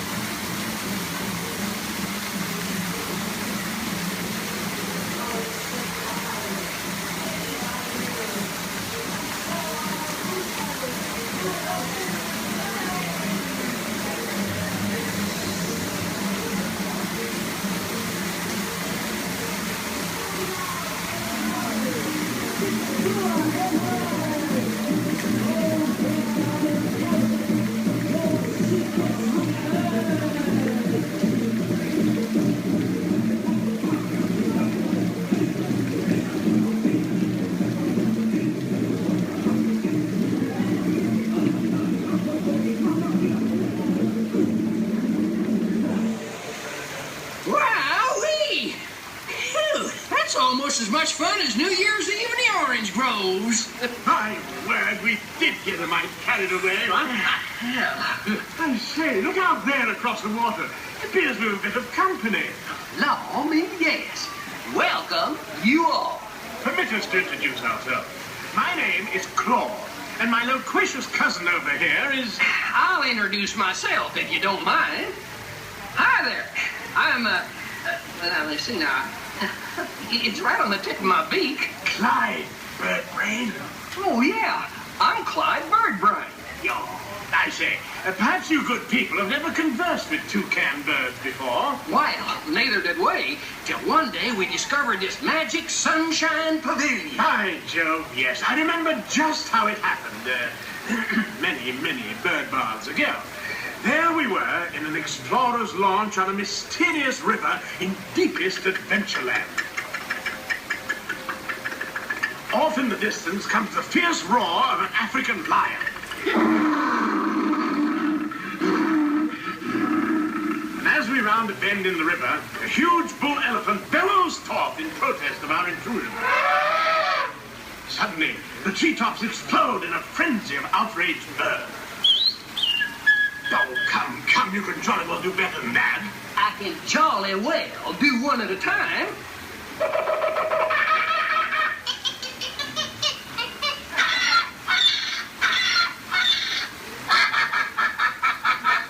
Meanwhile, shifty-eyed crocodiles lurk by the water's edge. Lurk, lurk, lurk.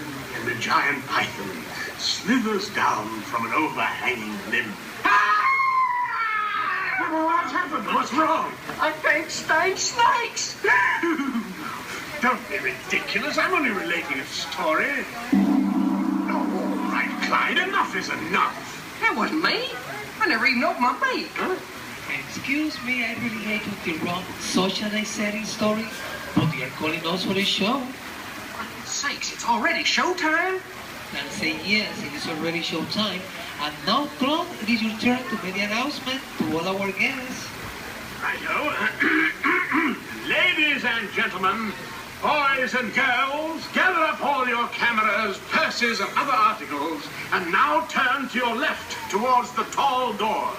When the drums begin, they'll open magically to lead you right into the Sunshine Pavilion. Is everybody ready? Follow me, please.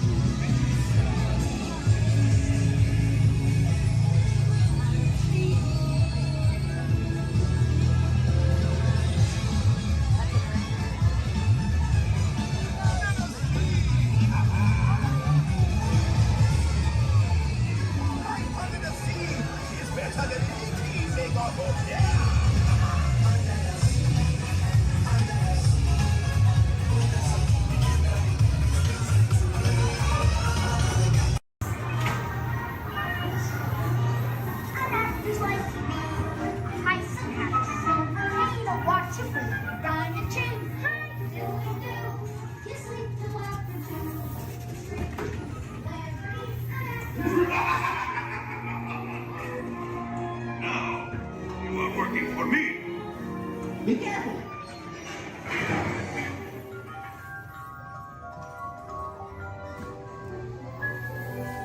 Wait for me!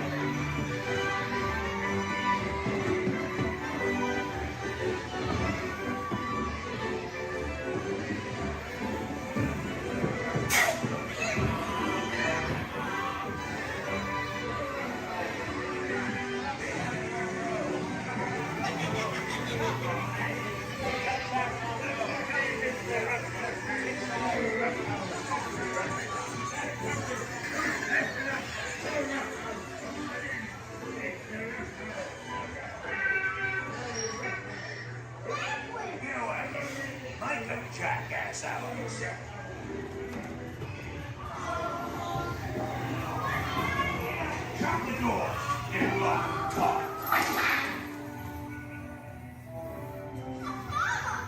Please let me go. Please. Quick, hurry up. You blokes going somewheres?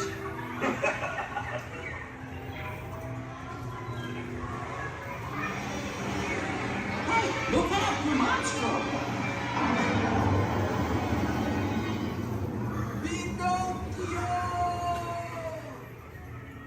You're almost there.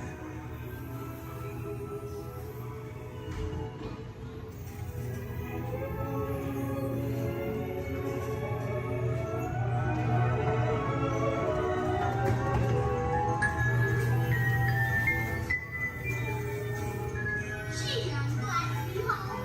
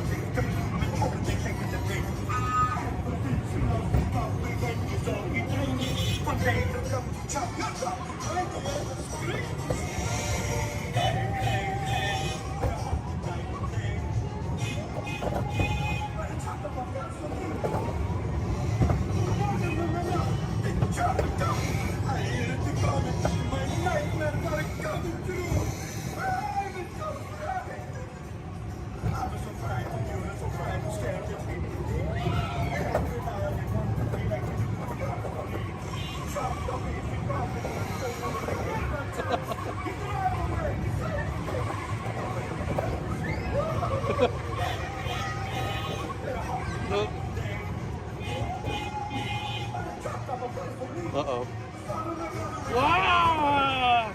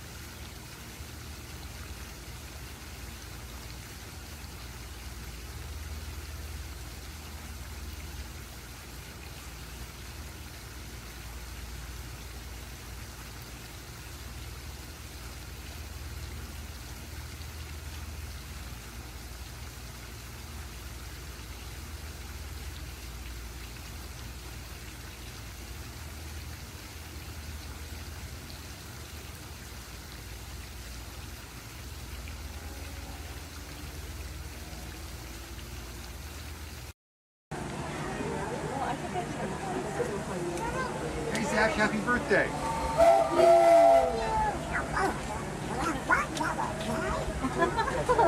Who's that?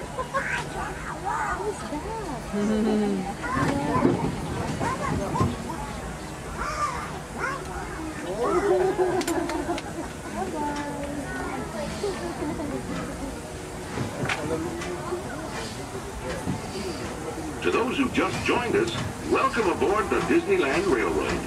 To ensure a safe ride, remember to stay seated with your hands, arms, feet, and legs inside the train.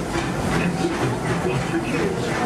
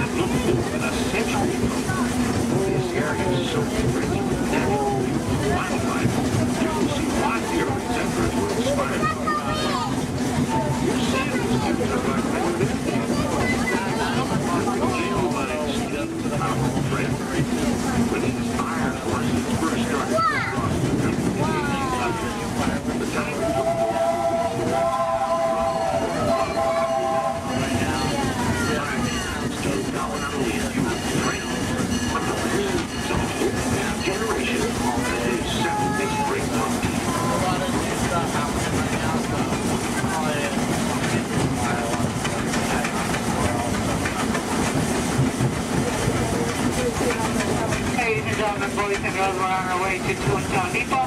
However, you stop for all the attractions in Fantasyland, Toontown, and then we have our Fantasyland Theater, where your princesses can meet our princesses. They can ask all the questions they like, and they can send as many pictures as they like. They do close a lot earlier in the park. Make sure you visit the schedule, or ask one of us will let you know.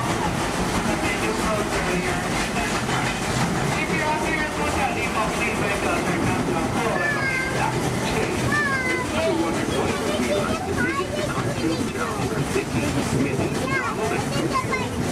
Well, just a few minutes to find out for yourself. Next stop is Toontown Depot, official train station for Mickey Toontown. This is also the next stop to Fantasyland, where you'll find many of your favorite Disney animated characters and stories. If you'll be leaving us here, please wait until the train comes to a full stop. Remember your personal belongings, then step carefully from the train. Y'all have fun and say hi to Mickey for me. For those of you continuing on with us, we'll be resuming our trip in just a moment. This is Toontown Depot.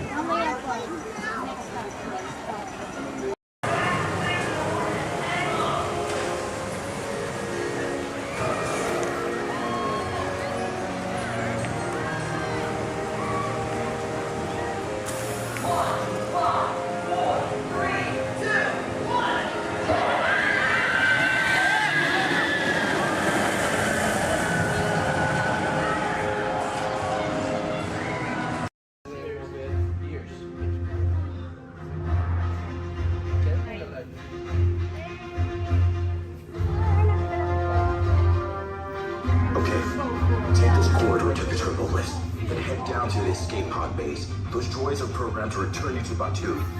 Hurry and don't get caught.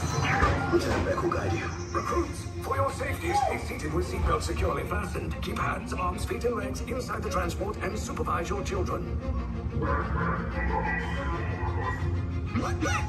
Tell them it's a prisoner transfer. Did it work? Good. Now get a move on. There's a clear path to the turbo lifts at the end of the hallway. Turn right.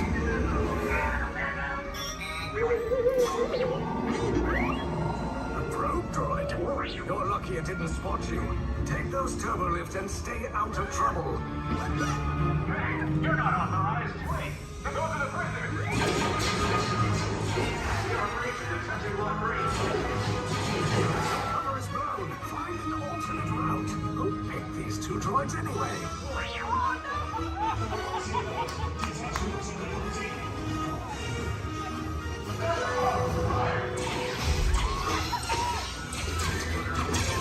Take cover, recruits!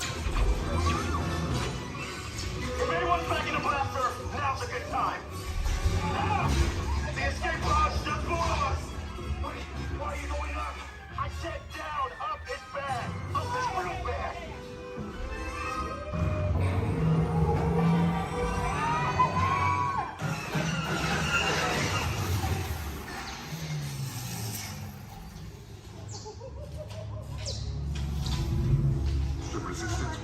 Rescue the prisoners. They have neither the resources nor the courage to engage us. You underestimate their conviction. Raise the shields! Shields? I see no evidence. Now! Sound the alarm! All personnel to their stations! Sir, the prisoners have escaped. How brave, but ultimately hopeless. There's nowhere to run.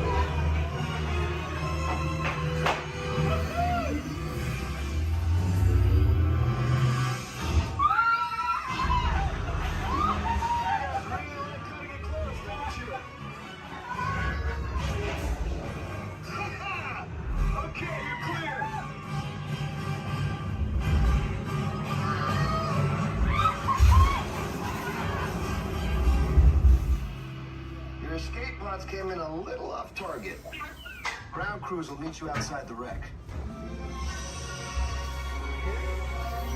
All right, nice job, recruits. Not what you signed on for, but hey, you're resistance now. I think you have that authority. Right, Beck? Where's the lieutenant? I need eyes on Beck. Line up, staff respond.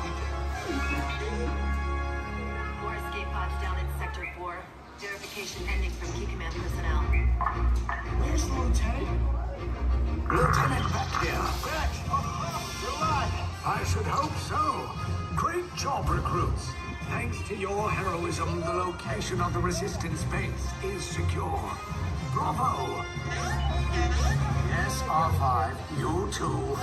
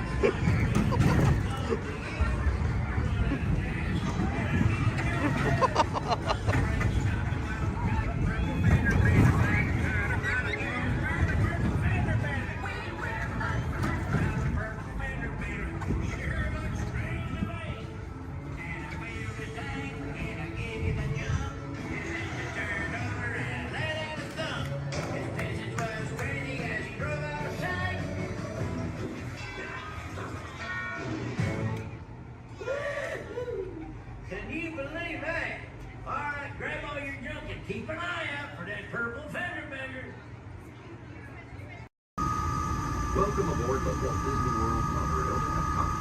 For those of you staying, please hold on to the handrails throughout our journey and stay clear of the door. For the comfort of others, no smoking, please. Thank you. As we turn south, you can catch a glimpse of the spires of Space Mountain in the Magic Kingdom. Nearby is Disney's contemporary resort.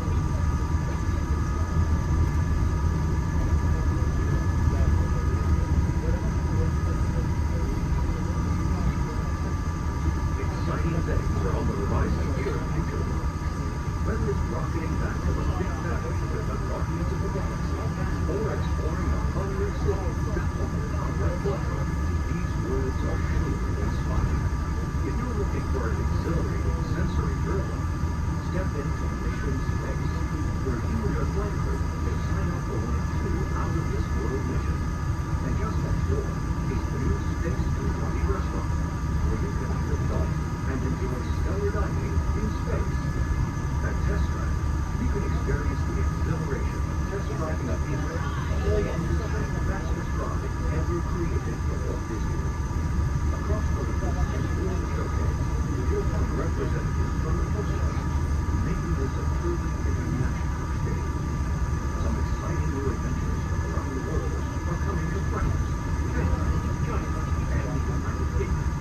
Join us tonight at the booth to celebrate together during the nighttime spectacular. There's even more that you can explore, and you go out with a launch of the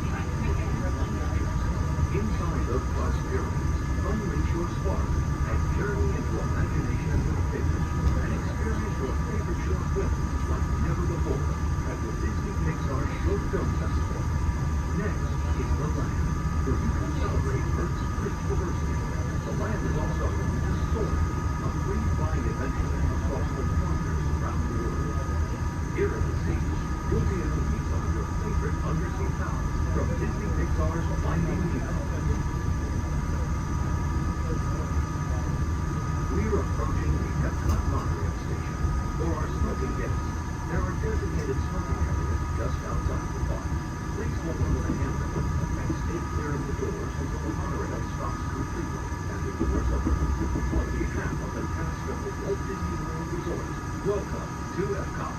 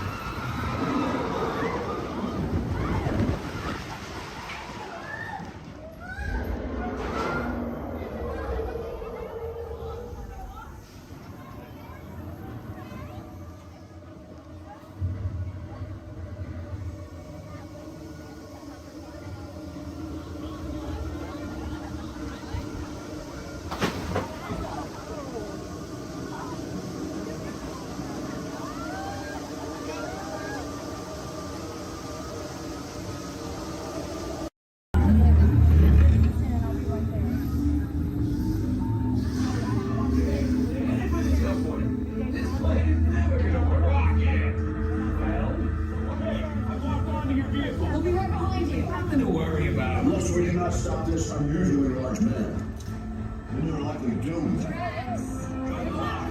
You're gonna need it.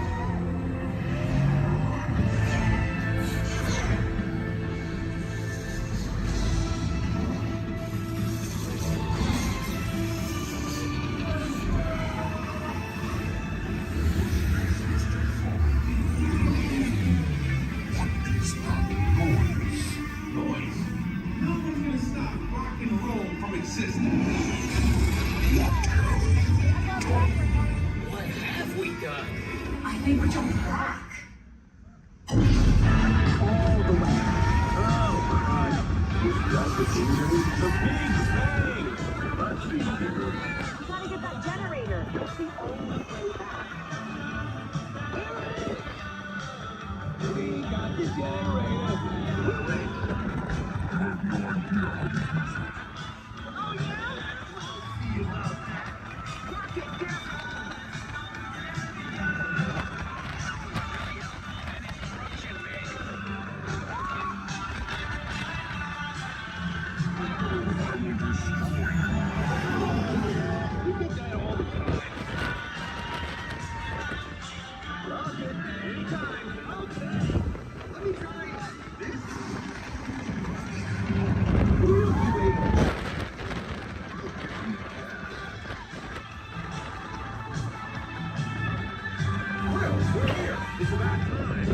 See about that.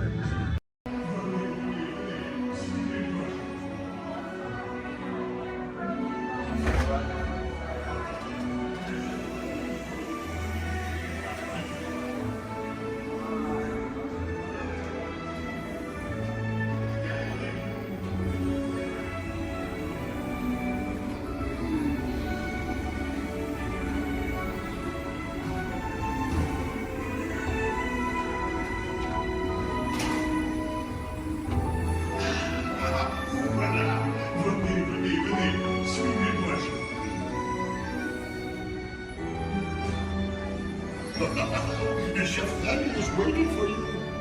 This way. Qu'attendez-vous?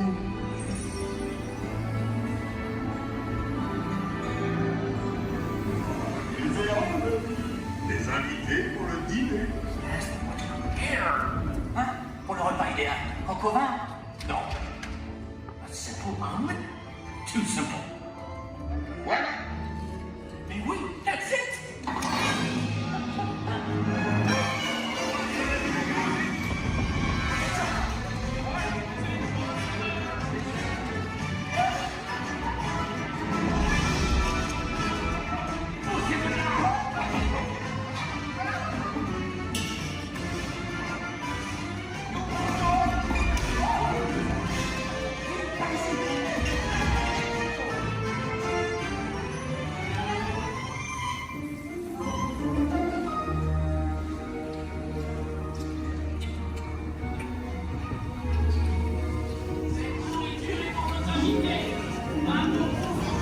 Hey guys, the food is for them, not you.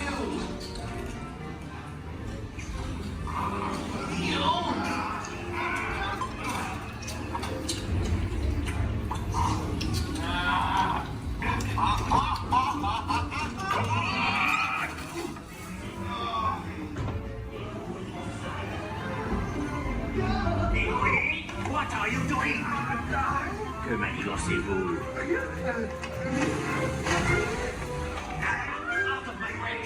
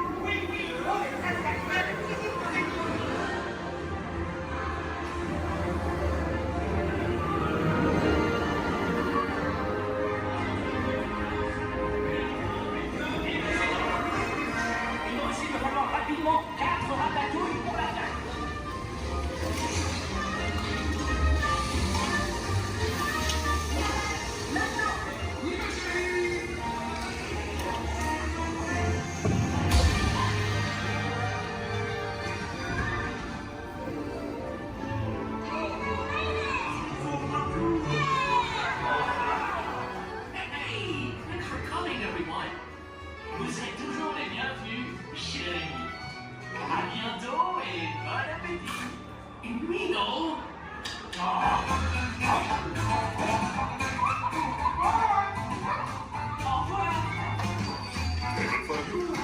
This way. You are always welcome at these crochets.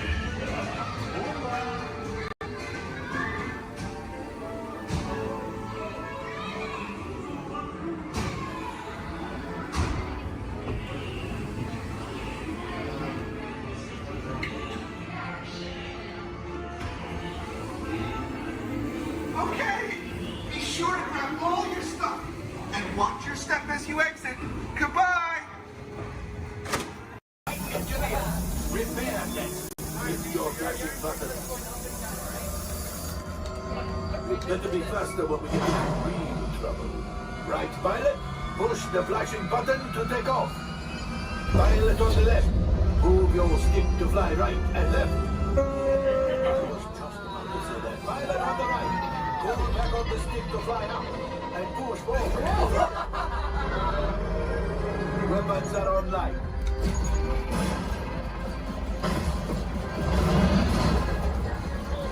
Left pilot, hit the boosters. Now let's go get that coaxium. Right pilot, make the jump to light speed.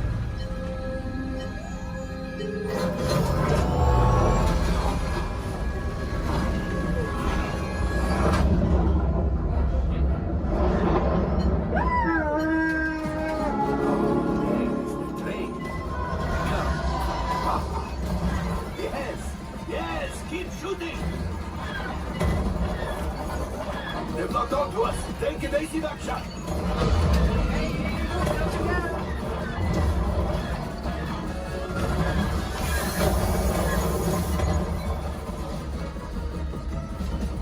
Ah, there it is. After that train. Flight engineers, fire the harpoon. Now, shoot the cargo free. Left pilot, brakes. Well, my friends, that could have been much worse. Okay, it's much worse.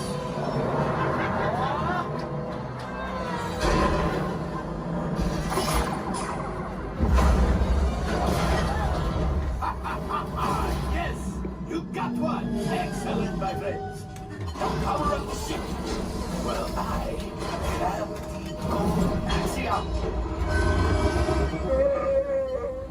You see, just as I promised, my friend, now that the resistance has what they need, they did something for Walt. Pilots, line up behind the train so we can harpoon that last car. Colors, shoot the train. Yes, keep mashing those controls. The cargo is ready. We keep shooting. Good job, my friends. Yes, yes, yes. We got the coaxium! I will grab it! You keep after the train!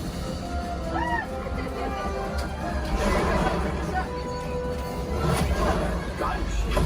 Oh, gunship! Things are getting too hot! We're going to get out of here! Yes, a distraction! Fire the missiles at the train! Hurry!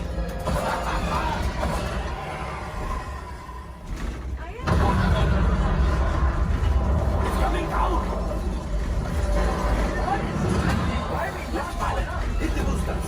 Boost! Boost! Boost! Look! We did not die! Let's get out of here!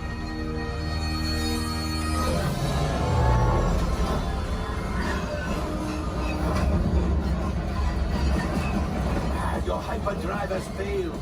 Pilots, evasive maneuvers! We've got company! True is right.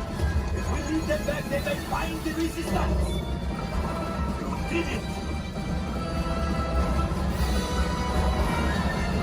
Watch out! Oh, that's going to be rough.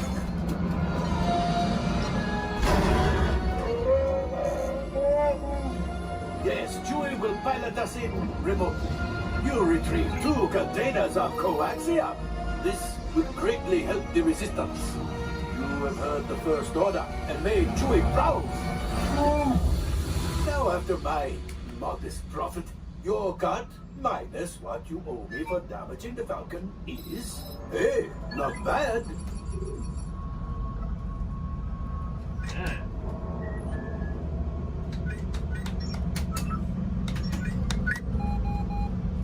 R5, damage report. Engine failure, alright. Hyperdrive leak, that is not too good. Have a fire over here. Multiple hull ruptures, well, it could be worse. Life support failure, that? Okay, that's something. I'm just going to cut you off there. It might be fun. Step by step. Time for you to go. And don't worry, the payment is on the way.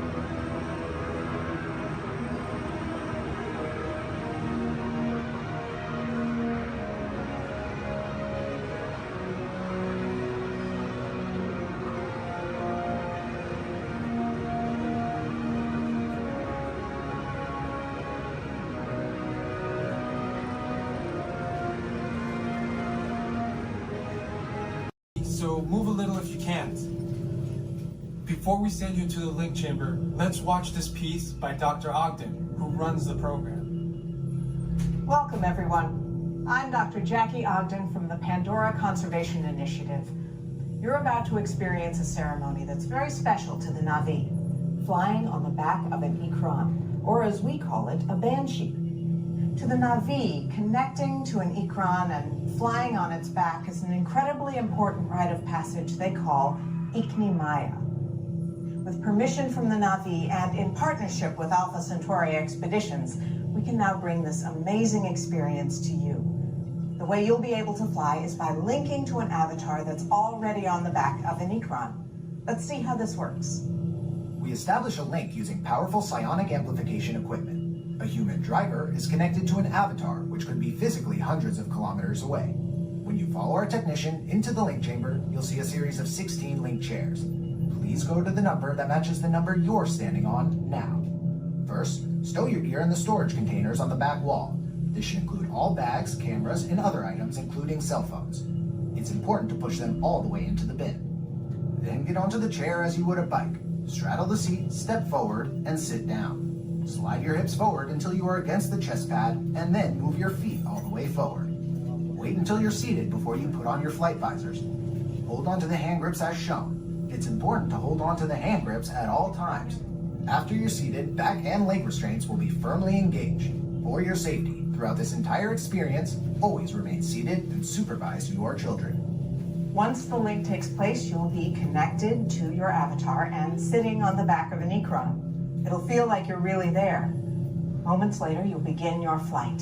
A Na'vi guide will lead you out. You'll experience the breathtaking beauty of Pandora, but you might also face some of its greatest challenges. Some of this flight might be intense, but trust your guide and be brave. As the Na'vi say during this important rite of passage, Sivak Ho, rise to the challenge. Good luck. All right, you ready? Let's get you into the link chamber. All right, everyone.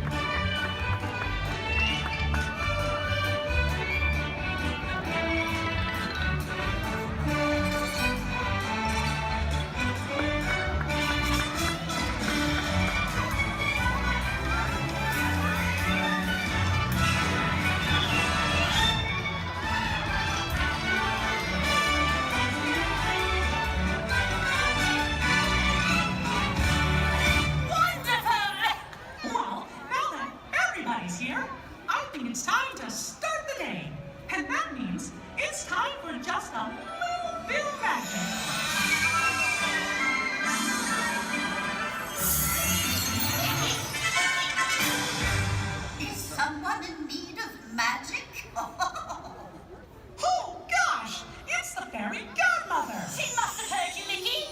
Why, hello, everyone. Oh, my. Look at all of you. Oh, so many smiling faces, including yours.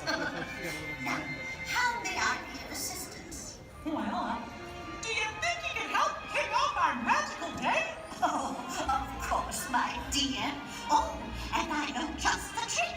But I'll need everyone's help with the magic words.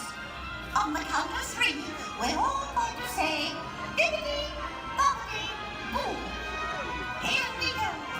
1, 2, 3, bibbidi, bobbidi, boo.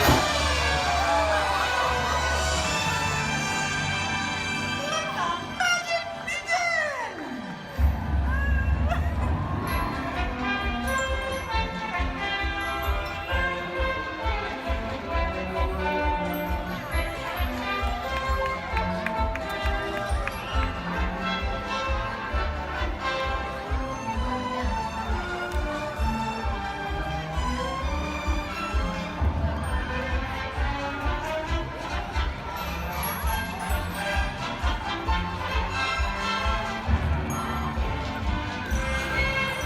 Thank you for escaping Magical Kingdom. Have a wonderful day.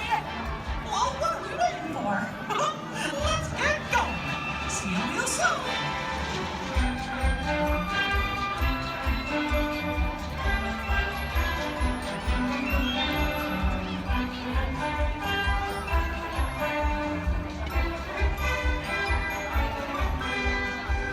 For your safety and the safety of those around you, please walk slowly and carefully to your first destination.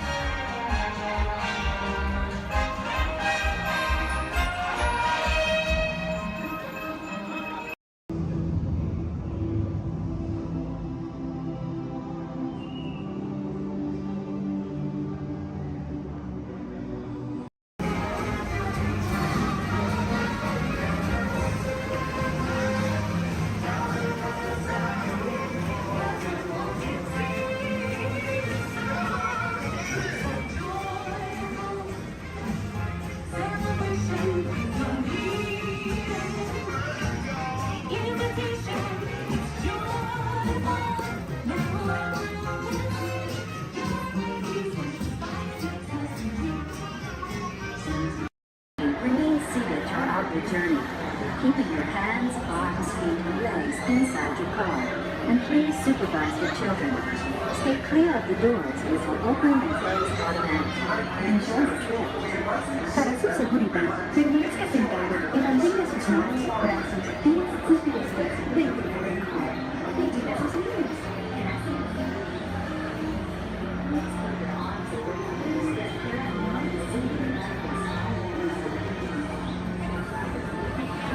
Welcome aboard the Tomorrowland Transit Authority People Mover. Your quiet and carefree highway in the sky.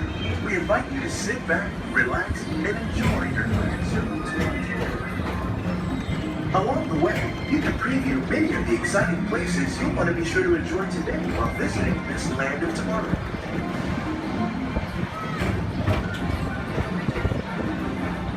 The People Mover is the perfect vehicle for people watching, so keep your eyes peeled. You never know who you might see.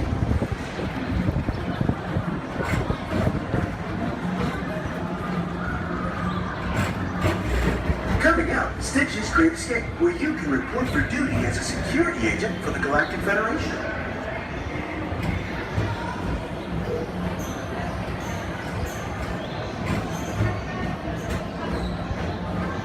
Your mission is to keep Experiment 626, the biggest little mischief maker in the galaxy, under control. I don't think so!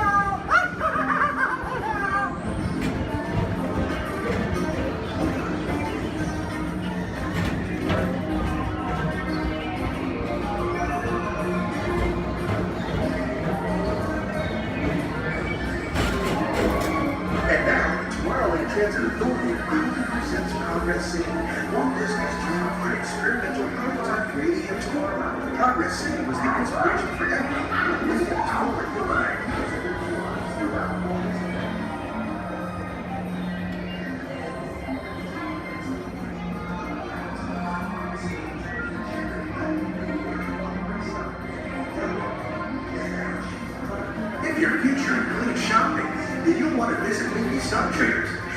find the greatest goods from around the galaxy. That's right. It's after tomorrow.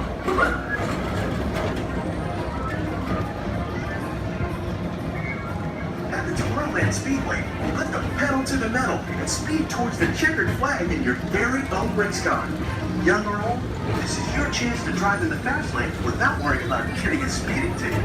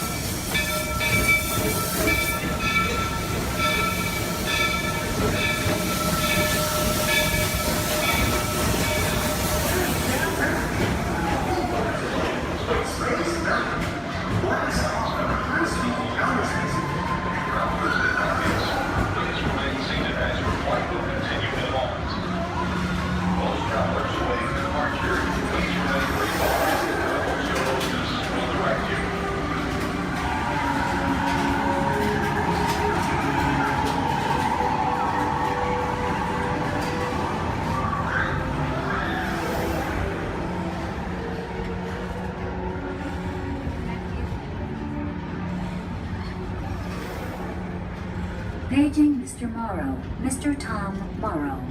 Please contact Mr. Johnson in the control tower to confirm your flight to the moon.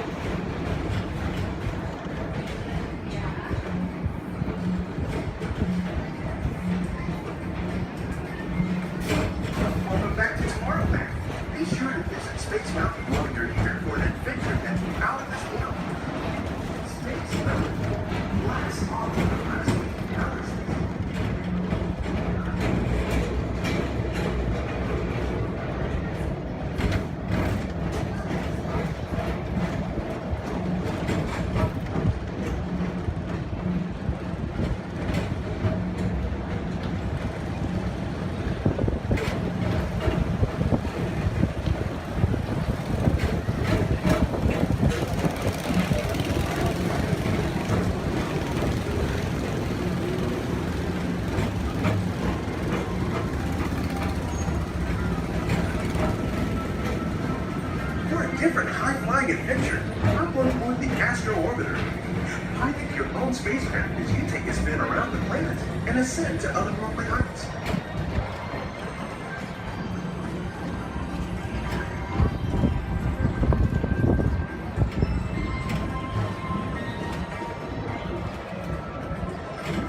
We're now approaching Walt Disney's Carousel of Progress. Inside this rotating theater, whole families welcome you into their world yesterday and today, starting way back at the turn of the 20th century. First presented at the New York World's Fair, this legendary circular theater celebrates the progress that has made our lives better. It's a perfect reminder that there's always a great, big, beautiful tomorrow shining at the end of every day.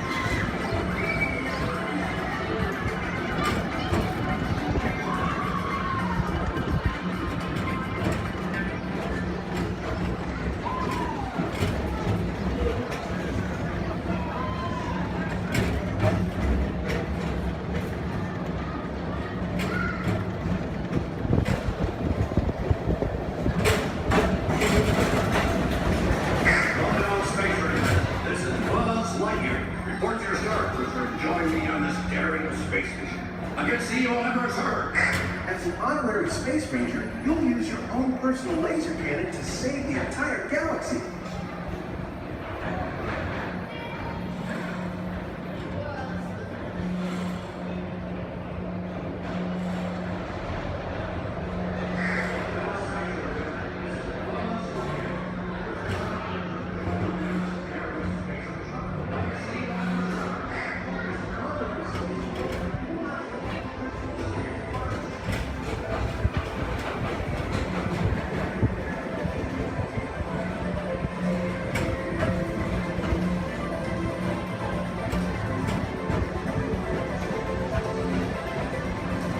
This time it's laughter they're after at Monsters Incorporated. So drop in and join Mike Wazowski and all his pals at Monsters Incorporated Laugh More. Share fun.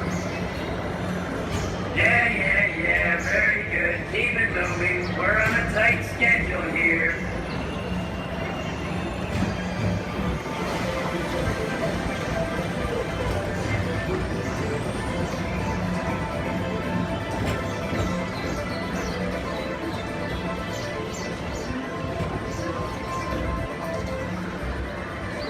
Thank you for joining us on the Tomorrowland Transit Authority People Tour. It's been a pleasure to have you aboard. Enjoy the rest of your day and have a great, big, beautiful tomorrow.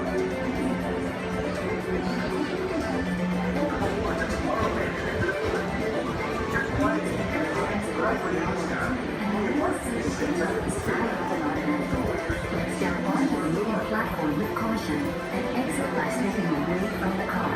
Thank you.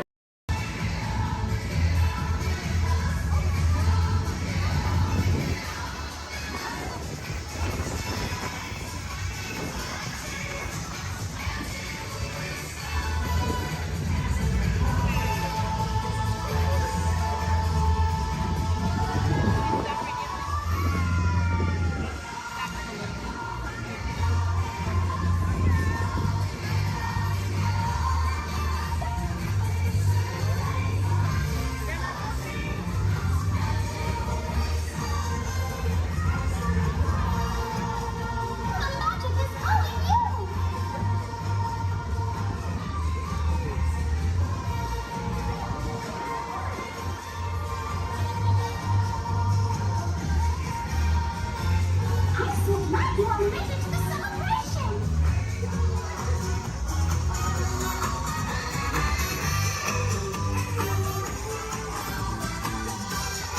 What a great day!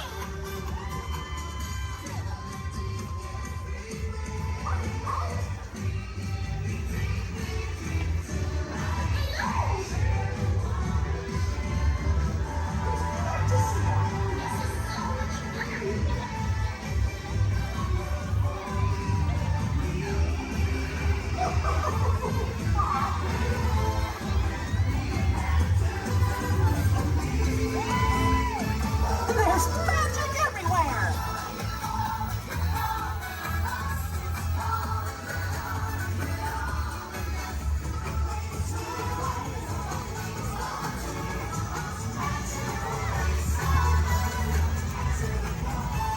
It's time to celebrate!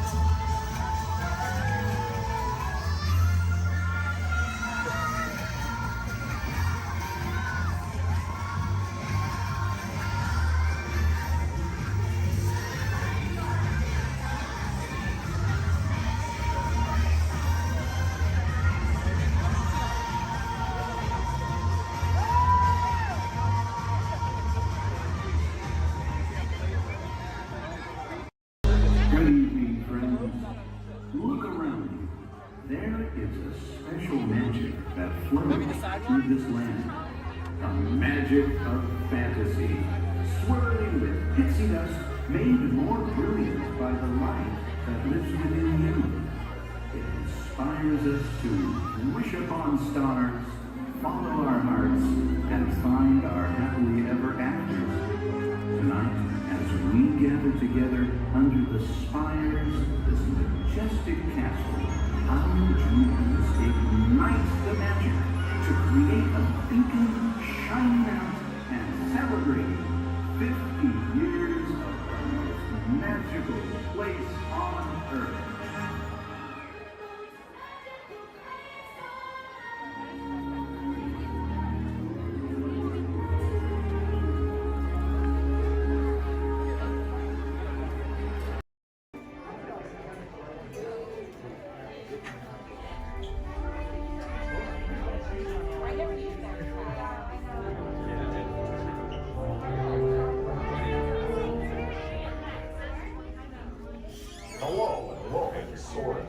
My name is Patrick, and I'll be your chief flight attendant today. We'll begin boarding in a few minutes, but first I'd like to acquaint you with some important safety information. When the doors to your flight open, please take a seat and store all carry-on items in the underseat compartment. This includes cameras, purses, hats, and, of course, these little beauties. Next, fasten your seatbelts, inserting them into the buckle on your right. If smaller aviators don't measure up to the height indicator on the seat, just put the belt through the loop in the center strap before buckling it.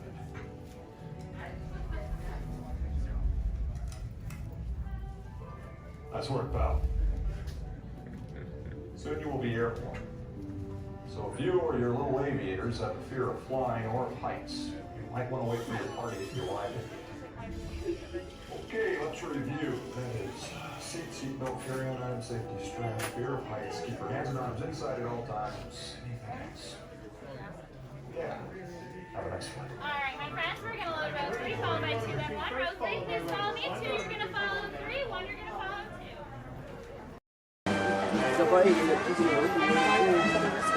Alright, folks, we'll be on our way up to Sleeping Beauty's Castle Center Park. Please remain seated. You're in.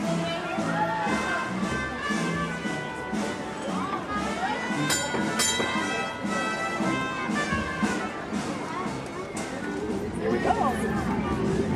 Okay. We have a 1 horsepower motor. Yeah. 1 horsepower.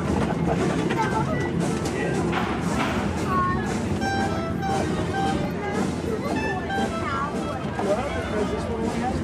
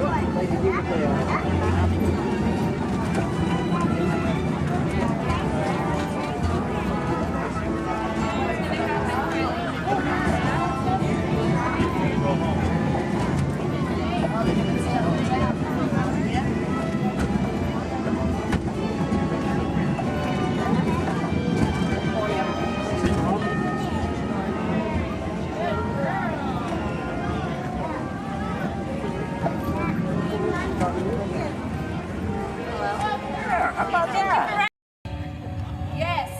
Turn around. What do you have going on? Your horns are sprouting nice. Oh, a dog. Goodness, these creatures. At least he's quiet.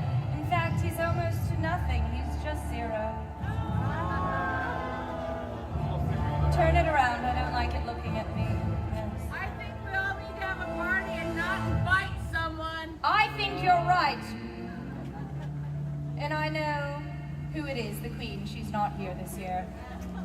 My, how the tables turn. I got the invitation.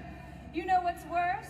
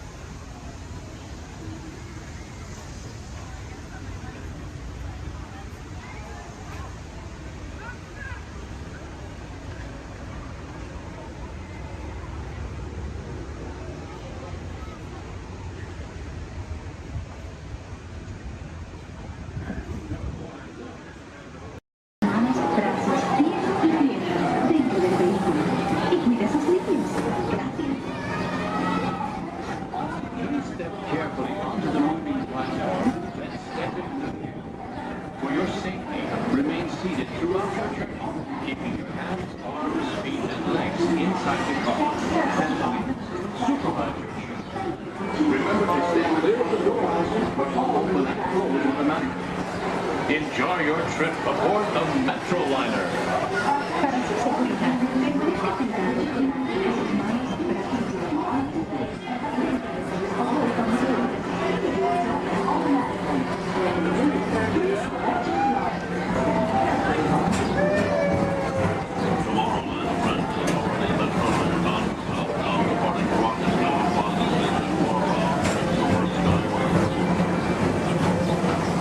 Welcome aboard, TTA travelers. We hope you enjoy Tomorrowland Transit Authority's Super Skyway.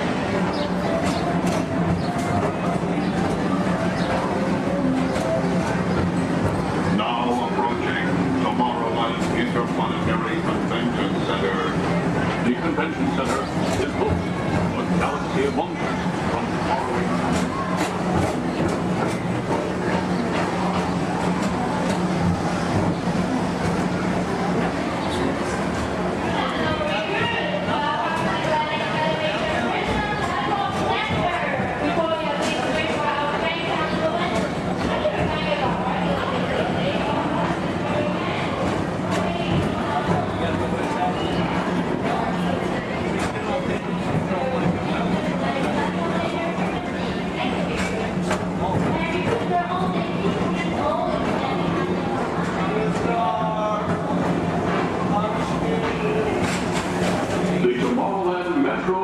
Historical Society presents Walt Disney's 20th century vision for the future. This model city dared to dream the perfect community in which to work, live, and live.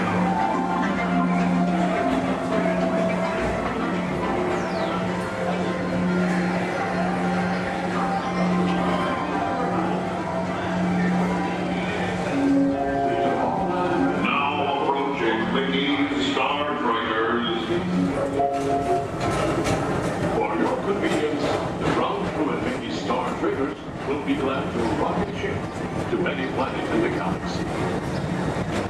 Hi there, Tomorrowland travelers. This is Mr. Johnson, and Aircraft One, bringing you the latest Tomorrowland traffic report. As usual, everything is perfect on Tomorrowland Superhighway. Back to you at DTA Center.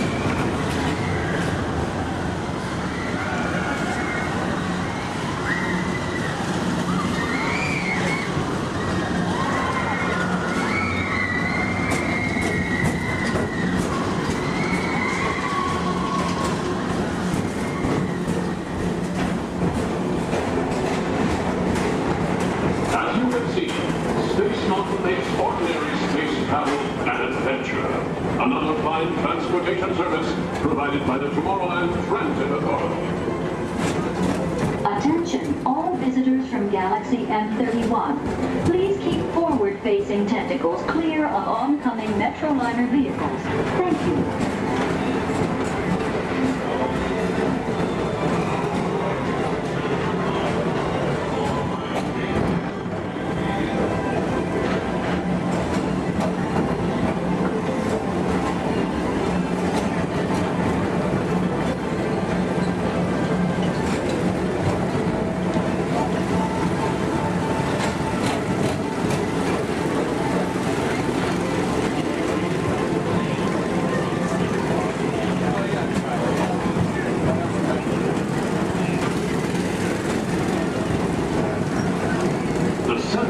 Rocket Tower Plaza is the League of Planets Astro Orbiter. This symbol of universal harmony and interplanetary fellowship provides all beings with an exhilarating spin around the planets.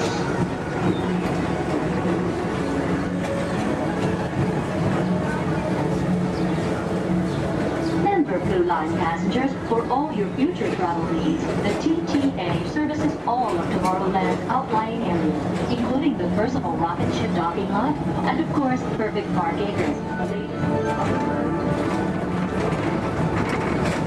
Paging Mr. Morrow, Mr. Tom Morrow. Your party for Saturn has arrived. Please give them a ring. Now approaching Walt Disney's Carousel of Progress.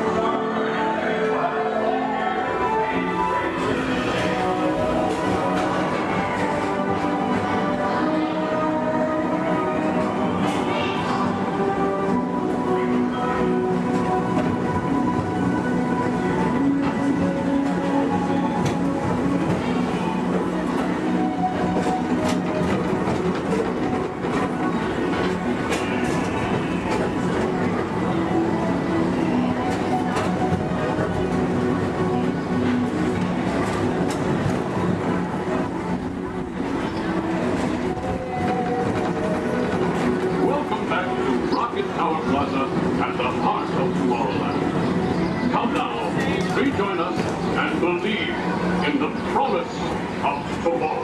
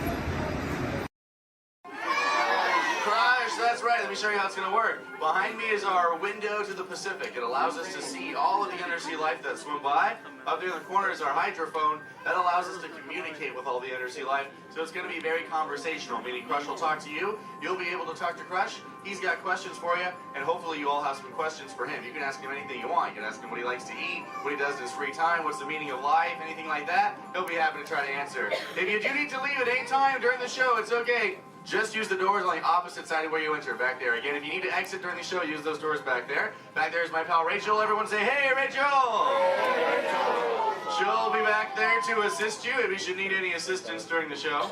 I'm going to turn down the lights and the music now so we can see and hear just a little better. We do have some last-minute rules and regulations to go over, but my friends the Moonfish have volunteered to show you the rules visually. So, hey, Moonfish, come on out. All right, first rule inside, please no eating during the show. And no drinking, no smoking. And the last one, take all the pictures and video you like, just please no flash photography or video lighting. Round of applause for the Moonfish! All right, Crush is up there serving. He said when you're ready, just call him down. So, on the count of 3, yell, hey Crush. Ready, 1, 2, 3! Hey,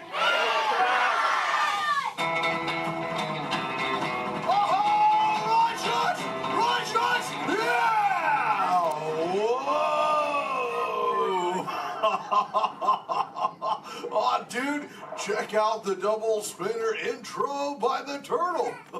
Whoa! Hey, check out all the human dudes in the human tank, too. Well, hello, human dudes. I said hello, human dudes. There you go. Whoa, hey, look at these little dudes, sublevel. Hey, little dudes. Focus, little dudes. Oh, man, let's totally make contact with some of the humans. Oh, hey, John, dude, come over here to the seafloor, dude. At the back of the seafloor, there's totally Mini Man by the aisle with a blue lid and sparklies on it, dude. Oh, I see, dude. Chaw. Hey, what's your name, little dude? That's my deal, dude. Oh, totally sweet, dude. Let's see, how old is he? Hola, little dude. Dude, me amo Crush. 6. Cool, dude. I'm 150, dude. Hey, I still got my washboard abs. Well, cool. It's actually nice to meet you. It's nice to meet all of you humans. I'm here on a mission today.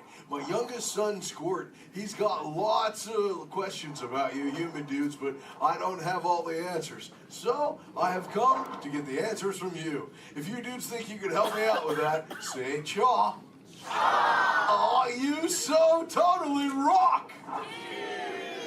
Oh, dude, hey, for those of you that don't know, when a turtle says, you so totally rock, respond by saying, dude, nice and loud. Try one for practice, human dudes. You so totally rock! Awesome. Okay, Squirt wants to know how many of you know how to swim. Hey, raise your fin if you know how to swim, dudes. Wow, we got lots of swimmers out there. Hey, let's stay up in the seats, dude, over on this side. Last row, dude, like second noggin in, there's a dude with a white shell, kind of like lots of colors on the front, dude. Sure. What's your name? Tyler. Oh, nice to meet you, Tubular Tyler. Hey, dude, when you go swimming, do you like to swim fast or take it nice and easy? I like to take it nice and easy. Oh, chaw. Yeah, dude, just kind of like kick back on the shell and be like, dude. Totally, dude.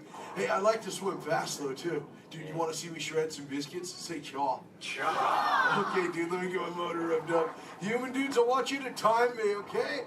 Start counting when I say go. Ready, set, go. That dudes. Totally just swam all the way around the world. Twice. Ah, dude, I can't swim that fast. Only about what you call 20 miles per hour. Hey, but check it out, dude, if I get a tiger shark on my tail. I can go way faster, dude. Hey, but I'm doing all the talking here. Humans, if you got a question for me, like totally raise your fin, dude. Talk to the dudette right there, waving me down from the second row. Hey, what's your name, dudette? Morgan. Oh, cool, it's Mondo Morgan. What's your question? Do you know any twins? Oh, I know, yeah, dude, I got lots of twins of my own, dude. There's my twins, Bill and Ted. I got my twins, Cheech and Chong. I got my triplets, Mary, Kate, and Ashley. That's really cool. What about you? Do you have lots of twins, too? Yeah, well, I'm a twin. Oh, you're totally into... Wait, that dude in front of you looks just like you. Is that your twin? Yeah. I would hope so. That'd be an odd coincidence. That's cool. Where are you dudes from? Castro Valley. Oh, where's that? By the Bay Area. Oh, okay. That's cool. That's cool area up there, dude. Way too many sharks, though. It's totally sweet. Well, thanks for your question. Who else has a question, dude? Let's see. Let's go. Hey, back to the seafloor. Let's go right over here, John, dude. There's totally a mini man up front. He's got a blue shell. He's got it near the outside, dude. Blue short sleevey shell. Hey, little dude, what's your name? Dominic. Nice to meet you, Deep Sea Dominic. What's your question, dude? Have you ever been married or divorced?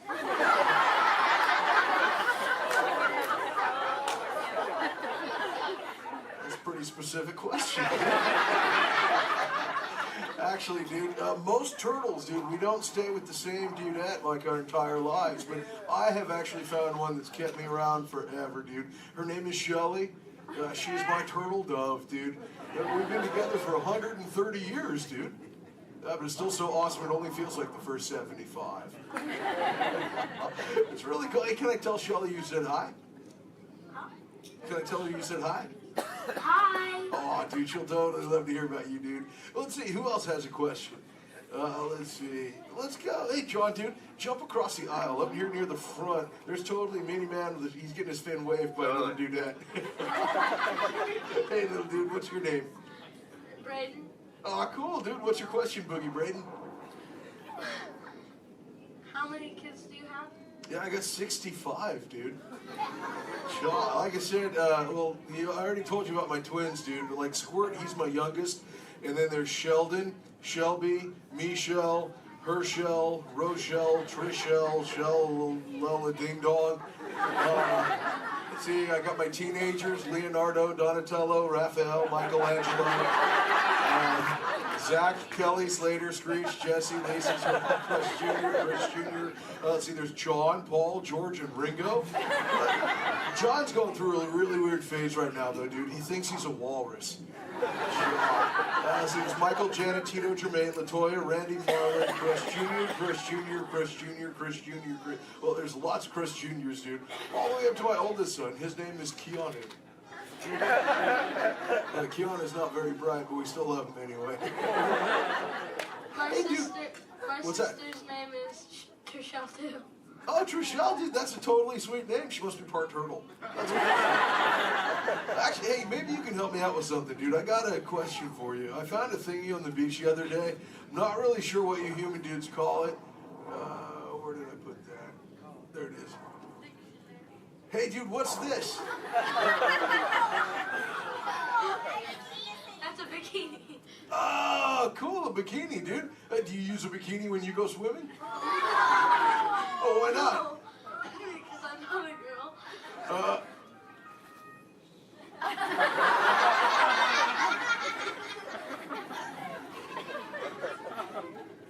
This is for chicks, dude?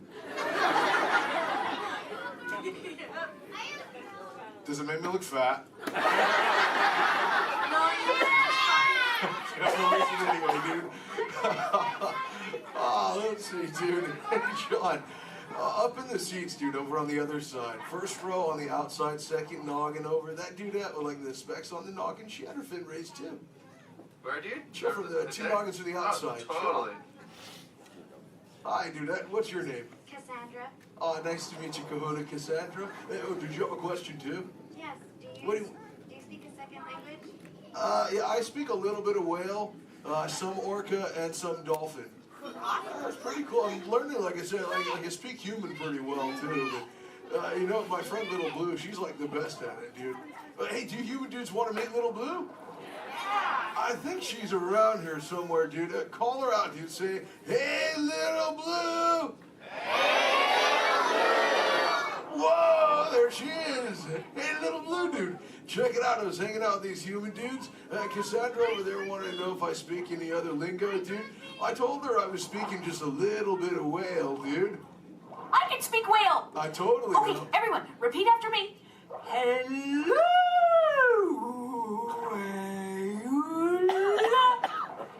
Okay, try that one all together, human dudes. Go!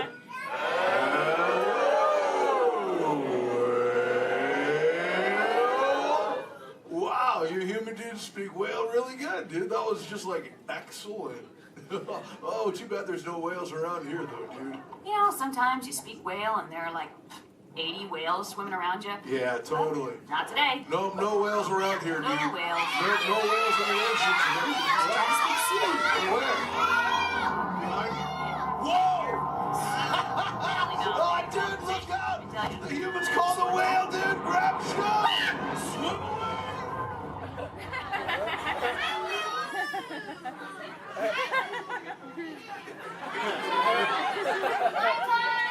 Dude, Little Blue, you're totally a squishy fishy. What should we do? Tell the whale to go away. Okay, humans, tell the whale to go away.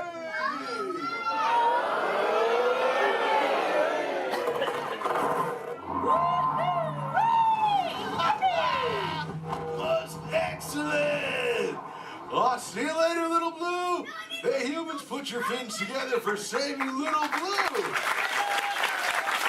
You so totally rock. Yeah. Awesome. Thank you so much, human dudes, for sharing with me. I can't wait to get home and share all this knowledge with Squirt. Hey, but before I go, human dudes, remember this. We all share the same ocean, humans and turtles alike. So treat everyone you meet like an oyster, dude, because you never really know when you just might find a pearl, dude. That was like a warm and fuzzy moment, wasn't it, dude?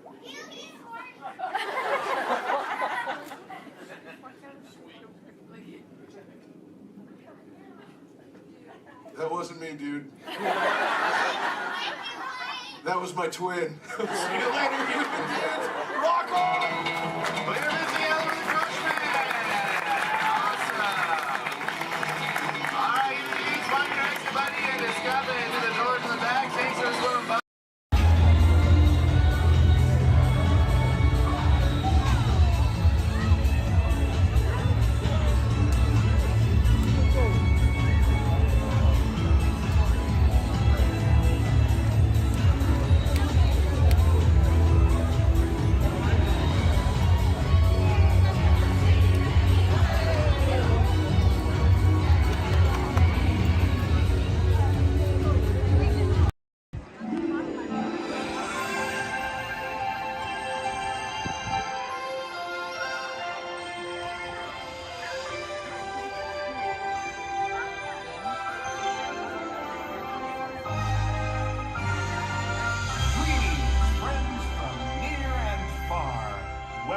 To the magical Friendship Fair!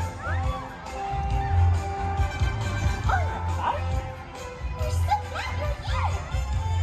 Oh, what a great day! This is wonderful!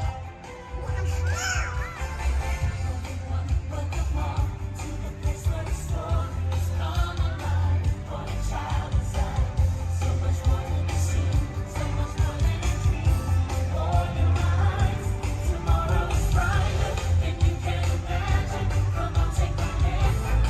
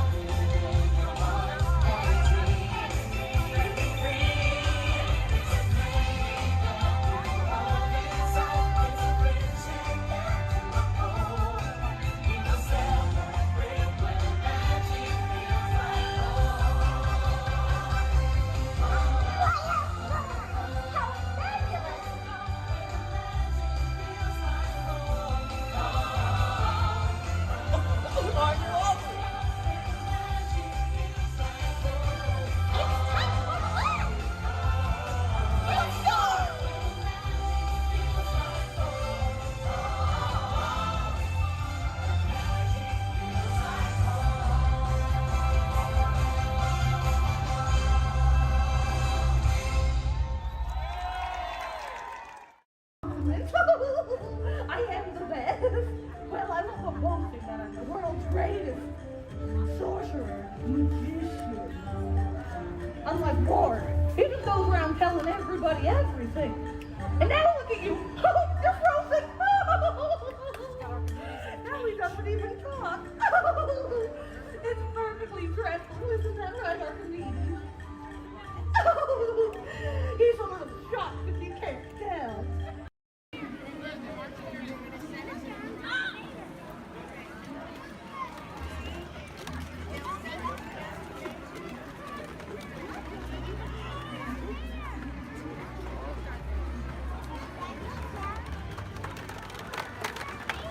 Go Empire! Yay!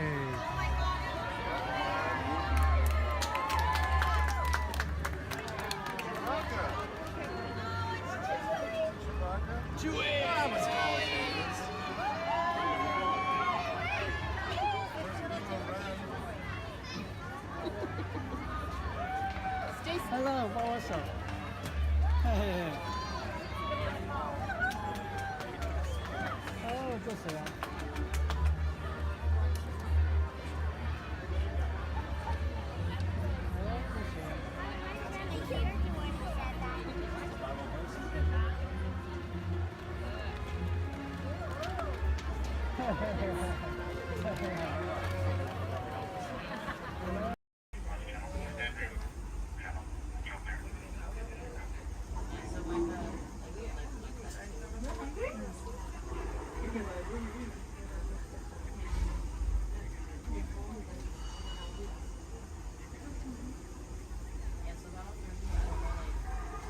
All aboard!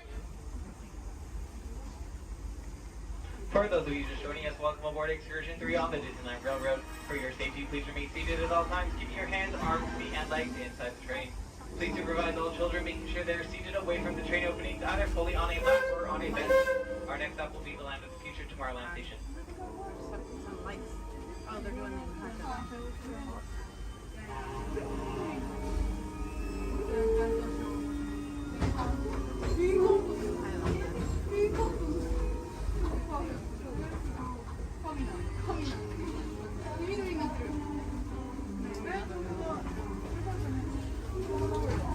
Hello, everyone.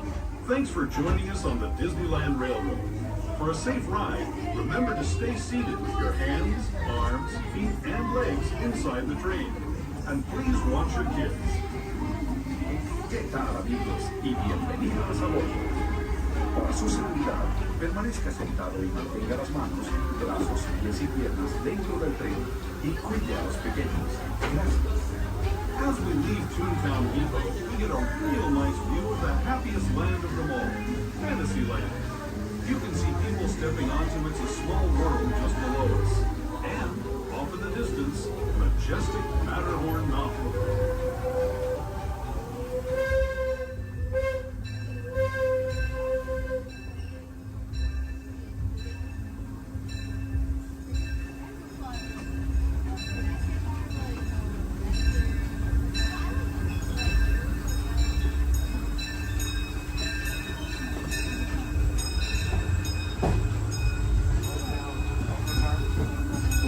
Steaming forward into the future to a land inspired by visions of tomorrow, both practical and imagined. Here you'll find rocket ships and star speeders, submarines and astroblasters, and, if you look overhead, maybe a glimpse of a Mark 7 monorail. This is the latest version of the first daily operating monorail system in the entire Western Hemisphere, gliding above Disneyland since 1959. Below the monorail, and us, are the fun-filled roadways of the Autopia. Drivers of all ages can get behind the wheel of these cars. No experience or license required. If you're into soaring spaceships or doing battle with evil empires and emperors, Tomorrowland is definitely the place for you. Speaking of which, we're pulling into Tomorrowland Station right now. If you're leaving us here, just stay seated until we come to a full stop. Gather your belongings, including lightsabers and astroblasters, and step carefully from the train. Thanks, and have fun in the future. For the rest of you, just sit tight. We'll be on our way again in just a minute.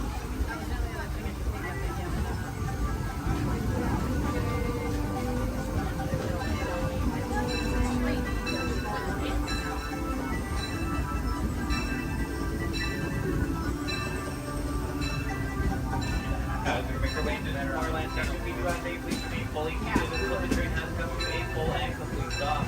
This will be your stop for all Tomorrowland attractions, including Space Mountain, Star Tours, the Adventure Continues, Finding Out About Separate Voyage, the Monorail, the Octopia, and many more.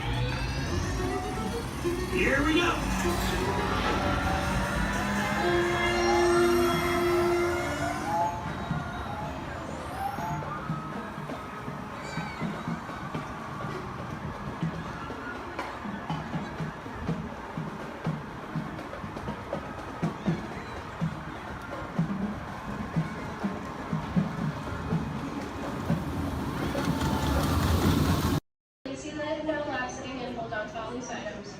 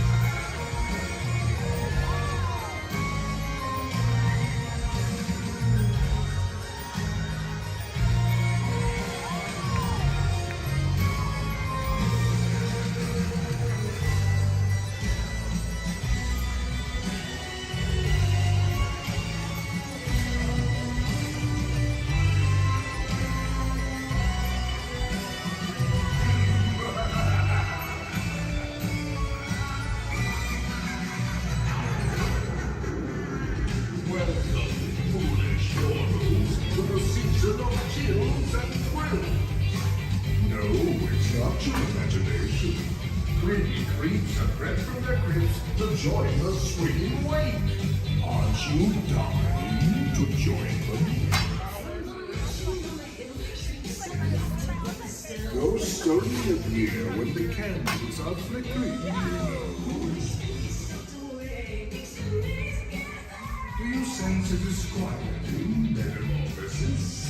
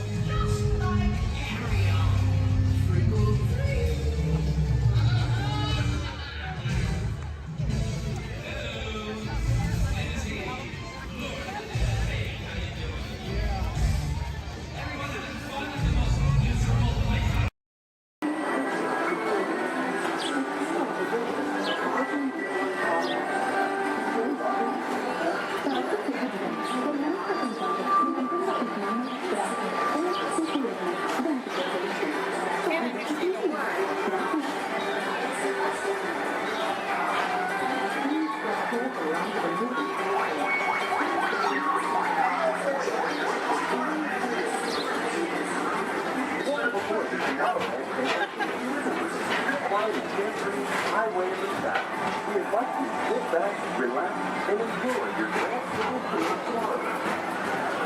Along the way, you can preview many of the exciting places you want to be sure to enjoy today while visiting this land of tomorrow.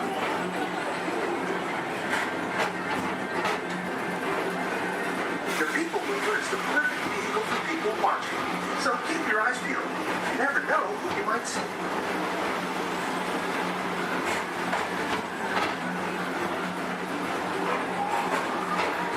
Coming up, Stitch's Great Escape, where you can report for duty as a security agent for the Galactic Federation.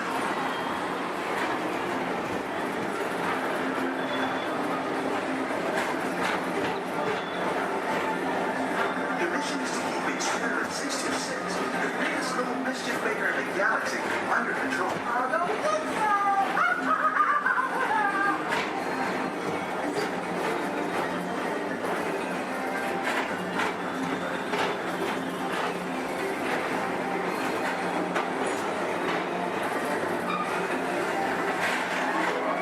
And now, Tomorrowland Transit Authority currently presents Progress City, Walt Disney's dream for an experimental prototype community of tomorrow. Progress City was the inspiration for Epcot, and many of its forward-thinking ideas have been realized throughout Walt Disney World.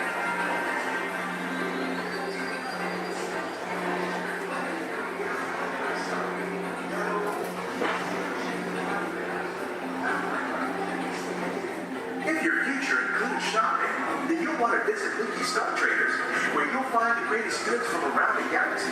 That's right. It's not this world.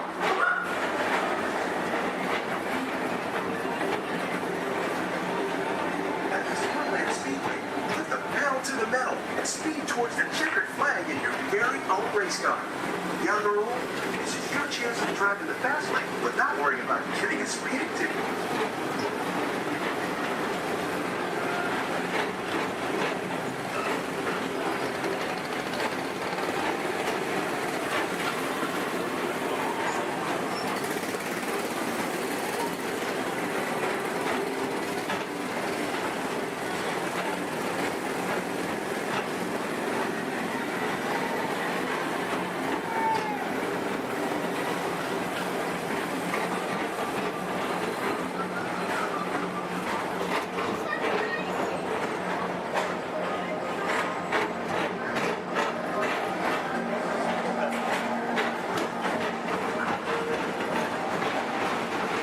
When they're entering one of the real wonders of our world, Space Mountain, blast off on a high-speed outer space adventure and compete in the cosmos.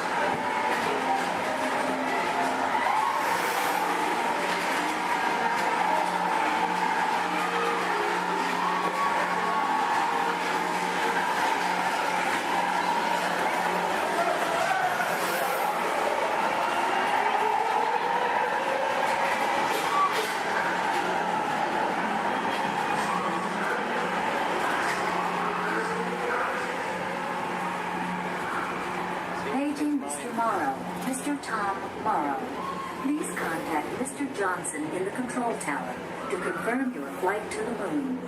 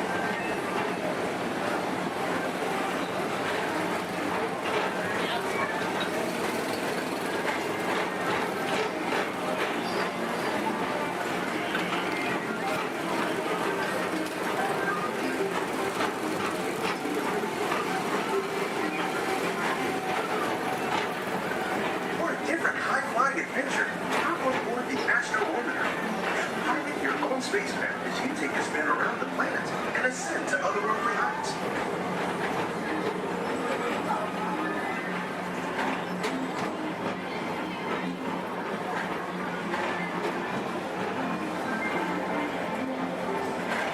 We're now approaching Walt Disney's Carousel of Progress.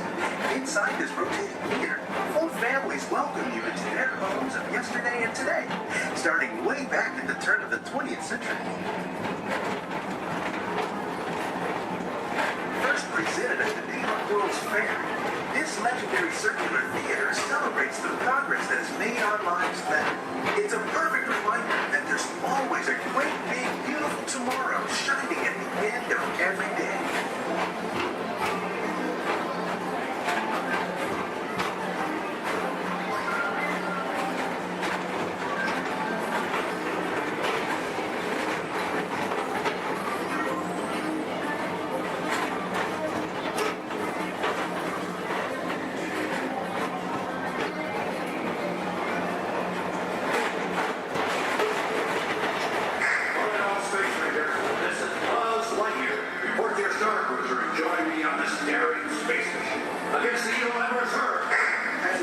Space Ranger, you'll use your own personal laser cannon to save the entire galaxy.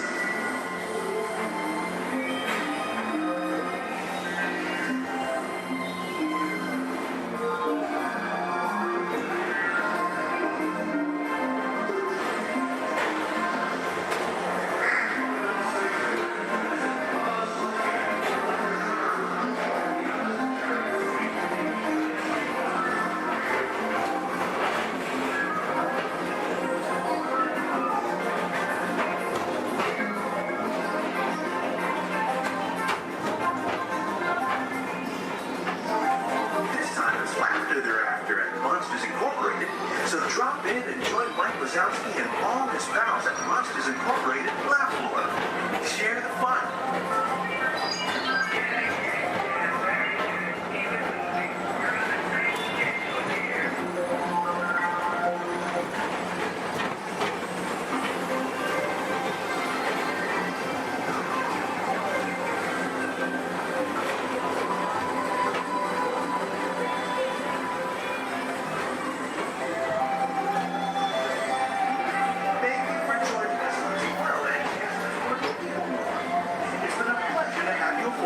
Enjoy the rest of your day and have a great, big, beautiful tomorrow.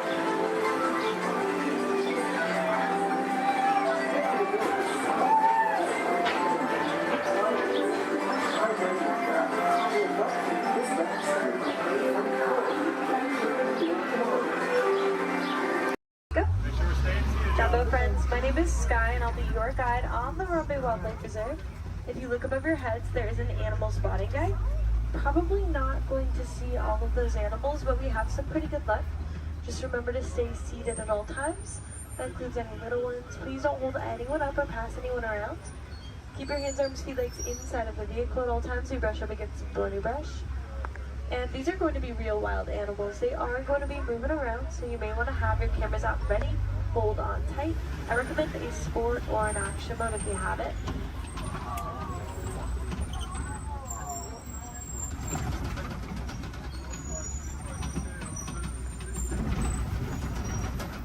We are in the Little Eturi Forest, home to some of Africa's most shy types of creatures.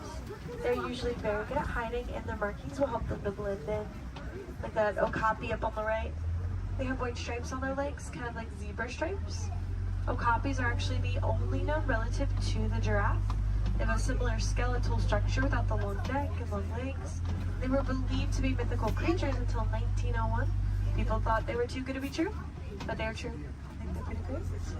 To the right of the bamboo on the hill in the sun, there's a yellow-backed duiker, dark brown animal. Duiker means diver in the Afrikaans language. They dive into the nearest bush when they get spooked. There are some saddle-billed storks a little further up to the right. They're walking up this hill. There's one on the top of the hill. Looks like they were collecting things to build a nest, but big black and white birds. Stand about 5 feet tall, have a 9-foot wingspan, and they're made for life.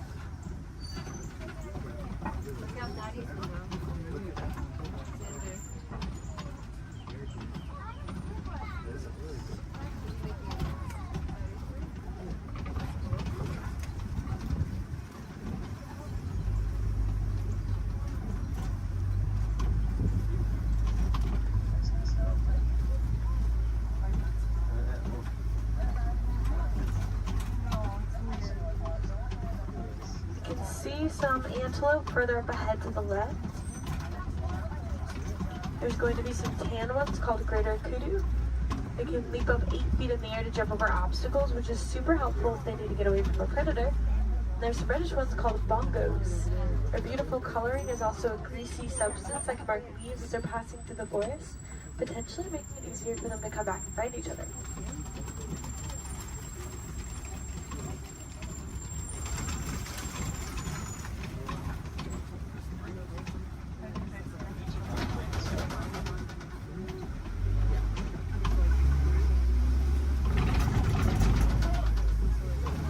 Let's make our way down to the Safi River next. That's home to some of Africa's more aquatic animals. We should probably look for them in the water.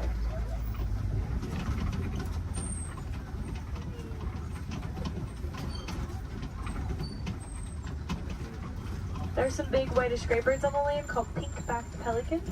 Get a pink coloring on their backs during mating season to help them attract the mates. And there's also some Nile hippopotamus. Hippos spend most of their time in the water. They can swim, but they often choose not to. Instead, they sink down to the bottom and tiptoe at the bottom of the water. And they'll often come out to find food or relax on a cool day.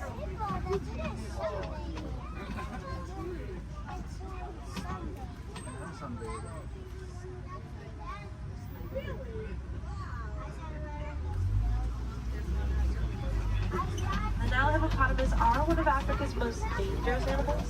They don't really eat meat, they are herbivores and plants, but are very territorial, and some can even outrun us on land at up to around 30 miles per hour, which is very impressive for an animal that can weigh around 5,500 pounds.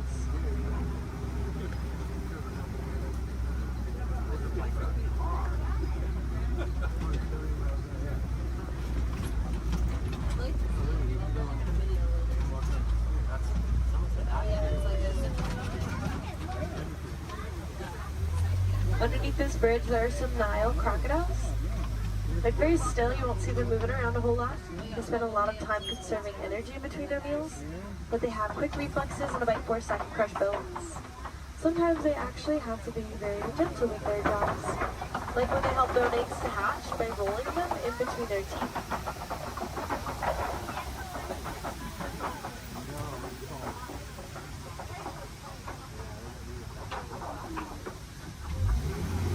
Let's make our way towards the savannah next. That's where we will be spending the most of our time. It's known to have vast open grasslands, and it's a really great place to find some more animals.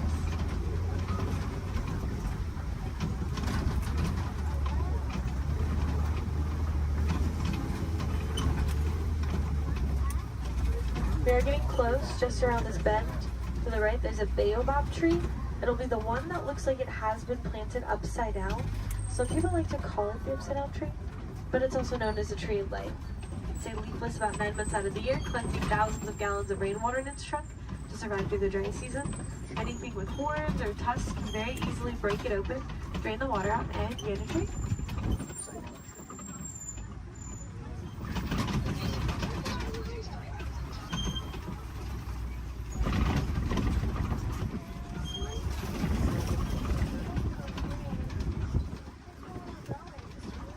There's some wildebeests at the bottom to the right. Those are going to be the silverfish animals. They can migrate in large herds of up to 1.5 million of them and also run around 50 miles per hour. So they line up in rows, group up and face different directions to avoid running into each other if they have to run away from something.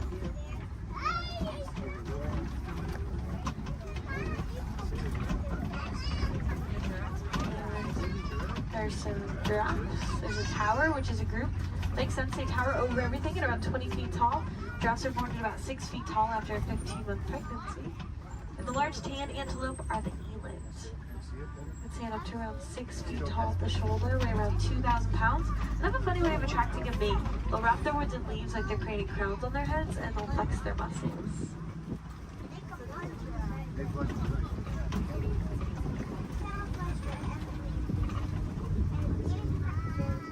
To the right of this den, on our left, there are some African painted dogs. They get their name from their beautiful markings that are as unique to them as our fingerprints are to us. They are not like your pups at home. The African painted dogs are the most successful hunters on the savannah. They hunt in packs and chase their prey to the point that it drops of exhaustion. So very dangerous, also very cute.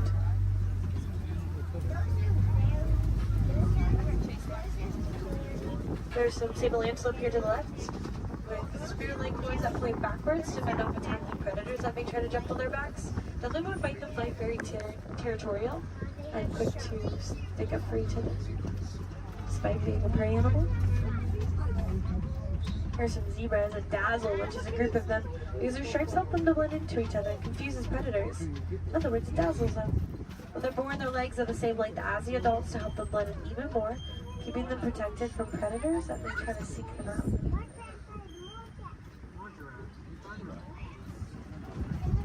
Large mouths at the side of the road are termite mounds, made up of animal dung, dirt, and termite saliva. They get as hard as concrete in the sun, so animals like elephants, giraffes, like to use them as a scratching post, weighing them down. Antelope can stand right on top of the worn down ones to use them as a lookout for camp predators.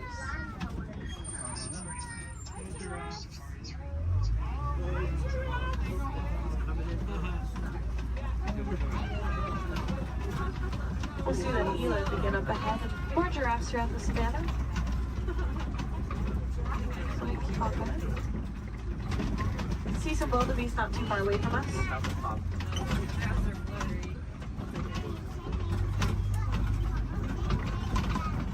They are a silverish animal on the hills up ahead to the right. Wildebeest can migrate in large herds with about 1.5 million of them crossing the savannah each year.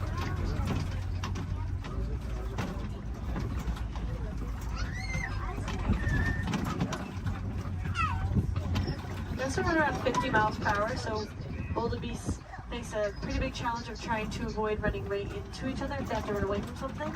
So they often line up in rows, group up, and face different directions. Keep themselves from running into each other.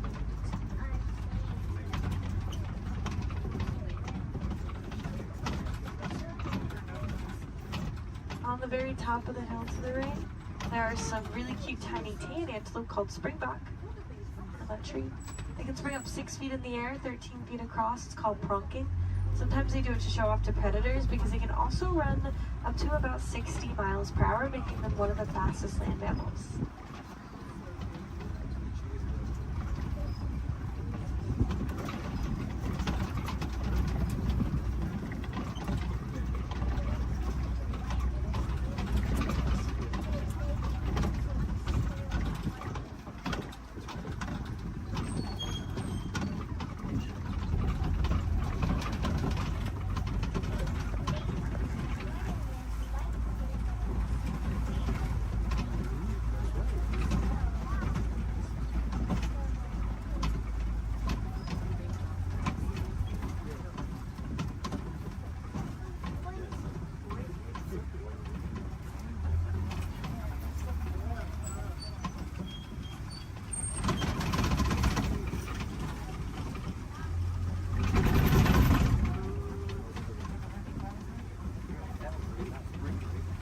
There are some mandrills at the very end here to the left.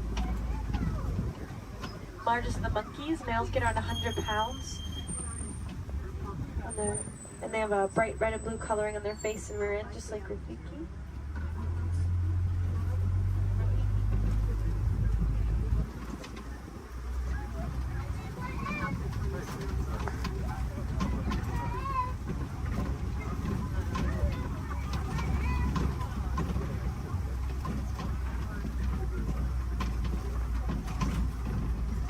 Next up, we'll head towards some red clay pits. Some animals really like to eat red clay. It's really good for them, kind of like taking a vitamin. Although, unfortunately, red clay pits are also often a set of coltan mining, which can cause some problems like habitat destruction, limited food source, more poaching. It's actually very easy to help out with those issues if you are interested. All you have to do is recycle any of your old, unused, broken electronics or appliances.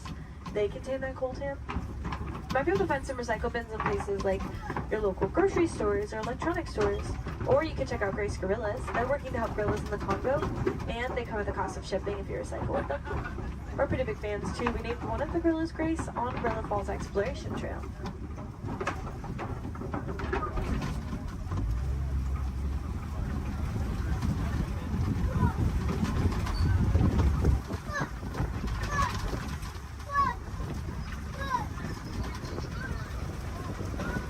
some tusk marks and footprints. So we could be getting close to some more.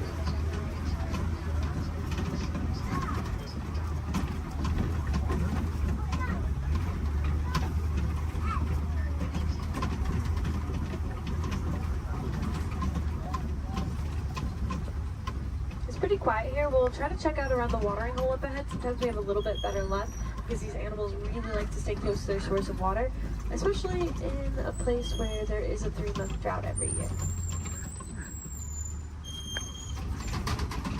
The savanna dry season does cause animals to have to migrate across the savanna in search of better sources of food and water. When they find them, they stay close to them for as long as possible.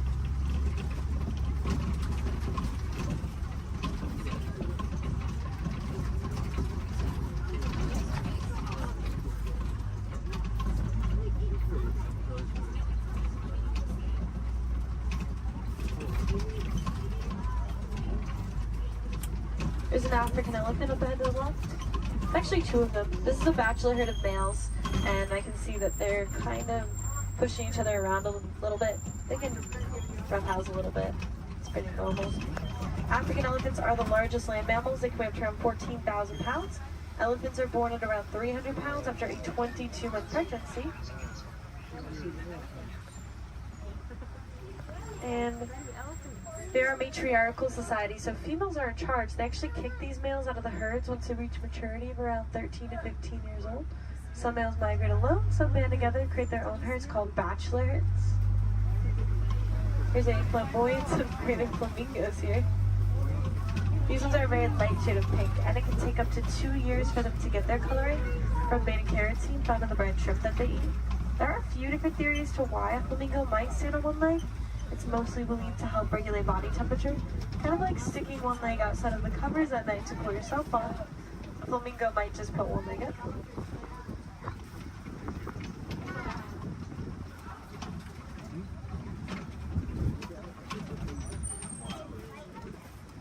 It's really cool to watch those elephants play.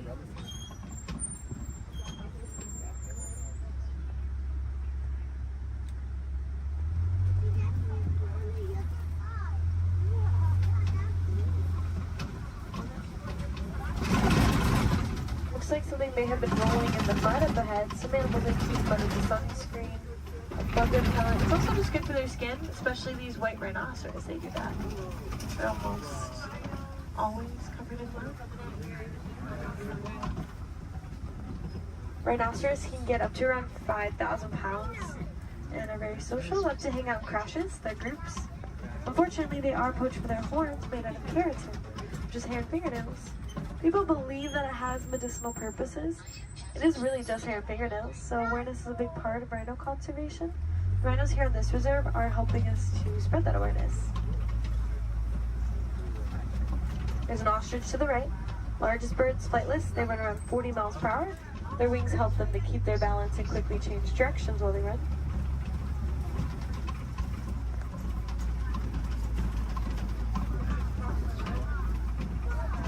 There are some cheetahs along the hills to the left. We should have a whole coalition of them, which is a group of them. Fastest land mammals, they have a top speed of up to 70 miles per hour, which we'll get to in just a couple of seconds.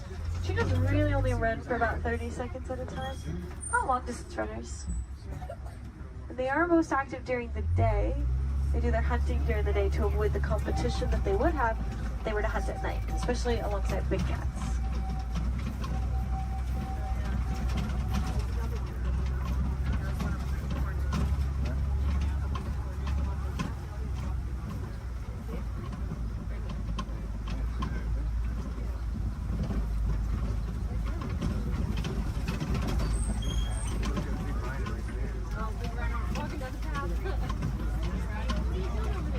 These large rocks are kopis, falls put on the savanna.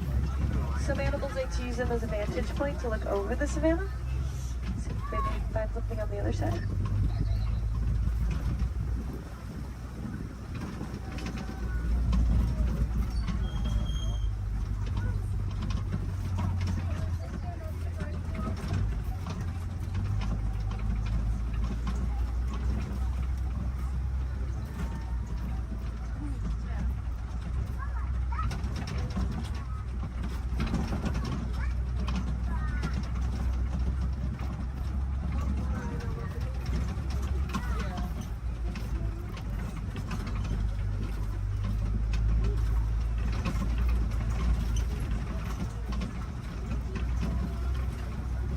There's some lions here to the left. They sleep and relax about 18 to 20 hours out of their day, active for about 4 to 6 hours at night. So we get a tail. Mostly what I can see. When they wake up, the males stay back to make sure the prides are protected. The females tend to do about 90% of the hunting.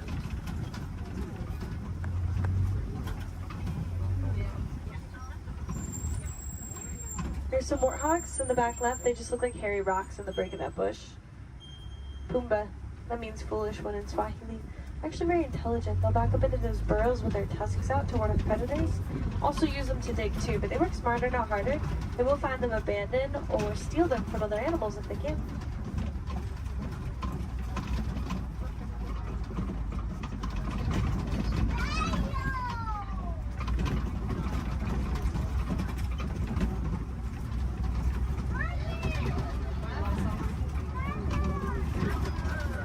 There are some ostrich eggs down this path of the road. Largest of the bird eggs, they get around 3 pounds each. One is the equivalent to 2 dozen chicken eggs and they're very tough. Probably wouldn't crack if you were to sample one, but I don't think that ostrich we saw earlier would like that very much. And now we are heading into the final area of the resort. Mostly farmland. We'll see if we can find some farm animals before we head back to our warden's post.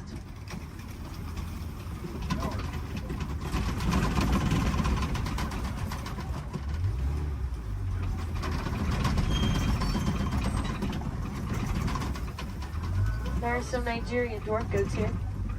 Very tiny type of goat known to take up very little space, and they produce a milk that's nutritious and high in value. Helps communities to rely less on their local wildlife for things like nutrition and income.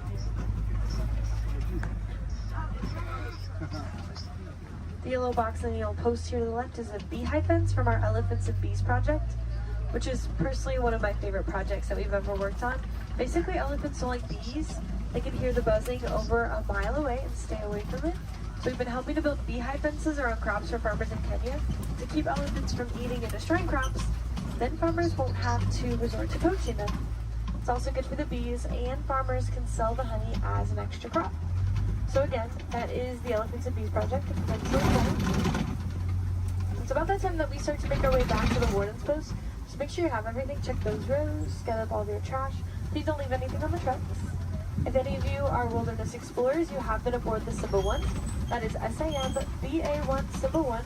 Badges can be collected further down the path as you exit. And if you want to help out these amazing creatures, then I definitely recommend checking out the Disney Conservation Fund. You can learn more about the cool projects that we work on. You can donate to it if you'd like. Any amount Disney matches every cent. We'll give you a cool pin for it. You can also just reduce, reuse, recycle. Those are great ways to help. And if you learn any cool facts about animals or conservation anywhere around the park today, just share them with a friend. Awareness is always the first step, so by talking about the animals, you can help them out. Again, my name is Sky. I had a lot of fun out there. I hope you did too, and I hope you'll join us here again soon. No two safaris are ever the same. The animals will definitely make sure of that. But we aren't going to stop in this area right here. I'm actually going to take you back to the same warden's post I picked you up from. So we're just passing through, but it's not going to take us too long.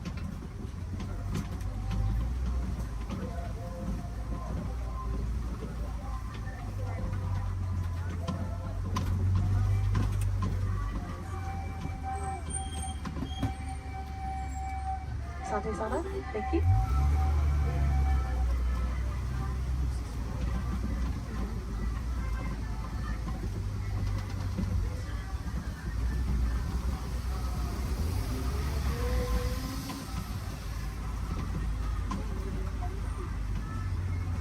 Again, just going to pass through here and keep on going. While we have a few moments ahead of us, this is also a good time to decide where you want to head next. You will already be on the Gorilla Falls Exploration Trail as you exit. So if you continue on, you can see some animals like gorillas, meerkats, zebras, naked bull rats. Back in Asia is the Maharaja Jungle Trek if you'd like to see some animals like Sumatran tigers, Komodo dragons, fruit bats. There's also a trail called the Garden of the Tree of Life around the big tree in Discovery Island. So you can get a closer look at the carvings. There's a lot of really cool picture opportunities over there and more animals along the trail as well. And of course, if you love those goats as much as I did, you probably want to pet one. There's a petting zoo at Rafiki's Planet Watch. Just take the Wildlife Express train and Harambe to get up there. Let's try to make this a little less awkward and hang out here while they load this truck ahead of us. In a moment, we will be passing by this guest who are probably a little confused right now to why you're on the truck and they're not. So personally, I like to wave to them, say Jumbo, get them excited for their adventure. You don't have to do that if you don't want to. You can completely ignore them. We'll never see them again anyways. You can awkwardly stare at them as we roll by. That's fine too. Or look at the beautiful plant life on our left. Totally up to you.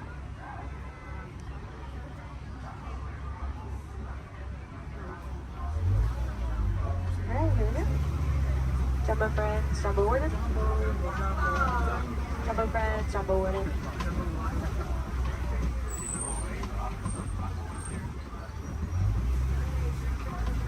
Here in Harambe we say Kwahrini, which means to go well. So Kwahrini, enjoy the rest of your day out there in the wilds. And don't make a big difference out there, friends. Bye.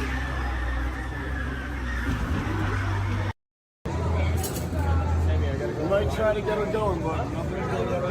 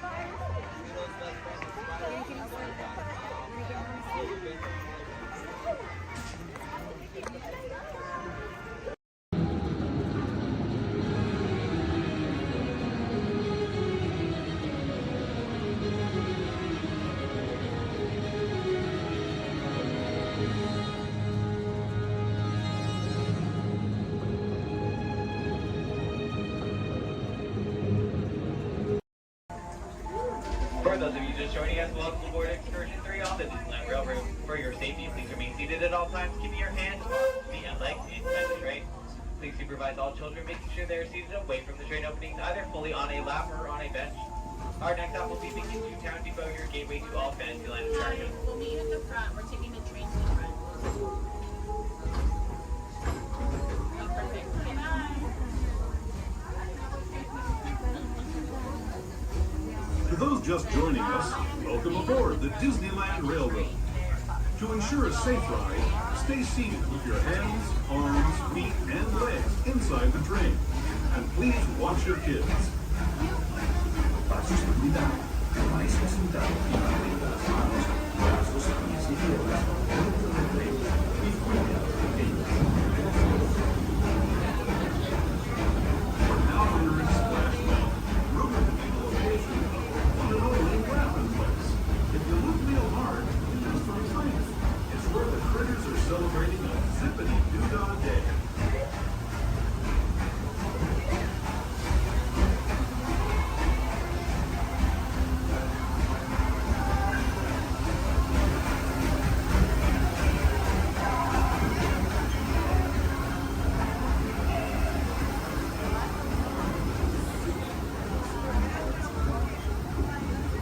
Speaking of critters, this place we're passing over is home to a whole bunch of them. Here in Critter Country, you can join Winnie the Pooh, Tigger, Brer Rabbit, and Brer Bear on their fun-filled adventure.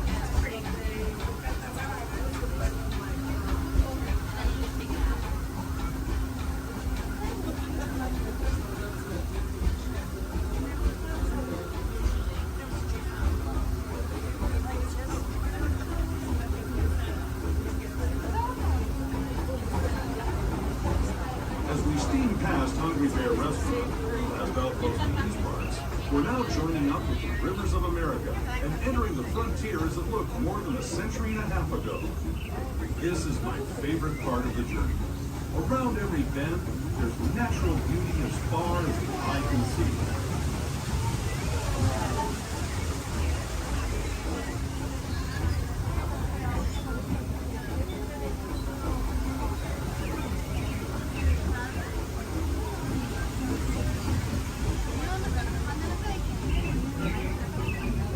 There is the ravine stories with those in the Great River Valley below.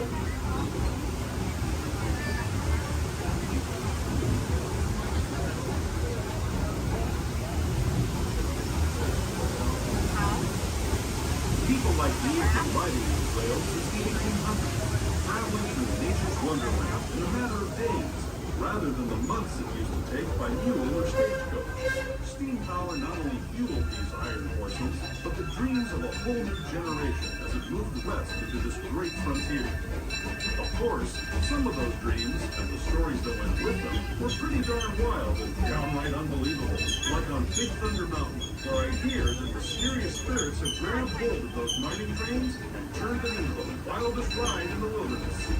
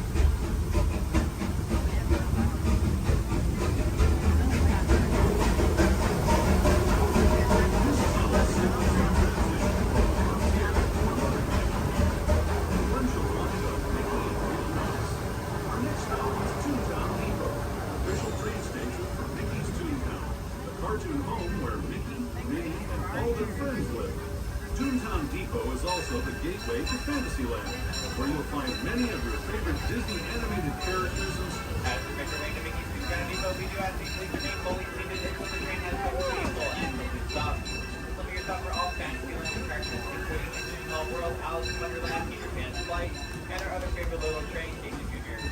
Once again, please remain fully seated until we have come to a full and complete stop. Toontown Depot, Mickey's Toontown.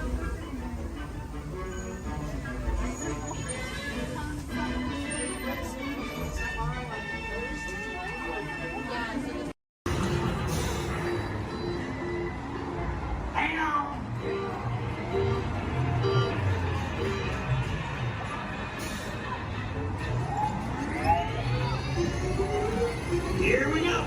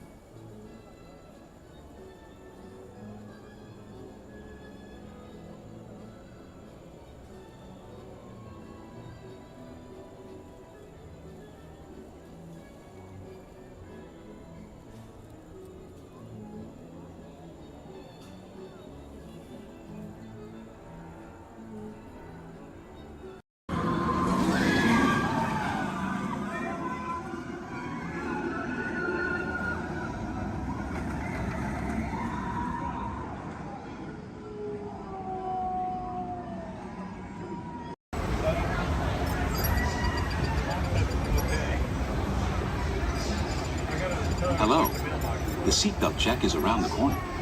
For your safety, remain seated with your seatbelt fastened and your hands, arms, feet, and legs inside the vehicle at all times.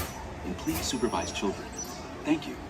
La estación de control de cinturones de seguridad está a la vuelta de la esquina. Por su seguridad, mantenga sus manos, brazos, pies y piernas dentro del vehículo y cuide a los niños.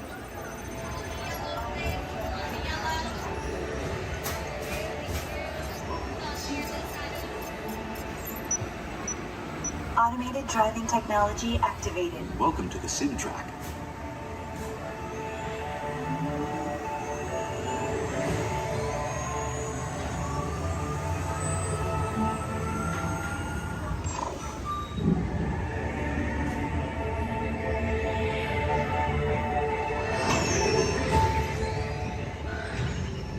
We'll begin with the capability test to see how your vehicle designs perform under challenging weather and surface conditions. Monitoring road surface. Connecting to OnStar. SIM card performance data acquired.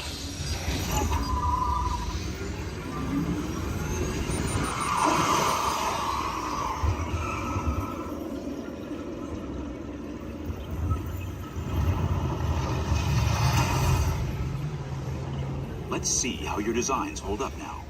Commencing SIM car off-road and extreme weather sequence.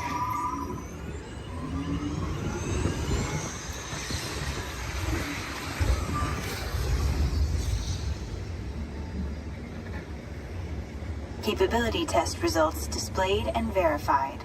Now let's see how your vehicles compare when it comes to their efficiency.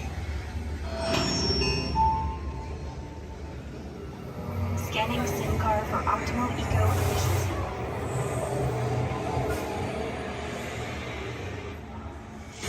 Engaging EcoScan for aerodynamic efficiency.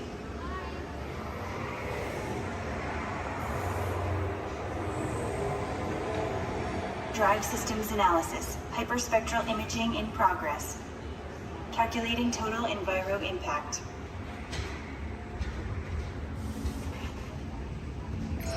Commencing responsiveness test. Okay, the responsiveness data is now being synchronized. Automated driving technology verified and active.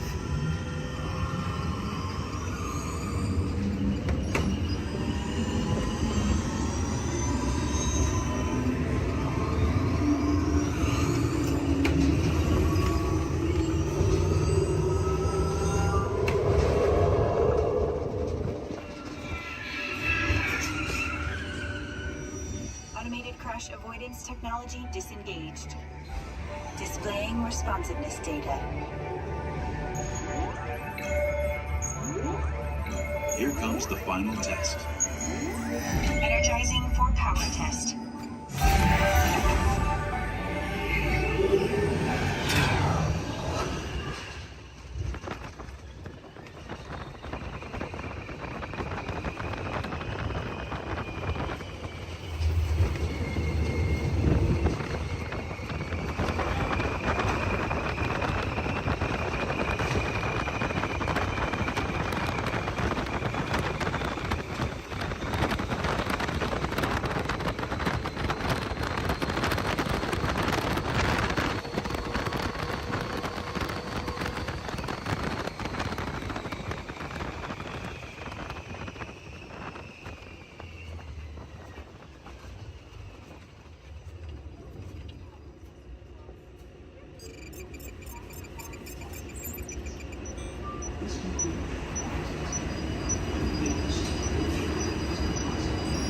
Displaying power test results.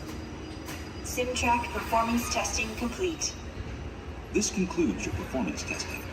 You'll be able to see how your Chevrolet custom concept vehicle designs compared with the sim car after you disembark.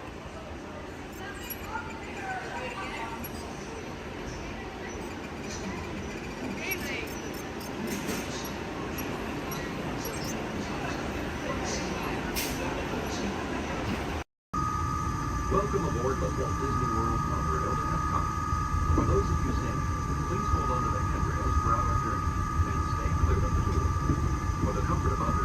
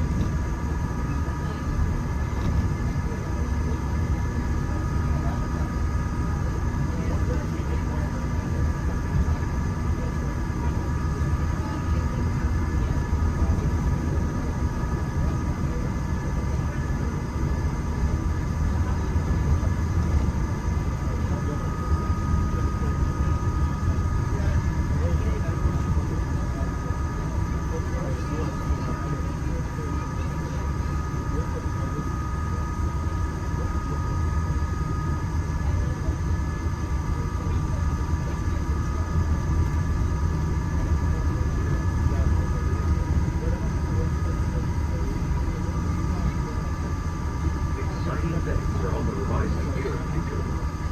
Whether it's rocketing back to the big valley with the Guardians of the Galaxy, or exploring a colorless city built on the power of water, these worlds are sure to inspire.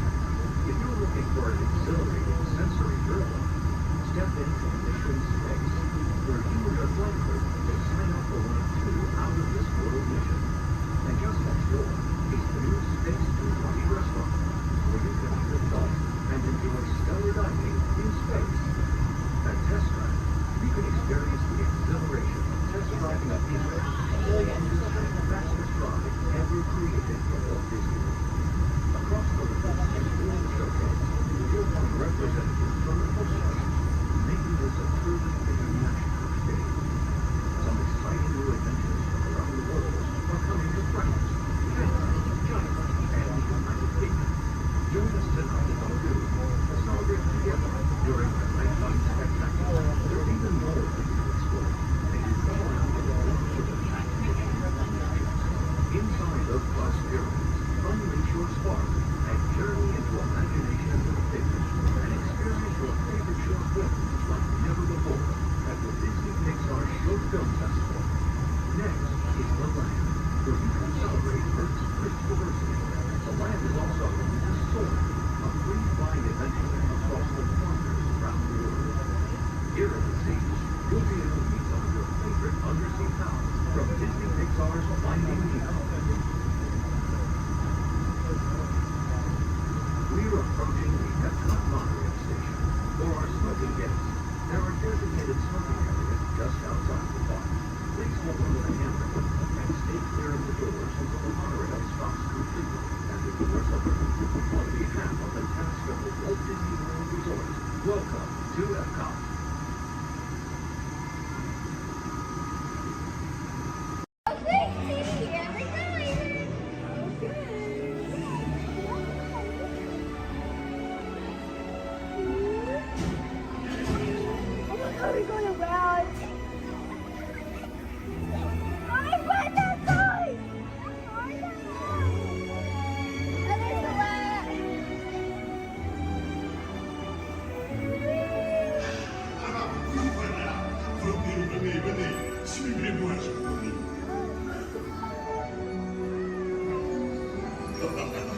Chef Happy is waiting for you. This way.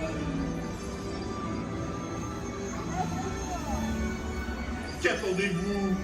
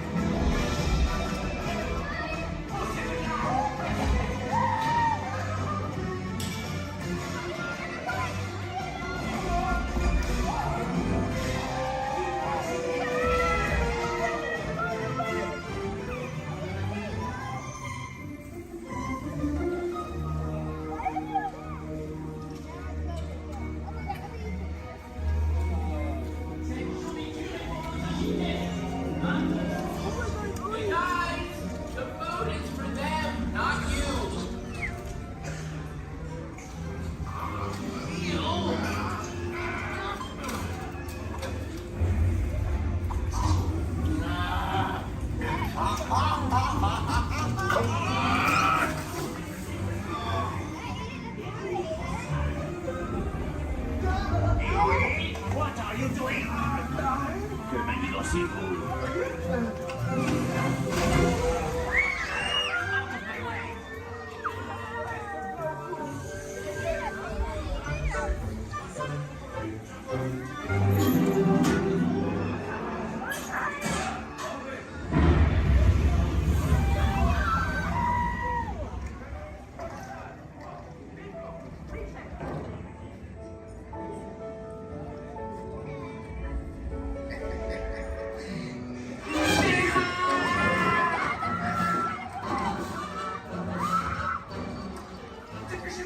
Flexi